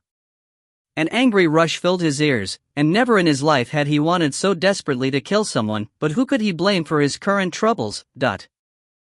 At the same time, in his lower abdomen, an icy ball of horror grew steadily larger. After Boris had returned Sasha and Wian to him, he had decided to store them in this satchel precisely because it seemed a difficult place from which to escape. Did the fact that they had never escaped mean that escape was impossible? What Tithian felt most, though, was the tangled knot of frustration snarled in his chest. He had planned every step of his journey, prepared for every contingency, and overcome every obstacle, from Agus's pursuit to escaping the crystal pit, for what? So he could fall into his satchel and die? He could not accept that possibility, but neither did he seem able to escape it. The king took a long series of deep breaths, trying to calm himself, and attempted to focus his thoughts on solutions to his problem. Clearly, something about the nature of the dark lens made it behave differently inside the sack.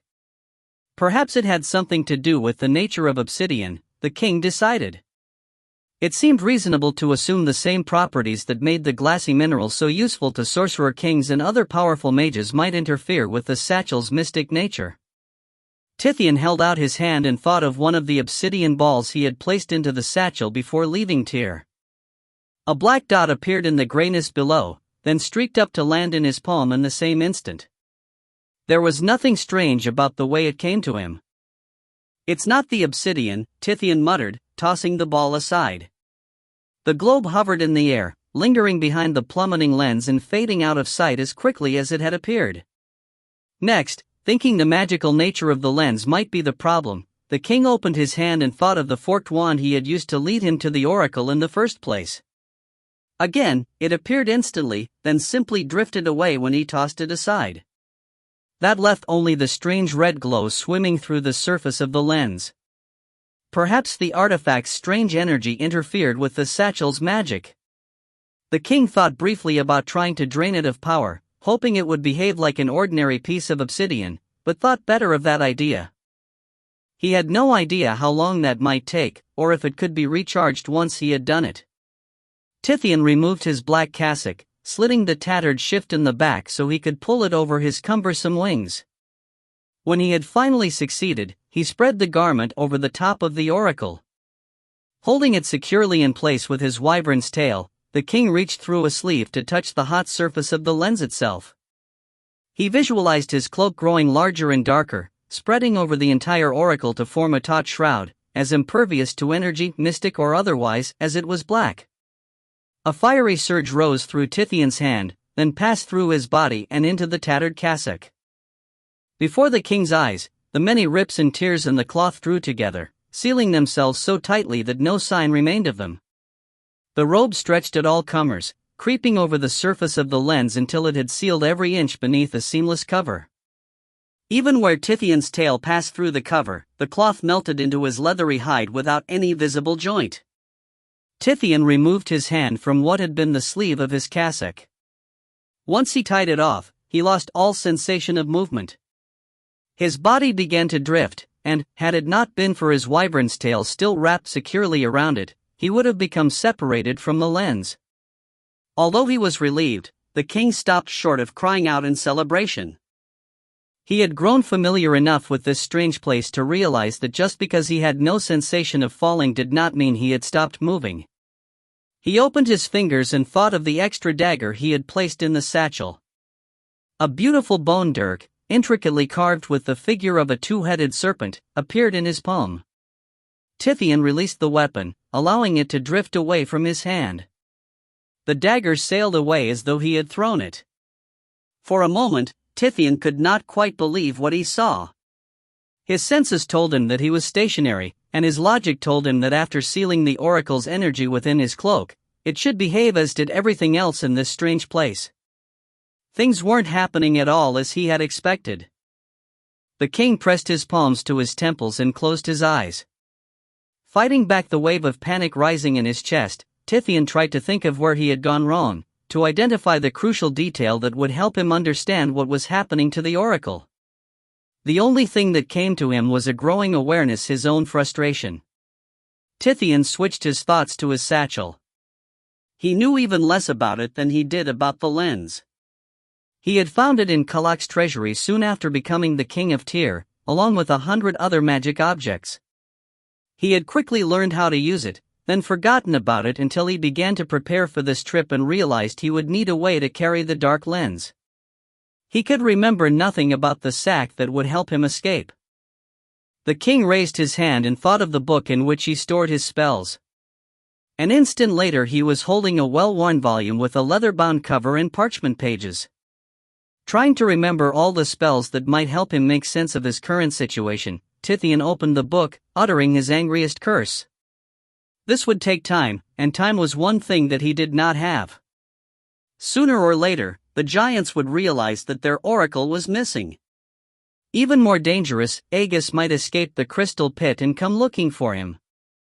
Tithian fixed his eyes on the mystic runes in his book, impressing his memory with their magical shapes, silently mouthing the strange syllables of the incantation, and rehearsing the awkward gestures his fingers would have to perform to shape the mystic energy when he released it. It was not until he had memorized his first spell that it occurred to him that there were no living plants inside his satchel.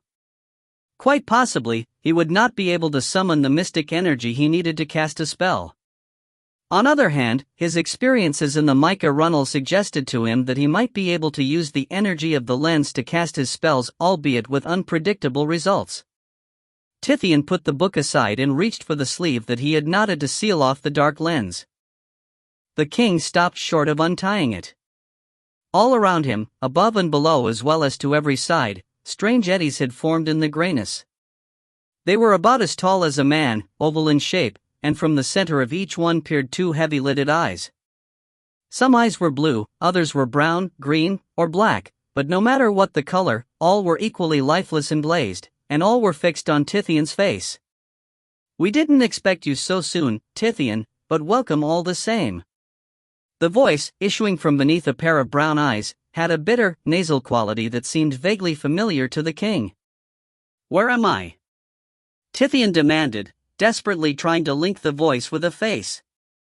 "Nowhere," chorused 100 monotonous voices. The king scowled. "I'm in no mood for jokes," he warned. "We never joke," replied the voice. "Then answer my question," Tithian snapped. "We have." Echoes of the same voice began to well up from Tithian's memory. He had heard it 1,000 times, but the lethargic tone seemed sorely out of place, making it difficult for the king to place firmly. "Who are you?" he asked. "No one," came the reply, again from 100 voices. "Don't play games with me," the king yelled. "I won't stand for it." This brought a chorus of dreary and humorless chuckles. Tithian untied the sleeve of what had been his cassock, then thrust his hand down to touch the hot surface of the dark lens. A surge of energy rushed up his arm, but, much to his surprise, the sensation of movement did not return. Apparently, the lens had reached the end of its journey. "Tell me who you are," the king threatened. "Or I'll use the power of the dark lens against you. You've already done all the harm to us that you can, my brother." This time, Tithian recognized the voice. "Beavis?" he gasped. "I was Beavis once," said the figure. As the voice spoke, the brown-eyed eddy began to coalesce into the form of the king's long-dead younger brother, a youth of about 17 years, with the beady brown eyes and hawkish nose so typical of the Miracles line. There the resemblance to Tithian ended, however.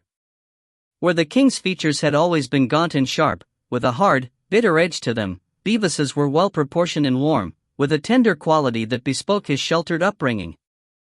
In spite of the fiery energy flooding through him, Tithian suddenly felt so cold he began to shiver. "Then I'm dead?" he gasped. This brought another chorus of funereal chuckles. "Worse," answered Beavis, curling his gray lips into a hateful snarl. "You're alive, and we want to keep you that way." He drifted toward the king, and all of the other gray eddies also began to close in. "Stay back," Tithian warned.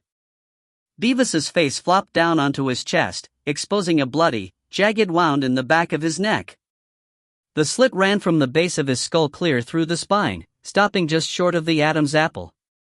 Barely enough skin remained intact to keep the head from falling off his shoulders.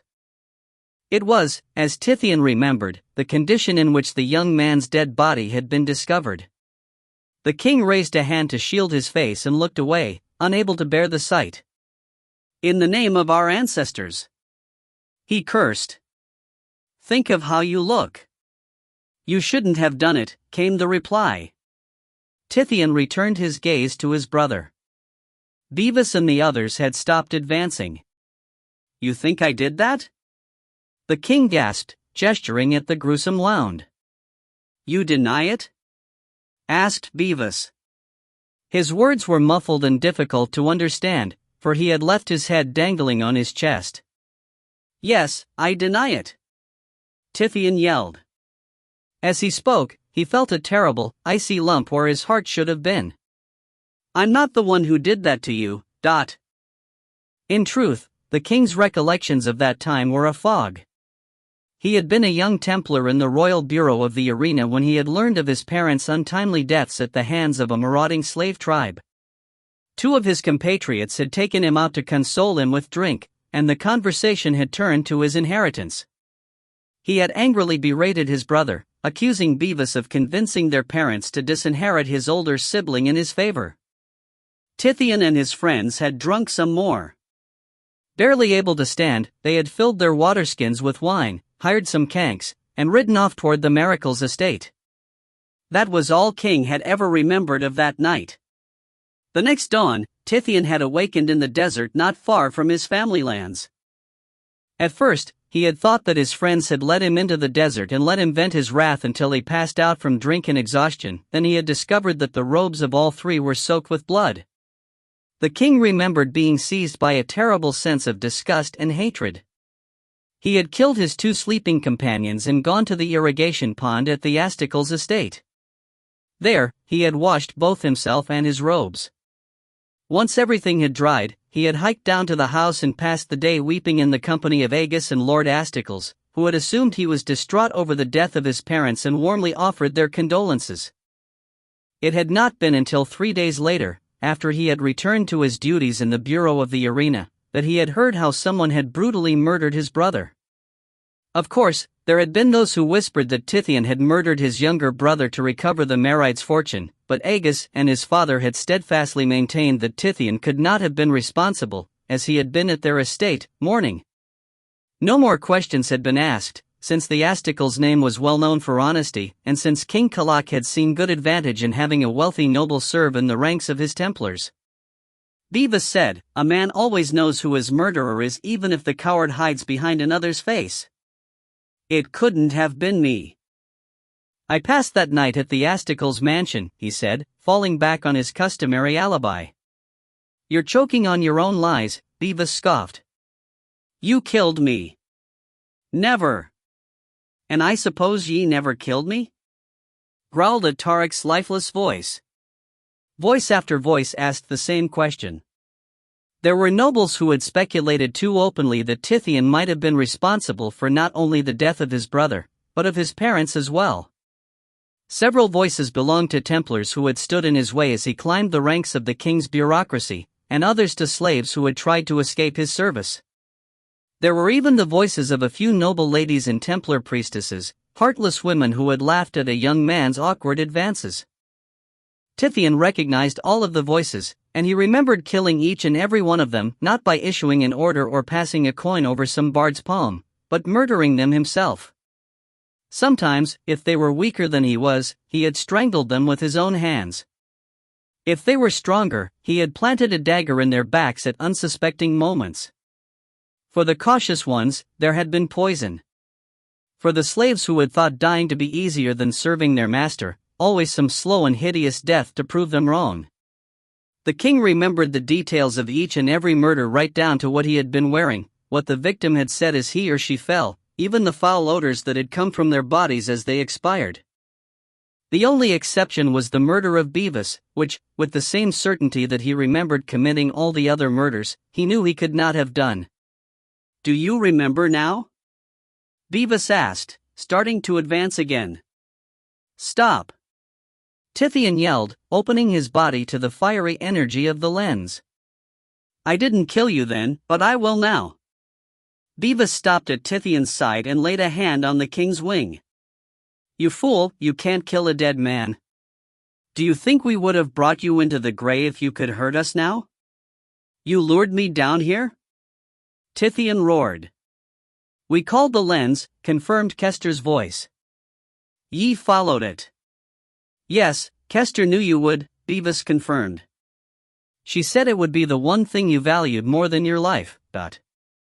A chill finger scraped down Tithian's leathery wing, drawing a howl of agony. It felt as though Beavis were ripping away a strip of hide, but when the king looked over his shoulder, he saw that was not the case. His brother's incorporeal finger had penetrated his flesh without tearing it, causing a painful welt that seemed to be the sole injury caused by the digit's passage. "And do you know what the best part is? I can keep doing this forever, and you'll never die." Tithian screamed and flailed at his brother's face. His hands sank right through Beavis's chin. As spirits, it seemed his captors could not be harmed bodily. But, as the king knew better than anyone, the worst pain was seldom physical, and after the trouble they had caused him by bringing him into the grey, he had every intention of making them suffer now more than they had in life. Tithian looked at the nearest set of eyes. Recognizing the voice as that of Grakiti, a young slave he had once used as an example to keep Rikus from trying to escape, the king visualized himself laying a purple caterpillar on a slave boy's upper lip. Grakiti's terrified face appeared in the center of the eddy, and the caterpillar instantly crawled up his nose. An instant later, blood began to stream from both nostrils, and the slave screamed in terror as the eddy faded from sight. Tithian forced a smile across his lips, feebly trying to ignore the pain of his terrible wounds. "You see? You can kill a dead man over and over," he sneered, glancing over his shoulder at the third welt that his brother was raising on his wing. "What are a few scratches compared to the joy of murdering you all again?" As he spoke, he fixed his gaze on a set of lavender eyes. They belonged to Deva, a young noblewoman who had been fond of Beavis, and who had lacked the good sense not to voice her suspicions in public. She had been one of his less imaginative murders. Still, when he visualized an obsidian blade pressing against her throat, the woman screamed and vanished before the tip could pierce her skin. More than half of the other spirits also succumbed to the terror tactics, fading silently into the gray. The others were not so easy to chase off. Assuming forms that resembled the bodies they had occupied in life, they crowded around, gouging at Tithian's face with talon-like fingers and ripping at his flesh with keen-edged teeth. As with Beavis, each attack sent an icy bolt of pain shooting through his flesh, and ugly welts began to rise over his entire body. Shrieking with pain, Tithian fought back in the only way he could, by identifying each of his attackers and recreating their deaths. Using the power of the dark lens, he fashioned a dozen different kinds of murderous utensils: the dagger he had used to kill the Templars who had accompanied him into the desert, the looped wires with which he had choked unsuspecting rivals, the lingering poisons he had so graciously poured for women who spurned him, the rare venomous beetles he had sent scurrying under the door of a hated superior, even the crude axe he had once used to vent his wrath on an undeserving servant. With each attack, another spirit screamed and vanished, leaving one less set of claws to rake at him. Had it not been for his own agony, the king might well have enjoyed his encounter with the spirits. At last, after Tithian had recreated the dagger that he had plunged into Kester's back just a few hours earlier, only two spirits remained, Beavis and one other that he did not recognize.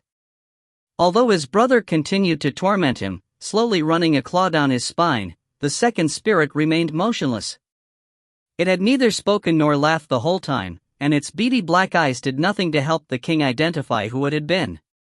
Tithian racked his brain, trying to remember all of the people he had murdered and match them with someone that he had chased off, but he could not think of who this last spirit could be. "You have an excellent memory for murder," snickered Beavis. The king hardly heard, so awash was he in pain. From head to foot, his body seemed nothing but a single, aching welt. Even his wings were so red and abused that they looked like the twin dorsal crests of some deformed lizard. He felt dizzy and sick from the pain, perilously close to faffing unconscious. "It's too bad you can't remember how you killed me," Beavis continued. "Perhaps it's because you were in such a drunken stupor." Fighting through his pain, Tithian visualized a large steel-bladed axe that had been in the Miracles family for years. It had been found in the desert several weeks after the murder and was commonly assumed to be the murder weapon. Beavis merely laughed. "It wasn't the axe, dear brother," he said, flopping his half-severed neck around. "Your friends didn't do this to me until after I was dead, but..." Tithian closed his eyes, trying again to remember what had happened that night. He and the two Templars had dragged the liveryman out of bed, claiming they were on official business so they would not have to pay for his kanks. They had galloped the beasts through the dark streets, trampling a half-dozen derelicts too drunk to leap out of the way. At the night gate, they had merrily bragged to the guards that when they returned they would be wealthy men, and they had ridden into the desert. After that, it was no use. Tithian could remember no more. The king looked toward the last spirit. Were you there that night? He asked. Perhaps you were one of my brother's guards? Weak fool. Tithian's jaw dropped as he realized the identity of the last Eddie. King Kalak. He gasped. I didn't kill you. Of course not. The honor belongs to that jackal, Aegis, and his friends, hissed Kalak, coalescing into solid form. Although he had been well on his way to becoming a dragon when Tithian had last seen him, he now assumed the shape of a skinny old man with a bald, scaly pate and a face buried beneath wrinkles. You merely betrayed me to them. Then what are you doing here? Tithian asked. I came to see if I should help you, said Kalak. I thought you might avenge my death, but I see that's unlikely. You're as big a coward as ever. If you can't face your brother's murder, you'll never murder Aegis. I didn't kill Beavis. Tithian protested, his pained voice a mere croak. Everyone else, but not him. I know what happened, snorted Kalak. You called on my magic. King Kalak, no. Protested Beavis, reaching out to quiet the old man. Kalak slapped the hand away, then continued to address Tithian. When I saw how you killed your brother, Tithian, I ranked you a true murderer, as fine as any since Rajat, Kalak said. He paused a moment, then shook his ancient head in disgust and reached up to take the battered circlet from Tithian's welt-covered head. But I was wrong. You don't deserve this. Kalak flung the crown into the grayness, then looked back to Beavis. If you really want to torture your brother, I suggest you let him go. Why should I help him? Demanded the spirit. You wouldn't be helping, fool. Tithian can't remember murdering you, and he balks every time he has the chance to kill Aegis, the Sorcerer King sneered. If a coward like him uses the dark lens against Boris, nothing you can think of will compare to what the dragon does to him. As Kalak faded away, Beavis turned to consider his brother's tormented form. I think Kalak is underestimating me, he said, reaching for Tithian's eyes. Don't you? The king turned his head away, fighting through his pain to keep his mind clear.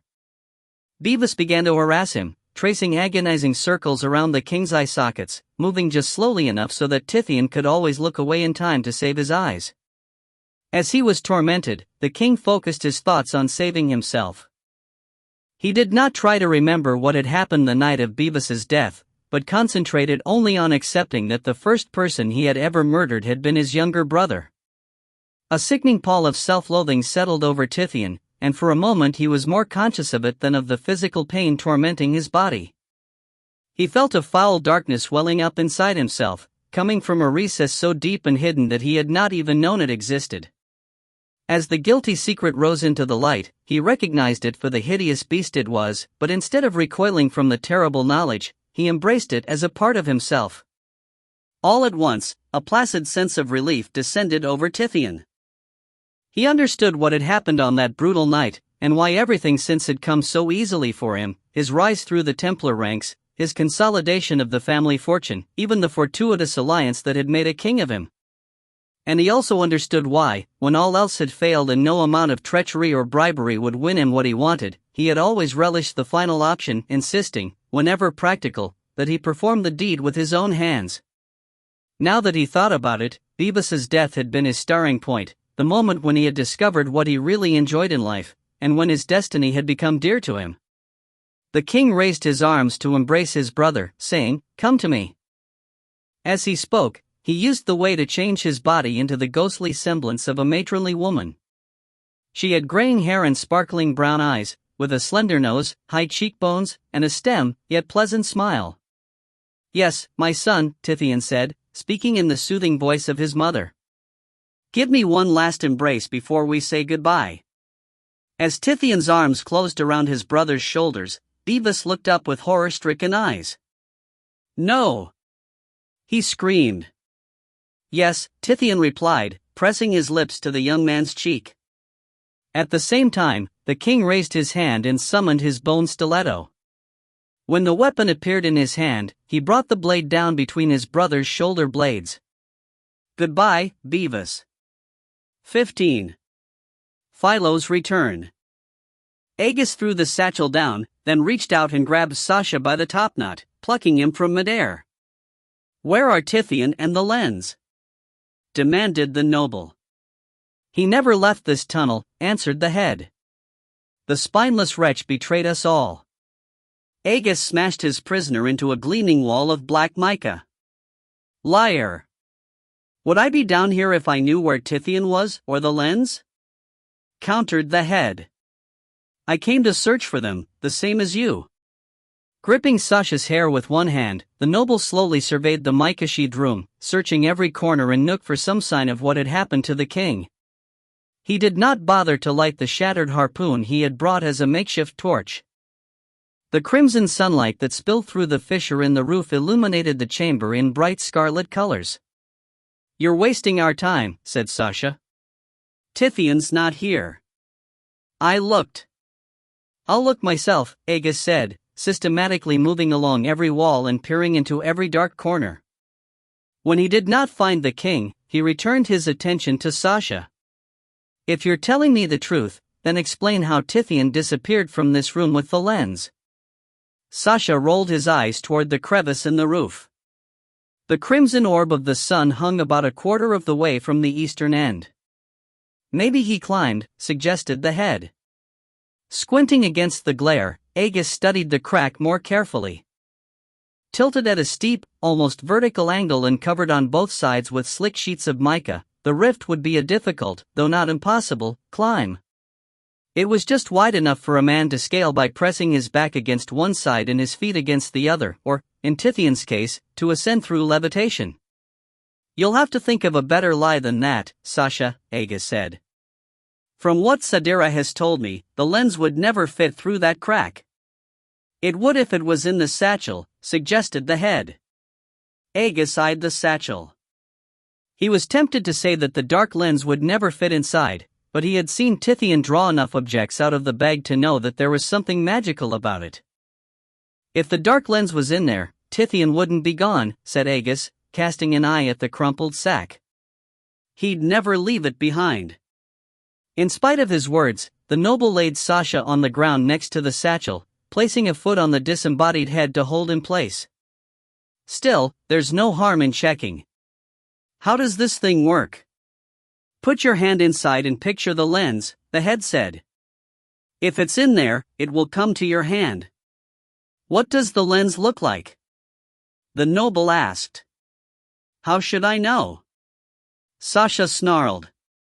"Rajat used it to imbue you with the powers of one of his champions," Agus replied, pressing his foot down on the head. "It's big, obsidian, and round," came the strained reply. "That's all I remember. I was in pain, and the tower was full of flashing light." Agus gripped the satchel beneath the elbow of his broken arm, preparing to thrust his good hand inside. Before he did so, he looked down at the head and said, "If this is a trick, I'll tie you to a rock and drop you in the Bay of Woe."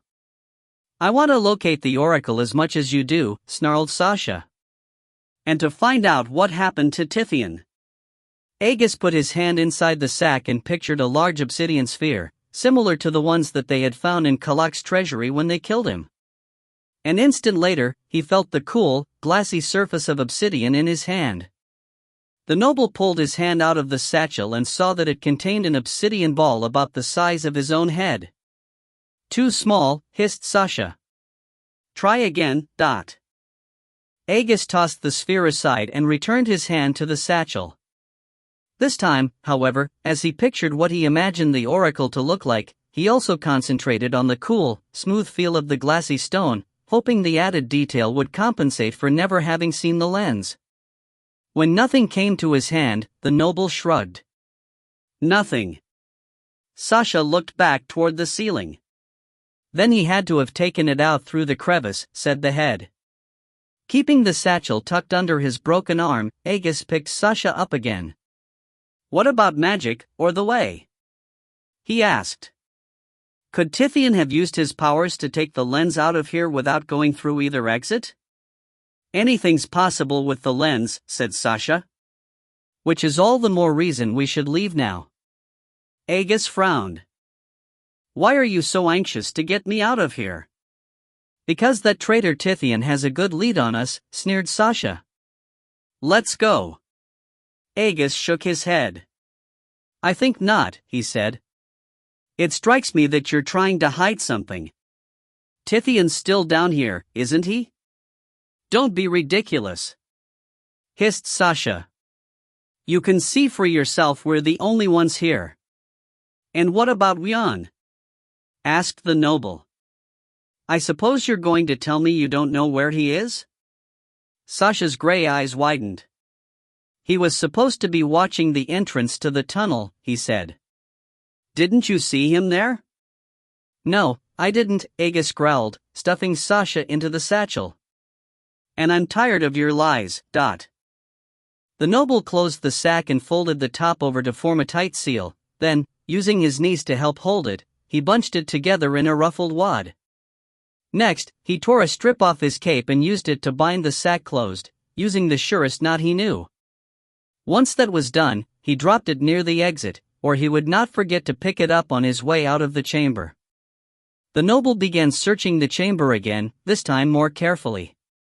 Several times, he used his broken harpoon to scratch away at crannies and niches that seemed suspiciously deep or straight, hoping to find a secret door or hidden passage lurking behind them. Twice, he even resorted to peeling sheets of mica off the walls when the light played tricks on his eyes and he thought he had spied a torch flickering behind them. Agus discovered nothing but more mica. Whatever had become of Tithian, it seemed that he was not here, and the noble doubted that the king had any intention of returning. He looked around the room one last time, then turned to leave. That was when he heard a giant's heavy breath purring down the tunnel. Asterisk asterisk asterisk. With his wyvern's tail wrapped around the oracle, Tithian continued to fly through the gray, traveling in what he hoped was the direction from which the red flash had appeared a few moments earlier, or had it been longer? The king had no way of telling. All he could do was flap his leathery wings, keep his nose pointed straight ahead, and hope that he was flying on the correct course.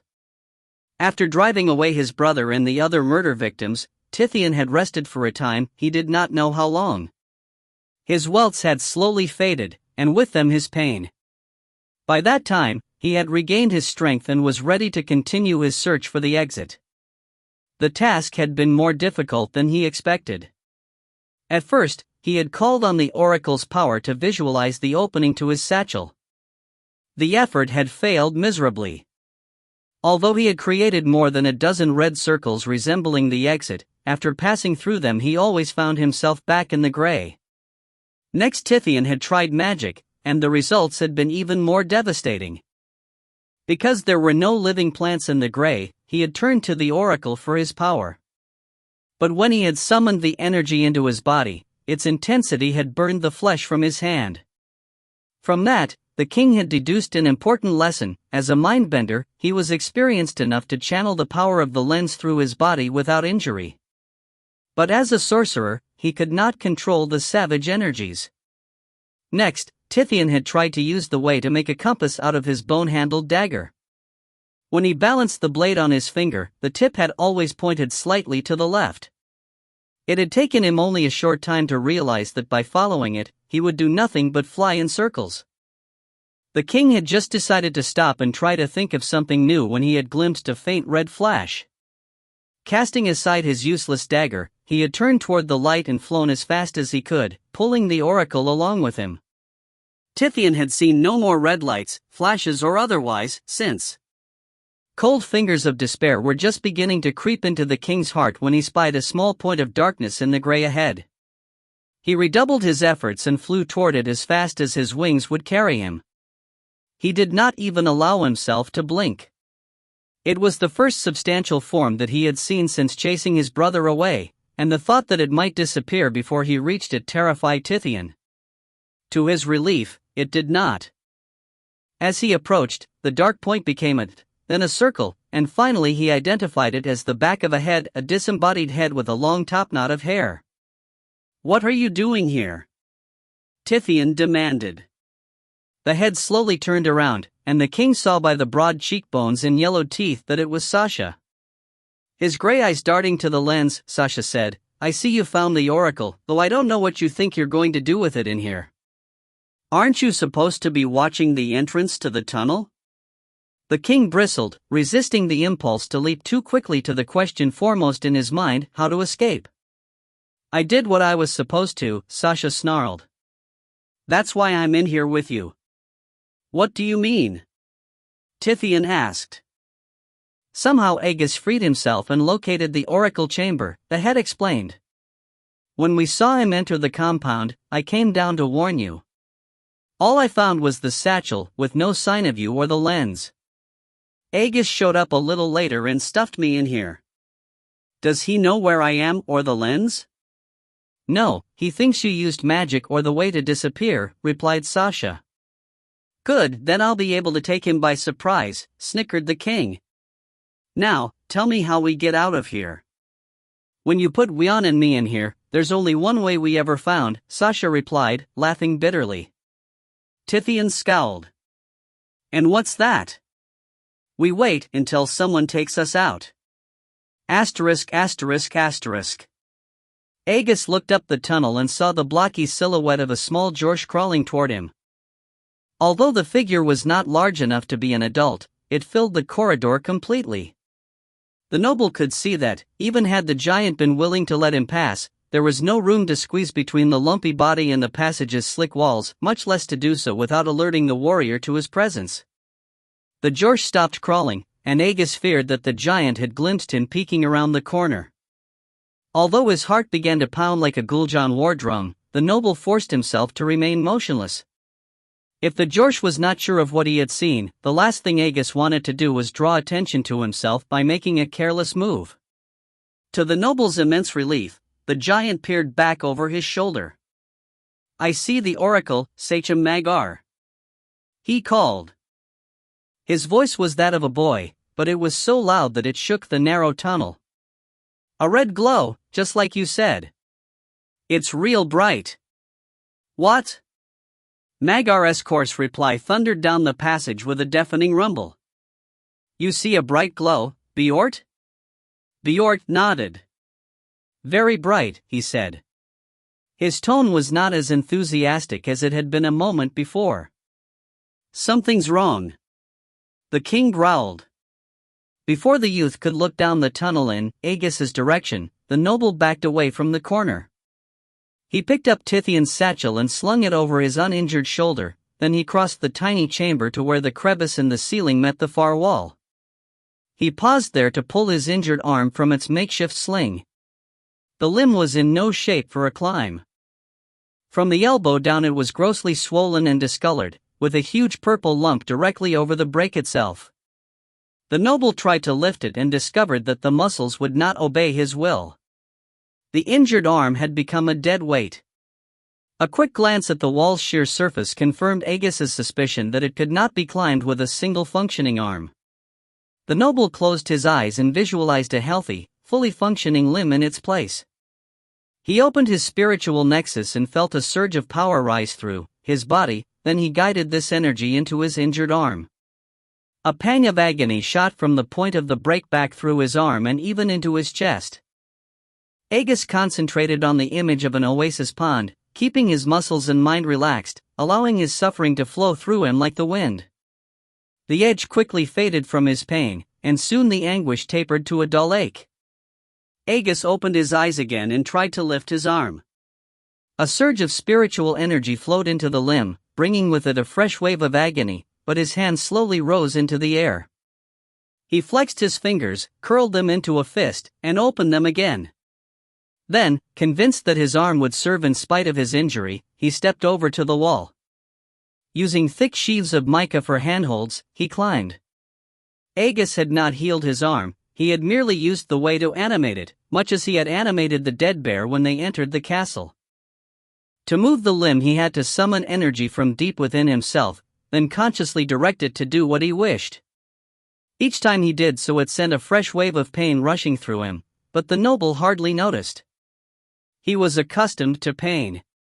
Besides, he felt certain that letting the giant catch him would result in agony much more severe than what he was suffering now.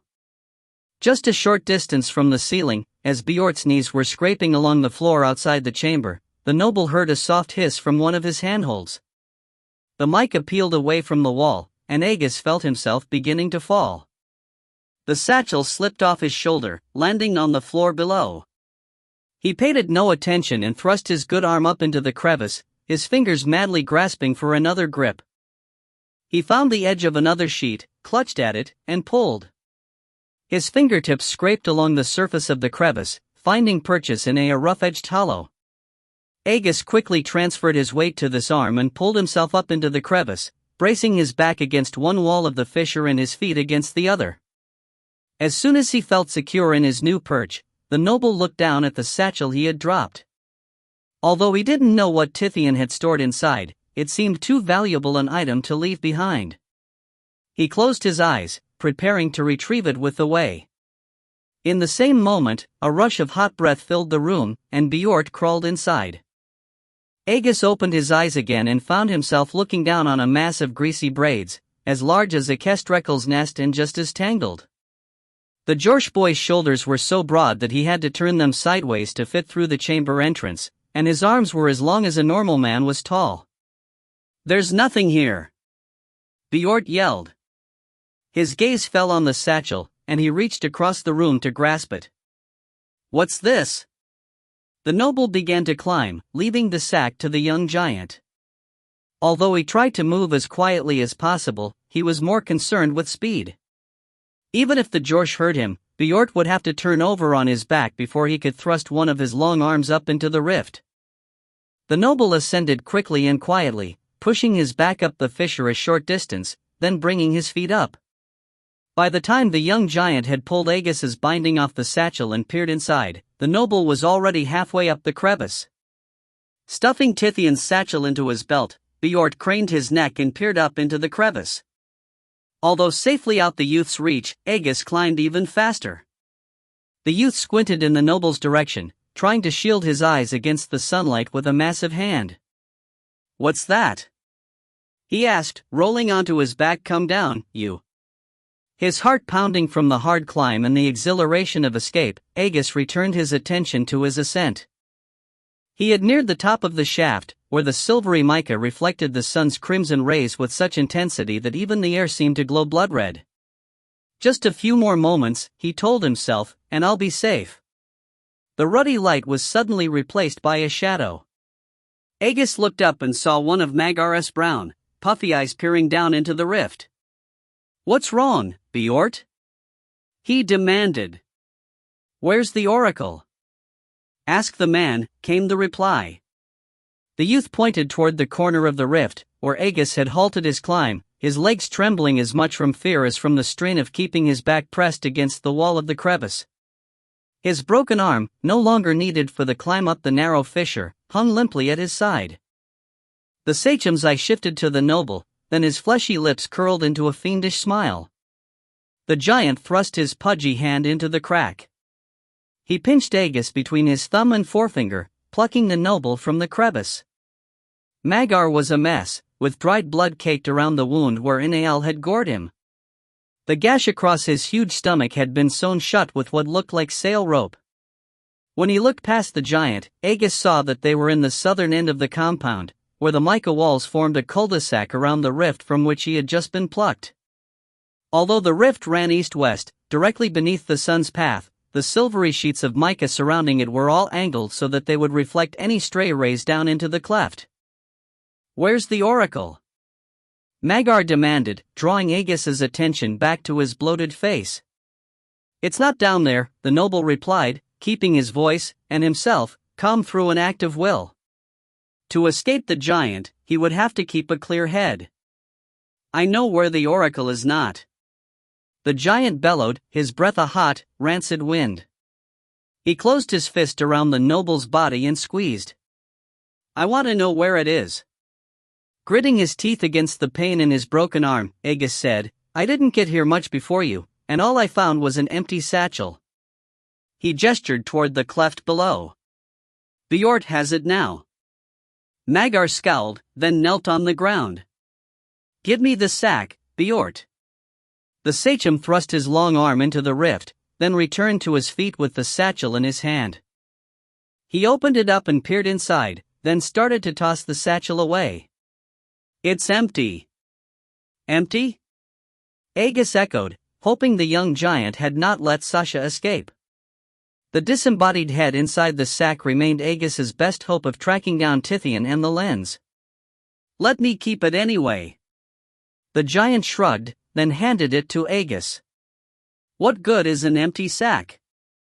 Not much, the noble admitted, but I found it down in the tunnel where the oracle should have been. There might be a connection. Scowling, Magar reached to take the satchel back. What connection? Aegis pulled the sack away from the giant's fingers, tucking it under his arm. I'll tell you after you take me to the quartz enclosure, he said. Speak now, if you want to live. Aegis shook his head. You're going to kill me anyway, he said. But Nal has thrown a giant into the crystal pit who doesn't deserve to die. I'll tell you what I know after you rescue him. You might even want to make him a member of your tribe, he's dearly an enemy of the Sarum. Magar scowled and shook his head. After what you did at the gate, I can't trust you. What happened at the gate was Nal's doing, not mine, Aegis replied. Besides, an empty sack and a dead body will do you no good. If you want my help in finding the oracle, you'll have to do as I ask. The sachem pondered this for a few moments, then reluctantly nodded. I'll help the giant out of the pit, he said, but I won't take him into my tribe. I see no reason to trust him just because my enemies did not. Limping badly from the lance wound that the noble had inflicted on him earlier, the giant exited the mica compound, leaving Bjort in the oracle chamber. As they crossed the barren granite grounds of Castle Farrell, Aegis was astonished. He had expected to see lakes of Sarum blood and mountains of beast head bodies, with Jorsh warriors chasing down and slaughtering their captives. But Magar's victorious army had gathered the defeated giants at the far end of the citadel, where Nal's body rested atop a huge funeral pyre. While the Sarum knelt in a circle around their dead Bawan, the gray-haired chief Nuta walked back and forth in front of the burning body, sternly lecturing them on the folly of trying to keep the oracle for themselves. The chief's efforts were hampered by a cloud of cast-offs swirling overhead. They occupied the attention of the nervous Sarum far more raptly than either Nal's body or Nuta's lecture, despite the two Jorsh shamans dancing in the prisoners' midst to keep the spirits at bay. It looks as though you intend to let the Sarum live, Aegis said. That's right, Magar replied. Jorsh would be angry if we killed all our brothers, especially after winning the war. Still, it's very generous of you to forgive them. Magar fixed a brown eye on the noble. Don't expect the same mercy, he warned. You're no giant. Jorsh doesn't care what happens to you. With that, the sachem stepped into the enclosure. The giant hair rope that Kester had tied to the footings of Saram's bridge still ran over to the edge of the pit, but the line now lay slack and loose. After Aegis had been taken from the pit, the crack in the crystal cover had sealed itself, cutting the cord in the process. As Magar lumbered forward, the noble's heart sank, and he was overcome by a sick feeling of disappointment. The crystal pit's cover had grown milky and opaque, suggesting that Tithian had already taken the dark lens far from Libdo's. I never should have listened to him. Aegis hissed, his anger with himself growing by the moment. This is what comes of breaking promises. What promises? Asked Magar, frowning. Aegis started to tell the giant of his suspicions, swearing that though he might not survive to hunt Tithian down himself, Magar and his giants would do it for him. Then, remembering another promise that he had made, he thought better of it and stopped. I'll tell you in a minute, the noble said. First, you rescue Philo. Magar knelt at the edge of the pit and studied the lid for several moments. Finally, he shrugged and said, no handle. Before Aegis could object, the king reached out and smashed his fist through the center of the cover. It shattered into dozens of fragments that fell into the pit, leaving only a few jagged bits sticking out from the sides. The noble cringed, trying not to think of what the falling pieces might do to Philo. Magar peered down into the hole, then said, I see him. Aegis looked over the edge.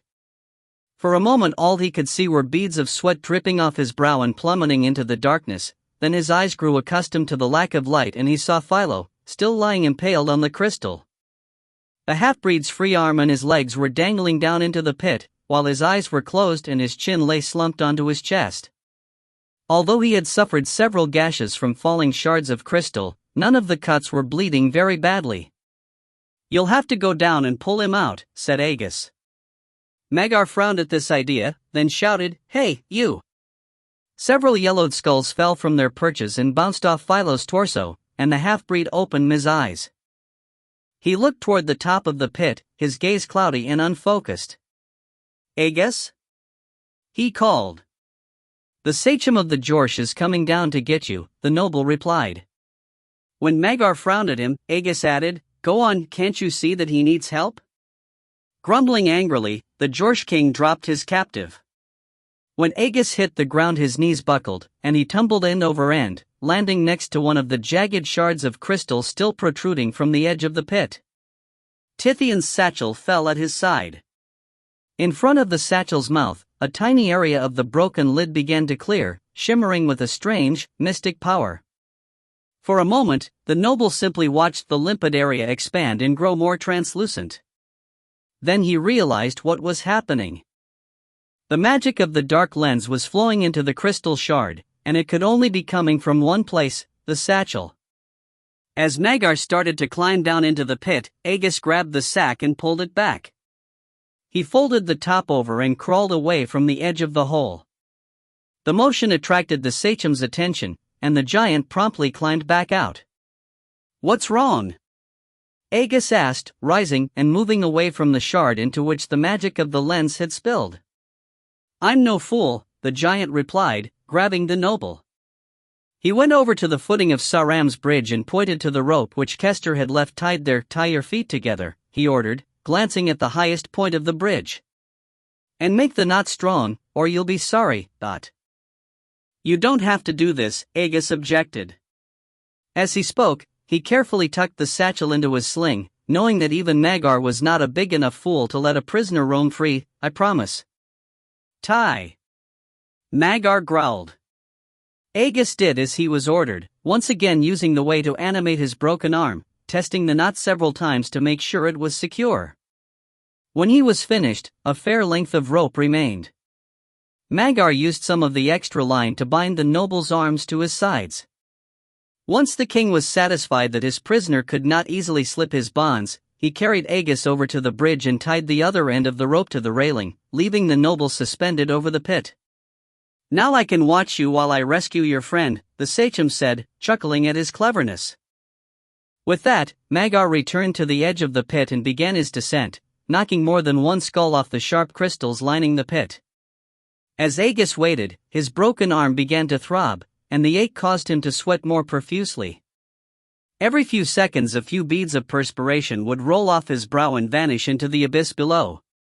The noble did not mind, considering a little pain and a few ounces of body water a small price to pay for having discovered the location of the dark lens, and probably of Tithian, as well. When the sachem reached his destination, he grabbed the half-breed's arm and pulled him roughly off the crystal. Philo cried out in pain and glanced up at Agus. A thankful smile creased his lips, then he dosed his eyes and slumped into Magar's arms. "Stupid giant!" the sachem cursed. With that, the sachem laboriously ascended the pit again, dragging Philo's unconscious body up behind him. The sharp crystals scraped over the half-breed's gravelly hide, opening tiny scratches that did nothing to rouse him. Once Magar reached the top, he pulled the half-breed out of the hole and laid him aside. "Where's the oracle?" he asked, looking up at Agus. Agus briefly considered trying to talk the giant into letting him borrow the lens for the purpose of killing Boris, but he quickly rejected the idea. Even if Magar were disposed to make such an agreement, which seemed doubtful in the first place, the sachem had shown no inclination that he would be willing to trust the noble. Magar rose. "If you break your word, I'll. "I have no intention of breaking my word," Agus interrupted. "But I didn't say I knew the oracle's location. I promised to tell you what I knew about its connection to the satchel that Bjort found," Agus finished, being careful to remind Magar of exactly what he had said. You'll have to figure the rest out for yourself. Magar scowled, then nudged Philo toward the pit. Tell me what you know now. The satchel belongs to my companion, Tithian, said the noble. Because of where we found it, we can assume he found the oracle. Where'd he go? The giant demanded. As I said, you'll have to figure that out for yourself, Aegis replied. He did not feel honor-bound to give a more direct answer, since he had not known the information when Magar had plucked him from the fissure and certainly would not have agreed to reveal it if he had. The sachem started to nudge Philo toward the pit again. Tell me. Don't hurt him. Aegis said. I'm not certain, but I suspect you've been closer to the oracle than you think. Down there? Magar asked, pointing at the pit. When the noble did not answer, Magar knelt at the edge of the pit. Perhaps Nal had nothing to do with your friend's injury, the giant suggested. Perhaps your friend was trying to hide something when he fell? The sachem peered into the darkness for several moments, and at first Aegis could not think of what he expected to see in the murk. Then he remembered how, as Bjort had come crawling down the mica runnel, the youthful giant had called out that he could see a red glow coming from the chamber. Aegis waited until a few drops of perspiration had gathered on his brow, then closed his eyes and visualized the beads slowly beginning to glow with a red light. He felt the tingle of spiritual energy rising from deep within himself and remembered something else about the exchange between Bjort and Magar. The moment the youthful giant had described the glow as bright, the sachem had realized that something was wrong. After softening the red glow in his mind, Aegis shook his head to release the beads of sweat on his brow. They plunged into the pit, and as they passed into its black depths, they began to flicker with a scarlet light so faint it was almost imperceptible. Without a word, Magar clambered into the pit and began to climb down. Aegis waited until the sachem had descended past the narrow neck where Philo had been impaled, then began twisting his good arm back and forth within its rope bonds. He managed to open up enough space to twist his hand around and grab Tithian's satchel. Pausing just long enough to make sure he had a secure grip, Aegis pointed the mouth of the sack at one of the crystal shards still protruding from the side of the pit. A faint stream of glimmering energy poured out of the sack. As soon as it touched its target, the milky color faded from the crystal. The shard slowly expanded along the rim of the pit, its limpid edges reaching out to connect with the adjacent pieces. As the shards connected with each other, the lid seemed to draw more energy from the satchel, and the crystal restored itself at an ever-increasing pace. Still, the process seemed to take forever, and Aegis began to worry that Magar would discover his error before the pit sealed itself.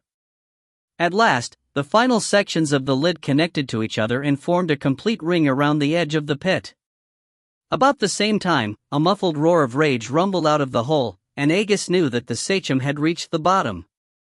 A distant rattle began to echo up from the pit, presumably as Magar angrily searched through the ancient bones covering the floor. It was followed a moment later by the vicious shrieks and roars of wild animals, and the giant's pained howls began to echo up from the depths of the abyss. Magar's voice began to grow louder, and the noble knew that his captor was climbing up from the depths.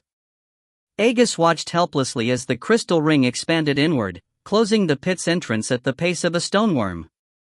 Soon, the sachem's curses became intelligible as he swore at the animal spirits pursuing him. The opening to the pit remained large enough for an angry Jorsh to push through, and there seemed no possibility that it would doss in time to save Aegis. "You'll die slow, you little trickster." Through the opening below, Aegis could see the giant's plump head weaving its way up through a tangle of crystals just a few yards below the lid. The sachem's eyes were burning with hatred, and a pale swarm of bones was swirling around his ankles. Magar thrust one, then two hands through the opening and tried to pull himself out. His hands began to pass back through the crystal, much as Aegis and his companions had sunk through it earlier. Magar cried out in alarm, trying to move his hands so he could renew his grip on a more solid surface.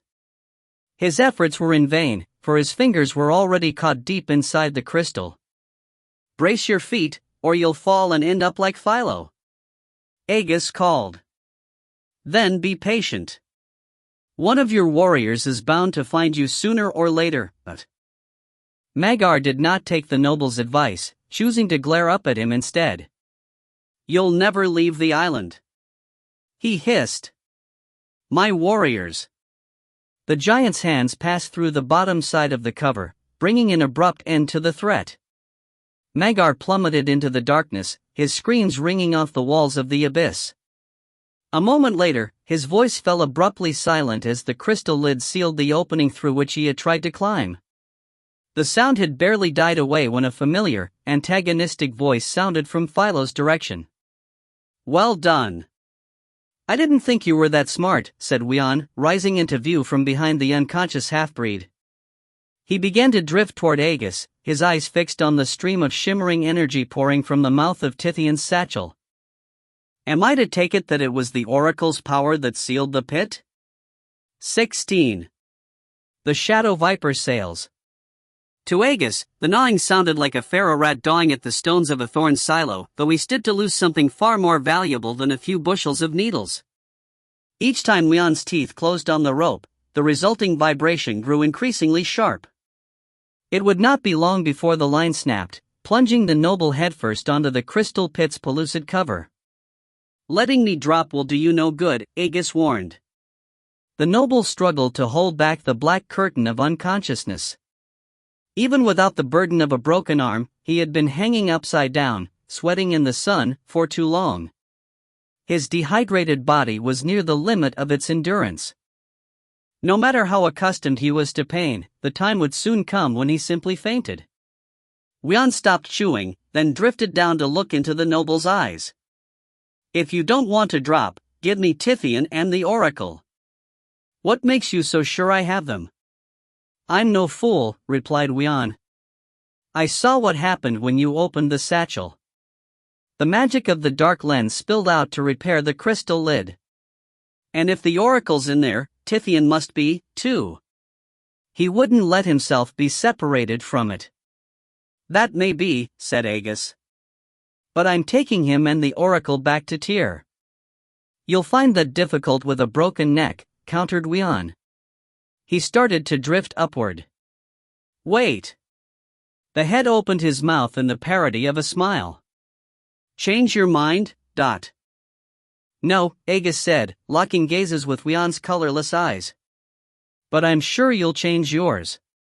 As he spoke, the noble created a mental image of a carrion-eating kestrel, and a surge of energy rose from deep within his body. He sent the gray-feathered raptor sailing toward his tormentor. Aegis felt a slight tingle as the probe left him, then he saw its ragged wings flash against the gray irises of Wian's eyes. In the next instant, it disappeared into the darkness beyond, carrying with it a part of its creator's intellect. Aegis was astounded by what he found. The interior of Wian's mind was the most desolate thing he had ever seen, a vast plain littered from one end to the other with the corpses of tiny men and women. They were about half the size of halflings, with silver, moth-like wings growing from their backs. They all had slender, sharp-featured faces, pointed ears, and pale, lifeless eyes. There was nothing else inside Wian's intellect. In all the sweeping expanse beneath the kestrel, the noble could not see a single animate thought. Aegis dropped his kestrel down to the corpses. As befitted its nature, the raptor dug into the grisly feast, swallowing the little bodies almost whole. When there was no response, the noble began to feel confused. The dead flesh was the substance of Wian's mind, and to have it devoured should have caused him such unbearable pain that he could not help but counterattack. Yet the disembodied head seemed quite content to let the kestrel gobble down all he wished. After allowing the bird to gorge itself, Aegis pictured the kestrel changing into Philo's animal brother. He felt a surge of energy deep within himself, then the raptor's narrow back broadened into that of the bear, and its feathers changed to bony armor. The beast began pawing at the little corpses, throwing them aside and digging a great, deep pit. The bear had dug down more than a dozen yards, and still Aegis could see nothing but more dead, winged bodies. By this time, the noble had burned up so much spiritual strength that he doubted he could win a battle even if he did find an animate thought. He cut off the flow of energy, withdrawing his probe. "Satisfied?" Wian asked, his gray eyes twinkling with amusement. Aegis took several slow, deep breaths. Why couldn't I force you to come out? In a smug voice, the disembodied head replied, my mind is at rest. I fulfilled my life's desire long ago when I killed the last pixie. Wyan drifted closer to the satchel in the noble's hand, asking, now, will you give me the sack? No, Aegis replied, clutching it more tightly. As he did so, the noble made sure to keep the mouth of the satchel open and pointed toward the cover below, so that the oracle's energy continued to flow into the crystal. Until he was free, he intended to keep the lid intact, on the chance that Magar had survived his fall. Wyan sighed in mock disappointment, then gnashed his teeth together and began to rise again. You leave me no choice, he said. Tithian will be disappointed though. I think he intended to kill you himself. He'll never have the chance, Aegis replied. If I hit that lid, both my body and this satchel will melt through before you can get to us. To illustrate his point, Aegis put the hand of his broken arm into the satchel. Next, he pictured something he was sure Tithian would have stored inside, a silver coin. An instant later, his palm was full of them. The noble withdrew his hand and let the coin slip from between his fingers. They hit the lid with a glassy chime, then melted through and dropped into the pit. After the rope breaks, do you really think you can streak down to the lid and tear this satchel from my death grasp before I slip through? Aegis asked. No, the head admitted. But I won't release you until I have the satchel. Then it seems we're at a standoff, the noble suggested. I think not, said Wyan, looking toward Philo's unconscious form. I think it's time for a snack. With that, he streaked down to the giant's neck. Don't! Aegis yelled. I swear. You'll do nothing as long as you're hanging up there, Wyan said, settling down on Philo's gullet. The head's long tongue slipped from between his teeth and felt along the side of the giant's neck. After a moment, it stopped probing, and Wyan drifted over to where it touched. A nice strong pulse, the head called. I'd say this is definitely his jugular. With that, the disembodied head sank his teeth into the giant's skin, ripping away a mouthful of bloody flesh. A dull moan escaped Philo's lips. He rolled his head toward Aegis, but stirred no farther. Stop! Aegis demanded. Wyan looked toward the noble. Certainly not.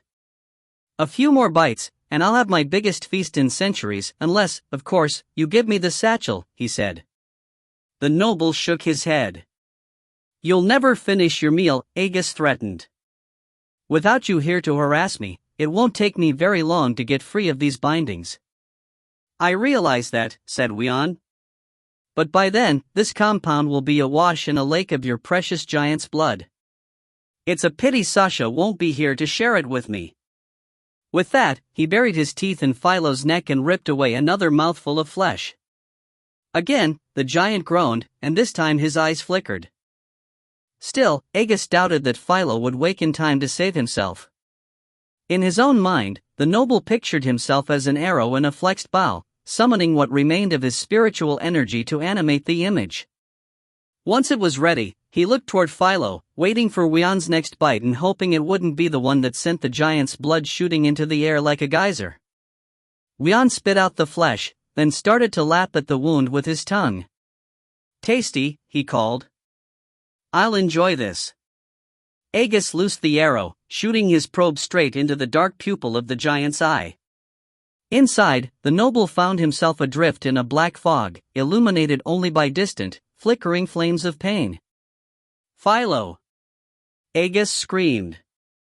You must wake up, you're in terrible danger, The giant's head, taking the form of the morning sun, poked up from the eastern horizon. Go away, he said, his voice rumbling across the darkness like an earthquake. Philo hurt. The sun sank below the horizon, plunging the giant's mind back into complete darkness. Aegis felt himself crash into something hard and rocky, then he rumbled down a stony slope and finally came to rest on the broken ground of a narrow ledge. Philo, come back! Aegis yelled, using the way to make his own voice as loud as the giant's. This is your friend, Aegis. A halo of red light suddenly appeared above the horizon, and the noble dared to think he had roused the slumbering giant. His hope was short-lived. The glow faded a moment later, without so much as the crown of Philo's head appearing this time. "Philo, I need your help," Aegis yelled. "You must wake up and help me." This time the halo appeared more gradually, followed by the glowing disk of Philo's head, and soon even his eyes showed above the dark horizon. Finally, an entire glowing face rose into the sky. It illuminated an archipelago of craggy thought islands jutting out of the dark, whirling sea of the giant's anguish. "What Aegis need?" Philo asked, peering down at the mountainous island into which the noble had crashed. The giant's voice whistled through the archipelago like a windstorm, stirring up shadowy spouts of dust and raising a dark haze that obscured his beaming face. "I need you to wake up," the noble replied. "Wian is trying to bite your neck open, and I'm hanging from a trestle over the crystal pit. If you don't open your eyes, we'll both die." The noble was cut off in mid-sentence as the stone vanished from beneath his feet. A blinding light burst over the archipelago, and his probe turned to ash in a flash of pain. Aegis found himself completely outside Philo's mind. At first, he feared the giant's death had caused his ejection. Then the noble heard Philo's angry voice booming off the enclosure walls and knew that wasn't the case. At the edge of the crystal pit, the half-breed suddenly sat up and plucked Wian off his throat. The head's teeth were clamped on the gray wall of a thick vein, and Aegis feared that in pulling his attacker off, the giant would tear open his own vein. Before that happened, Philo stopped pulling and squeezed. Wian opened his mouth, and the giant flung his attacker away. The disembodied head struck a distant wall with an impact that would have cracked the skull of a normal man. Wian simply bounced off and bobbed through the air, wobbly but uninjured. Philo shook his head clear, then raised his hand to the ghastly wound where his shoulder had been impaled. As his fingers explored the cavernous hole, he winced in pain and gazed up at the noble with a dazed expression. Aegis cast an anxious eye toward Wian and saw that the head was already recovering his equilibrium. "Philo, get me down from here." Squinting at the noble's form, the giant pushed himself to his hands and knees. He crawled over to the bridge footings and, with a loud groan, used his uninjured arm to pull himself to his feet. He reached for the noble, then abruptly drew his hand back and braced himself against the bridge. His eyes closed. He began to sway, and Aegis thought he would fall. Wian drifted toward the pit along a weaving, bobbing path. "Philo, hurry!" Aegis called. The giant opened his eyes, then thrust out a shaky hand and grabbed the noble's rope off the trestle. When he tried to pull the noble to him, however, the rope went taut against its anchor, almost unbalancing him. With an angry growl, Philo threw himself away from the pit, giving the line in his hand an angry jerk. Aegis heard the clatter of stone, then the railing to which the rope was tied broke away. Philo tumbled back and flailed his arms wildly in an attempt to keep his balance. The rope slipped from the giant's grasp, and Aegis sailed away. He crashed to the enclosure's granite floor a short distance away, rolled more times than he could count, and came to a stop against a crystal wall. Despite the sharp pangs throbbing through his broken arm, Tithian's satchel remained clutched firmly in his good hand. Somehow, he had even managed to keep the mouth pointed in the general direction of the crystal pit. Wian came streaking down on Aegis. The disembodied head clamped his teeth firmly onto the edge of the satchel mouth, then began trying to tear the sack free. Asterisk asterisk asterisk. "Wian!" gasped Sasha. "I can see who it is," Tithian snarled. "Tell him not to move." Like Sasha, the king was staring at the sallow-skinned head that had just emerged from the gray mists ahead. It was visible only from the upper lip to the brow, as if it were peering at them through a narrow opening. More importantly, at least to Tithian's way of thinking, it had appeared straight ahead, which suggested he was still flying in the right direction. Sometime earlier, a stream of mystic energy had begun to pour from the dark lens.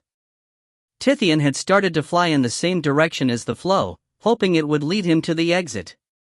As hard as he had flapped his wings, however, he never seemed to reach the end of the glimmering beam. He had almost stopped following it, fearing that the effort was as pointless as every other attempt he had made to escape this place.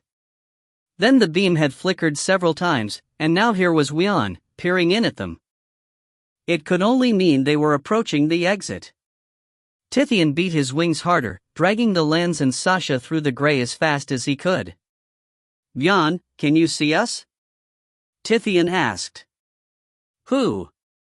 The head replied. Instead of speaking, he used the way to ask his question. "Tithian and Sasha, you fool." Sasha snapped. "We're in the sack." "I thought so," he answered. "Come out." "We're trying," Tithian yelled. In spite of the king's best efforts, he and Sasha appeared to be no closer to Wian than they had a few moments earlier. "Hurry!" "I can't fight him much longer," the head replied. "Who are you fighting?" Tithian demanded. "What's happening?" "Aegis has the bag," Wian reported. "I've got a bite on it, and I'm trying to pull it away, but he has a tight grip. And Philo will be coming over to help him soon." "Then get us out of here," Tithian ordered. "How?" demanded Wian. "The way this fight is going, I'll be joining you." "No!" Tithian and Sasha screamed the word at the same time. "Whatever happens, don't let him push you in here." "We'll all be stuck," the king added. "What do you want me to do?" the head demanded. The king thought for a moment, then said, "Before I got trapped in here, I heard the Shadow Viper's catapults. Is it still dustworthy, and is the crew still alive?" "Probably," replied Wian. "Magar's been very busy since the battle ended. I don't think sinking the ship would have been a priority for him." Tithian smiled, then ran his liver-spotted fingers over the serpent-headed dagger in his belt. "Good," he said. "Make sure Aegis sees them before he leaves, Wian." "And?" "That's all," answered the king. "Aegis will do the rest for us." Asterisk asterisk asterisk. Wian suddenly released his hold on the satchel. "You win," he said, backing away. "We've got to get out of here." "What?" Aegis demanded. "You're giving up?" "Not now," the head acknowledged. "After the way Philo screamed when I bit his throat, we don't have long before the Jorsh arrive. Now be still, and I'll bite you free." Wian floated over to Aegis's side and began gnawing on the rope. When the line slackened, the noble began to untwine himself. "That's enough," he said. Wian drifted away, waiting patiently while the noble untied his legs and stood. "Don't come too close," Aegis said. "I don't trust your change of heart." "Of course not." "You know me better than that," sneered the head. "But it will be easier to take the satchel from you than from the giants." "Don't be too sure of that," Aegis replied. Philo came over to join them. The giant looked only a little better than he had a short time ago, though he had apparently recovered enough of his balance to stand on his own. "What now, friend?" he asked. "We leave," Aegis answered, glaring at Wian suspiciously. "I'm the least of your troubles," sneered the head, looking away. Aegis followed the head's gaze and saw that Magar's young assistant, Bjort, had finally tracked down his master. The youth stood in the gateway, staring at Aegis and the others. "Where's Sachem Magar?" he demanded. "Not here." Philo shrugged and looked around the compound. The boy pointed at Aegis. "He must be here. That's his prisoner." Philo seemed at a loss to answer, so Aegis spoke up. "The sachem told him to watch me." The youth scowled at Philo, then asked, "Who are you, ugly?" "Me Philo," the half-breed answered, his tone sharp. "I've never heard of any Philo." The youth let his sentence trail off and backed out the gate, his eyes going wide. Philo tore a crystal from the wall and started to hurl it after him. "No! He's just a child," Aegis yelled. Besides, attacking him outside the compound would raise the alarm anyway.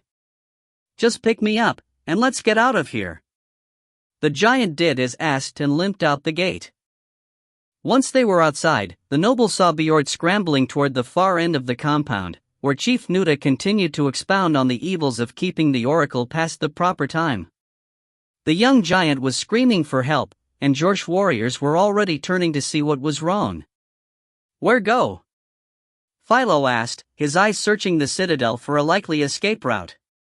In your condition, there's only one way out of here, said Wian.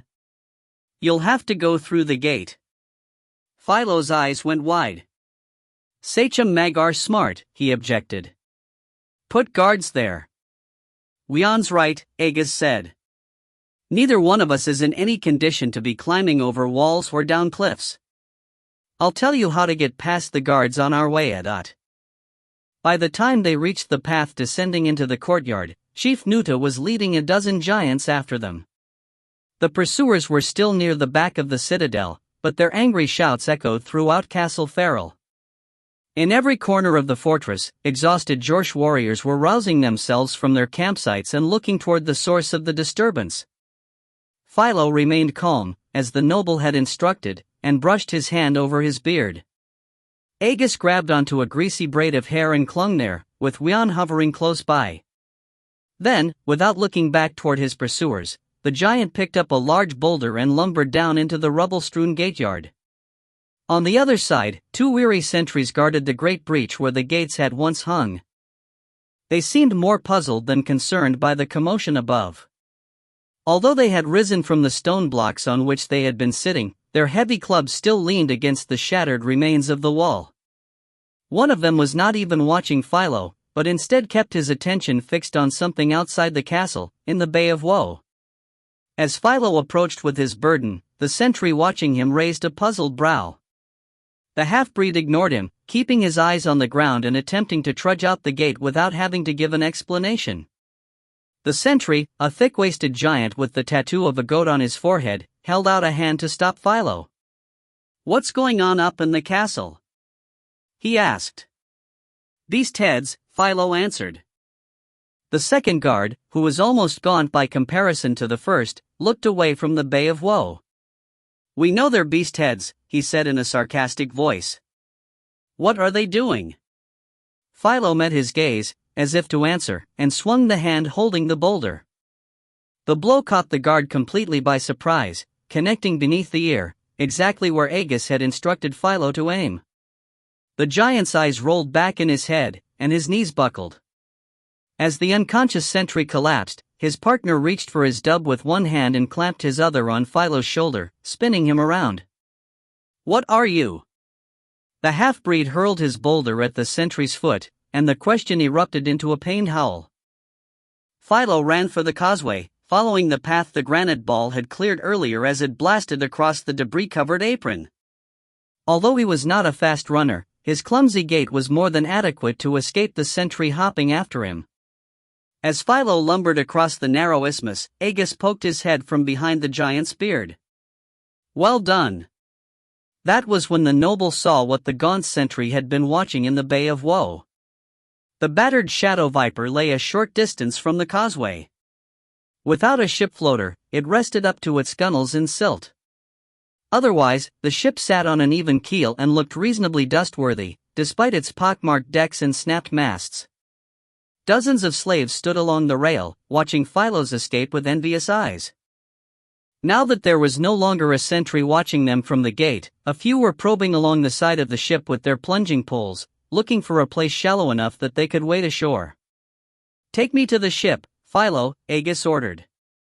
The giant stopped and turned to face the derelict, but made no move to go out to it. You say run to other side of Libdos. He objected. I know, but I can't abandon those slaves, Aegis said. Can't carry them, Philo said. Too many. You're not going to carry them, the noble replied. He glanced toward the gate and saw that they were in no danger of being caught by the thick-waisted sentry. The giant was still trying to hop across the wreckage, using his club as a cane. Aegis returned his attention to the ship. The shadow viper can escape by itself. All it needs is a ship floater. You? Scoffed Wian. From what I've heard of your talents, the ship won't make it out of the bay before you collapse. I'll get us started, Aegis replied. After that, Tithian will have to take over. Tithian? Philo blurted. Him not here. He's in my satchel, Aegis replied. As an afterthought, he added, at least I hope he is.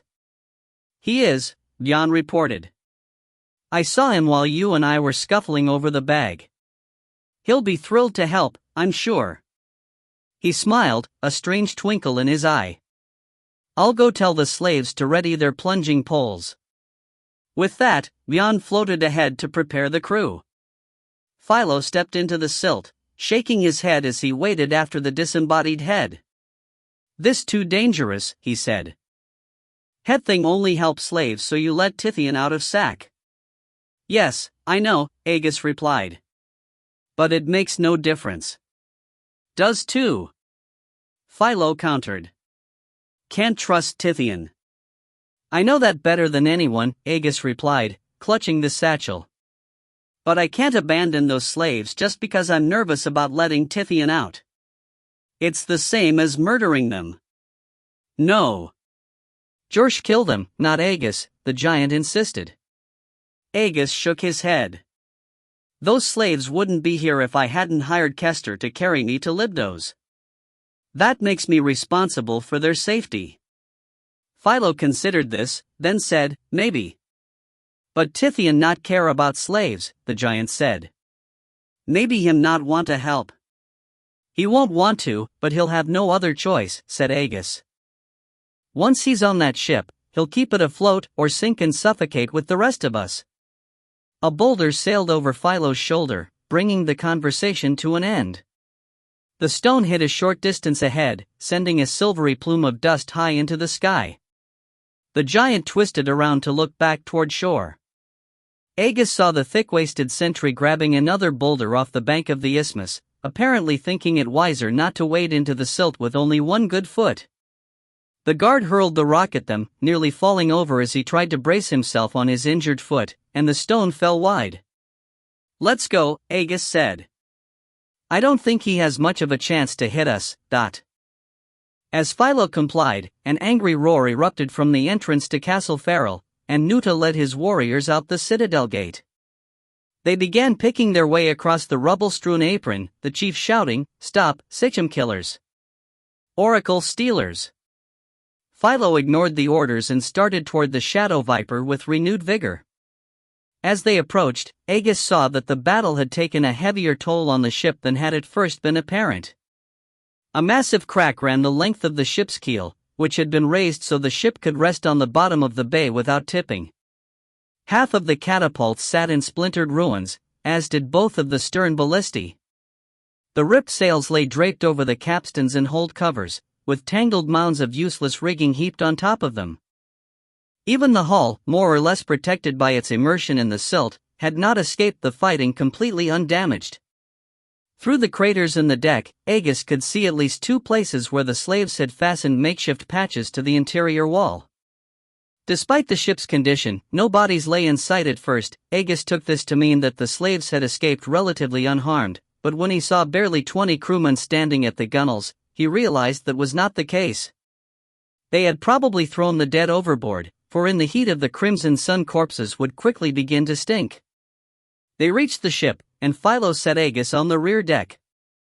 As the noble climbed over a crumpled sail to slip into the floater's pit, he found Wian waiting at the helm, along with a yellow-haired half-elf crewman. The slave's ankle was swollen and purple, and he managed to stand only by supporting himself on the ship's wheel. "You're a brave man for coming to our aid, sir," said the half-elf. "Most others wouldn't have done the same, and the crew is thankful whether we make it or not." "We'll make it," Aegis assured him, slipping into the floater's seat, "but we'd better move fast." "Aye, Captain," replied the half-elf. He looked forward, then commanded, "Ready your plunging poles." Aegis used his good hand to lay his broken arm across the dome, gasping at the pain it caused. He focused his thoughts on the obsidian beneath his hands. A moment later, he smelled the briny aroma of salt water and felt himself rocking back and forth to the gentle sway of lapping waves. He visualized the battered shadow viper floating on the surface of the sparkling sea, then groaned as a heavy weight settled upon his spirit. The caravel rose out of the dust. The crew raised a haggard cheer and plunged their poles into the silt. As the slaves pushed off, a series of sonorous grunts sounded from the isthmus shore. An instant later, the bay erupted into a gray haze, boulders dropping all around the shadow viper. A loud crash sounded behind Agus, then the helmsman's broken body flew past the noble amidst a torrent of shattered planks and beams. A shard of broken will struck Agus squarely between the shoulder blades. The fragment did not pierce his flesh, but the impact drove him face-first into the floater's dome. His broken arm exploded in pain, and his concentration lapsed, allowing the shadow viper to settle back into the bay. "Agus!" screamed Philo's deep voice. The giant's fingers closed around the noble's shoulders, pulling him upright. "You hurt?" "I'll be fine," Agus gasped. Keeping his broken arm on the floater's dome, he looked over his shoulder. In place of the helm, a broken-edged hole opened below deck, a gray boulder resting in a pile of rubble that had once been Kester's stateroom. Farther away, Nuta and his party of warriors were wading out from the isthmus, each giant holding another boulder to hurl at the shadow viper. Philo pointed toward the mouth of the bay, where the cove opened up into a broad expanse of featureless dust. "Take ship to deep silt. George can't follow," he said, taking a huge harpoon off the rear deck's rack. Philo, slow them down. "No!" Agus yelled. "We have catapults. You run." "Where to?" the giant asked, puzzled. "Agus' only friend. Not let George hurt him." With that, the half-breed turned and waded back to meet the pursuing warriors. Wian floated up from Kester's stateroom. "What are you waiting for? It was your idea to save this worthless bunch of slaves." Grimacing with the pain of his broken arm, Agus pulled the satchel off his shoulder. "Can you get Tithian out of there?" he asked. "Of course." The noble laid the satchel on the edge of the floater's pit. "Then do it," he said. "I don't know how long I'll last. Besides, when the next boulder hits, it would be better to have an extra ship floater." As the disembodied head drifted over to the satchel's mouth, Agus returned his attention to the floater's dome and raised the shadow viper. The effort added to his agony, and he began to feel sick. The slaves leaned against their plunging poles. The caravel's response was sluggish, for it rode dangerously low in the silt. Agus focused on the smell and the sound of the sea inside his mind, trying to raise the ship higher. The pain of his broken arm intruded on his thoughts, making the waves choppy and unpredictable. In addition to moving slowly, the ship began to lurch and roll. The noble stopped trying to concentrate so hard, and the sea calmed again. If Tithian did not take over soon, Agus knew they would sink. A pair of thunderous battle cries sounded behind the ship. Now that the shadow viper was underway, Agus allowed himself to look back. He saw Philo charging straight at Nuta, who was raising his boulder to throw. Behind the chief, the other Jorsh warriors were rushing forward to support their leader. Nuta hurled his boulder, and Philo ducked. The stone glanced off the half-breed's injured shoulder. He screamed in pain and dropped to one knee, burying himself up to his chest in silt. For a moment, Agus thought the giant would pitch forward and vanish beneath the surface of the bay. Then, as the chief started to pass him by, the half-breed seemed to gather his strength. With an angry bellow, he rose and thrust his harpoon deep into Nuta's ribs. The chief screamed and fell. As the grizzled giant disappeared into the silt, Philo jerked the bloody harpoon free and, screaming a war cry, turned to charge the rest of the company. His astonished enemies stopped and launched their boulders at him. The half-breed countered by flinging his harpoon at the next warrior in line, then disappeared beneath a hail of gray stones. A curtain of pearly dust rose where Philo had fallen. For a long time, Agus could do nothing but stare into it, amazed at the giant's actions. By attacking so fiercely, he had forced the Jorsh to use their boulders against him, buying precious time for the Shadow Viper to escape. In his death, the lonely half-breed, who had struggled all his life to find a single friend, had committed the ultimate act of fellowship. Now, though he might never know it, he would have a whole shipload of comrades. "Goodbye," Aegis whispered sadly. "In all the cities of Athos, the bards shall sing of your great friendship." The surviving Jorsh warriors began to emerge from the dust curtain. With their hands now empty, they were free to use their arms for balance. They were wading through the silt with a strange, twisting gait that seemed half running and half dancing, plowing great plumes of silt into the air. Although they no longer had anything to throw at the Shadow Viper, they appeared confident that they would catch the caravel, for it continued to ride low and make sluggish progress. Returning his attention to the ship, Aegis found Tithian, at least he thought it was Tithian, crawling from the satchel. The king's auburn hair had become coarse and gray, and the ever-present diadem no longer sat upon his head. His skin had paled with age, growing flaky and wrinkled, while dark, angry-looking circles sagged beneath his eyes. Only the darting brown eyes and sharply hooked nose remained the same as the noble remembered. "Tithian?" The noble gasped. "What happened to you? Do you really want me to explain now?" The king replied sharply. As Tithian continued to pull himself out, a huge pair of leathery, bat-like wings slipped free of the satchel. For a moment, Aegis didn't know what to make of them. Then, as they slowly stretched across the deck, he realized they were attached to the king's back. "In the name of Ral!" The noble gasped. "More like Rajat," Tithian replied, glancing at the appendages with pride. He gave them a tentative flap, then looked down at Wian, who was hovering at his side. "Shall we go?" "That's not why I brought you out of the satchel," Aegis snapped. "Look behind us." "I saw what became of Philo," the king replied. "I always knew your principles would be the end of you. Now it seems they're also getting your friends killed. I have no intention of being one of those friends, If you take over here, the whole ship can escape," Aegis said. Even as he spoke the words, he was visualizing the image of a griffin, a huge eagle with the body and claws of a lion. "I see no reason to take that chance," Tithian replied, lifting himself into the air with a single beat of his mighty wings. "I can escape with the dark lens alone." "That remains to be seen," Aegis replied, locking eyes with the king. Keeping just enough of his mind focused on his duties as a floater to keep the Shadow Viper from sinking, the noble launched his griffin into Tithian's mind. The noble found himself flying through a cavern of inviolable gloom.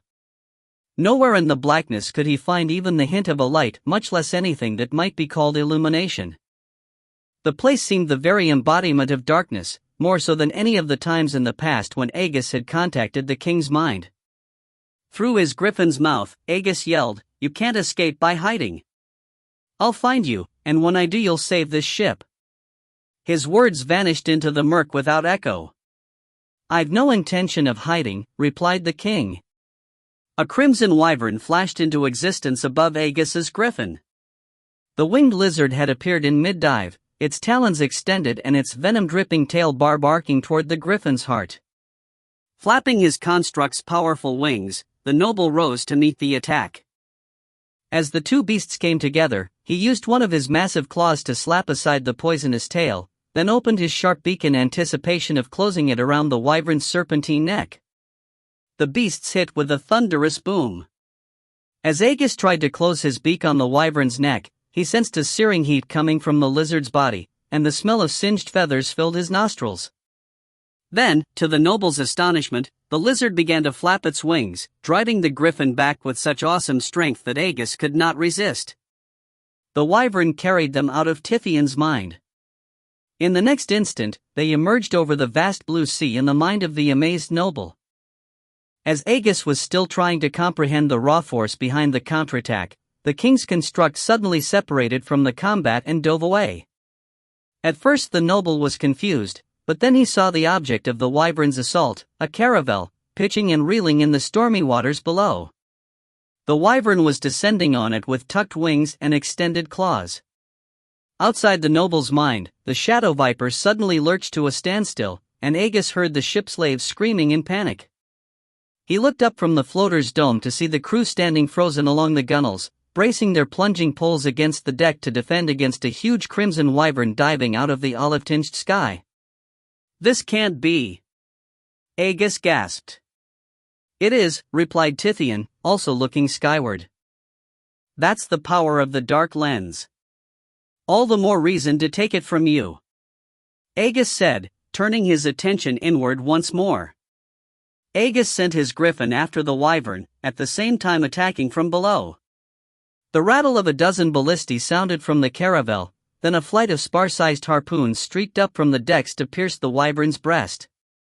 The lizard's wings went slack, and it crashed onto the shadow viper's bow, shaking the entire ship both inside and outside the noble's mind. Aegis descended on the injured beast and pinned it to the deck. The wyvern arced its tail up to impale him, but the griffin dodged aside, then used his rear jaws to rip the appendage off at the root. The lizard tried to beat him off with its wings, and the noble's harbinger tore them to ribbons. It rolled onto its back and raked its filthy talons across its attacker's breast. The griffin retaliated by catching the wyvern's serpentine neck in its beak and biting down hard. The fanged head came off, and the wyvern fell motionless to the deck. Aegis had his griffin step back.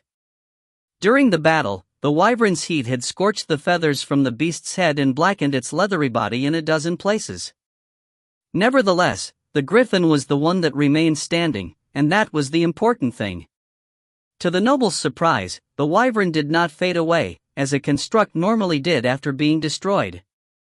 Instead, it simply lay on the deck, wisps of gray smoke rising from beneath its body. Without allowing his griffin to vanish, Aegis stopped attacking and turned his attention outward. The noble found himself slumped over the floater's dome, so drained of energy that he could hardly breathe. He could feel the obsidian drawing the last of his strength from his body, leaving him with a sick, hollow feeling in place of his spiritual nexus. As he pushed himself to a sitting position, Aegis smelled smoke coming from the bow.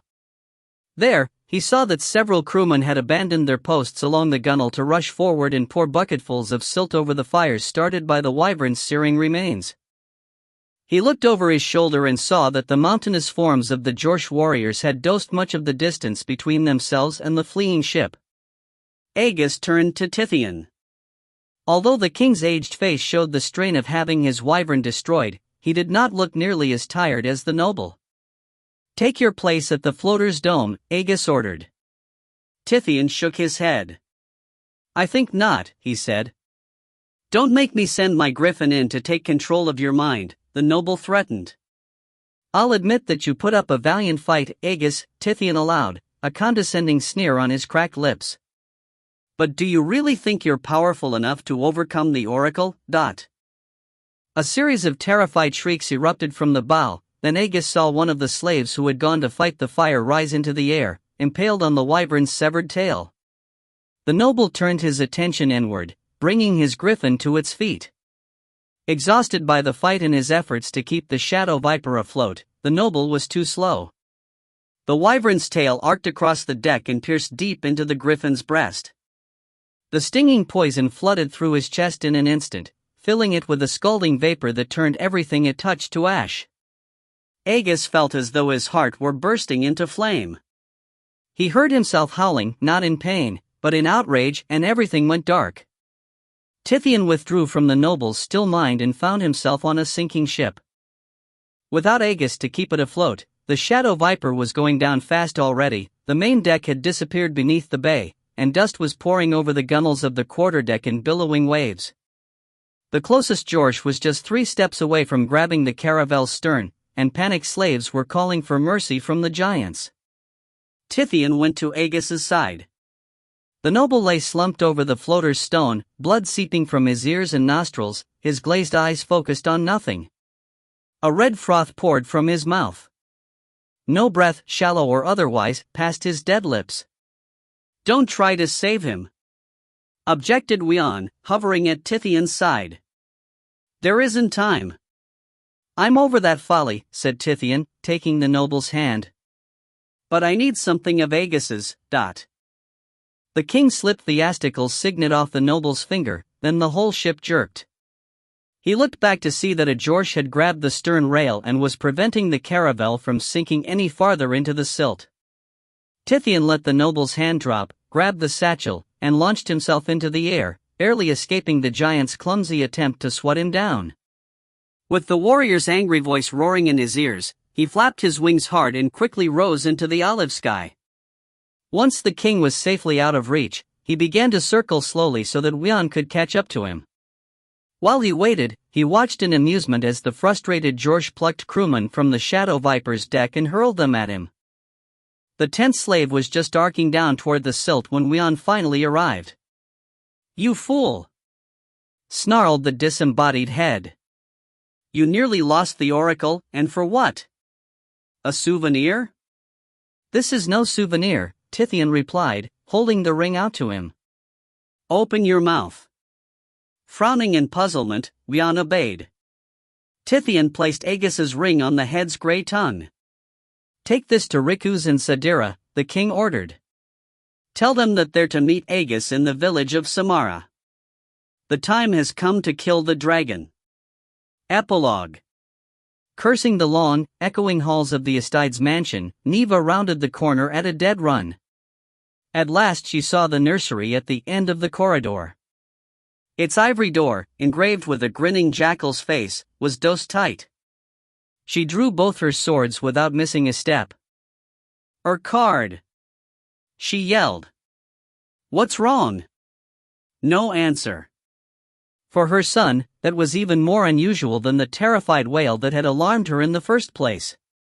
Neva did not even stop at the closed portal, simply kicking it off its leather hinges on her way through. A pair of huge, hideous monsters stood on the opposite side of the room, peering through the large window where Ricard usually waited to greet the dawn sun. They were hardly more than skeletal lumps, with twisted shards of bone sticking out of their shoulders in the place of arms. One figure had a hunched back and a slope-broad skull, while the other had a squat neck and no head at all regardless of whether they had heads or not. Pairs of orange embers burned where their eyes should have been. Where the chins had hung, coarse masses of gray dangled in the air, unattached to bone or flesh of any kind. As Neva charged across the room, they backed out of sight. She thrust her swords out the window, then leaned through, ready to attack with a vicious series of slashes and thrusts.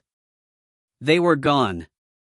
The only thing she saw outside the second-story window were acres and acres of Asticle's farrow trees. From inside the room, Ricard's small voice said, "Don't kill them, Mother. They didn't mean to scare me." Neva turned around and found her son hiding in the corner, his red eyes bulging from their sockets as he stared at his lap. "What did they?" Noticing what her son was staring at, Neva let the question trail off. Across his tiny lap lay the belt of rank, and on his head, cocked at a steep angle to keep it from falling off, was King Ricard's bejeweled crown. Neva sheathed her swords and knelt in front of her son. "Ricard, where did you get these?" The young mole fixed his red eyes on her, and she saw something in them that she had never before seen, tears, ready to spill down his chiseled cheeks. Ricard clamped his jaw closed to keep it from quivering. Finally, he seemed to gather his strength. "Jorsh and Saram brought them to me," he answered. "They said I'm going to kill Boris.